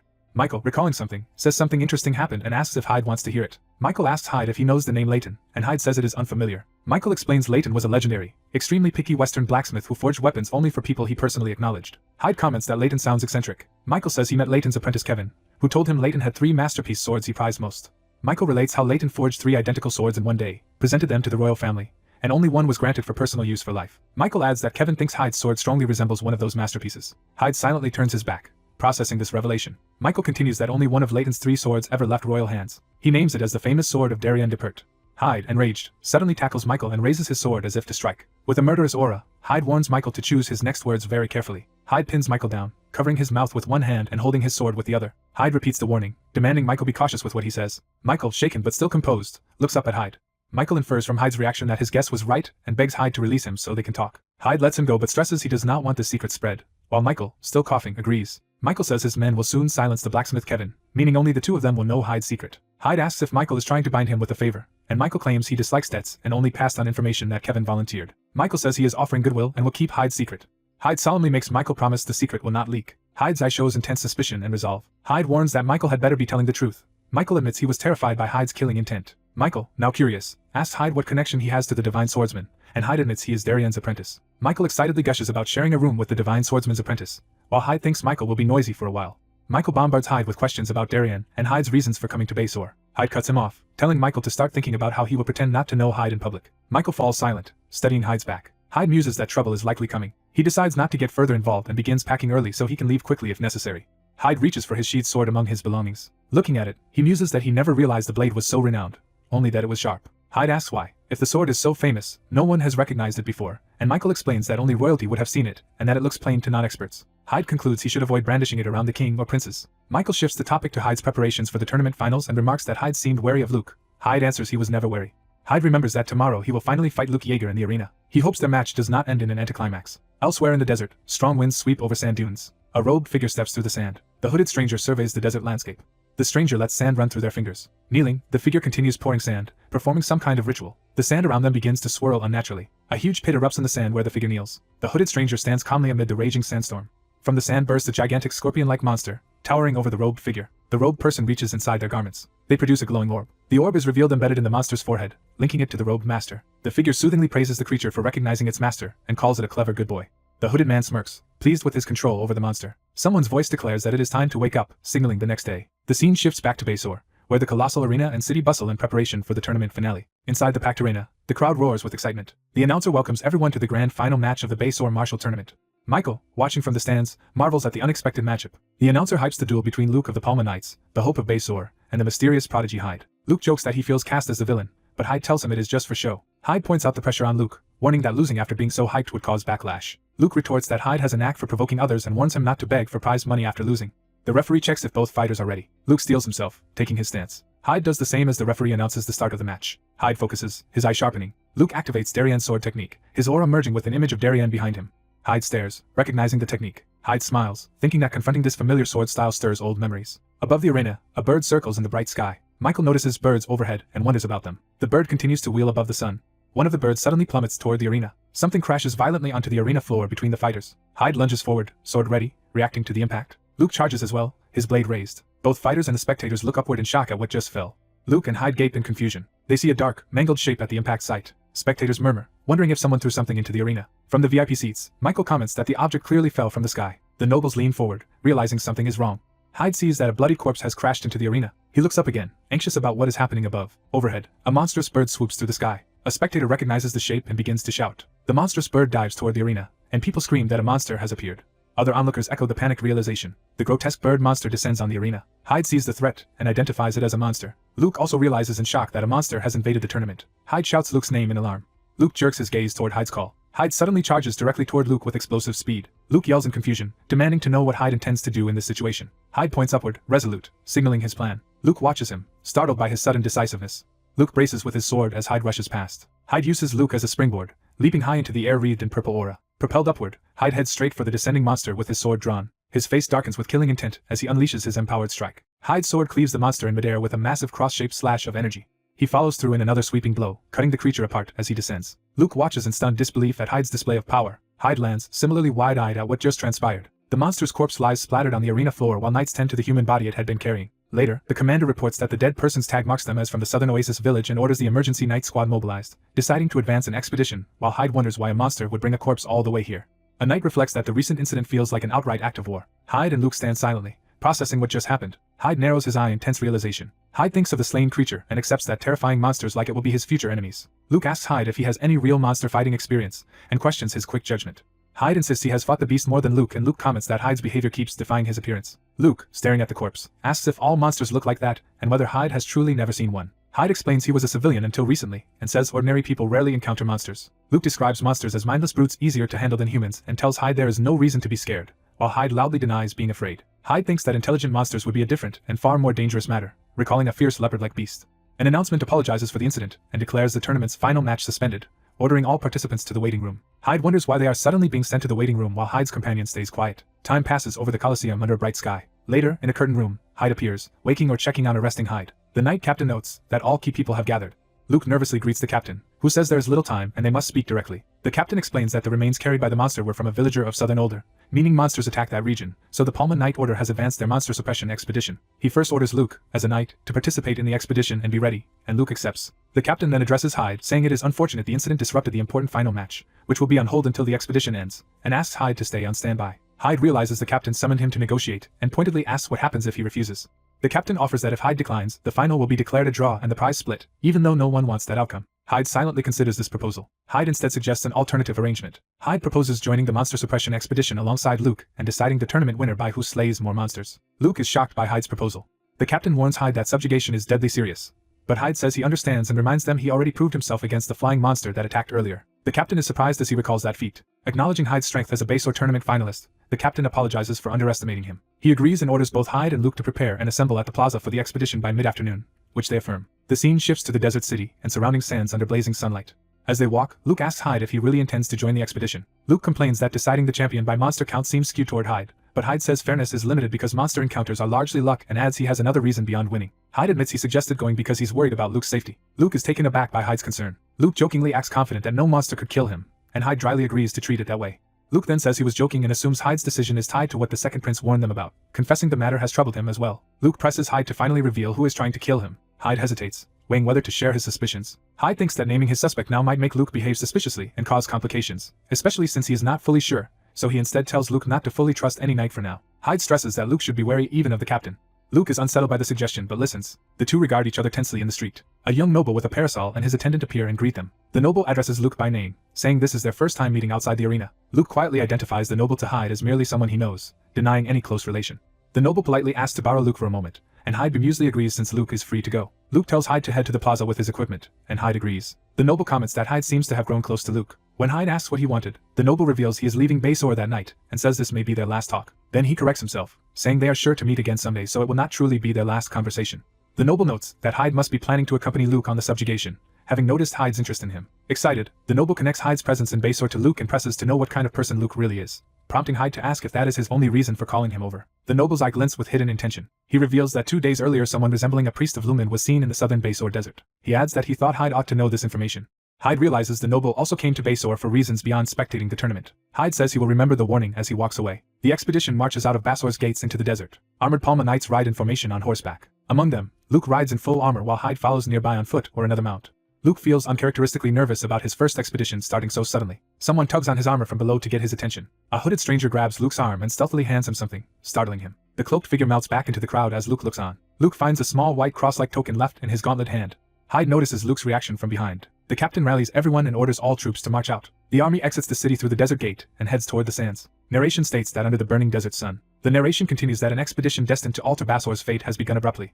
The image lingers on the blinding sun over the desert. The knights establish a base camp with tents and pack animals amid the dunes. In a strategy meeting, the captain indicates on a map that the attacked oasis village is older, south of Desert, and says they've received a detailed damage report. He explains that knights stationed in Desert responded early but were overwhelmed by the monsters and saved only one survivor, enraging his subordinates. He asks them not to blame the Desert knights too harshly, noting the enemy numbers were huge and that a particularly familiar monster was among them.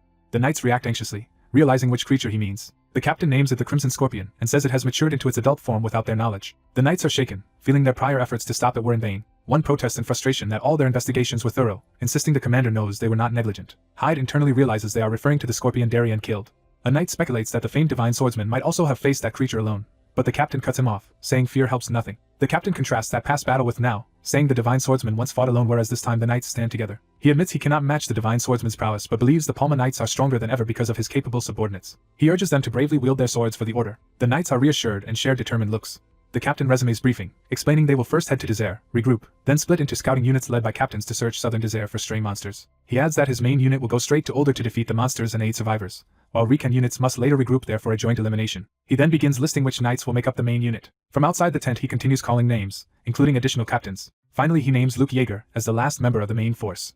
As he offers to adjourn if there are no objections, Hyde raises his hand and says he objects. Hyde requests to be included in the main unit instead of being assigned elsewhere. The captain and Horton exchange surprised, wary looks. The captain decides Hyde will accompany Vice Captain Alvis instead, saying the main unit's mission is too critical to entrust to an outsider, regardless of Hyde's skill. Hyde reminds him of their prior agreement to decide the tournament winner by monster kills during this expedition. Hyde argues that for fairness, he needs equal opportunities to fight, and that if he is stuck in reconnaissance while the main unit battles, Luke should at least be stationed in the same group as him. Horton angrily calls Hyde an impudent child for trying to alter a vital mission for personal reasons, but the captain calms him, conceding Hyde has some point. The captain says the plan cannot be completely changed yet compromises by proposing that monster kills only start counting after all groups rendezvous at Olda, though Hyde protests that would wear Luke out and waste the knight's abilities. The captain ends the debate by firmly ordering Hyde to move with Alvis. Hyde coolly replies that he is not obligated to obey because he is not a Palma knight. The tense atmosphere fills the tent as everyone stares at Hyde. Luke looks anxiously at Hyde, caught between loyalties. The captain exhales, choosing his next response. He suddenly laughs heartily at Hyde's boldness. The captain turns to Luke and asks his opinion, catching Luke off guard. Luke, after hesitating, sides with Hyde by saying he also believes their contest should be fair. The captain then declares Hyde reassigned into the main unit, shocking Horton, who questions yielding to a child so easily. The captain counters that Hyde is a Baysore tournament finalist, and adding one more fighter will not endanger the mission. He notes that with 13 members the formation will be uneven and therefore places Hyde at the rear, warning that protecting him there may be difficult, and asking if he accepts. Hyde calmly agrees, confident he can look after himself. The captain concludes the briefing and tells everyone to rest up for departure, and the knights answer in unison. As the meeting disperses, Hyde walks out with the other knights. Hyde thinks about how Commander Ludus Kikero opposed his inclusion less than expected and wonders if the man believes he can easily control a variable like Hyde. Hyde further observes that the knight's loyalty to Ludus is extremely strong, meaning outright conflict with the commander could turn the entire order against him. He resolves to stay sharp and keep his mind clear in the coming mission. Later, Luke rides under the harsh sun, still visibly tense among the armored column. The army reaches the fortress city of Desert on the desert's edge. Once there, the knights regroup with local forces as the captain prepares to lead them out again. The captain and a local commander confer over another map to coordinate movements. The city gate opens with a groan to let the unified forces depart. The main unit rides out from Desert into the open desert in formation. Hooves pound the sand as the column moves at speed. From a vantage point above Older, the captain sees the oasis settlement below and remarks that something seems wrong. He notes that Older appears to be nothing but ruins and that there are no visible monsters, wondering if they relocated. He muses that monsters rarely abandon their lairs, though the attacks on Older and base Ormine movement is possible. Luke worries aloud that the Crimson Scorpion might be hiding beneath the sands, and the captain agrees this is plausible. The captain orders all troops to stay in formation and advance into the ruined village. As they move in, ominous noises rumble from the damaged buildings. The knights continue riding through the devastated streets. Amid the ruined structures, they pass grisly bloodstains and claw marks, evidence of the massacre that occurred in Older. A nervous knight surveys the ruined, blood-stained surroundings. Someone notes the town is eerily silent, with no residents or monsters anywhere. A knight tells the white-haired captain he has a bad feeling and suggests retreating, and the captain ponders. Something suddenly strikes a knight's helmet, startling him. The hit knight accuses a comrade of fooling around, but the other insists he did nothing. The knights ride their horses through the dusty streets. A colossal scorpion monster looms over a mounted knight, revealing itself. The terrified knight begins to shout in shock. He yells that the scorpion is attacking as the beast crashes into the formation, causing chaos. The giant scorpion bears down on the knights, who are caught mid-reaction. The blonde youth urgently warns that multiple scorpions are attacking. The captain bellows for everyone to get down. The captain swings a glowing sword to shield his men. His powerful slash smashes into a scorpion and the surrounding structures. The shockwave blasts sand and debris as knights flee the collapsing street. The captain orders the knights to form ranks and prioritize escaping the area. The unit gallops away while huge desert monsters, including scorpions and snakes, chase them. A rider's horse stumbles as the ground caves into a pit ahead. The blonde knight Horton is thrown violently from his falling horse. A massive scorpion rises before the fallen Horton, threatening him. The captain shouts Horton's name in alarm. The blonde youth on horseback resolves that he must act immediately if he wants to save Horton. He steels his resolve, focusing intensely. Luke spurs his horse forward, racing past the youth toward the danger. Luke launches himself off his horse, sword drawn, toward the pit where Horton lies. Luke yells for Sir Horton to duck. His blade ignites with golden power as he prepares to strike. Luke's empowered slash crashes down onto the scorpion, spraying purple blood. The wounded scorpion reels, its carapace cracked and bleeding but not dead. Luke realizes in frustration that even his strong attack failed to finish the creature, and wonders why it is so tough. Luke urges Horton to remount so they can follow the vanguard away from the monster. Horton and another knight escape together on one horse as a giant snake closes in behind them. The blonde youth watches the fleeing knights, deep in thought. Luke reports that all units have successfully withdrawn from the city of Older. The captain calls out to rally the entire battalion. He commands the force to wheel around on their mounts and reform battle ranks. Declaring they will purge the monsters, the captain charges toward a gigantic serpent. The blonde youth reflects that Horton serves Ludus and might become his enemy, and that this thought made him hesitate to help. He notes inwardly that Luke, despite knowing there is a traitor among the knights, never hesitated to save Horton. The youth wonders if Luke is simply naive or genuinely kind. The battle ends under the bright desert sky. A serpent's head collapses in a spray of blood. The battlefield is strewn with slain scorpions and snakes while mounted knights stand among the corpses. The captain remarks that the fight seems over and admits he did not expect an ambush here, while Luke points out the unusually high number of scorpions. Resting by boulders, Luke tells the blonde youth this situation may be more serious than they first assumed.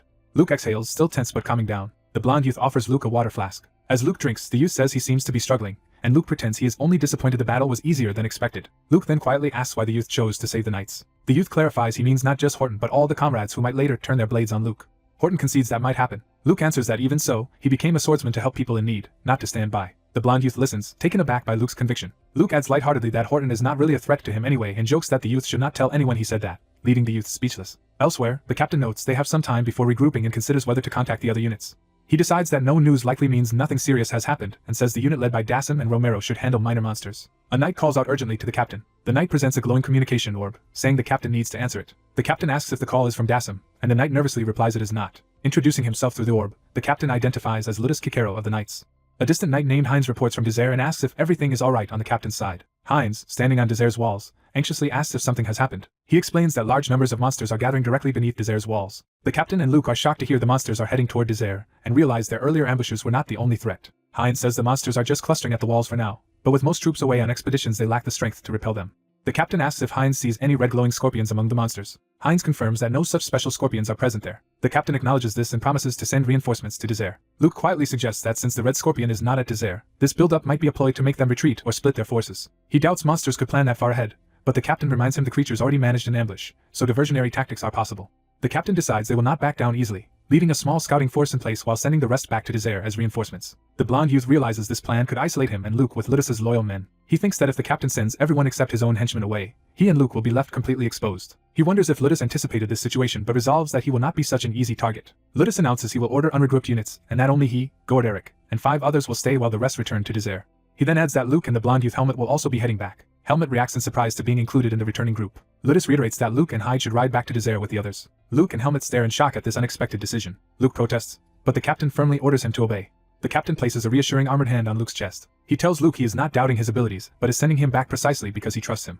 Ludus instructs Luke to return with reinforcements once affairs in Desert are settled, so together they can defeat the Red Scorpion. He promises Luke that he will help him avenge his grandfather's old enemy, the Red Scorpion. Luke silently absorbs the promise of vengeance. The captain declares that they will move out as soon as preparations are finished. Helmet watches Luke and the departing captain with a thoughtful, wary look. The column of riders splits, with a large group, including Luke and Helmet, heading across the desert back toward Desert. While riding, Helmet muses that this would have been the ideal chance for Ludus to trap him and Luke, so he wonders why they were sent away instead. He reasons that circumstances strongly suggest Ludus is the traitor, though he admits this is only suspicion since Ludus has never openly acted suspicious.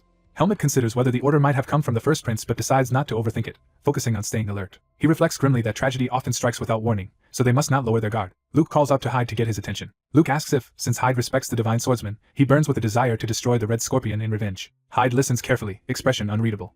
Luke answers his own question, saying that despite being the divine swordsman's blood relative and inheriting his style, he does not feel compelled to avenge him. He explains that he barely knew his legendary grandfather, so the captain's emphasis on vengeance earlier actually left him a little disappointed. Hyde admits it bothers him that someone who once told him to prove himself by his own strength still seems to see only the divine swordsman in him. Luke asks if that attitude is really so strange. Hyde replies that, given all the advantages Luke inherited from the divine swordsman, dismissing vengeance like that sounds a bit spoiled. Luke gives a sheepish smile at Hyde's blunt remark. As they ride, Luke says that talking with Hyde always makes his worries feel smaller, and Hyde answers that survival is what matters most right now. Hyde then remembers that someone handed Luke something when they left Basor and asks about it. Luke recalls the incident and admits he was too distracted to check the item, wondering aloud where he put it. He pulls out a folded envelope from his gear. Hyde notes that the mysterious item turns out to be a note. Luke says he can already guess who sent the message. Reading it, he confirms it is from the second prince and suggests they see what instructions it contains. The letter's narration begins, hoping Luke reads it in time and giving guidance for if he is in Desert, while another knight scolds him for breaking formation. Suddenly a dark purple power erupts from Hyde's chest, engulfing him in energy. Hyde's eyes glow blankly as he falls into a trance. His perception distorts, the world around the galloping riders blurring strangely. Hyde, still on horseback, feels reality warp as the others race ahead in the distorted landscape. His eyes widen in shock as the vision or power overwhelms his senses. Snapping back, Hyde urgently shouts for everyone to stop their horses. He veers his horse across the formation, alarming the other riders. A massive attack erupts from beneath the sand, obliterating riders right where they would have been had Hyde not warned them. A knight screams out that it is an ambush. Enormous serpents and scorpions rise around the knights, surrounding them. Luke rallies the shaken men, ordering everyone to prepare for battle. He then hesitates as something ominous catches his attention. The knights look up warily amid swirling sand, searching for the new threat. A gigantic red scorpion bursts from the ground before them. Luke stares in dread, recognizing the creature as the legendary Red Scorpion. The Red Scorpion charges in alongside other monsters, ready to slaughter the knights.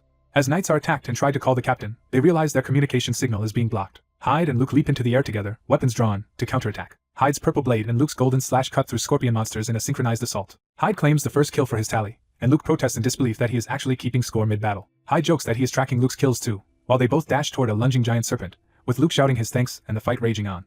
Hyde focuses intently, preparing for battle. Hyde faces a huge monster lunging at him with its jaws wide open. The monster's massive limb crashes into the ground, shaking the battlefield. A knight shouts Hyde's name in alarm as the impact lands. The monster's rocky body reveals a glowing eye-like core. The rocky limb becomes bound by glowing lines of energy. Hyde unleashes a powerful purple blast that shatters the monster's body. Spattered in monster blood, Hyde's eyes glow as he stands unfazed. Fellow knights remark that Hyde is reckless, even compared to themselves. The knights continue fighting giant serpents and scorpions amid the chaos.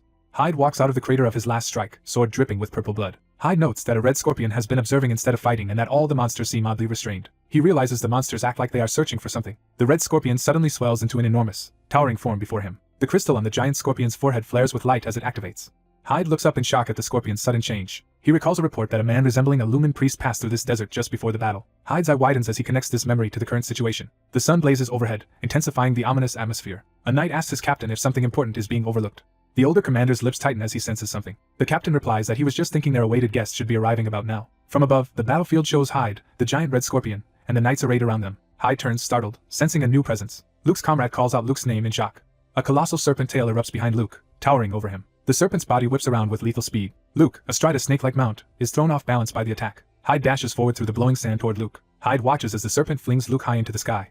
Hyde dives in and cuts through the ground where the serpent struck, trying to save him. Hyde looks panicked as the situation worsens around Luke. Elsewhere, a hooded man reports that their sought-after target has been secured. The same man coldly orders that everyone else on the field be killed. The crystal on the scorpion's forehead pulses again, relaying that murderous command. Multiple giant snakes rise around Hyde and the knights as he braces to fight them all. The sky turns blood red, signaling a dark change in the battle. Footsteps approach across the sand toward Hyde. A robed priest appears beside the giant scorpion, taunting Hyde for being the last survivor. He calls Hyde an unfortunate lamb that somehow survived the slaughter. Drenched in blood, Hyde stares ahead, traumatized but burning with fury. Hyde now stands alone against the huge scorpion and the priest controlling it. Hyde reflects that the stabbing pain in his chest, which he thought was demonic energy reacting to the seed of darkness inside him, feels different. He realizes the energy from the scorpion's crystal and from the priest is not demonic at all but something otherworldly. Hyde identifies the power emanating from the priest as divine. The priest praises Hyde's unbelievable strength, and notes, he nearly wiped out all the summoned monsters alone. He adds that Hyde's strength far exceeds what his age suggests, and that he senses a faint ominous aura from him, wondering what Hyde really is. Ignoring the question, Hyde demands to know where Luke has been taken. The priest dismisses conversation as pointless. He declares that Hyde does not need to know anything and that all the Desire reinforcements must die here in a staged accident. Hyde's eyes harden with resolve at this revelation. Hyde deduces that to capture Luke Yeager, the enemy was willing to sacrifice countless subordinates, showing how much they fear the divine swordsman's heir. The priest realizes Hyde is not some random outsider. Hyde warns that this encounter will not end the way it did with the divine swordsman, and vows to pry the truth out of the priest, find Luke, and stop Lotus Kikero. The priest answers with a sinister chuckle. Then he laughs loudly, mockingly asking if Hyde is sure about opposing their chain of command. He reveals that Lotus himself is merely another expendable piece, and that the real mastermind is someone higher. The second prince appears in memory, and it is explained that High Priest Nardalos ordered both the divine swordsman and his grandson to be eliminated. The priest tells Hyde that saving the divine swordsman's grandson means making the entire Lumen Temple his enemy. Hyde recalls the rumor that the temple directly arranged for the divine swordsman's death because he hindered their growing influence. Hyde grips his blood-stained sword and declares that he has changed his mind. He launches a ferocious airborne attack toward the priest through a spiraling vortex of energy. In mid-assault, Hyde amends his vow, saying he will still find Luke but will make killing the priest his first priority. The high priest calls Hyde reckless and muses that the second prince may have misjudged him. The desert landscape rumbles as their clash of powers begins in earnest. Rocks and sand lift under the overwhelming forces they unleash. A massive beam of light carves through the desert as their battle escalates. Elsewhere, a snake's tail slams another knight and horse into the air. Luke is smashed into the ground by the serpent's blow. Bruised and coughing, Luke struggles to breathe in the swirling dust.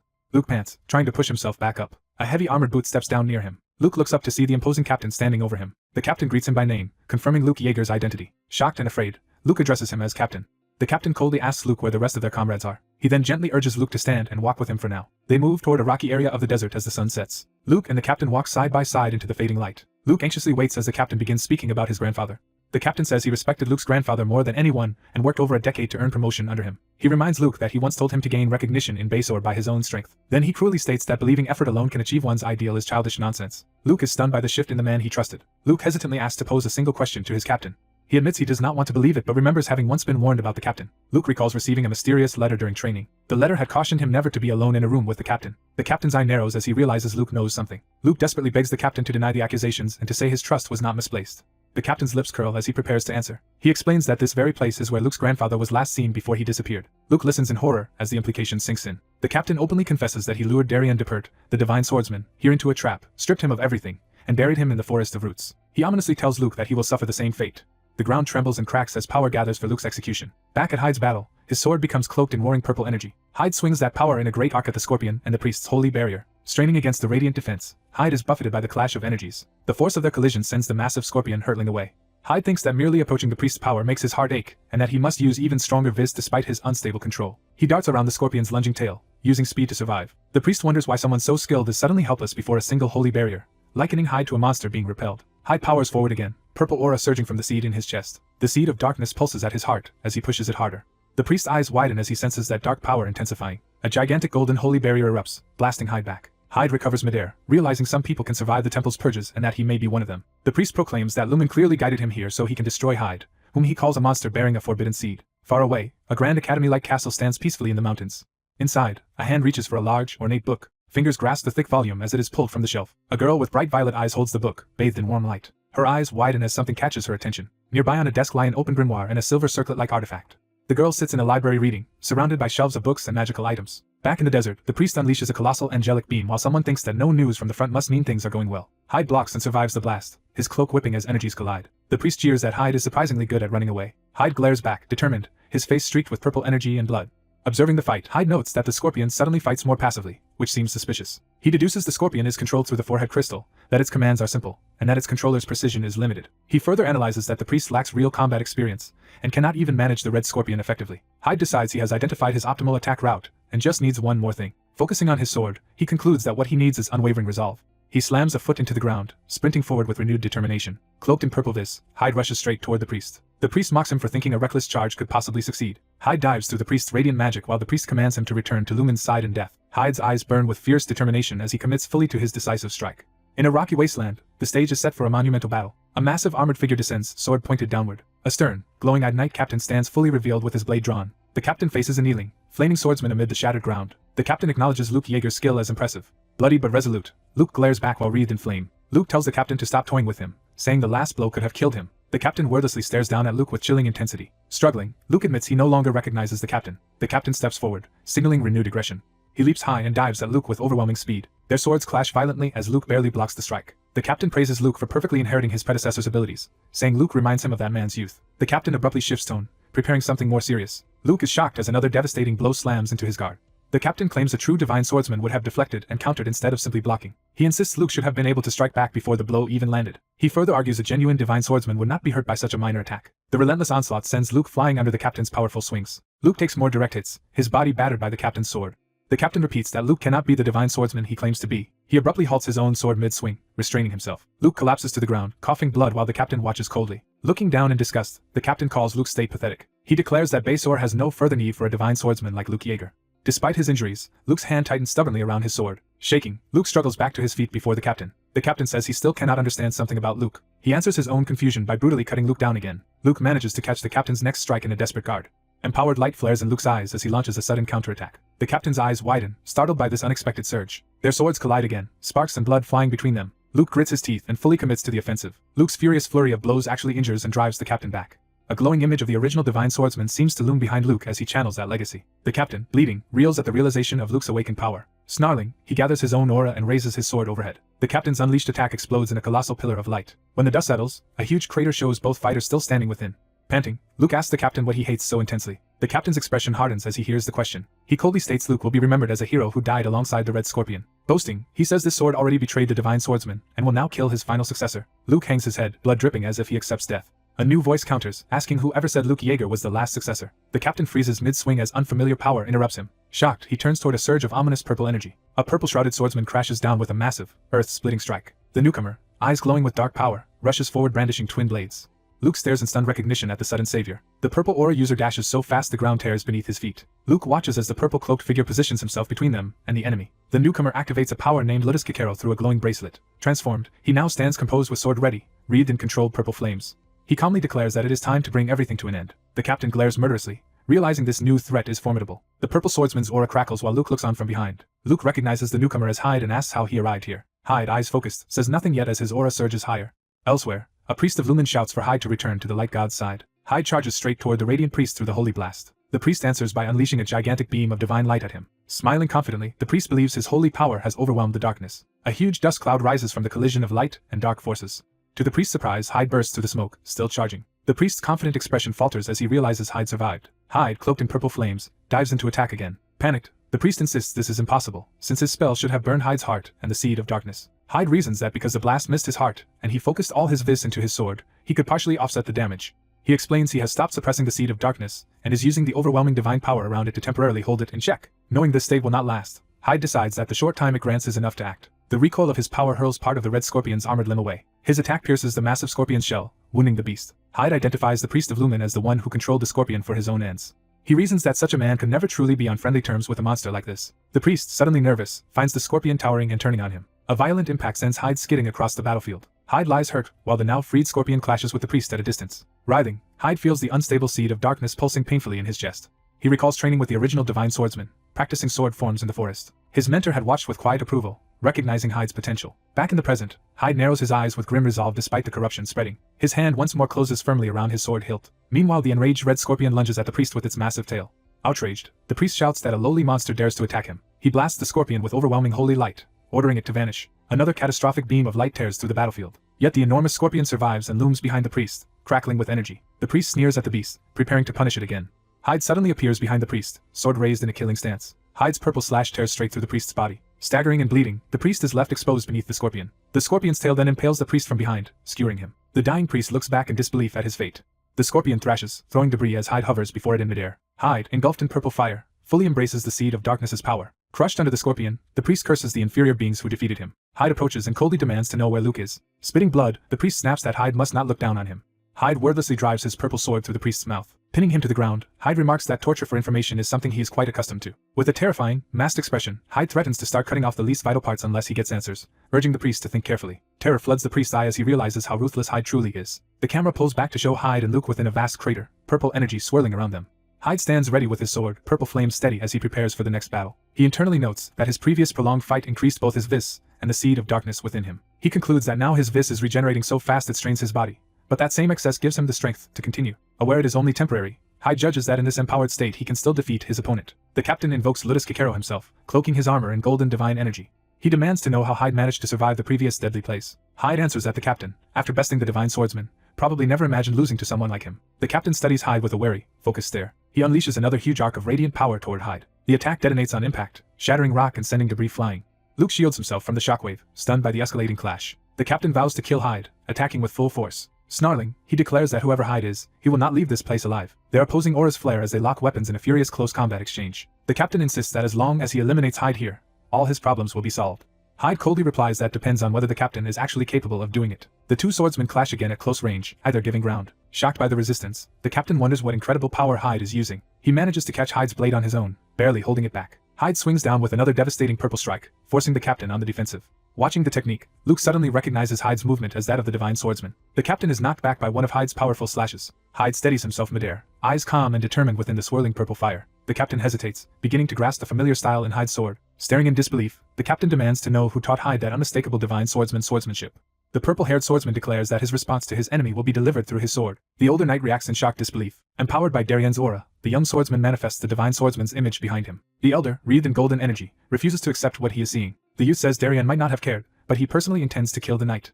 The knight grips his sword hilt tightly, gathering power. Radiating holy energy, the knight prepares to clash with the purple swordsman. He frantically insists Darien Depert cannot be alive, recounting how he ambushed and delivered him to the temple. The young swordsman says if this display is not enough proof, he has nothing else to show. The knight charges and swings his glowing sword at the oncoming youth. The youth moves swiftly as the clash of powers explodes around them. Their combined strike sends a colossal slash tearing through the sky and rocks. A wounded young knight watches the titanic duel in fear and awe. Golden and purple sword rays collide repeatedly as the two combatants trade ferocious blows. The purple swordsman stomps down hard, anchoring himself for another attack. Enveloped in violet aura, he rushes in and raises his sword to strike the knight. They cross blades at close range in a powerful exchange. The youth steps off the knight's armored leg, using it as leverage. Spinning in midair, the purple swordsman evades and positions for another assault. The golden knight unleashes a massive sweeping strike that sends the youth flying. The young swordsman twists in the air, readying his body and sword. Their next collision produces a huge shockwave of light between them. The silver-haired ally shields himself from the blast and debris. After the explosion, the two fighters face each other again amid ruins and swirling auras. The youth thinks that even with his current power he might not win and must finish the fight before his surge of vis ends. The knight stands calmly, energy roaring around him. He stares intently at the youth, reassessing him. The knight admits he now understands why the divine swordsman chose this youth as successor. However, he says that very fact makes it impossible for him to accept the youth. He declares that every trace of the divine swordsman's legacy must be wiped from the world. The young swordsman silently steels his resolve. He closes his eyes, focusing his power. A voice explains that the battlefield shaped by Ludus Kikero is like his own personal world, similar to what Darien would have seen leaving the Forest of Roots. The youth begins another rapid advance, feet wrapped in purple aura. He sprints straight toward the knight, sword ready. The knight narrows his eyes, preparing to counter the charge. The knight's counterattack sends the youth flipping through the air again. Upside down, the youth's eyes widen in surprise. He regains control and slashes at the knight with a wide purple stroke. The knight swings back, refusing to yield. The two close in and clash at point-blank range. The youth angles his blade, beginning to change the pattern of his attacks. His altered strikes send the knight staggering. The knight retaliates with another enormous sweeping blow, trying to overwhelm him. The impact strains the knight's armored chest, showing the toll the fight is taking. Startled, the knight asks what style the youth is using, noting it is no longer Darien's swordsmanship. The youth explains he mixed unfamiliar sword techniques to exploit the knight's knowledge of Darien's style. Outraged, the knight calls him insane for tainting the greatest sword style with cheap techniques instead of using it purely. The youth starts to answer calmly. He says that the people he learned these other sword styles from are far more deserving of being called swordsmen than the knight. The knight quietly questions this assertion. The youth declares that the knight himself is a fake as well. The knight screams that a true divine swordsman would never depend on another's power like a coward. The purple swordsman centers himself for a decisive technique. He tells the knight that he is not Darien. He raises his sword high, gathering a storm of purple energy as the knight braces. The knight insists that illusions will not fool him. Peering through the dust, the knight senses something approaching. He launches a heavy attack toward the perceived threat, but the blow only severs a discarded boot. The real youth has slipped past. The purple swordsman appears right behind the shocked knight. A narrator defines strategy as a weapon that lets one challenge stronger foes. Using that strategy, the youth lands a lethal slash across the knight's back. Cloaked in purple flames, he follows through with his blade as blood spills. The scene shifts to Ludus's childhood city, setting up his past. A young Ludus happily plays swords with friends in the streets. The boys climb up to a rooftop, excited by something in the distance. From there they watch a grand ceremony at a vast temple plaza. A young Darien Depert bows a knightly greeting before the crowd. Child Ludus looks on in admiration, clearly inspired by Darien. Years later, Ludus himself stands proudly as a knight, following Darien's example. Ludus rides behind Darien on campaign, serving loyally at his side. Darien bravely fights a horde of monstrous beasts. He cuts them down with overwhelming skill while Ludus supports him. The younger Ludus gazes at Darien in awe amid the battlefield. Later, someone presents Darien's sword before assembled knights as if in ceremony. Darien and another commander stand before the gathered order to address them. Among the knights, Ludus listens intently, full of respect. In private, Ludus respectfully begs the famed divine swordsman Darien Depert to teach him his swordsmanship. Ludus offers himself humbly, eager to become Darien's disciple. Darien remarks that such behavior is unlike Ludus, questioning his request. Ludus explains that learning Darien's swordsmanship has always been his dream and he will endure any harsh training. Darien silently weighs the plea, his gaze stern. He bluntly refuses Ludus's request. Darien tells Ludus he may be a fine aide but that his sword style will go only to his own son. Ludus protests that Darien's son already gave up on the training and could not handle it. Darien coldly warns Ludus not to overstep himself. Ludus backs down apologetically while Darien repeats he will not teach anyone else and orders Ludus to focus on his duties. Ludus silently swallows his hurt and humiliation. Time passes in the city and temple complex, emphasizing the distance that grows between them. Someone calls out to Sir Ludus in a garden pavilion, asking to speak with him. Darien asks what Ludus wants, and Ludus asks him to simply watch. Ludus draws his sword with determination. He demonstrates a series of powerful sword forms he has pieced together. Darien's eyes widen as he recognizes his own style being mimicked. Ludus ends the sequence with a heavy finishing strike. He proudly explains that he reconstructed the missing parts himself, and that the style is flawless and extremely strong. Ludus vows lifelong loyalty to Darien and begs again for a chance to inherit his swordsmanship properly. Hearing his full name, Ludus looks up with hopeful surprise. Darien explodes in rage, accusing Ludus of wasting his time on such nonsense. Ludus is stunned and fearful at Darien's fury. Darien says his earlier warning was ignored and now he will make his stance unmistakably clear. He declares that Ludus Kikero is utterly unworthy to inherit his swordsmanship, solely because he lacks talent. Darien tells Ludus not to get conceited and to examine himself before daring to copy and alter another man's sword style. Walking away, Darien orders Ludus never to bring up the matter again. Ludus trembles, deeply wounded by the rejection. Narration reveals Ludus only wanted to be a swordsman like Darien and sought to prove himself. A dark image shows Ludus later turning his back and leaving Darien to his fate. Back in the present, the gravely injured Ludus lies bleeding from the youth's blow. The youth steps barefoot into Ludus's blood as he approaches.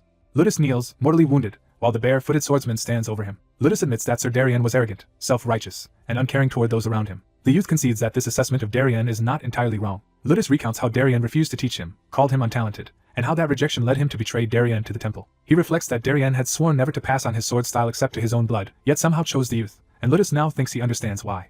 The youth asks if Ludus has ever regretted betraying Darien. Ludus laughs that he has felt no regret, instead devoting himself to erasing every trace of the divine swordsman from himself. Yet he now realizes he was the one unable to let go of his attachment to Darien. He reasons that since Darien did not come in person, the divine swordsman must be dead, which the youth confirms. Ludus, clutching his chest, asks if Darien ever resented him. The youth's eye glows as he considers how to answer. He replies that Darien never cared what became of someone like Ludus. Ludus quietly accepts this answer. He asks the youth's real name, and the swordsman identifies himself as Helmet. Ludus tells Helmet that if he is ever betrayed by someone he trusts most, he wonders whether Helmet will choose a different path than he did and says he will watch from beyond. Helmet ends the matter by cleanly decapitating Ludus. Blood on his face, Helmet looks back with a grim, conflicted expression. As Ludus's head flies toward the moonlit sky, Helmet thinks to himself that he will simply do as he wishes. The night battlefield falls silent, smoke and clouds drifting over the rocky terrain. Ludus's headless corpse lies in the dust amid a spreading pool of blood beside his fallen sword.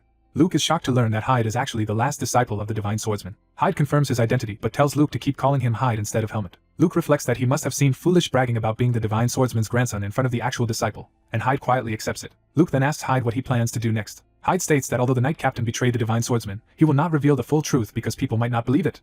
Hyde pauses and thinks carefully about the situation. After thinking, Hyde says they will handle things a certain way and begins outlining a plan to Luke. In the distance, something rapidly approaches across the desolate battlefield. A lone rider on horseback races toward them through the dust. Luke recognizes the rider and reacts with surprise. Hyde senses that the approaching person might allow their plan to work. The horse stops nearby, signaling the rider's arrival. A high-ranking man in white, presumably a prince, appears before Hyde and Luke. The prince explains he heard the knight captain came here alone and demands an explanation. The scene shifts to the nearby ravine where the battle took place.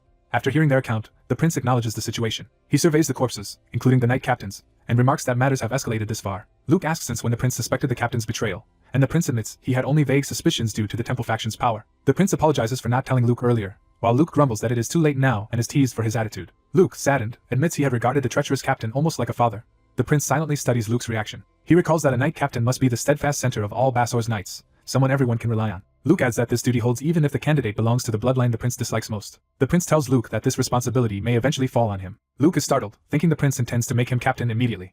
The prince scoffs at that idea, saying Luke is too inexperienced for such a position right now. Luke looks embarrassed while Hyde watches, slightly amused. The prince clarifies that Vice Captain Dassam Alvis will rightfully become the next captain and that this shift will help their faction gain influence within the knights. He reassures Luke that if Luke proves worthy in the future, he might become captain himself one day. Luke glances back at Hyde, considering that possibility. Hyde mentally proposes the cover story they will use, crediting the Red Scorpion and Ludus Kikero's defeat jointly to Luke and Luke himself. Hyde adds that his status as the divine swordsman's disciple must never be revealed publicly. Luke worries that Hyde is giving up glory, but Hyde notes that if Baesor knew his true identity he would be revered like royalty. Hyde insists that his role is to stay hidden as Darien's heir in Baesor, which he believes would also be Darien's wish. He frames Luke's role as living in Baesor as an unshakable swordsman upholding that legacy.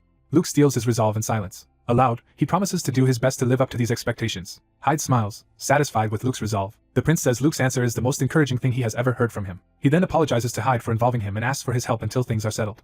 The prince asks where the Red Scorpion's body lies, and Luke answers that it is about a 30-minute run away. Repeating Hyde's fabricated report, the prince summarizes that the Scorpion was controlled by the High Priest of Lumen. Luke was captured, and only the two of them survived a fierce battle. Luke internally doubts anyone will believe such a flimsy story and glances at Hyde. The prince pauses, thinking the situation through. He deduces that the original scheme was to lure Luke and the other sacrifices with a rescue request and let them die fighting the Red Scorpion.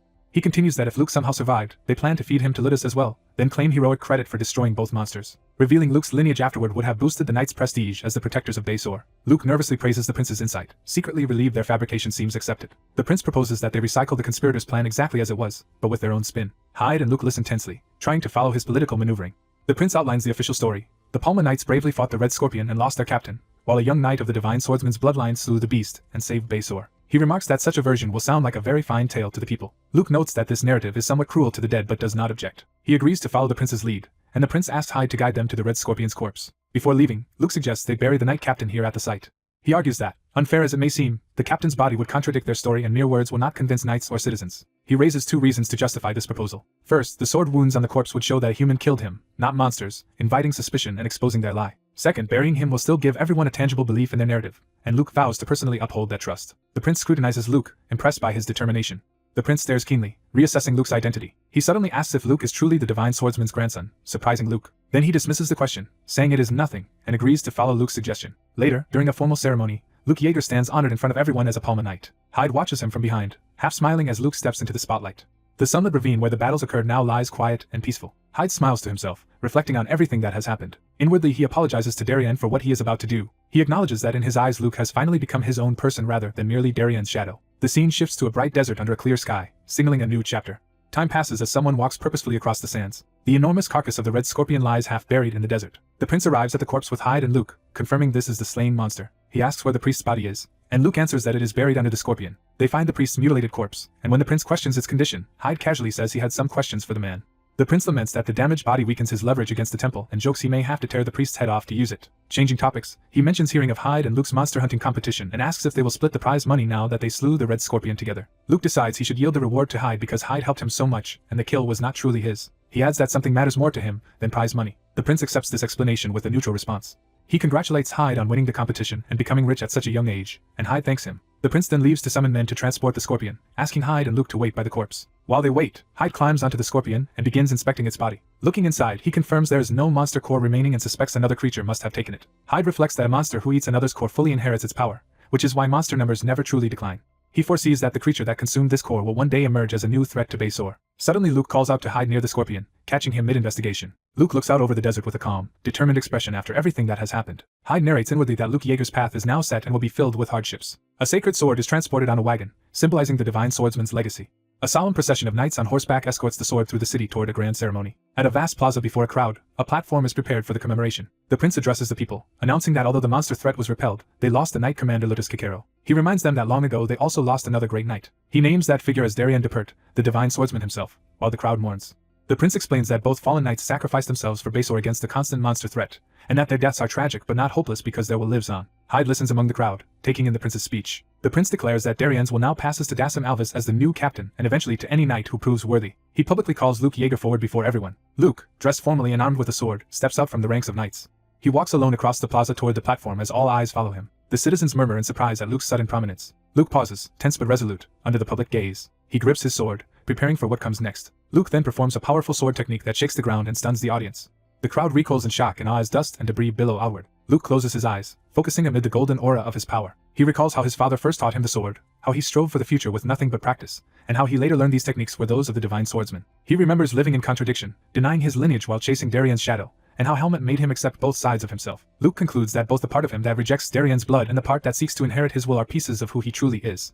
His swordsmanship erupts in radiant waves that sweep across the plaza. Luke, bathed in golden light, embodies that inherited will as he demonstrates his strength. The onlookers stare upward in amazement at the spectacle of power. The prince proclaims Luke's true name and status to the city, calling him Luke Depert, rightful descendant of the Divine Swordsman. A temple official reacts in panic, shocked by this declaration. The prince explains to everyone that although Darian's son once severed ties, his descendant returned as a Palma knight and helped land the final blow on the Red Scorpion, rescuing Baesor. The crowd, including Luke's friends, are moved and proud as they hear of his deeds. The prince urges the people to believe that the divine swordsman will continue through such descendants, and that as long as someone inherits it, Baesor will not fall. The plaza erupts into loud cheers in response to his speech. Hyde smiles among the celebrating crowd, pleased with how events have turned out. One outraged official fumes and shouts in protest at the prince's announcement. The prince quietly tells Luke he can feel his brother's murderous glare, warning Luke that his troubles are only beginning. Luke replies that he is prepared to endure whatever comes. Life in Baesor resumes under the bright sky as the city moves forward after the ceremony. Later, Hyde tightens the straps on his packed belongings, readying to depart. Luke approaches and asks why Hyde will not stay longer, but Hyde says he has other matters to handle. Luke watches him with quiet understanding. Hyde explains that since they share the same master, he sees them as senior and junior disciples and considers Luke his brother. Luke warmly tells Hyde that if he ever needs help he should come to Baesor, promising to treat Hyde's problems as the city's own, jokingly adding that he hopes such a request never becomes necessary. Luke teases Hyde, who reacts in mock annoyance as they part ways. A nobleman arrives late to see Hyde off, remarks on the small farewell for a tournament champion, and checks that Hyde received his prize money. The noble invites Hyde to visit Baesor someday, promising a proper champion's welcome there. Riding out, Hyde politely says he will think about visiting but considers Baesor's climate too harsh for him. Hyde leaves the city on horseback through the massive gate into the desert beyond. Luke and the prince watch Hyde go, looking satisfied. The prince tells Luke he will be lonely now that Hyde, the other disciple of the divine swordsman, has left, and Luke admits he feels emptier. Luke silently reflects on the prince's words. Luke panics upon realizing the man beside him is actually the prince, who laughs that Luke's innocent reaction suits him. The prince explains he recognized Hyde's swordsmanship and the divine swordsman's royal sword because he idolizes that hero, unlike his indifferent brother. Luke is shocked that the prince saw through Hyde's identity. The prince reassures Luke he will not spread rumors, because he will not betray their bond of friendship. Looking after Hyde, the prince says he hopes Hyde will reveal his true name when they meet again. Time passes, and the scene shifts back to the academy city. Hyde returns to the academy dormitory, surprising the steward. The steward inspects Hyde's heavy bag of prize money, amazed by its value. Narration states that the incidents in Baesor have ended. Narration adds that the day of the academy's reopening soon arrives. The quiet academy interior awaits the student's return. Someone's footsteps echo as a student walks inside. Helmut appears in uniform, now with darker skin, calmly heading through the academy. Aaliyah spots Helmut walking ahead of her in the corridor and calls out. Aaliyah stares wide-eyed at Helmut, clearly startled. Helmut continues ahead, unaware of Aaliyah's reaction. Aaliyah, blushing, prepares to speak. She smiles faintly, trying to compose herself. Aaliyah scolds Helmut for not contacting her with his bracelet if he was already at school. Helmut turns and greets her, surprised, saying her name. Aaliyah freezes in shock at his tanned appearance. Internally, she exclaims that Helmut is so dark now. Their classmate Xian also stares stunned. Helmut stands there with his new look highlighted like a radiant reveal. Xian awkwardly asks what happened to Helmut's skin, and Helmut explains he only recently learned disguise magic keeps his apparent skin tone unchanged. Helmut reflects that showing his real appearance feels strangely new but refreshing, while Xian tries to be supportive. Aaliyah notes Helmut has grown taller over the break and says she envies his height, and he modestly wonders if that is true. Xian asks where Asuka is, saying Asuka has been training nonstop since the semester restarted and is now completely different.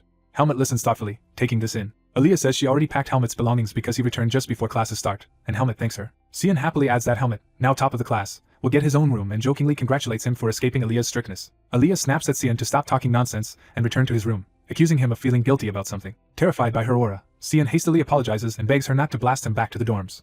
Xian waves goodbye to Helmut and Aaliyah and heads off. Left alone together, Aaliyah and Helmut stand facing each other in the corridor. Helmut asks Aaliyah how she feels about his moving into a solo room. Aaliyah asks if he is relieved to no longer share a room with her now that he has his own. Helmut says he never claimed to be relieved and points out his new room is directly across from hers, flustering Aaliyah as she demands to know if he likes that or not.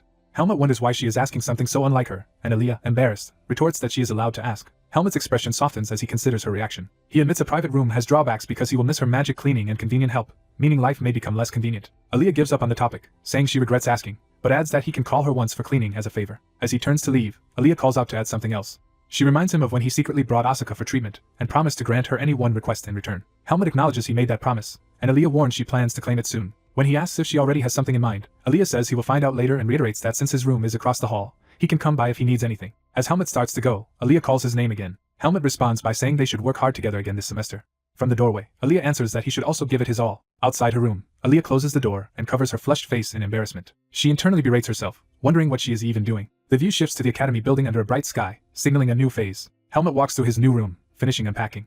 He decides his unpacking is nearly done and thinks about visiting the academy training grounds again. Hearing noises from the training hall doors, he approaches curiously. He remembers Asuka should be training there and wonders if Asuka is still inside. Leaving his room, he notes he has not seen Asuka since returning and wonders what is going on. A flurry of wooden practice swords flies through the air in the training hall. One sword smashes into the doorframe right as Helmut opens it, startling him. He sees the door has been pulverized by the blow and realizes how intense the training is. Asuka quickly apologizes, saying he did not expect anyone to enter and asking if Helmut is hurt. Charlotte, flushed and breathless, recognizes Helmut and calls his name. Helmut calmly greets Charlotte in return.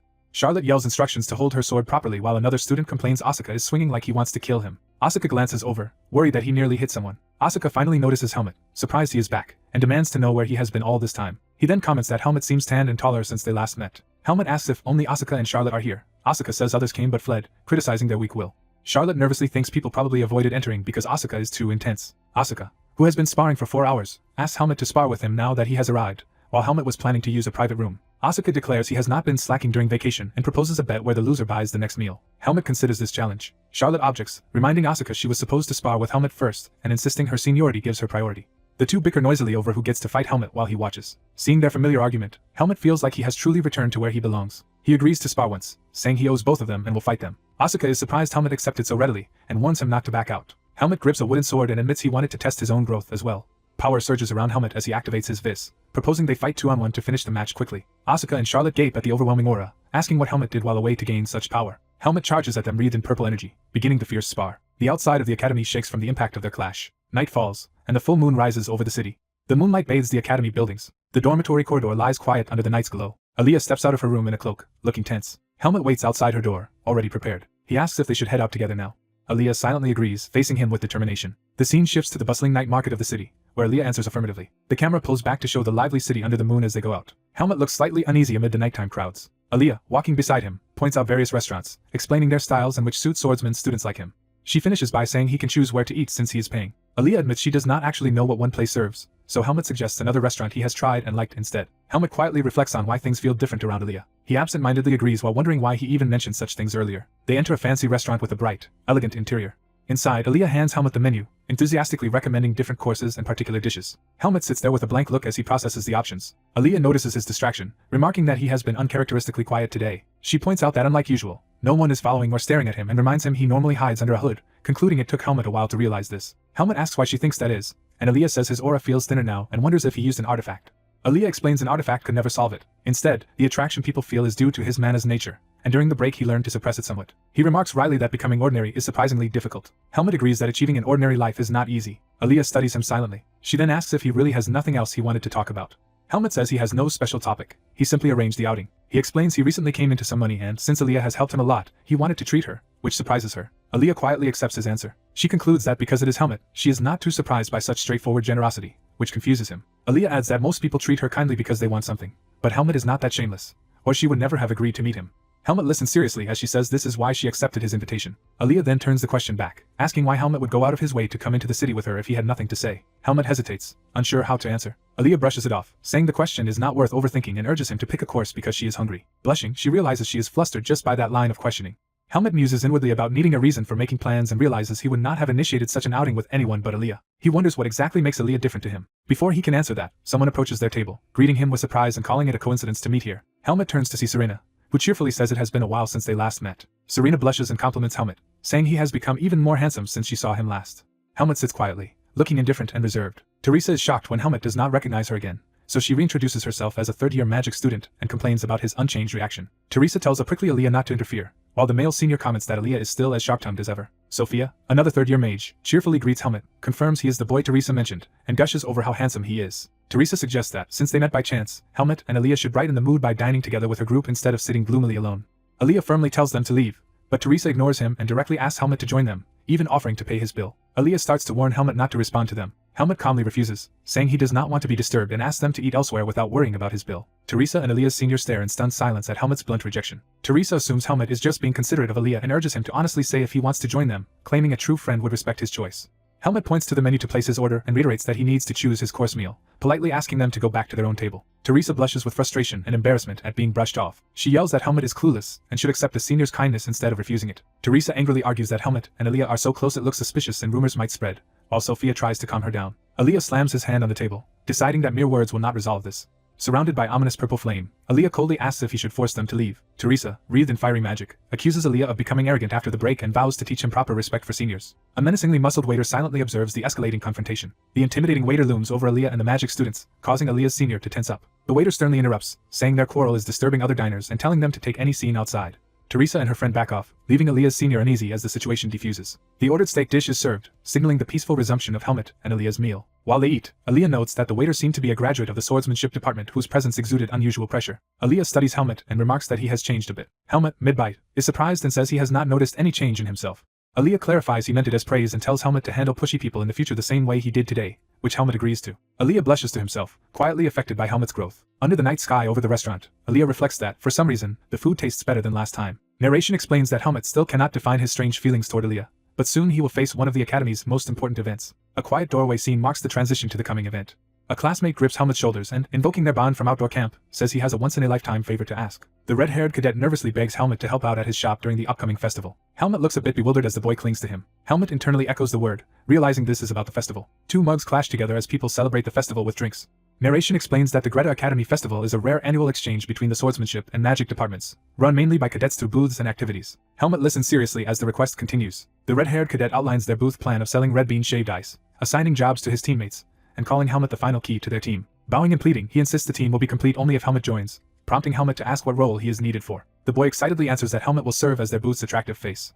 Another cadet mentions a rumor that Helmut rejected Teresa from the magic department, while Helmut denies it and is told everyone at the academy already knows. That cadet explains Teresa is adored by most male students, so Helmut refusing her made him a superstar admired by both genders for different reasons. He adds that with Helmut at their booth they are sure it will be the most popular, just as curious classmates arrive asking what is going on. The red-haired boy, startled by Asuka's arrival, trails off mid-sentence. He apologetically pats Asuka's shoulder. The red-haired cadet tells Asuka that, if Helmut had not accepted, Asuka would have taken that spot instead. Asuka grabs him by the head in irritation, clearly not amused. After apparently roughing him up, Asuka scolds them for gossiping that he is the runner-up while another teammate hurriedly insists they were only talking about the festival. A bright exterior shot skips ahead to festival time. Asuka complains that the others are twisting words, then asks Helmut if he is really going to help at the booth, while the bruised redhead mutters that he felt like he just visited his late grandmother. Asuka answers that Helmut has not decided yet, but emphasizes that training takes priority over free time, then orders the others to leave since Helmut is not participating. The red-haired cadet protests Asuka acting as Helmut's spokesman and argues that Helmut should enjoy his youth instead of training during the festival. Another classmate teases that Asuka's grades stagnate because of that attitude, and the group quiets down when someone warns that an instructor is coming. The instructor announces that the Academy Festival begins next week but reminds them they still have duties to fulfill. He outlines that midterms follow the 3-day festival and that afterward there will be a week-long training assignment. He further explains that at the end of the second semester there will be final exams along with a selection tournament, which surprises the students. When a student asks what the tournament is, the instructor says it is to choose representatives for the Baden Combined Swordsmanship Competition. Helmut focuses intently, repeating the name of the Combined Swordsmanship Competition in his thoughts. The instructor shows a map and tells them the event is a rare joint tournament between Greta and the other two academies of Baden, so instructors are expecting a lot from them. Helmut and Asuka listen seriously, realizing the importance of the coming competition. The instructor states that 4 representatives will be chosen in total, 2 from lower years and 2 from upper years, and that participation doubles as their final practical exam, which is unusual approval from the temple. A classmate asks why the temple restricts mages, and another explains it is because mages typically do not believe in the gods. The conversation continues that, from the temple's viewpoint, mages threaten divine authority, so one boy warns the other to speak quietly because not everyone present rejects the faith of Lumen. Another cadet explains that political upheaval in Basur has strained its relations with the temple, so the temple is avoiding conflict with Baden by permitting this event. Helmut quietly absorbs this information, thinking about how it affects him. The instructor ends the announcements, and sends everyone back to training. He adds that during the festival the High Priest of Lumen might visit the academy, and instructs them to be respectful if they encounter him. Helmut reacts with alarm at the mention of the High Priest. Asuka scoffs about priests attending a cadet festival, and wonders what they want to see, while Helmut remains silently unsettled. A flashback reveals that the High Priest Nardalos was behind burying the Divine Swordsman, and ordering the death of his grandson. Helmut thinks back to confronting a man who also called himself High Priest, and had immediately recognized the darkness within him. He worries that meeting the High Priest again could expose him, debates hiding in the dormitory or leaving the academy, but realizes he lacks a plausible excuse to disappear for 3 days. An idea occurs to Helmut as he considers a different approach. Turning toward the others, he decides on a course of action in his thoughts. The red-haired boy looks at Helmut curiously, not yet knowing of his decision. A sunset view over the academy marks the passing of time toward the festival. Someone knocks on a large double door. Aaliyah opens the door and addresses the person inside as Dean. The Dean welcomes Aaliyah in and says he heard Aaliyah had something for him. Aaliyah clarifies that the item is from Heike, who sent the Dean a gift, surprising the Dean. The Dean places a small wrapped box on the desk and explains that Heike wanted him to deliver it so Aaliyah can enjoy the festival. Aaliyah carefully takes the gift, eyeing it with mixed feelings. He nervously asks if it might be poisoned, but the Dean reassures him that Heike is his only blood relative, and that he has already checked the package and found nothing wrong. Aaliyah contemplates this reassurance in silence. The Dean mentions the High Priest's upcoming visit and notes the irony that Aaliyah came to Baden Academy to avoid the temple's attention, concluding that they can only prepare themselves now. Inside the box Aaliyah finds a bracelet along with a folded note. The note encourages Aaliyah about his studies, saying his talent should easily keep him at the top of the class and expressing trust in him. Aaliyah reads the letter, moved yet wary. The message goes on to say that festivals are for enjoyment, and that the enclosed item was made to help him do just that. The explanation reveals the bracelet grants temporary polymorph magic so even a high priest will not notice him unless examining him closely. The note ends by asking Aaliyah to thank the sender later and to have fun at the festival. Relieved, Aaliyah concludes that this gift gives him a way to survive the High Priest's visit. He tells the Dean he has received what he needed and prepares to leave. The Dean solemnly urges Aaliyah to be careful. Aaliyah listens quietly, understanding the concern behind the warning. The Dean adds that Aaliyah should not worry too much. Aaliyah, determined, vows that the temple will never take anything from him again. The Dean agrees emphatically, repeating that it must never happen again. A bustling daytime view shows the Academy Festival beginning in earnest. Students and visitors relax at booths, including one selling shaved ice, as the festival atmosphere livens up. The shop's elaborate strawberry and chocolate shaved ice desserts are proudly displayed. The red-haired boy, now in an apron, loudly calls out orders for shaved ice and urges customers to take them quickly because the shop is swamped. When he snaps at teasing friends, they boo playfully while eating their desserts, and he grumbles that they should just sit and eat. He remarks that business is insanely good and predicts their shop will top sales. He credits the quality of Andrew's shaved ice but hints that something else is the real reason for their popularity. Scenes around the booth show female customers blushing as they chat, clearly delighted. Other visitors gossip excitedly while watching the booth's attraction. A single step signals someone notable approaching. That someone is Helmut in a shop apron, calmly taking orders from admiring customers. With flowers metaphorically framing him, Helmut politely asks the customers if they are ready to order. Nearby women whisper that he is the swordsman rumored to have rejected Teresa, saying only someone like her could have approached him and that just looking at his noble face feels good. The red-haired boy smugly claims credit for recruiting Helmut, while Andrew dryly notes that without Helmut agreeing midway, James would not be acting so triumphant. Andrew then wonders aloud what actually convinced Helmut to participate. Helmut quietly writes down orders on a notepad. Observing the huge crowd, he thinks there are far more people than expected and believes his presence will be hard to single out in such a throng. He reasons that with so many overlapping auras even the high priest should struggle to sense him, and that he will detect any divine power quickly enough to flee if necessary. Still, he acknowledges to himself that things may not unfold exactly according to his plan. Another sunset view signals the end of the festival's day's shift. After work, teammates praise everyone for their effort and tell them to enjoy the rest of the festival, and Helmut thanks them. Asuka comes over complaining about the shop's lack of seating and asks if Helmut's shift is finally over. James urges Asuka to at least try some shaved ice, noting they serve the swordsmanship department for free. Asuka refuses, saying he dislikes cold food, and instead tells Helmut to come with him somewhere now that he is done, prompting Helmut to ask where. Asuka grins and says they are going to the men's games, an essential part of any festival. He proudly shows off a dart game, using it as an example of the kinds of challenges they can enjoy. Helmut effortlessly hits the bullseye in the darts game.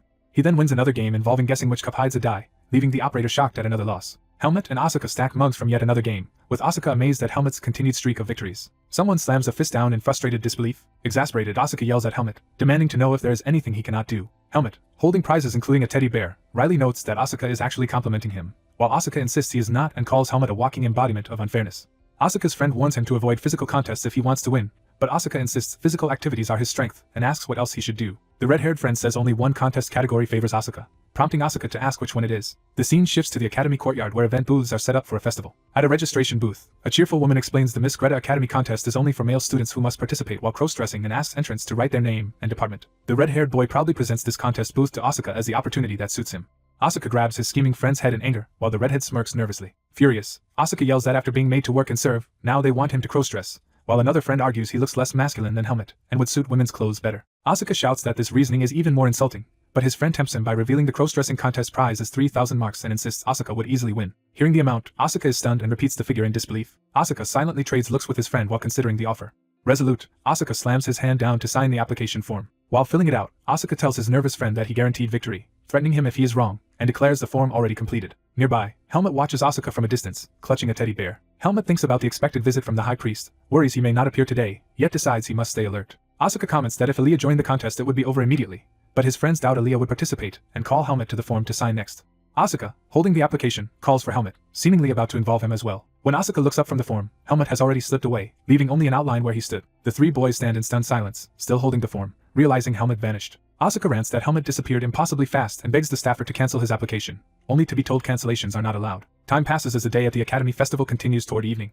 Blending into the crowd with his teddy bear, Helmut apologizes inwardly to Asuka, deciding to lay low and kill time among the festival-goers. Helmut steps echo as he walks alone through the courtyard. He heads toward the dorms, planning his next move while carrying the bear. Seeing that his room's lights are off, Helmut concludes Aaliyah must be in the library again. Helmut looks at the teddy bear and seems thoughtful, clearly intending it as a gift.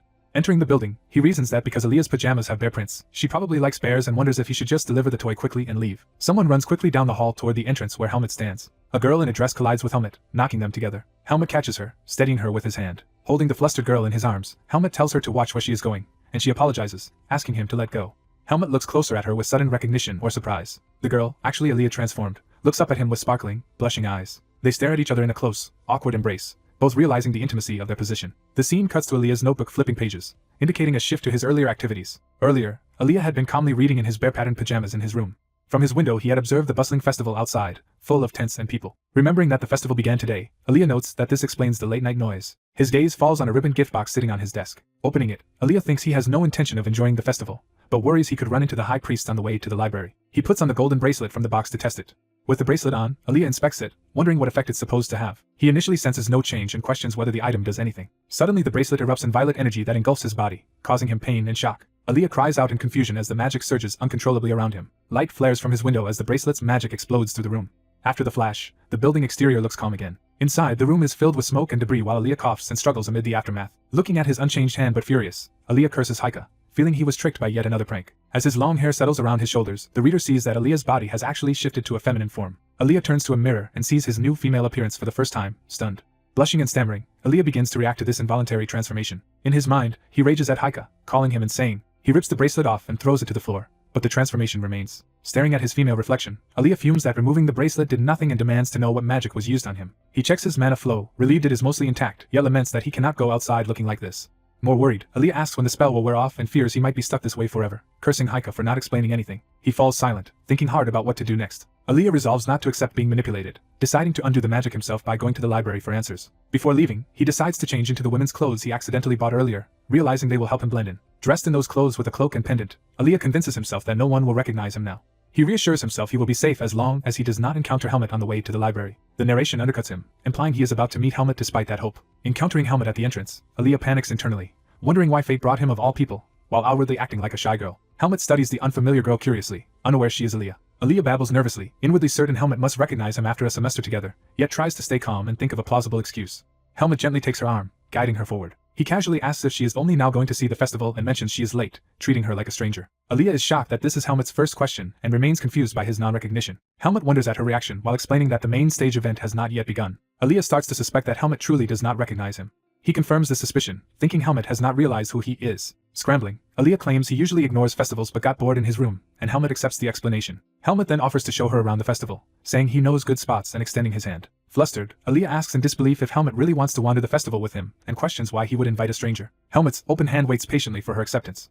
Overwhelmed, Aaliyah blushes deeply, staring at the offered hand. He shyly agrees to go with Helmut, and accepts his invitation. Their hands touch as they formally take each other's company. Helmut leads Aaliyah by the hand through the festival streets, while Aaliyah follows, cheeks glowing. Aaliyah reflects that being with Helmut makes him feel unlike his usual secretive self. His inner monologue admits that Helmut's presence makes the burden of hiding his identity feel insignificant, and he wonders why Helmut affects him this way. Night falls over the lively festival grounds filled with crowds and illuminated booths. Among the crowd, Aaliyah walks beside Helmut, clutching the teddy bear and glancing back thoughtfully. A game dart is prepared, indicating they are trying festival stalls. Aaliyah awkwardly throws a dart at a target, while Helmut watches from beside him. The darts miss badly, embarrassing Aaliyah and surprising Helmut. Later, Aaliyah happily holds skewered food, cheeks pink, clearly enjoying himself as Helmut buys snacks. The two walk and eat together, chatting as they explore more of the festival. Helmut gazes ahead, quietly reflective as they stroll. Aaliyah watches him with soft, affectionate eyes still flushed. They continue walking close together through the crowd, looking like a couple. A pink-haired girl notices them from afar and reacts with surprise. She points Helmut out to a blonde companion, who wonders who the unfamiliar girl beside him is. The blonde girl's expression darkens with shock and jealousy upon seeing Helmut with someone else. She confirms it really is Helmut and internally speculates that the mysterious girl might be his girlfriend.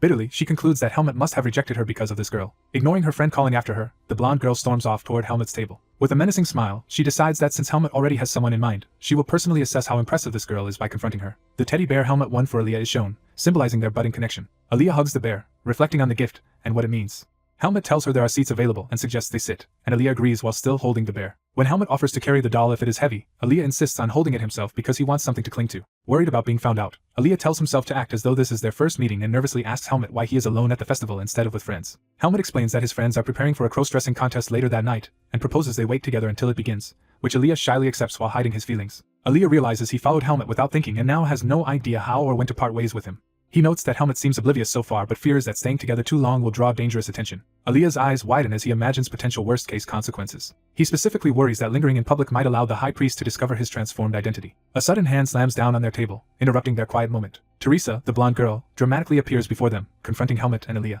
With a sharp smile, she comments that Helmut seems to be enjoying himself and pointedly asks who the girl beside him is, accusing him of keeping emotional distance from her. Helmut looks displeased and wary at Teresa's intrusion. Sitting opposite each other at the table, Aaliyah clutches the bear while Teresa looms over them. Internally calling Teresa a leech, Aaliyah bluntly tells her she is being rude and questions whether nobles are taught it is acceptable to slam other people's tables. Teresa glares back, clearly provoked. She then speaks more politely to Aaliyah, asking if they are meeting for the first time and probing whether Aaliyah is a Greta Academy magic student because he seems oddly familiar. Narrowing her eyes, Teresa presses further and demands to know what Aaliyah's relationship with Helmut is. Aaliyah retorts that Teresa reminds him of someone he strongly dislikes and that her attitude is infuriating. Aaliyah's eyes sharpen as he steels himself against her provocation. Teresa turns to Helmut with a mocking smile and urges him to answer whether the girl is his girlfriend.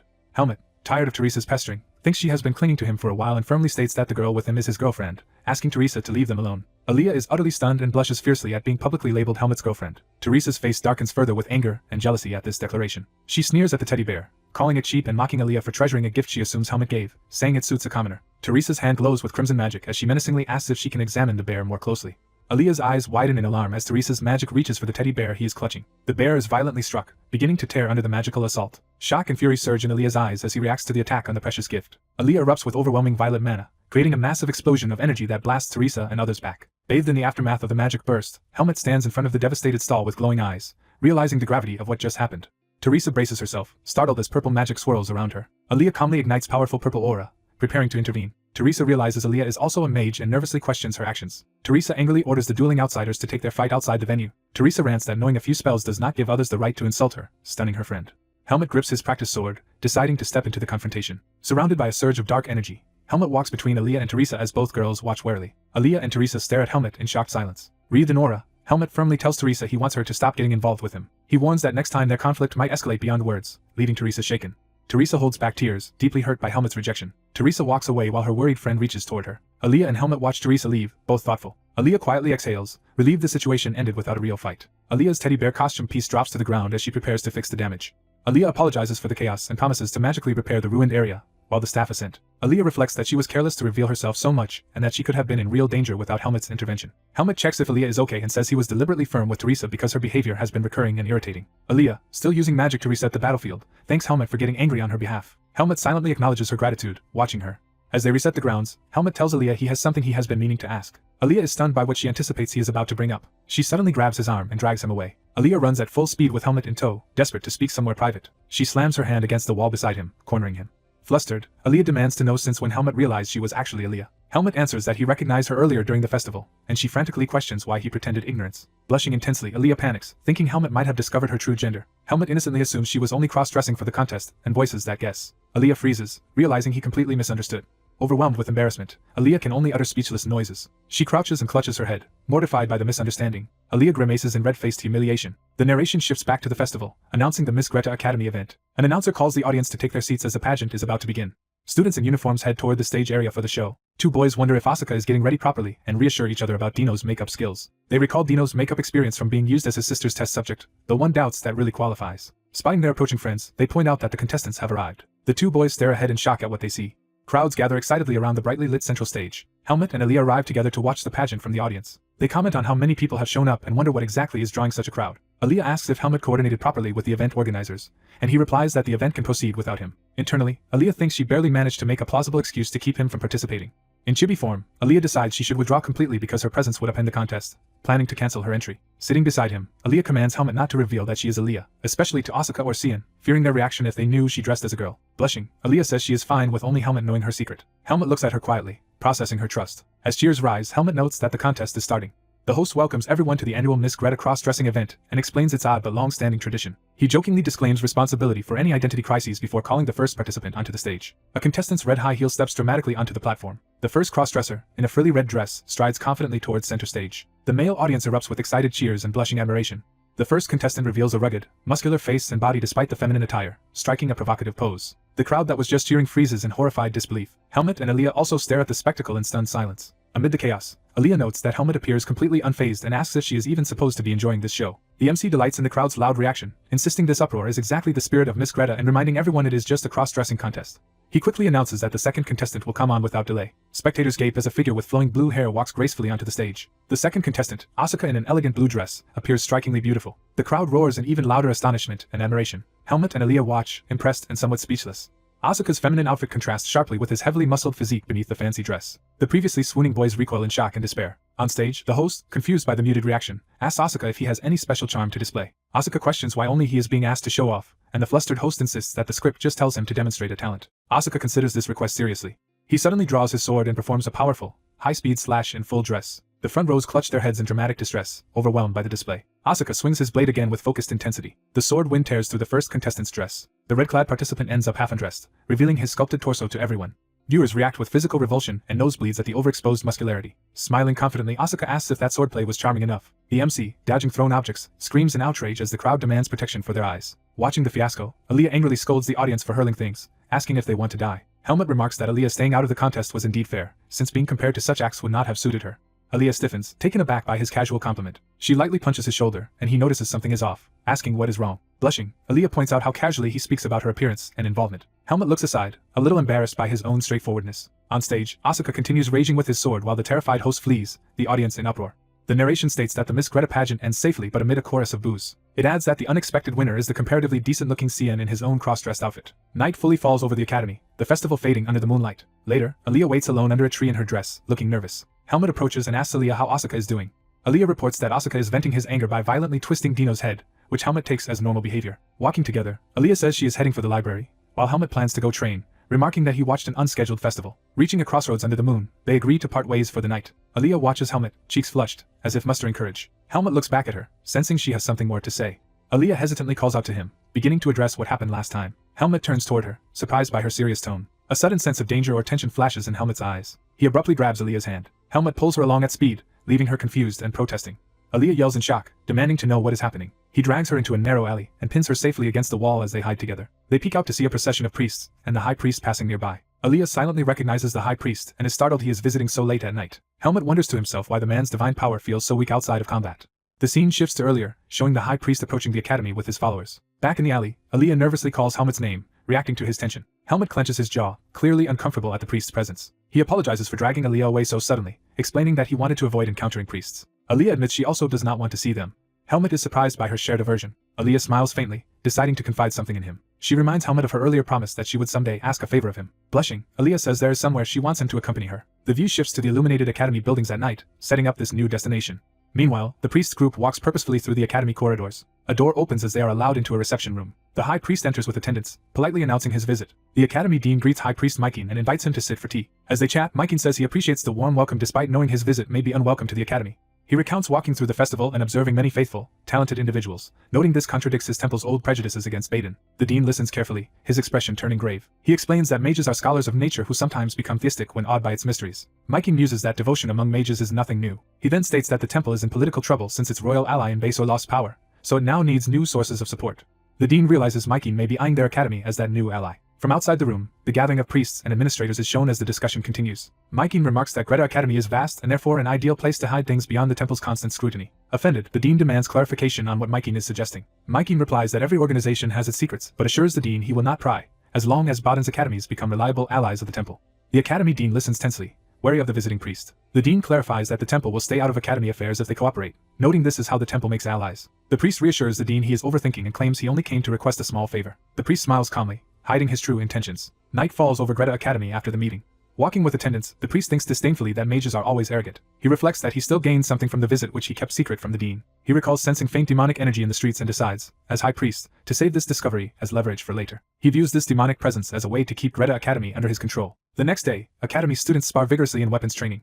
During practice, the blue-haired boy presses Helmut again about who he spent the festival with. Helmut insists it was just someone he barely knows. The friend accuses him of lying, citing rumors he stayed beside a girl all day, and demands to know if she is Helmut's girlfriend, while Helmut denies it. Helmut remembers Redina ordering him to keep their bracelet incident secret from Asuka and Cian, deciding to stay quiet despite knowing it will cause misunderstandings. Wanting to escape the topic, Helmut abruptly asks his friend about plans for the upcoming field training assignment. The friend explains he and Cian will go to a spirit gathering valley east of Baden, and asks who Helmut's partner will be. Helmut replies he is teaming with Aaliyah, though Aaliyah has not revealed their destination, and the friend grumbles that top students always group together, and predicts Aaliyah will choose a dangerous place. Helmut defends Aaliyah as not being reckless, but his friend notes how close the two of them seem. Helmut falls silent, thinking about Aaliyah. He recalls a private meeting where Aaliyah approached him alone in a quiet hallway.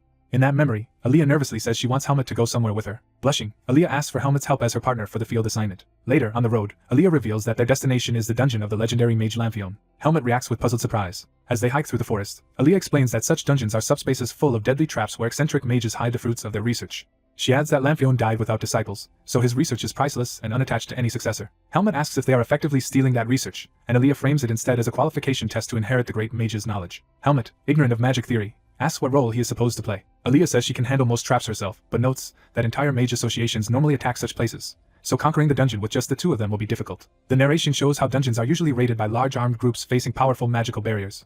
Helmut doubts he can do the work of 100 people, and Aaliyah proposes that if each of them does the work of 50, it will be enough. She praises Helmut as one of the best swordsmen she has seen and says she prefers trusting him over mercenaries who might leak the secret. Aaliyah states she wants to clear this quietly without anyone else learning of it. Helmut accepts her plan. Aaliyah suggests they avoid unnecessary risks since they can return later if they fail, while Helmut says he would rather finish it in one attempt. Reaching a suitable location, Aaliyah tells Helmut they are about to depart, and instructs him not to lose sight of her. Aaliyah activates powerful teleportation magic that engulfs Helmut in purple light. A massive teleportation circle flares, sending them away from the forest. Helmut closes his eyes as the spell ends. He opens them to see somewhere completely different. The pair now stand on a beach at sunset, facing the vast sea. Helmut, stunned by the scenery, tries to grasp where they have arrived. Aaliyah, exhausted from the teleportation, admits she may have overdone it and asks Helmut to take out a mat from her bag. Lying on the mat, she explains she used 6 stacked teleportation spells that nearly drained her mana but were the fastest way, and says she only needs a short rest. Helmut quietly watches her rest and reflects on the situation. Gazing at the endless water, he asks where exactly they are, thinking it must be a lake. While Aaliyah explains he is seeing the sea for the first time and notes, most of the world is covered by oceans. Helmut is amazed that 70% of the world is water. Aaliyah says this simply shows how vast the world is and that their kingdom occupies only a tiny fraction of it. Helmut listens thoughtfully as the sky darkens. Aaliyah soon falls sound asleep from exhaustion. Helmut, now alone with his thoughts, keeps watch beside her. Hours later, Aaliyah's eyes open. She wakes fully, realizing it is already night. Sitting up under the moonlit sky, she looks around the empty beach. Aaliyah notes she slept until after sunset but decides this was only natural given how tired she was. She then wonders where Helmut has gone. Helmut returns, greeting her and saying his mana has mostly recovered and they can begin preparations after eating. He appears shirtless, carrying a large crustacean from the sea for food. Aaliyah stares, startled by his unexpected hunting and appearance. Embarrassed, she asks where he went, and Helmut explains he thought the creature might be edible, so he caught it and brought a stone to crack its hard shell. Helmut also mentions he searched her bag earlier and only found sandwiches. Aaliyah blushes in flustered realization that he rummaged through her belongings. Helmut apologizes for going through her bag, but Aaliyah insists it is fine and questions what is wrong with sandwiches. Helmut argues that eating only plant-based food does not provide enough strength and asks how she planned to eat the raw shellfish. When Aaliyah admits she would have eaten it uncooked, Helmut takes it, insisting on preparing it himself. He cooks the seafood over a campfire until it roasts above the flames. As they eat, Helmut brings up Lamphion's will. Aaliyah clarifies that she possesses not a simple will but a document hinting at the dungeon's entrance, which the Magic Association once monopolized before releasing it after failing to decipher it. Reading it aloud, Helmut notes the clue about starting where life is green and 6 stars guiding the way under a full moon. Confused, he asks what those words mean, and Aaliyah tells him not to overthink it and to interpret the passage straightforwardly. She explains that the light-filled place is the sea and that the shining full moon simply means a night like the current one. Helmut considers her explanation while holding the paper. He asks why. If the meaning is so simple, the Magic Association never solved it, and Aaliyah answers that they obviously understood but were hindered in other ways. Aaliyah points out that many parts of the world have seas under full moons, so investigating every such place would be practically impossible. Helmut realizes that the association likely kept searching for deeper hidden meanings, causing endless delays. Aaliyah reveals that this specific coast is where Lamphion gained crucial inspiration, making it the most fitting site for his dungeon. Helmut notes that the association did not even know such personal details about Lamphion, then asks how Aaliyah herself knows. Aaliyah evasively says she personally did a great deal of research to uncover that information. She points to the line about 6 stars and says this part cannot be taken literally. Aaliyah explains that starlight would be faint on a full moon night, so the phrase about stars lighting the path under a full moon contradicts normal astronomy. Helmut concludes that the 6 stars must refer to something other than actual stars. Aaliyah cites Lamphion's philosophy that while the human spirit reaches the sky, human existence belongs to the ground. She explains that Lamphion valued the earth where people build their lives, emphasizing his existentialist views. Helmut infers that the clue directs them to look at the ground rather than the sky. Aaliyah says they will understand once the full moon reaches its highest point and they observe from there. Time passes until the moon stands high overhead, signaling the moment has come. Aaliyah says it will be faster to see for themselves and reaches out her hand to Helmut. She uses flight magic, lifting both of them into the air on currents of purple energy. Hand in hand, they glide above the darkened forest near the sea. Aaliyah tells Helmut to look ahead. Below them, 6 bright light points shimmer like stars across the mountain and forest. Helmut recognizes these 6 lights as the 6 stars mentioned in the clue. Aaliyah explains that the lights are reflections from hidden crystals visible only when the full moon is highest, and that they must use the inner and outer points of that light pattern to triangulate the dungeon entrance. Helmut doubts how useful he can be in this sophisticated magical task. Aaliyah assures him he has a role later and notes she already located the entrance on a previous solo visit. Helmut silently wonders why. If she already found it, she is explaining everything so excitedly, while Aaliyah urges them to begin and checks that they brought all needed equipment. They start walking toward the designated spot through the vegetation. The two arrive at a small clearing in the forest. Aaliyah touches the ground on the calculated midpoint, activating a magic circle. A glowing portal opens in the earth, revealing stairs descending into Lamphion's dungeon. Aaliyah asks Helmut if they should begin their exploration. They descend into a torchlit stone corridor deep underground. The path leads them to a massive sealed gate with a glowing central core. In front of the gate, Aaliyah explains that everything beyond is unknown and that she has never entered herself, conserving the limited entry chances. She muses that if each person can only enter once, it would be wasteful to use an attempt alone. While Helmut notes, he did not object to her earlier decision. The gate's core suddenly flares as the dungeon begins reacting to their presence. The huge doors part, bathing them in bright light. The light forms a swirling golden portal, the true entrance to the dungeon. Aaliyah remarks that Lamphion seems less fond of elaborate entrance riddles than expected and tells Helmut they should go in. Together they step through the golden vortex. On the other side, they emerge inside the dungeon proper with the glowing portal behind them. Both turn in surprise as the portal and surrounding mechanisms start reacting again. A green symbol appears ahead, signaling the dungeon's first test. Matching green marks appear on Helmut's arm as part of the dungeon system. The same glowing mark appears on Aaliyah's arm, linking them to the trial. Green light fills the chamber as the dungeon fully activates around them. They realize the marks impose about a 2-hour time limit that they instinctively understand thanks to the dungeon's magic. Approaching another door, Aaliyah says the first problem should be easy but warns against carelessness and assigns Helmut to guard the right side while she handles the rest. The next door opens, and they cautiously move into the following room. Inside, they see an eerie chamber with glowing panels and several human-shaped slots set into the floor. Both regard the scene grimly, sensing danger. One of the strange human-shaped indentations in the floor is shown clearly. Another differently posed human-shaped indentation is revealed nearby. Looking at the room and the glowing slots, Aaliyah nervously wonders what kind of mechanism they have encountered. Helmet notices text displayed above and points it out to Aaliyah. The glowing panel shows a numerical expression, presenting the dungeon's first question. Aaliyah deduces this is indeed the first puzzle and comments that while the question is simple, the person-shaped device below it is suspicious. Suddenly the dungeon begins shaking and reacting, startling both of them. The room starts activating aggressively, forcing them to decide quickly. Under intense time pressure, Aaliyah says they must choose between the two possible answers shown above the slots and enter the correct one to survive. Helmet rushes toward the puzzle gate, choosing the right side despite noticing the hole's odd shape. Aaliyah deduces the gate needs two people to match a human-shaped outline and hurriedly grabs Helmet's arm to cooperate. They awkwardly pose with Aaliyah holding Helmet like a dance partner to fit the silhouette. Maintaining the pose, they move through the glowing outline and successfully clear the gate. The massive stone doors open, allowing them to enter the next chamber. Blushing furiously, Aaliyah grumbles that the first question was simple yet humiliating for a trial set by Archmage Lampione. As they leave the gate, Aaliyah complains the test felt like a joke and is relieved the correct answer was the right side pose. They advance into a new hall, wary of what the dungeon will present next. Helmet notes the new room appears empty, with nothing obvious to solve. Aaliyah reasons the questions are conditional puzzles that only manifest when triggers are met, and warns Helmet to stay alert. Helmet spots a slightly different colored brick and calls Aaliyah's attention to it. Aaliyah confirms Helmet's observation, impressed by his sharp eyes. He explains the brick hides a script that appears only under a specific light wavelength, like a secret message. Illuminating it with magic, Aaliyah reads that standing on the pedestal while exactly copying the image on the wall will summon the next trial. The glowing text on the stone activates under Aaliyah's conjured light. The revealed image shows one person carrying another in their arms. Aaliyah stares at the image, mortified at what it implies for their next pose. Helmet then carries a flustered Aaliyah bridal style to reproduce the carving. Burning with embarrassment, Aaliyah vows never to forgive Lampione, even as an archmage, for forcing such indecent poses. The mechanism rumbles again, signaling another section of the dungeon opening.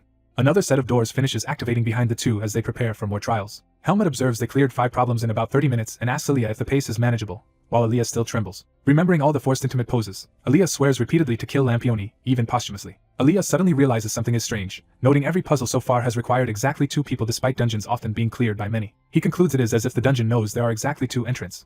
Aaliyah recalls stories of dungeons that manifest the mental images of intruders and realizes all the indecent poses might have come from someone's imagination. Horrified, he wonders if those images were actually born from his own mind. Panicking, Aaliyah insists to himself that it must be Helmet's thoughts, not his, that the dungeon manifested. Helmet, puzzled by Aaliyah's behavior, asks what is wrong. Aaliyah blushes harder and cannot bring himself to answer. He brushes it off, saying they should keep moving and that the next test is probably just another pointless puzzle. As Helmet steps forward, the surroundings begin to change beneath his feet. His next step lands in grass instead of stone, completing the transition to a new environment. Aaliyah's eyes widen as he senses the shift in scenery. He finds himself in a bright forest, far from the dungeon's stone halls. Confused, Aaliyah calls out for Helmet. Realizing Helmet is gone, Aaliyah shouts for him and begs for a response in the empty woods. He speculates he is inside a powerful spatial illusion cast by the Archmage that he could not even sense. Reasoning it involves space separation magic, Aaliyah deduces Helmet must be in another dimension and that this trial is individual. Relieved to be alone rather than forced into more compromising tasks, he steels himself yet still worries about Helmet's safety. As he thinks, a huge shadow looms over him from behind. Aaliyah looks up toward the source of the shadow. A gigantic white leopard-like monster appears towering above him. The beast bares its fangs, snarling down at him. Aaliyah freezes, stunned by the sudden threat.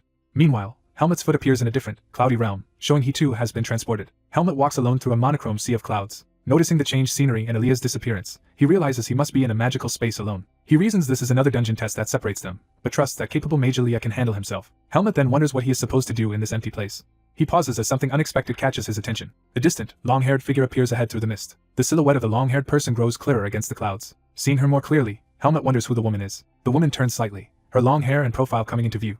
Helmet's expression tightens, sensing something familiar yet off about her. Recognition or shock dawns on him as he sees her face more clearly. A woman with long pale hair and pink eyes, strongly resembling Aaliyah, stands before him. Helmet instinctively draws his sword, readying for potential danger. Sword raised, he faces her cautiously in the cloudy realm.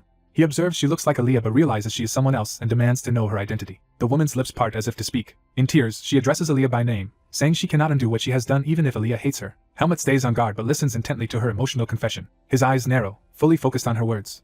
Internally he reacts sharply, demanding to know what she just said. Back in the forest illusion, the huge leopard watches Aaliyah from behind as Aaliyah stands tensely. Aaliyah glances back, still unsure whether the beast is hostile. The leopard now sits more calmly, observing him rather than attacking. Aaliyah wonders if the monster is another illusion and debates whether he should strike first. Deciding he cannot hesitate, he prepares to attack before the creature moves. He charges dark magic in his hand, resolving to defeat the monster and escape. Just as he is about to attack, a voice from the beast calls out Helmet's name. The leopard asks if he is not going to visit a certain human today, implying familiarity. Shocked, Aaliyah looks up at the talking beast that knows Helmet.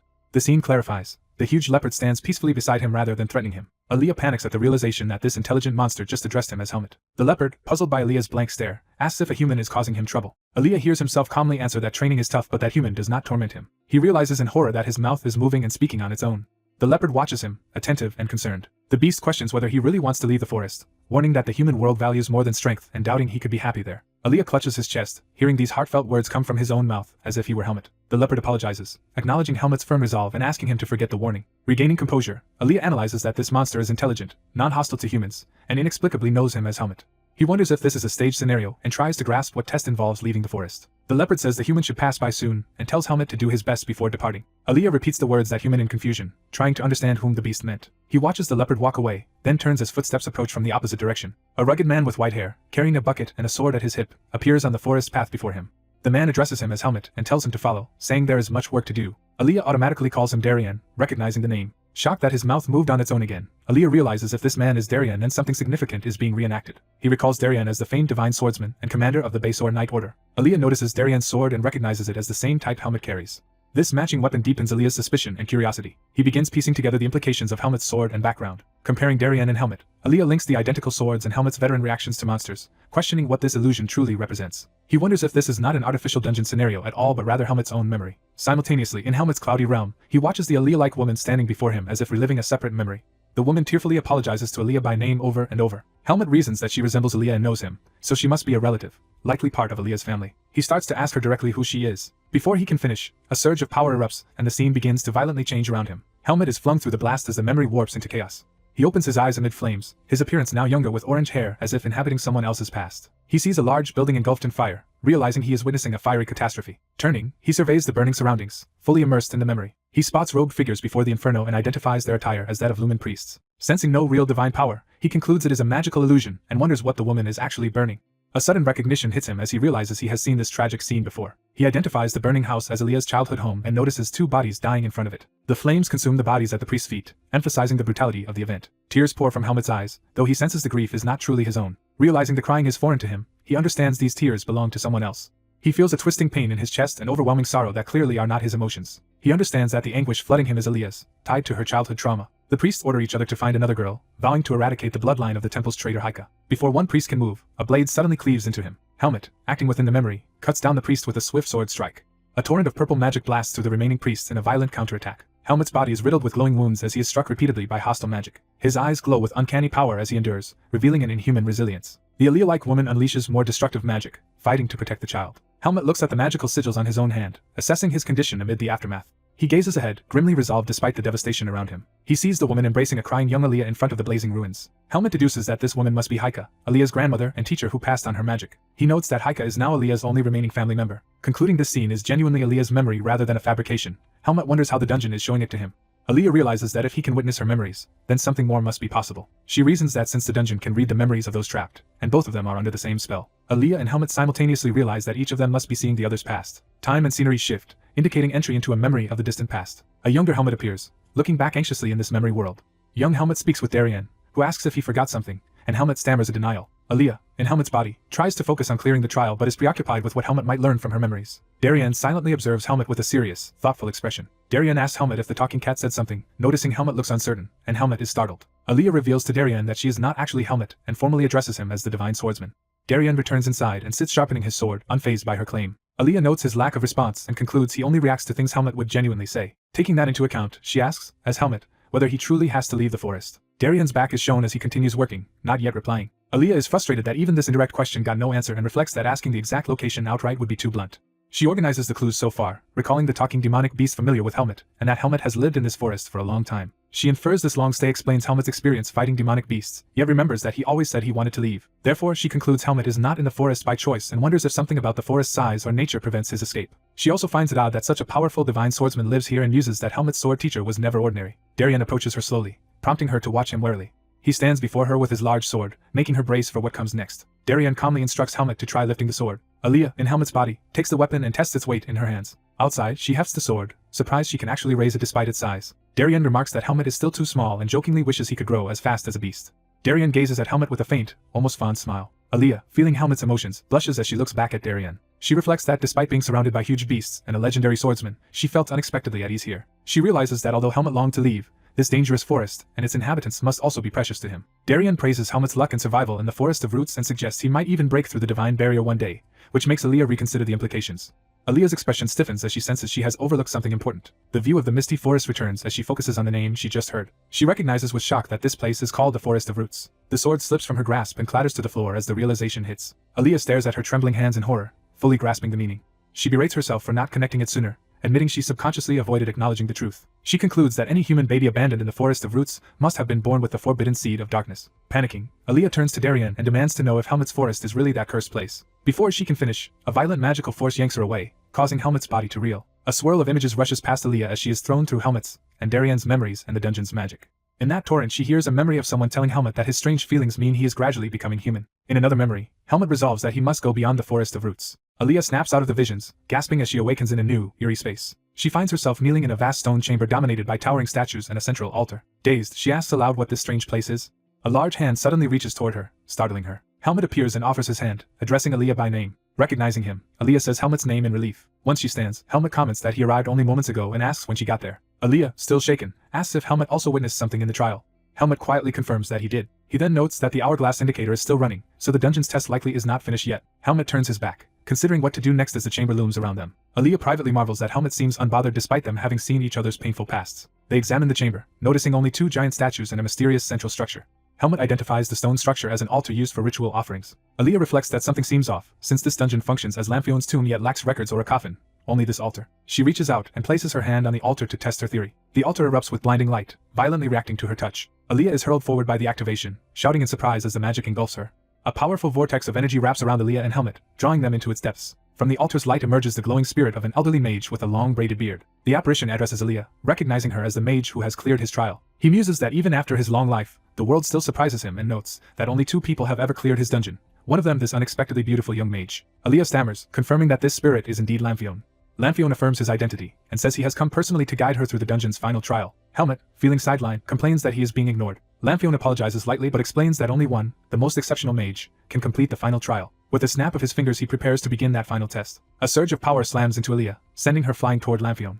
The magic vortex fully engulfs Aaliyah as Helmet watches, alarmed. Lamphion tells Helmet there is no need for him to go further, dismissing him from the remaining trial. Helmet is shocked and worried as Aaliyah disappears into the magic. He shouts her name, and launches an attack of his own at the magical sphere. Drawing his sword, Helmet steels himself to fight whatever enemies appear. The statues in the chamber stir. One grips its weapon, signifying they are now active guardians. A stone foot slams down as the colossi fully awaken. Helmet is shown facing the 2 giant stone warriors while protecting the glowing portal where Aaliyah vanished. Surrounded by dark energy, Helmet unleashes his own power, determined to break through. Fixing his eyes on the threat, Helmet vows internally to cut through something in his way. Within the magical sphere, shapes of shelves and books surround Aaliyah and Lamphion as a new space forms. The sphere solidifies into a colossal library where Lamphion and Aaliyah stand at its center. Aaliyah looks around in awe, trying to grasp where he has been taken. Lamphion proudly explains that this is his library, containing the entirety of his life's research. He says only a mage personally acknowledged by him can enter this place, and tells Aaliyah she should be proud. Aaliyah, still flustered, asks if it was really necessary to drag him here so forcefully, noting that Helmet is just a swordsman with no interest in magic. Lamphion teases that Aaliyah must greatly trust that swordsman if his first concern amid such knowledge is his companion. He concludes that Aaliyah cleared the final test not by luck alone. Aaliyah is struck by that remark, realizing the trial was measuring more than magical skill. He asks Lamphion what exactly the last test evaluated, since it seemed to only expose each other's memories. Lamphion explains that the trial reveals the deepest secret of the person you trust most, and only a group that maintains mutual trust afterward can endure. Unifying that shaken trust is the mage's role. He elaborates that a mage worthy of inheriting his legacy must be able to persuade and unite people even when secrets and weaknesses are exposed. Therefore, only someone who could still trust their companion after seeing such memories and touch the altar would gain access to this place. Lamphion admits the outcome is somewhat different from what he envisioned but accepts it. Aaliyah clarifies that the message is they must not lose faith in each other, and Lamphion affirms this. Aaliyah laughs nervously, relieved that her trust in Helmet passed the test. Lamphion studies her expression closely, reassessing this unexpected successor. He concludes that his idea for the trial was not entirely futile, since it led him to meet such a capable and charming mage, which Aaliyah politely acknowledges. Aaliyah then asks what further rewards await him, half joking about perhaps receiving ownership of the entire dungeon, while noting that reading every book would take more than a month. Lamphion replies that Aaliyah is impatient, and that there is plenty of time because they will become one being and continue research together forever. Aaliyah freezes as the phrase "become one body" echoes ominously in his mind. His expression darkens, realizing Lamphion's intent is dangerous. He carefully asks what Lamphion really means by becoming one body. Lamphion turns away, preparing to explain his true scheme. The two stand apart in the glowing circle, tension rising between would-be mentor and unwilling vessel.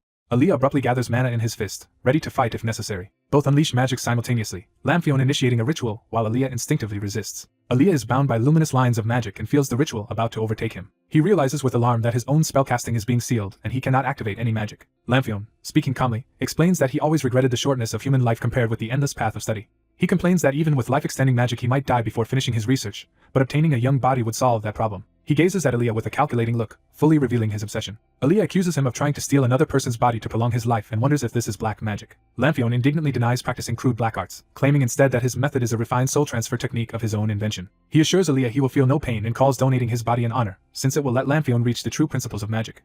Lamphion presses his hand over Aaliyah's face to begin seizing control. Aaliyah's eye widens in terror as the soul transfer starts. Suddenly a backlash explodes from Aaliyah, blasting Lamphion away from him. Staggering, Lamphion demands to know how Aaliyah managed to repel his magic. Aaliyah, still bound but standing firm, coughs blood yet remains conscious. He admits he suspected Lamphion all along and mocks that the mage's plan has not worked. Lamphion, baffled, asks again how his spell was blocked. Aaliyah feigns ignorance, suggesting that perhaps Lamphion's magic was incomplete. Enraged, Lamphion lunges to attack, calling Aaliyah an insolent brat. The same mysterious repelling force hurls Lamphion back once more when he tries to approach. He panics, insisting the spell should be perfect and wondering what crucial element he miscalculated. A sudden realization dawns on him, shown in his shocked eye. He blurts out that Aaliyah might not actually be male, which would conflict with the conditions of his ritual. Aaliyah stays silent, but his expression confirms the suspicion, undermining Lamphion's assumptions. Aaliyah taunts Lamphion for carelessly rifling through others' memories without even understanding such a basic fact, proving that the dungeon master's preparation has been fatally lacking. Aaliyah explains that soul transfer must account for biological compatibility like chromosomes, so the old man would need to rebuild his magic theory. The old man suddenly grabs Aaliyah's face, startling him. Furious, the old man throttles Aaliyah and boasts that in this space he has ample time to adjust his magic. Aaliyah, unfazed, says the old man actually does not have as much time as he thinks. The old man tells Aaliyah to stop talking nonsense. The old man's eye widens as he senses something alarming. A glowing green magic core flares to life. The nearby golem's body is violently torn apart by surging purple energy. A golem's purple arm launches forward under the control of the intruder. The hooded swordsman charges past the shattered golem toward the battlefield. Surrounded by purple aura, the swordsman slices through the remaining golem parts in a powerful strike. Shocked, the old man exclaims that a golem powered by a magic core should not be disabled by a normal sword. The old man stares in horrified realization. Aaliyah, freed, looks toward the green core from the floor. He gathers purple mana in his hand, preparing to act. The hooded swordsman infuses his weapon with purple energy again. The swordsman dives toward the green core to destroy it. The surrounding library-like subspace begins to fracture with bright lines of light. The swordsman drops through the shattering space amid purple and blue shards. Aaliyah and the old man stand on a magic circle below as the ceiling of the subspace breaks apart above them. Aaliyah shouts to Helmet, ordering him to cut the old man down. The old man turns, clutching his chest with blue power as he senses danger. Helmet's purple slash severs the old man's head and body in one stroke. The dying old man stares in disbelief, insisting this cannot be happening. He laments that all his efforts toward eternal life are being destroyed. With the dungeon core broken, Helmet stands ready while Aaliyah collapses nearby. Helmet checks on Aaliyah, who thanks him and urges Helmet to hurry over. Aaliyah warns that with the dungeon master dead, the dungeon itself will soon collapse. Helmet looks around tensely as the surroundings begin to destabilize. The floating bookshelves of the subspace continue to disintegrate. Cracks of light race across the ground between Helmet and Aaliyah as the collapse accelerates. Helmet asks what happens when the dungeon collapses, and Aaliyah explains that they will be erased unless he constructs a new dungeon and tells Helmet to come to him. Aaliyah admits he is unsure if he has enough remaining mana to pull it off. Despite his doubts, Aaliyah resolves that he must attempt the spell anyway. Aaliyah channels a tremendous surge of purple magic through a glowing circle beneath him. His spell reaches the ceiling of the subspace, further fracturing the entire dimension. The collapsing dimension shatters completely into radiant fragments. A blinding burst of pink and blue light erupts outward. The remnants of the bookline space flicker amid clouds and cracks as reality shifts. The collapse halts, leaving Helmet standing while Aaliyah kneels exhausted on the stabilized ground. Helmet notes that the collapse has stopped and asks the weakened Aaliyah if he can stand. Aaliyah raises a glowing purple hand, casting another spell. He opens a swirling purple portal in front of Helmet. Panting, Aaliyah tells Helmet that the portal is an exit but its destination is unknown. Aaliyah asks Helmet to carry him through the exit since his mana is fully drained and he may soon lose consciousness. Aaliyah finally blacks out. Helmet calls out Aaliyah's name in alarm as he slumps over. Helmet looks down at his unconscious companion, worried. The scene shifts to a peaceful mountain range and forest outside the dungeon. A boot steps onto rocky ground, marking their emergence into the real world. Helmet carries Aaliyah on his back at the mouth of a cave overlooking the mountains. Helmet thinks that even Aaliyah did not know where the exit would lead, and now they have appeared in an unfamiliar forest. Aaliyah sleeps on Helmet's back while Helmet surveys their surroundings. Helmet decides Aaliyah cannot return on his own and resolves to find a safe place to rest until Aaliyah wakes. A blanket or mat is unfurled on the forest floor. Helmet gently lays the unconscious Aaliyah down on the mat. Helmet kneels beside Aaliyah, keeping watch in the quiet forest campsite. Reflecting on the dungeon's illusions, Helmet realizes he saw Aaliyah's past and is sure Aaliyah also witnessed his. He acknowledges that he cannot simply pretend nothing happened, because Aaliyah would not accept that. Darkly, Helmet wonders if killing Aaliyah now would be the simplest way to avoid future complications. The sleeping Aaliyah lies unaware of Helmet's grim thoughts. Helmet hesitates, conflicted as he watches Aaliyah's peaceful face. Aaliyah's stomach growls loudly, breaking the tension as Helmet blinks in surprise. Helmet wonders if Aaliyah ate his lunch beforehand and decides he will need to hunt for food. He then reconsiders, feeling that abandoning Aaliyah alone on a mountain path would be wrong. Helmet stands pensively beside the sleeping Aaliyah, uncertain what to do next. Helmet suddenly senses something and turns sharply. He grips his sword, preparing for potential danger. The seed of darkness in his chest reacts strongly, giving Helmet a suffocating ominous feeling. Armored footsteps approach across the forest floor. A squad of holy knights appears, their divine power causing Helmet to tense. The knights notice Helmet, and demand he identify himself and explain his presence in the mountains. Helmet weighs his options in silence. The knights introduce themselves as Holy Knights of Lumen, relax slightly on realizing the pair are children, and say there is no need for hostility. Helmet recalls that Holy Knights are the temple's sword-wielding armed forces and notes this is his first time seeing them. He feels the seed of darkness recoiling from their divine power but realizes that, not being priests, They cannot detect it from this distance, and considers using that fact. Helmut lies that he is a student from Greta Academy resting with a companion on the way back from training, and the knights remark that Greta is far away. When asked about Aaliyah, Helmut claims Aaliyah is also a Greta student and mage who has collapsed from mana exhaustion and will not wake for some time. Helmut thinks that if the knights simply let them go, he will have no reason to kill them or stir up unnecessary trouble. The knights, captivated by Aaliyah's beauty, marvel that such an attractive mage exists and even question whether he is really male, while Helmut awkwardly confirms it. One knight jokes that if Aaliyah were a woman he would be his type, while another mocks him, making Helmut listen in irritated silence. Helmut's eyes narrow in annoyance at their comments. A new robed figure approaches, repeating Helmut's claim of being a Greta student with a questioning tone. The arriving high priest appears with a benign smile. The knights address him as High Priest Mikeen and suggest escorting the exhausted students to the temple for rest and a possible blessing. The high priest agrees to inspect them and approaches with interest. As he draws near, he notes something unusual. His expression sharpens as he takes a closer look. Helmut lowers his gaze, his ominous aura rising as the high priest studies him. The priest suddenly realizes something disturbing. Horrified, he shouts for everyone to move away from Helmut at once. One knight, confused, hesitates and asks what is happening. Helmut instantly decapitates the nearby knight in a spray of blood. His eye glows with murderous resolve as blood spatters his face. The story briefly cuts to an exterior view of Greta Academy, signaling a narrative shift. Inside the academy, the dean sits in his office, unaware of the current events. The dean is shown in close-up, a serious older man with golden eyes. In a prior meeting, High Priest Mikeen tells the dean he only seeks the academy's permission for something before departing. Mikeen had requested access to an academy-owned forest northeast of Baden, asking leave to investigate it. The dean reflects that he granted permission because he had no grounds to refuse, yet wonders what Mikeen is really planning.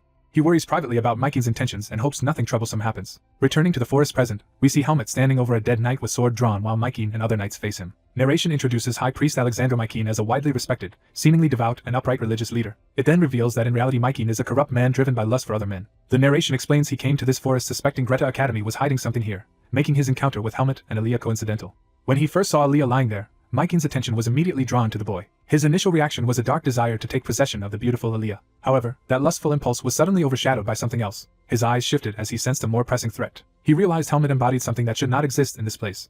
Helmut now stands wreathed in dark purple power, fully revealing his connection to the Seed of Darkness. Mikeen identifies Helmut as a bearer of the Seed of Darkness, and orders the knights to form up and restrain him. Helmut retaliates immediately, cutting down another knight in a burst of purple energy. Empowered by the Seed, he launches a ferocious attack toward Mikeen and the defenders. The knights and priests brace as Helmut dives at them from above. One holy knight blocks Helmut's strike using radiant divine power, clashing yellow light against purple. Mikeen frantically channels more divine light through his hand to fight back. A massive explosion of golden holy power erupts toward Helmut and the knights. Mikeen looks up as Helmut survives the blast and dives at them again. The clash continues with Helmut slashing through the radiant defenses. Helmut thinks that extended battle against divine power will disadvantage him, so he must pour out his strength and kill the high priest quickly. He darts through the battlefield at incredible speed, closing in on Mikeen. The knights are shocked by how fast and inhumanly Helmut moves, attributing it to the Seed of Darkness and treating him like a demonic beast. Helmut's foot digs into the ground as he accelerates for another charge. Cloaked in swirling purple energy, he streaks toward Mikeen like a projectile. Mikeen and a knight raise a powerful golden shield to defend him. Helmut's purple attacks hammer the golden barrier from all sides in a relentless assault. Mikeen finds it strange that instead of being weakened by divine power, this seed bearer moves with impossible agility. Realizing Helmut will eventually break through if this continues, Mikeen decides he must escalate his magic. Mikeen unleashes a grand divine spell, summoning a towering golden guardian totem of the Lumen religion to counter Helmut's darkness.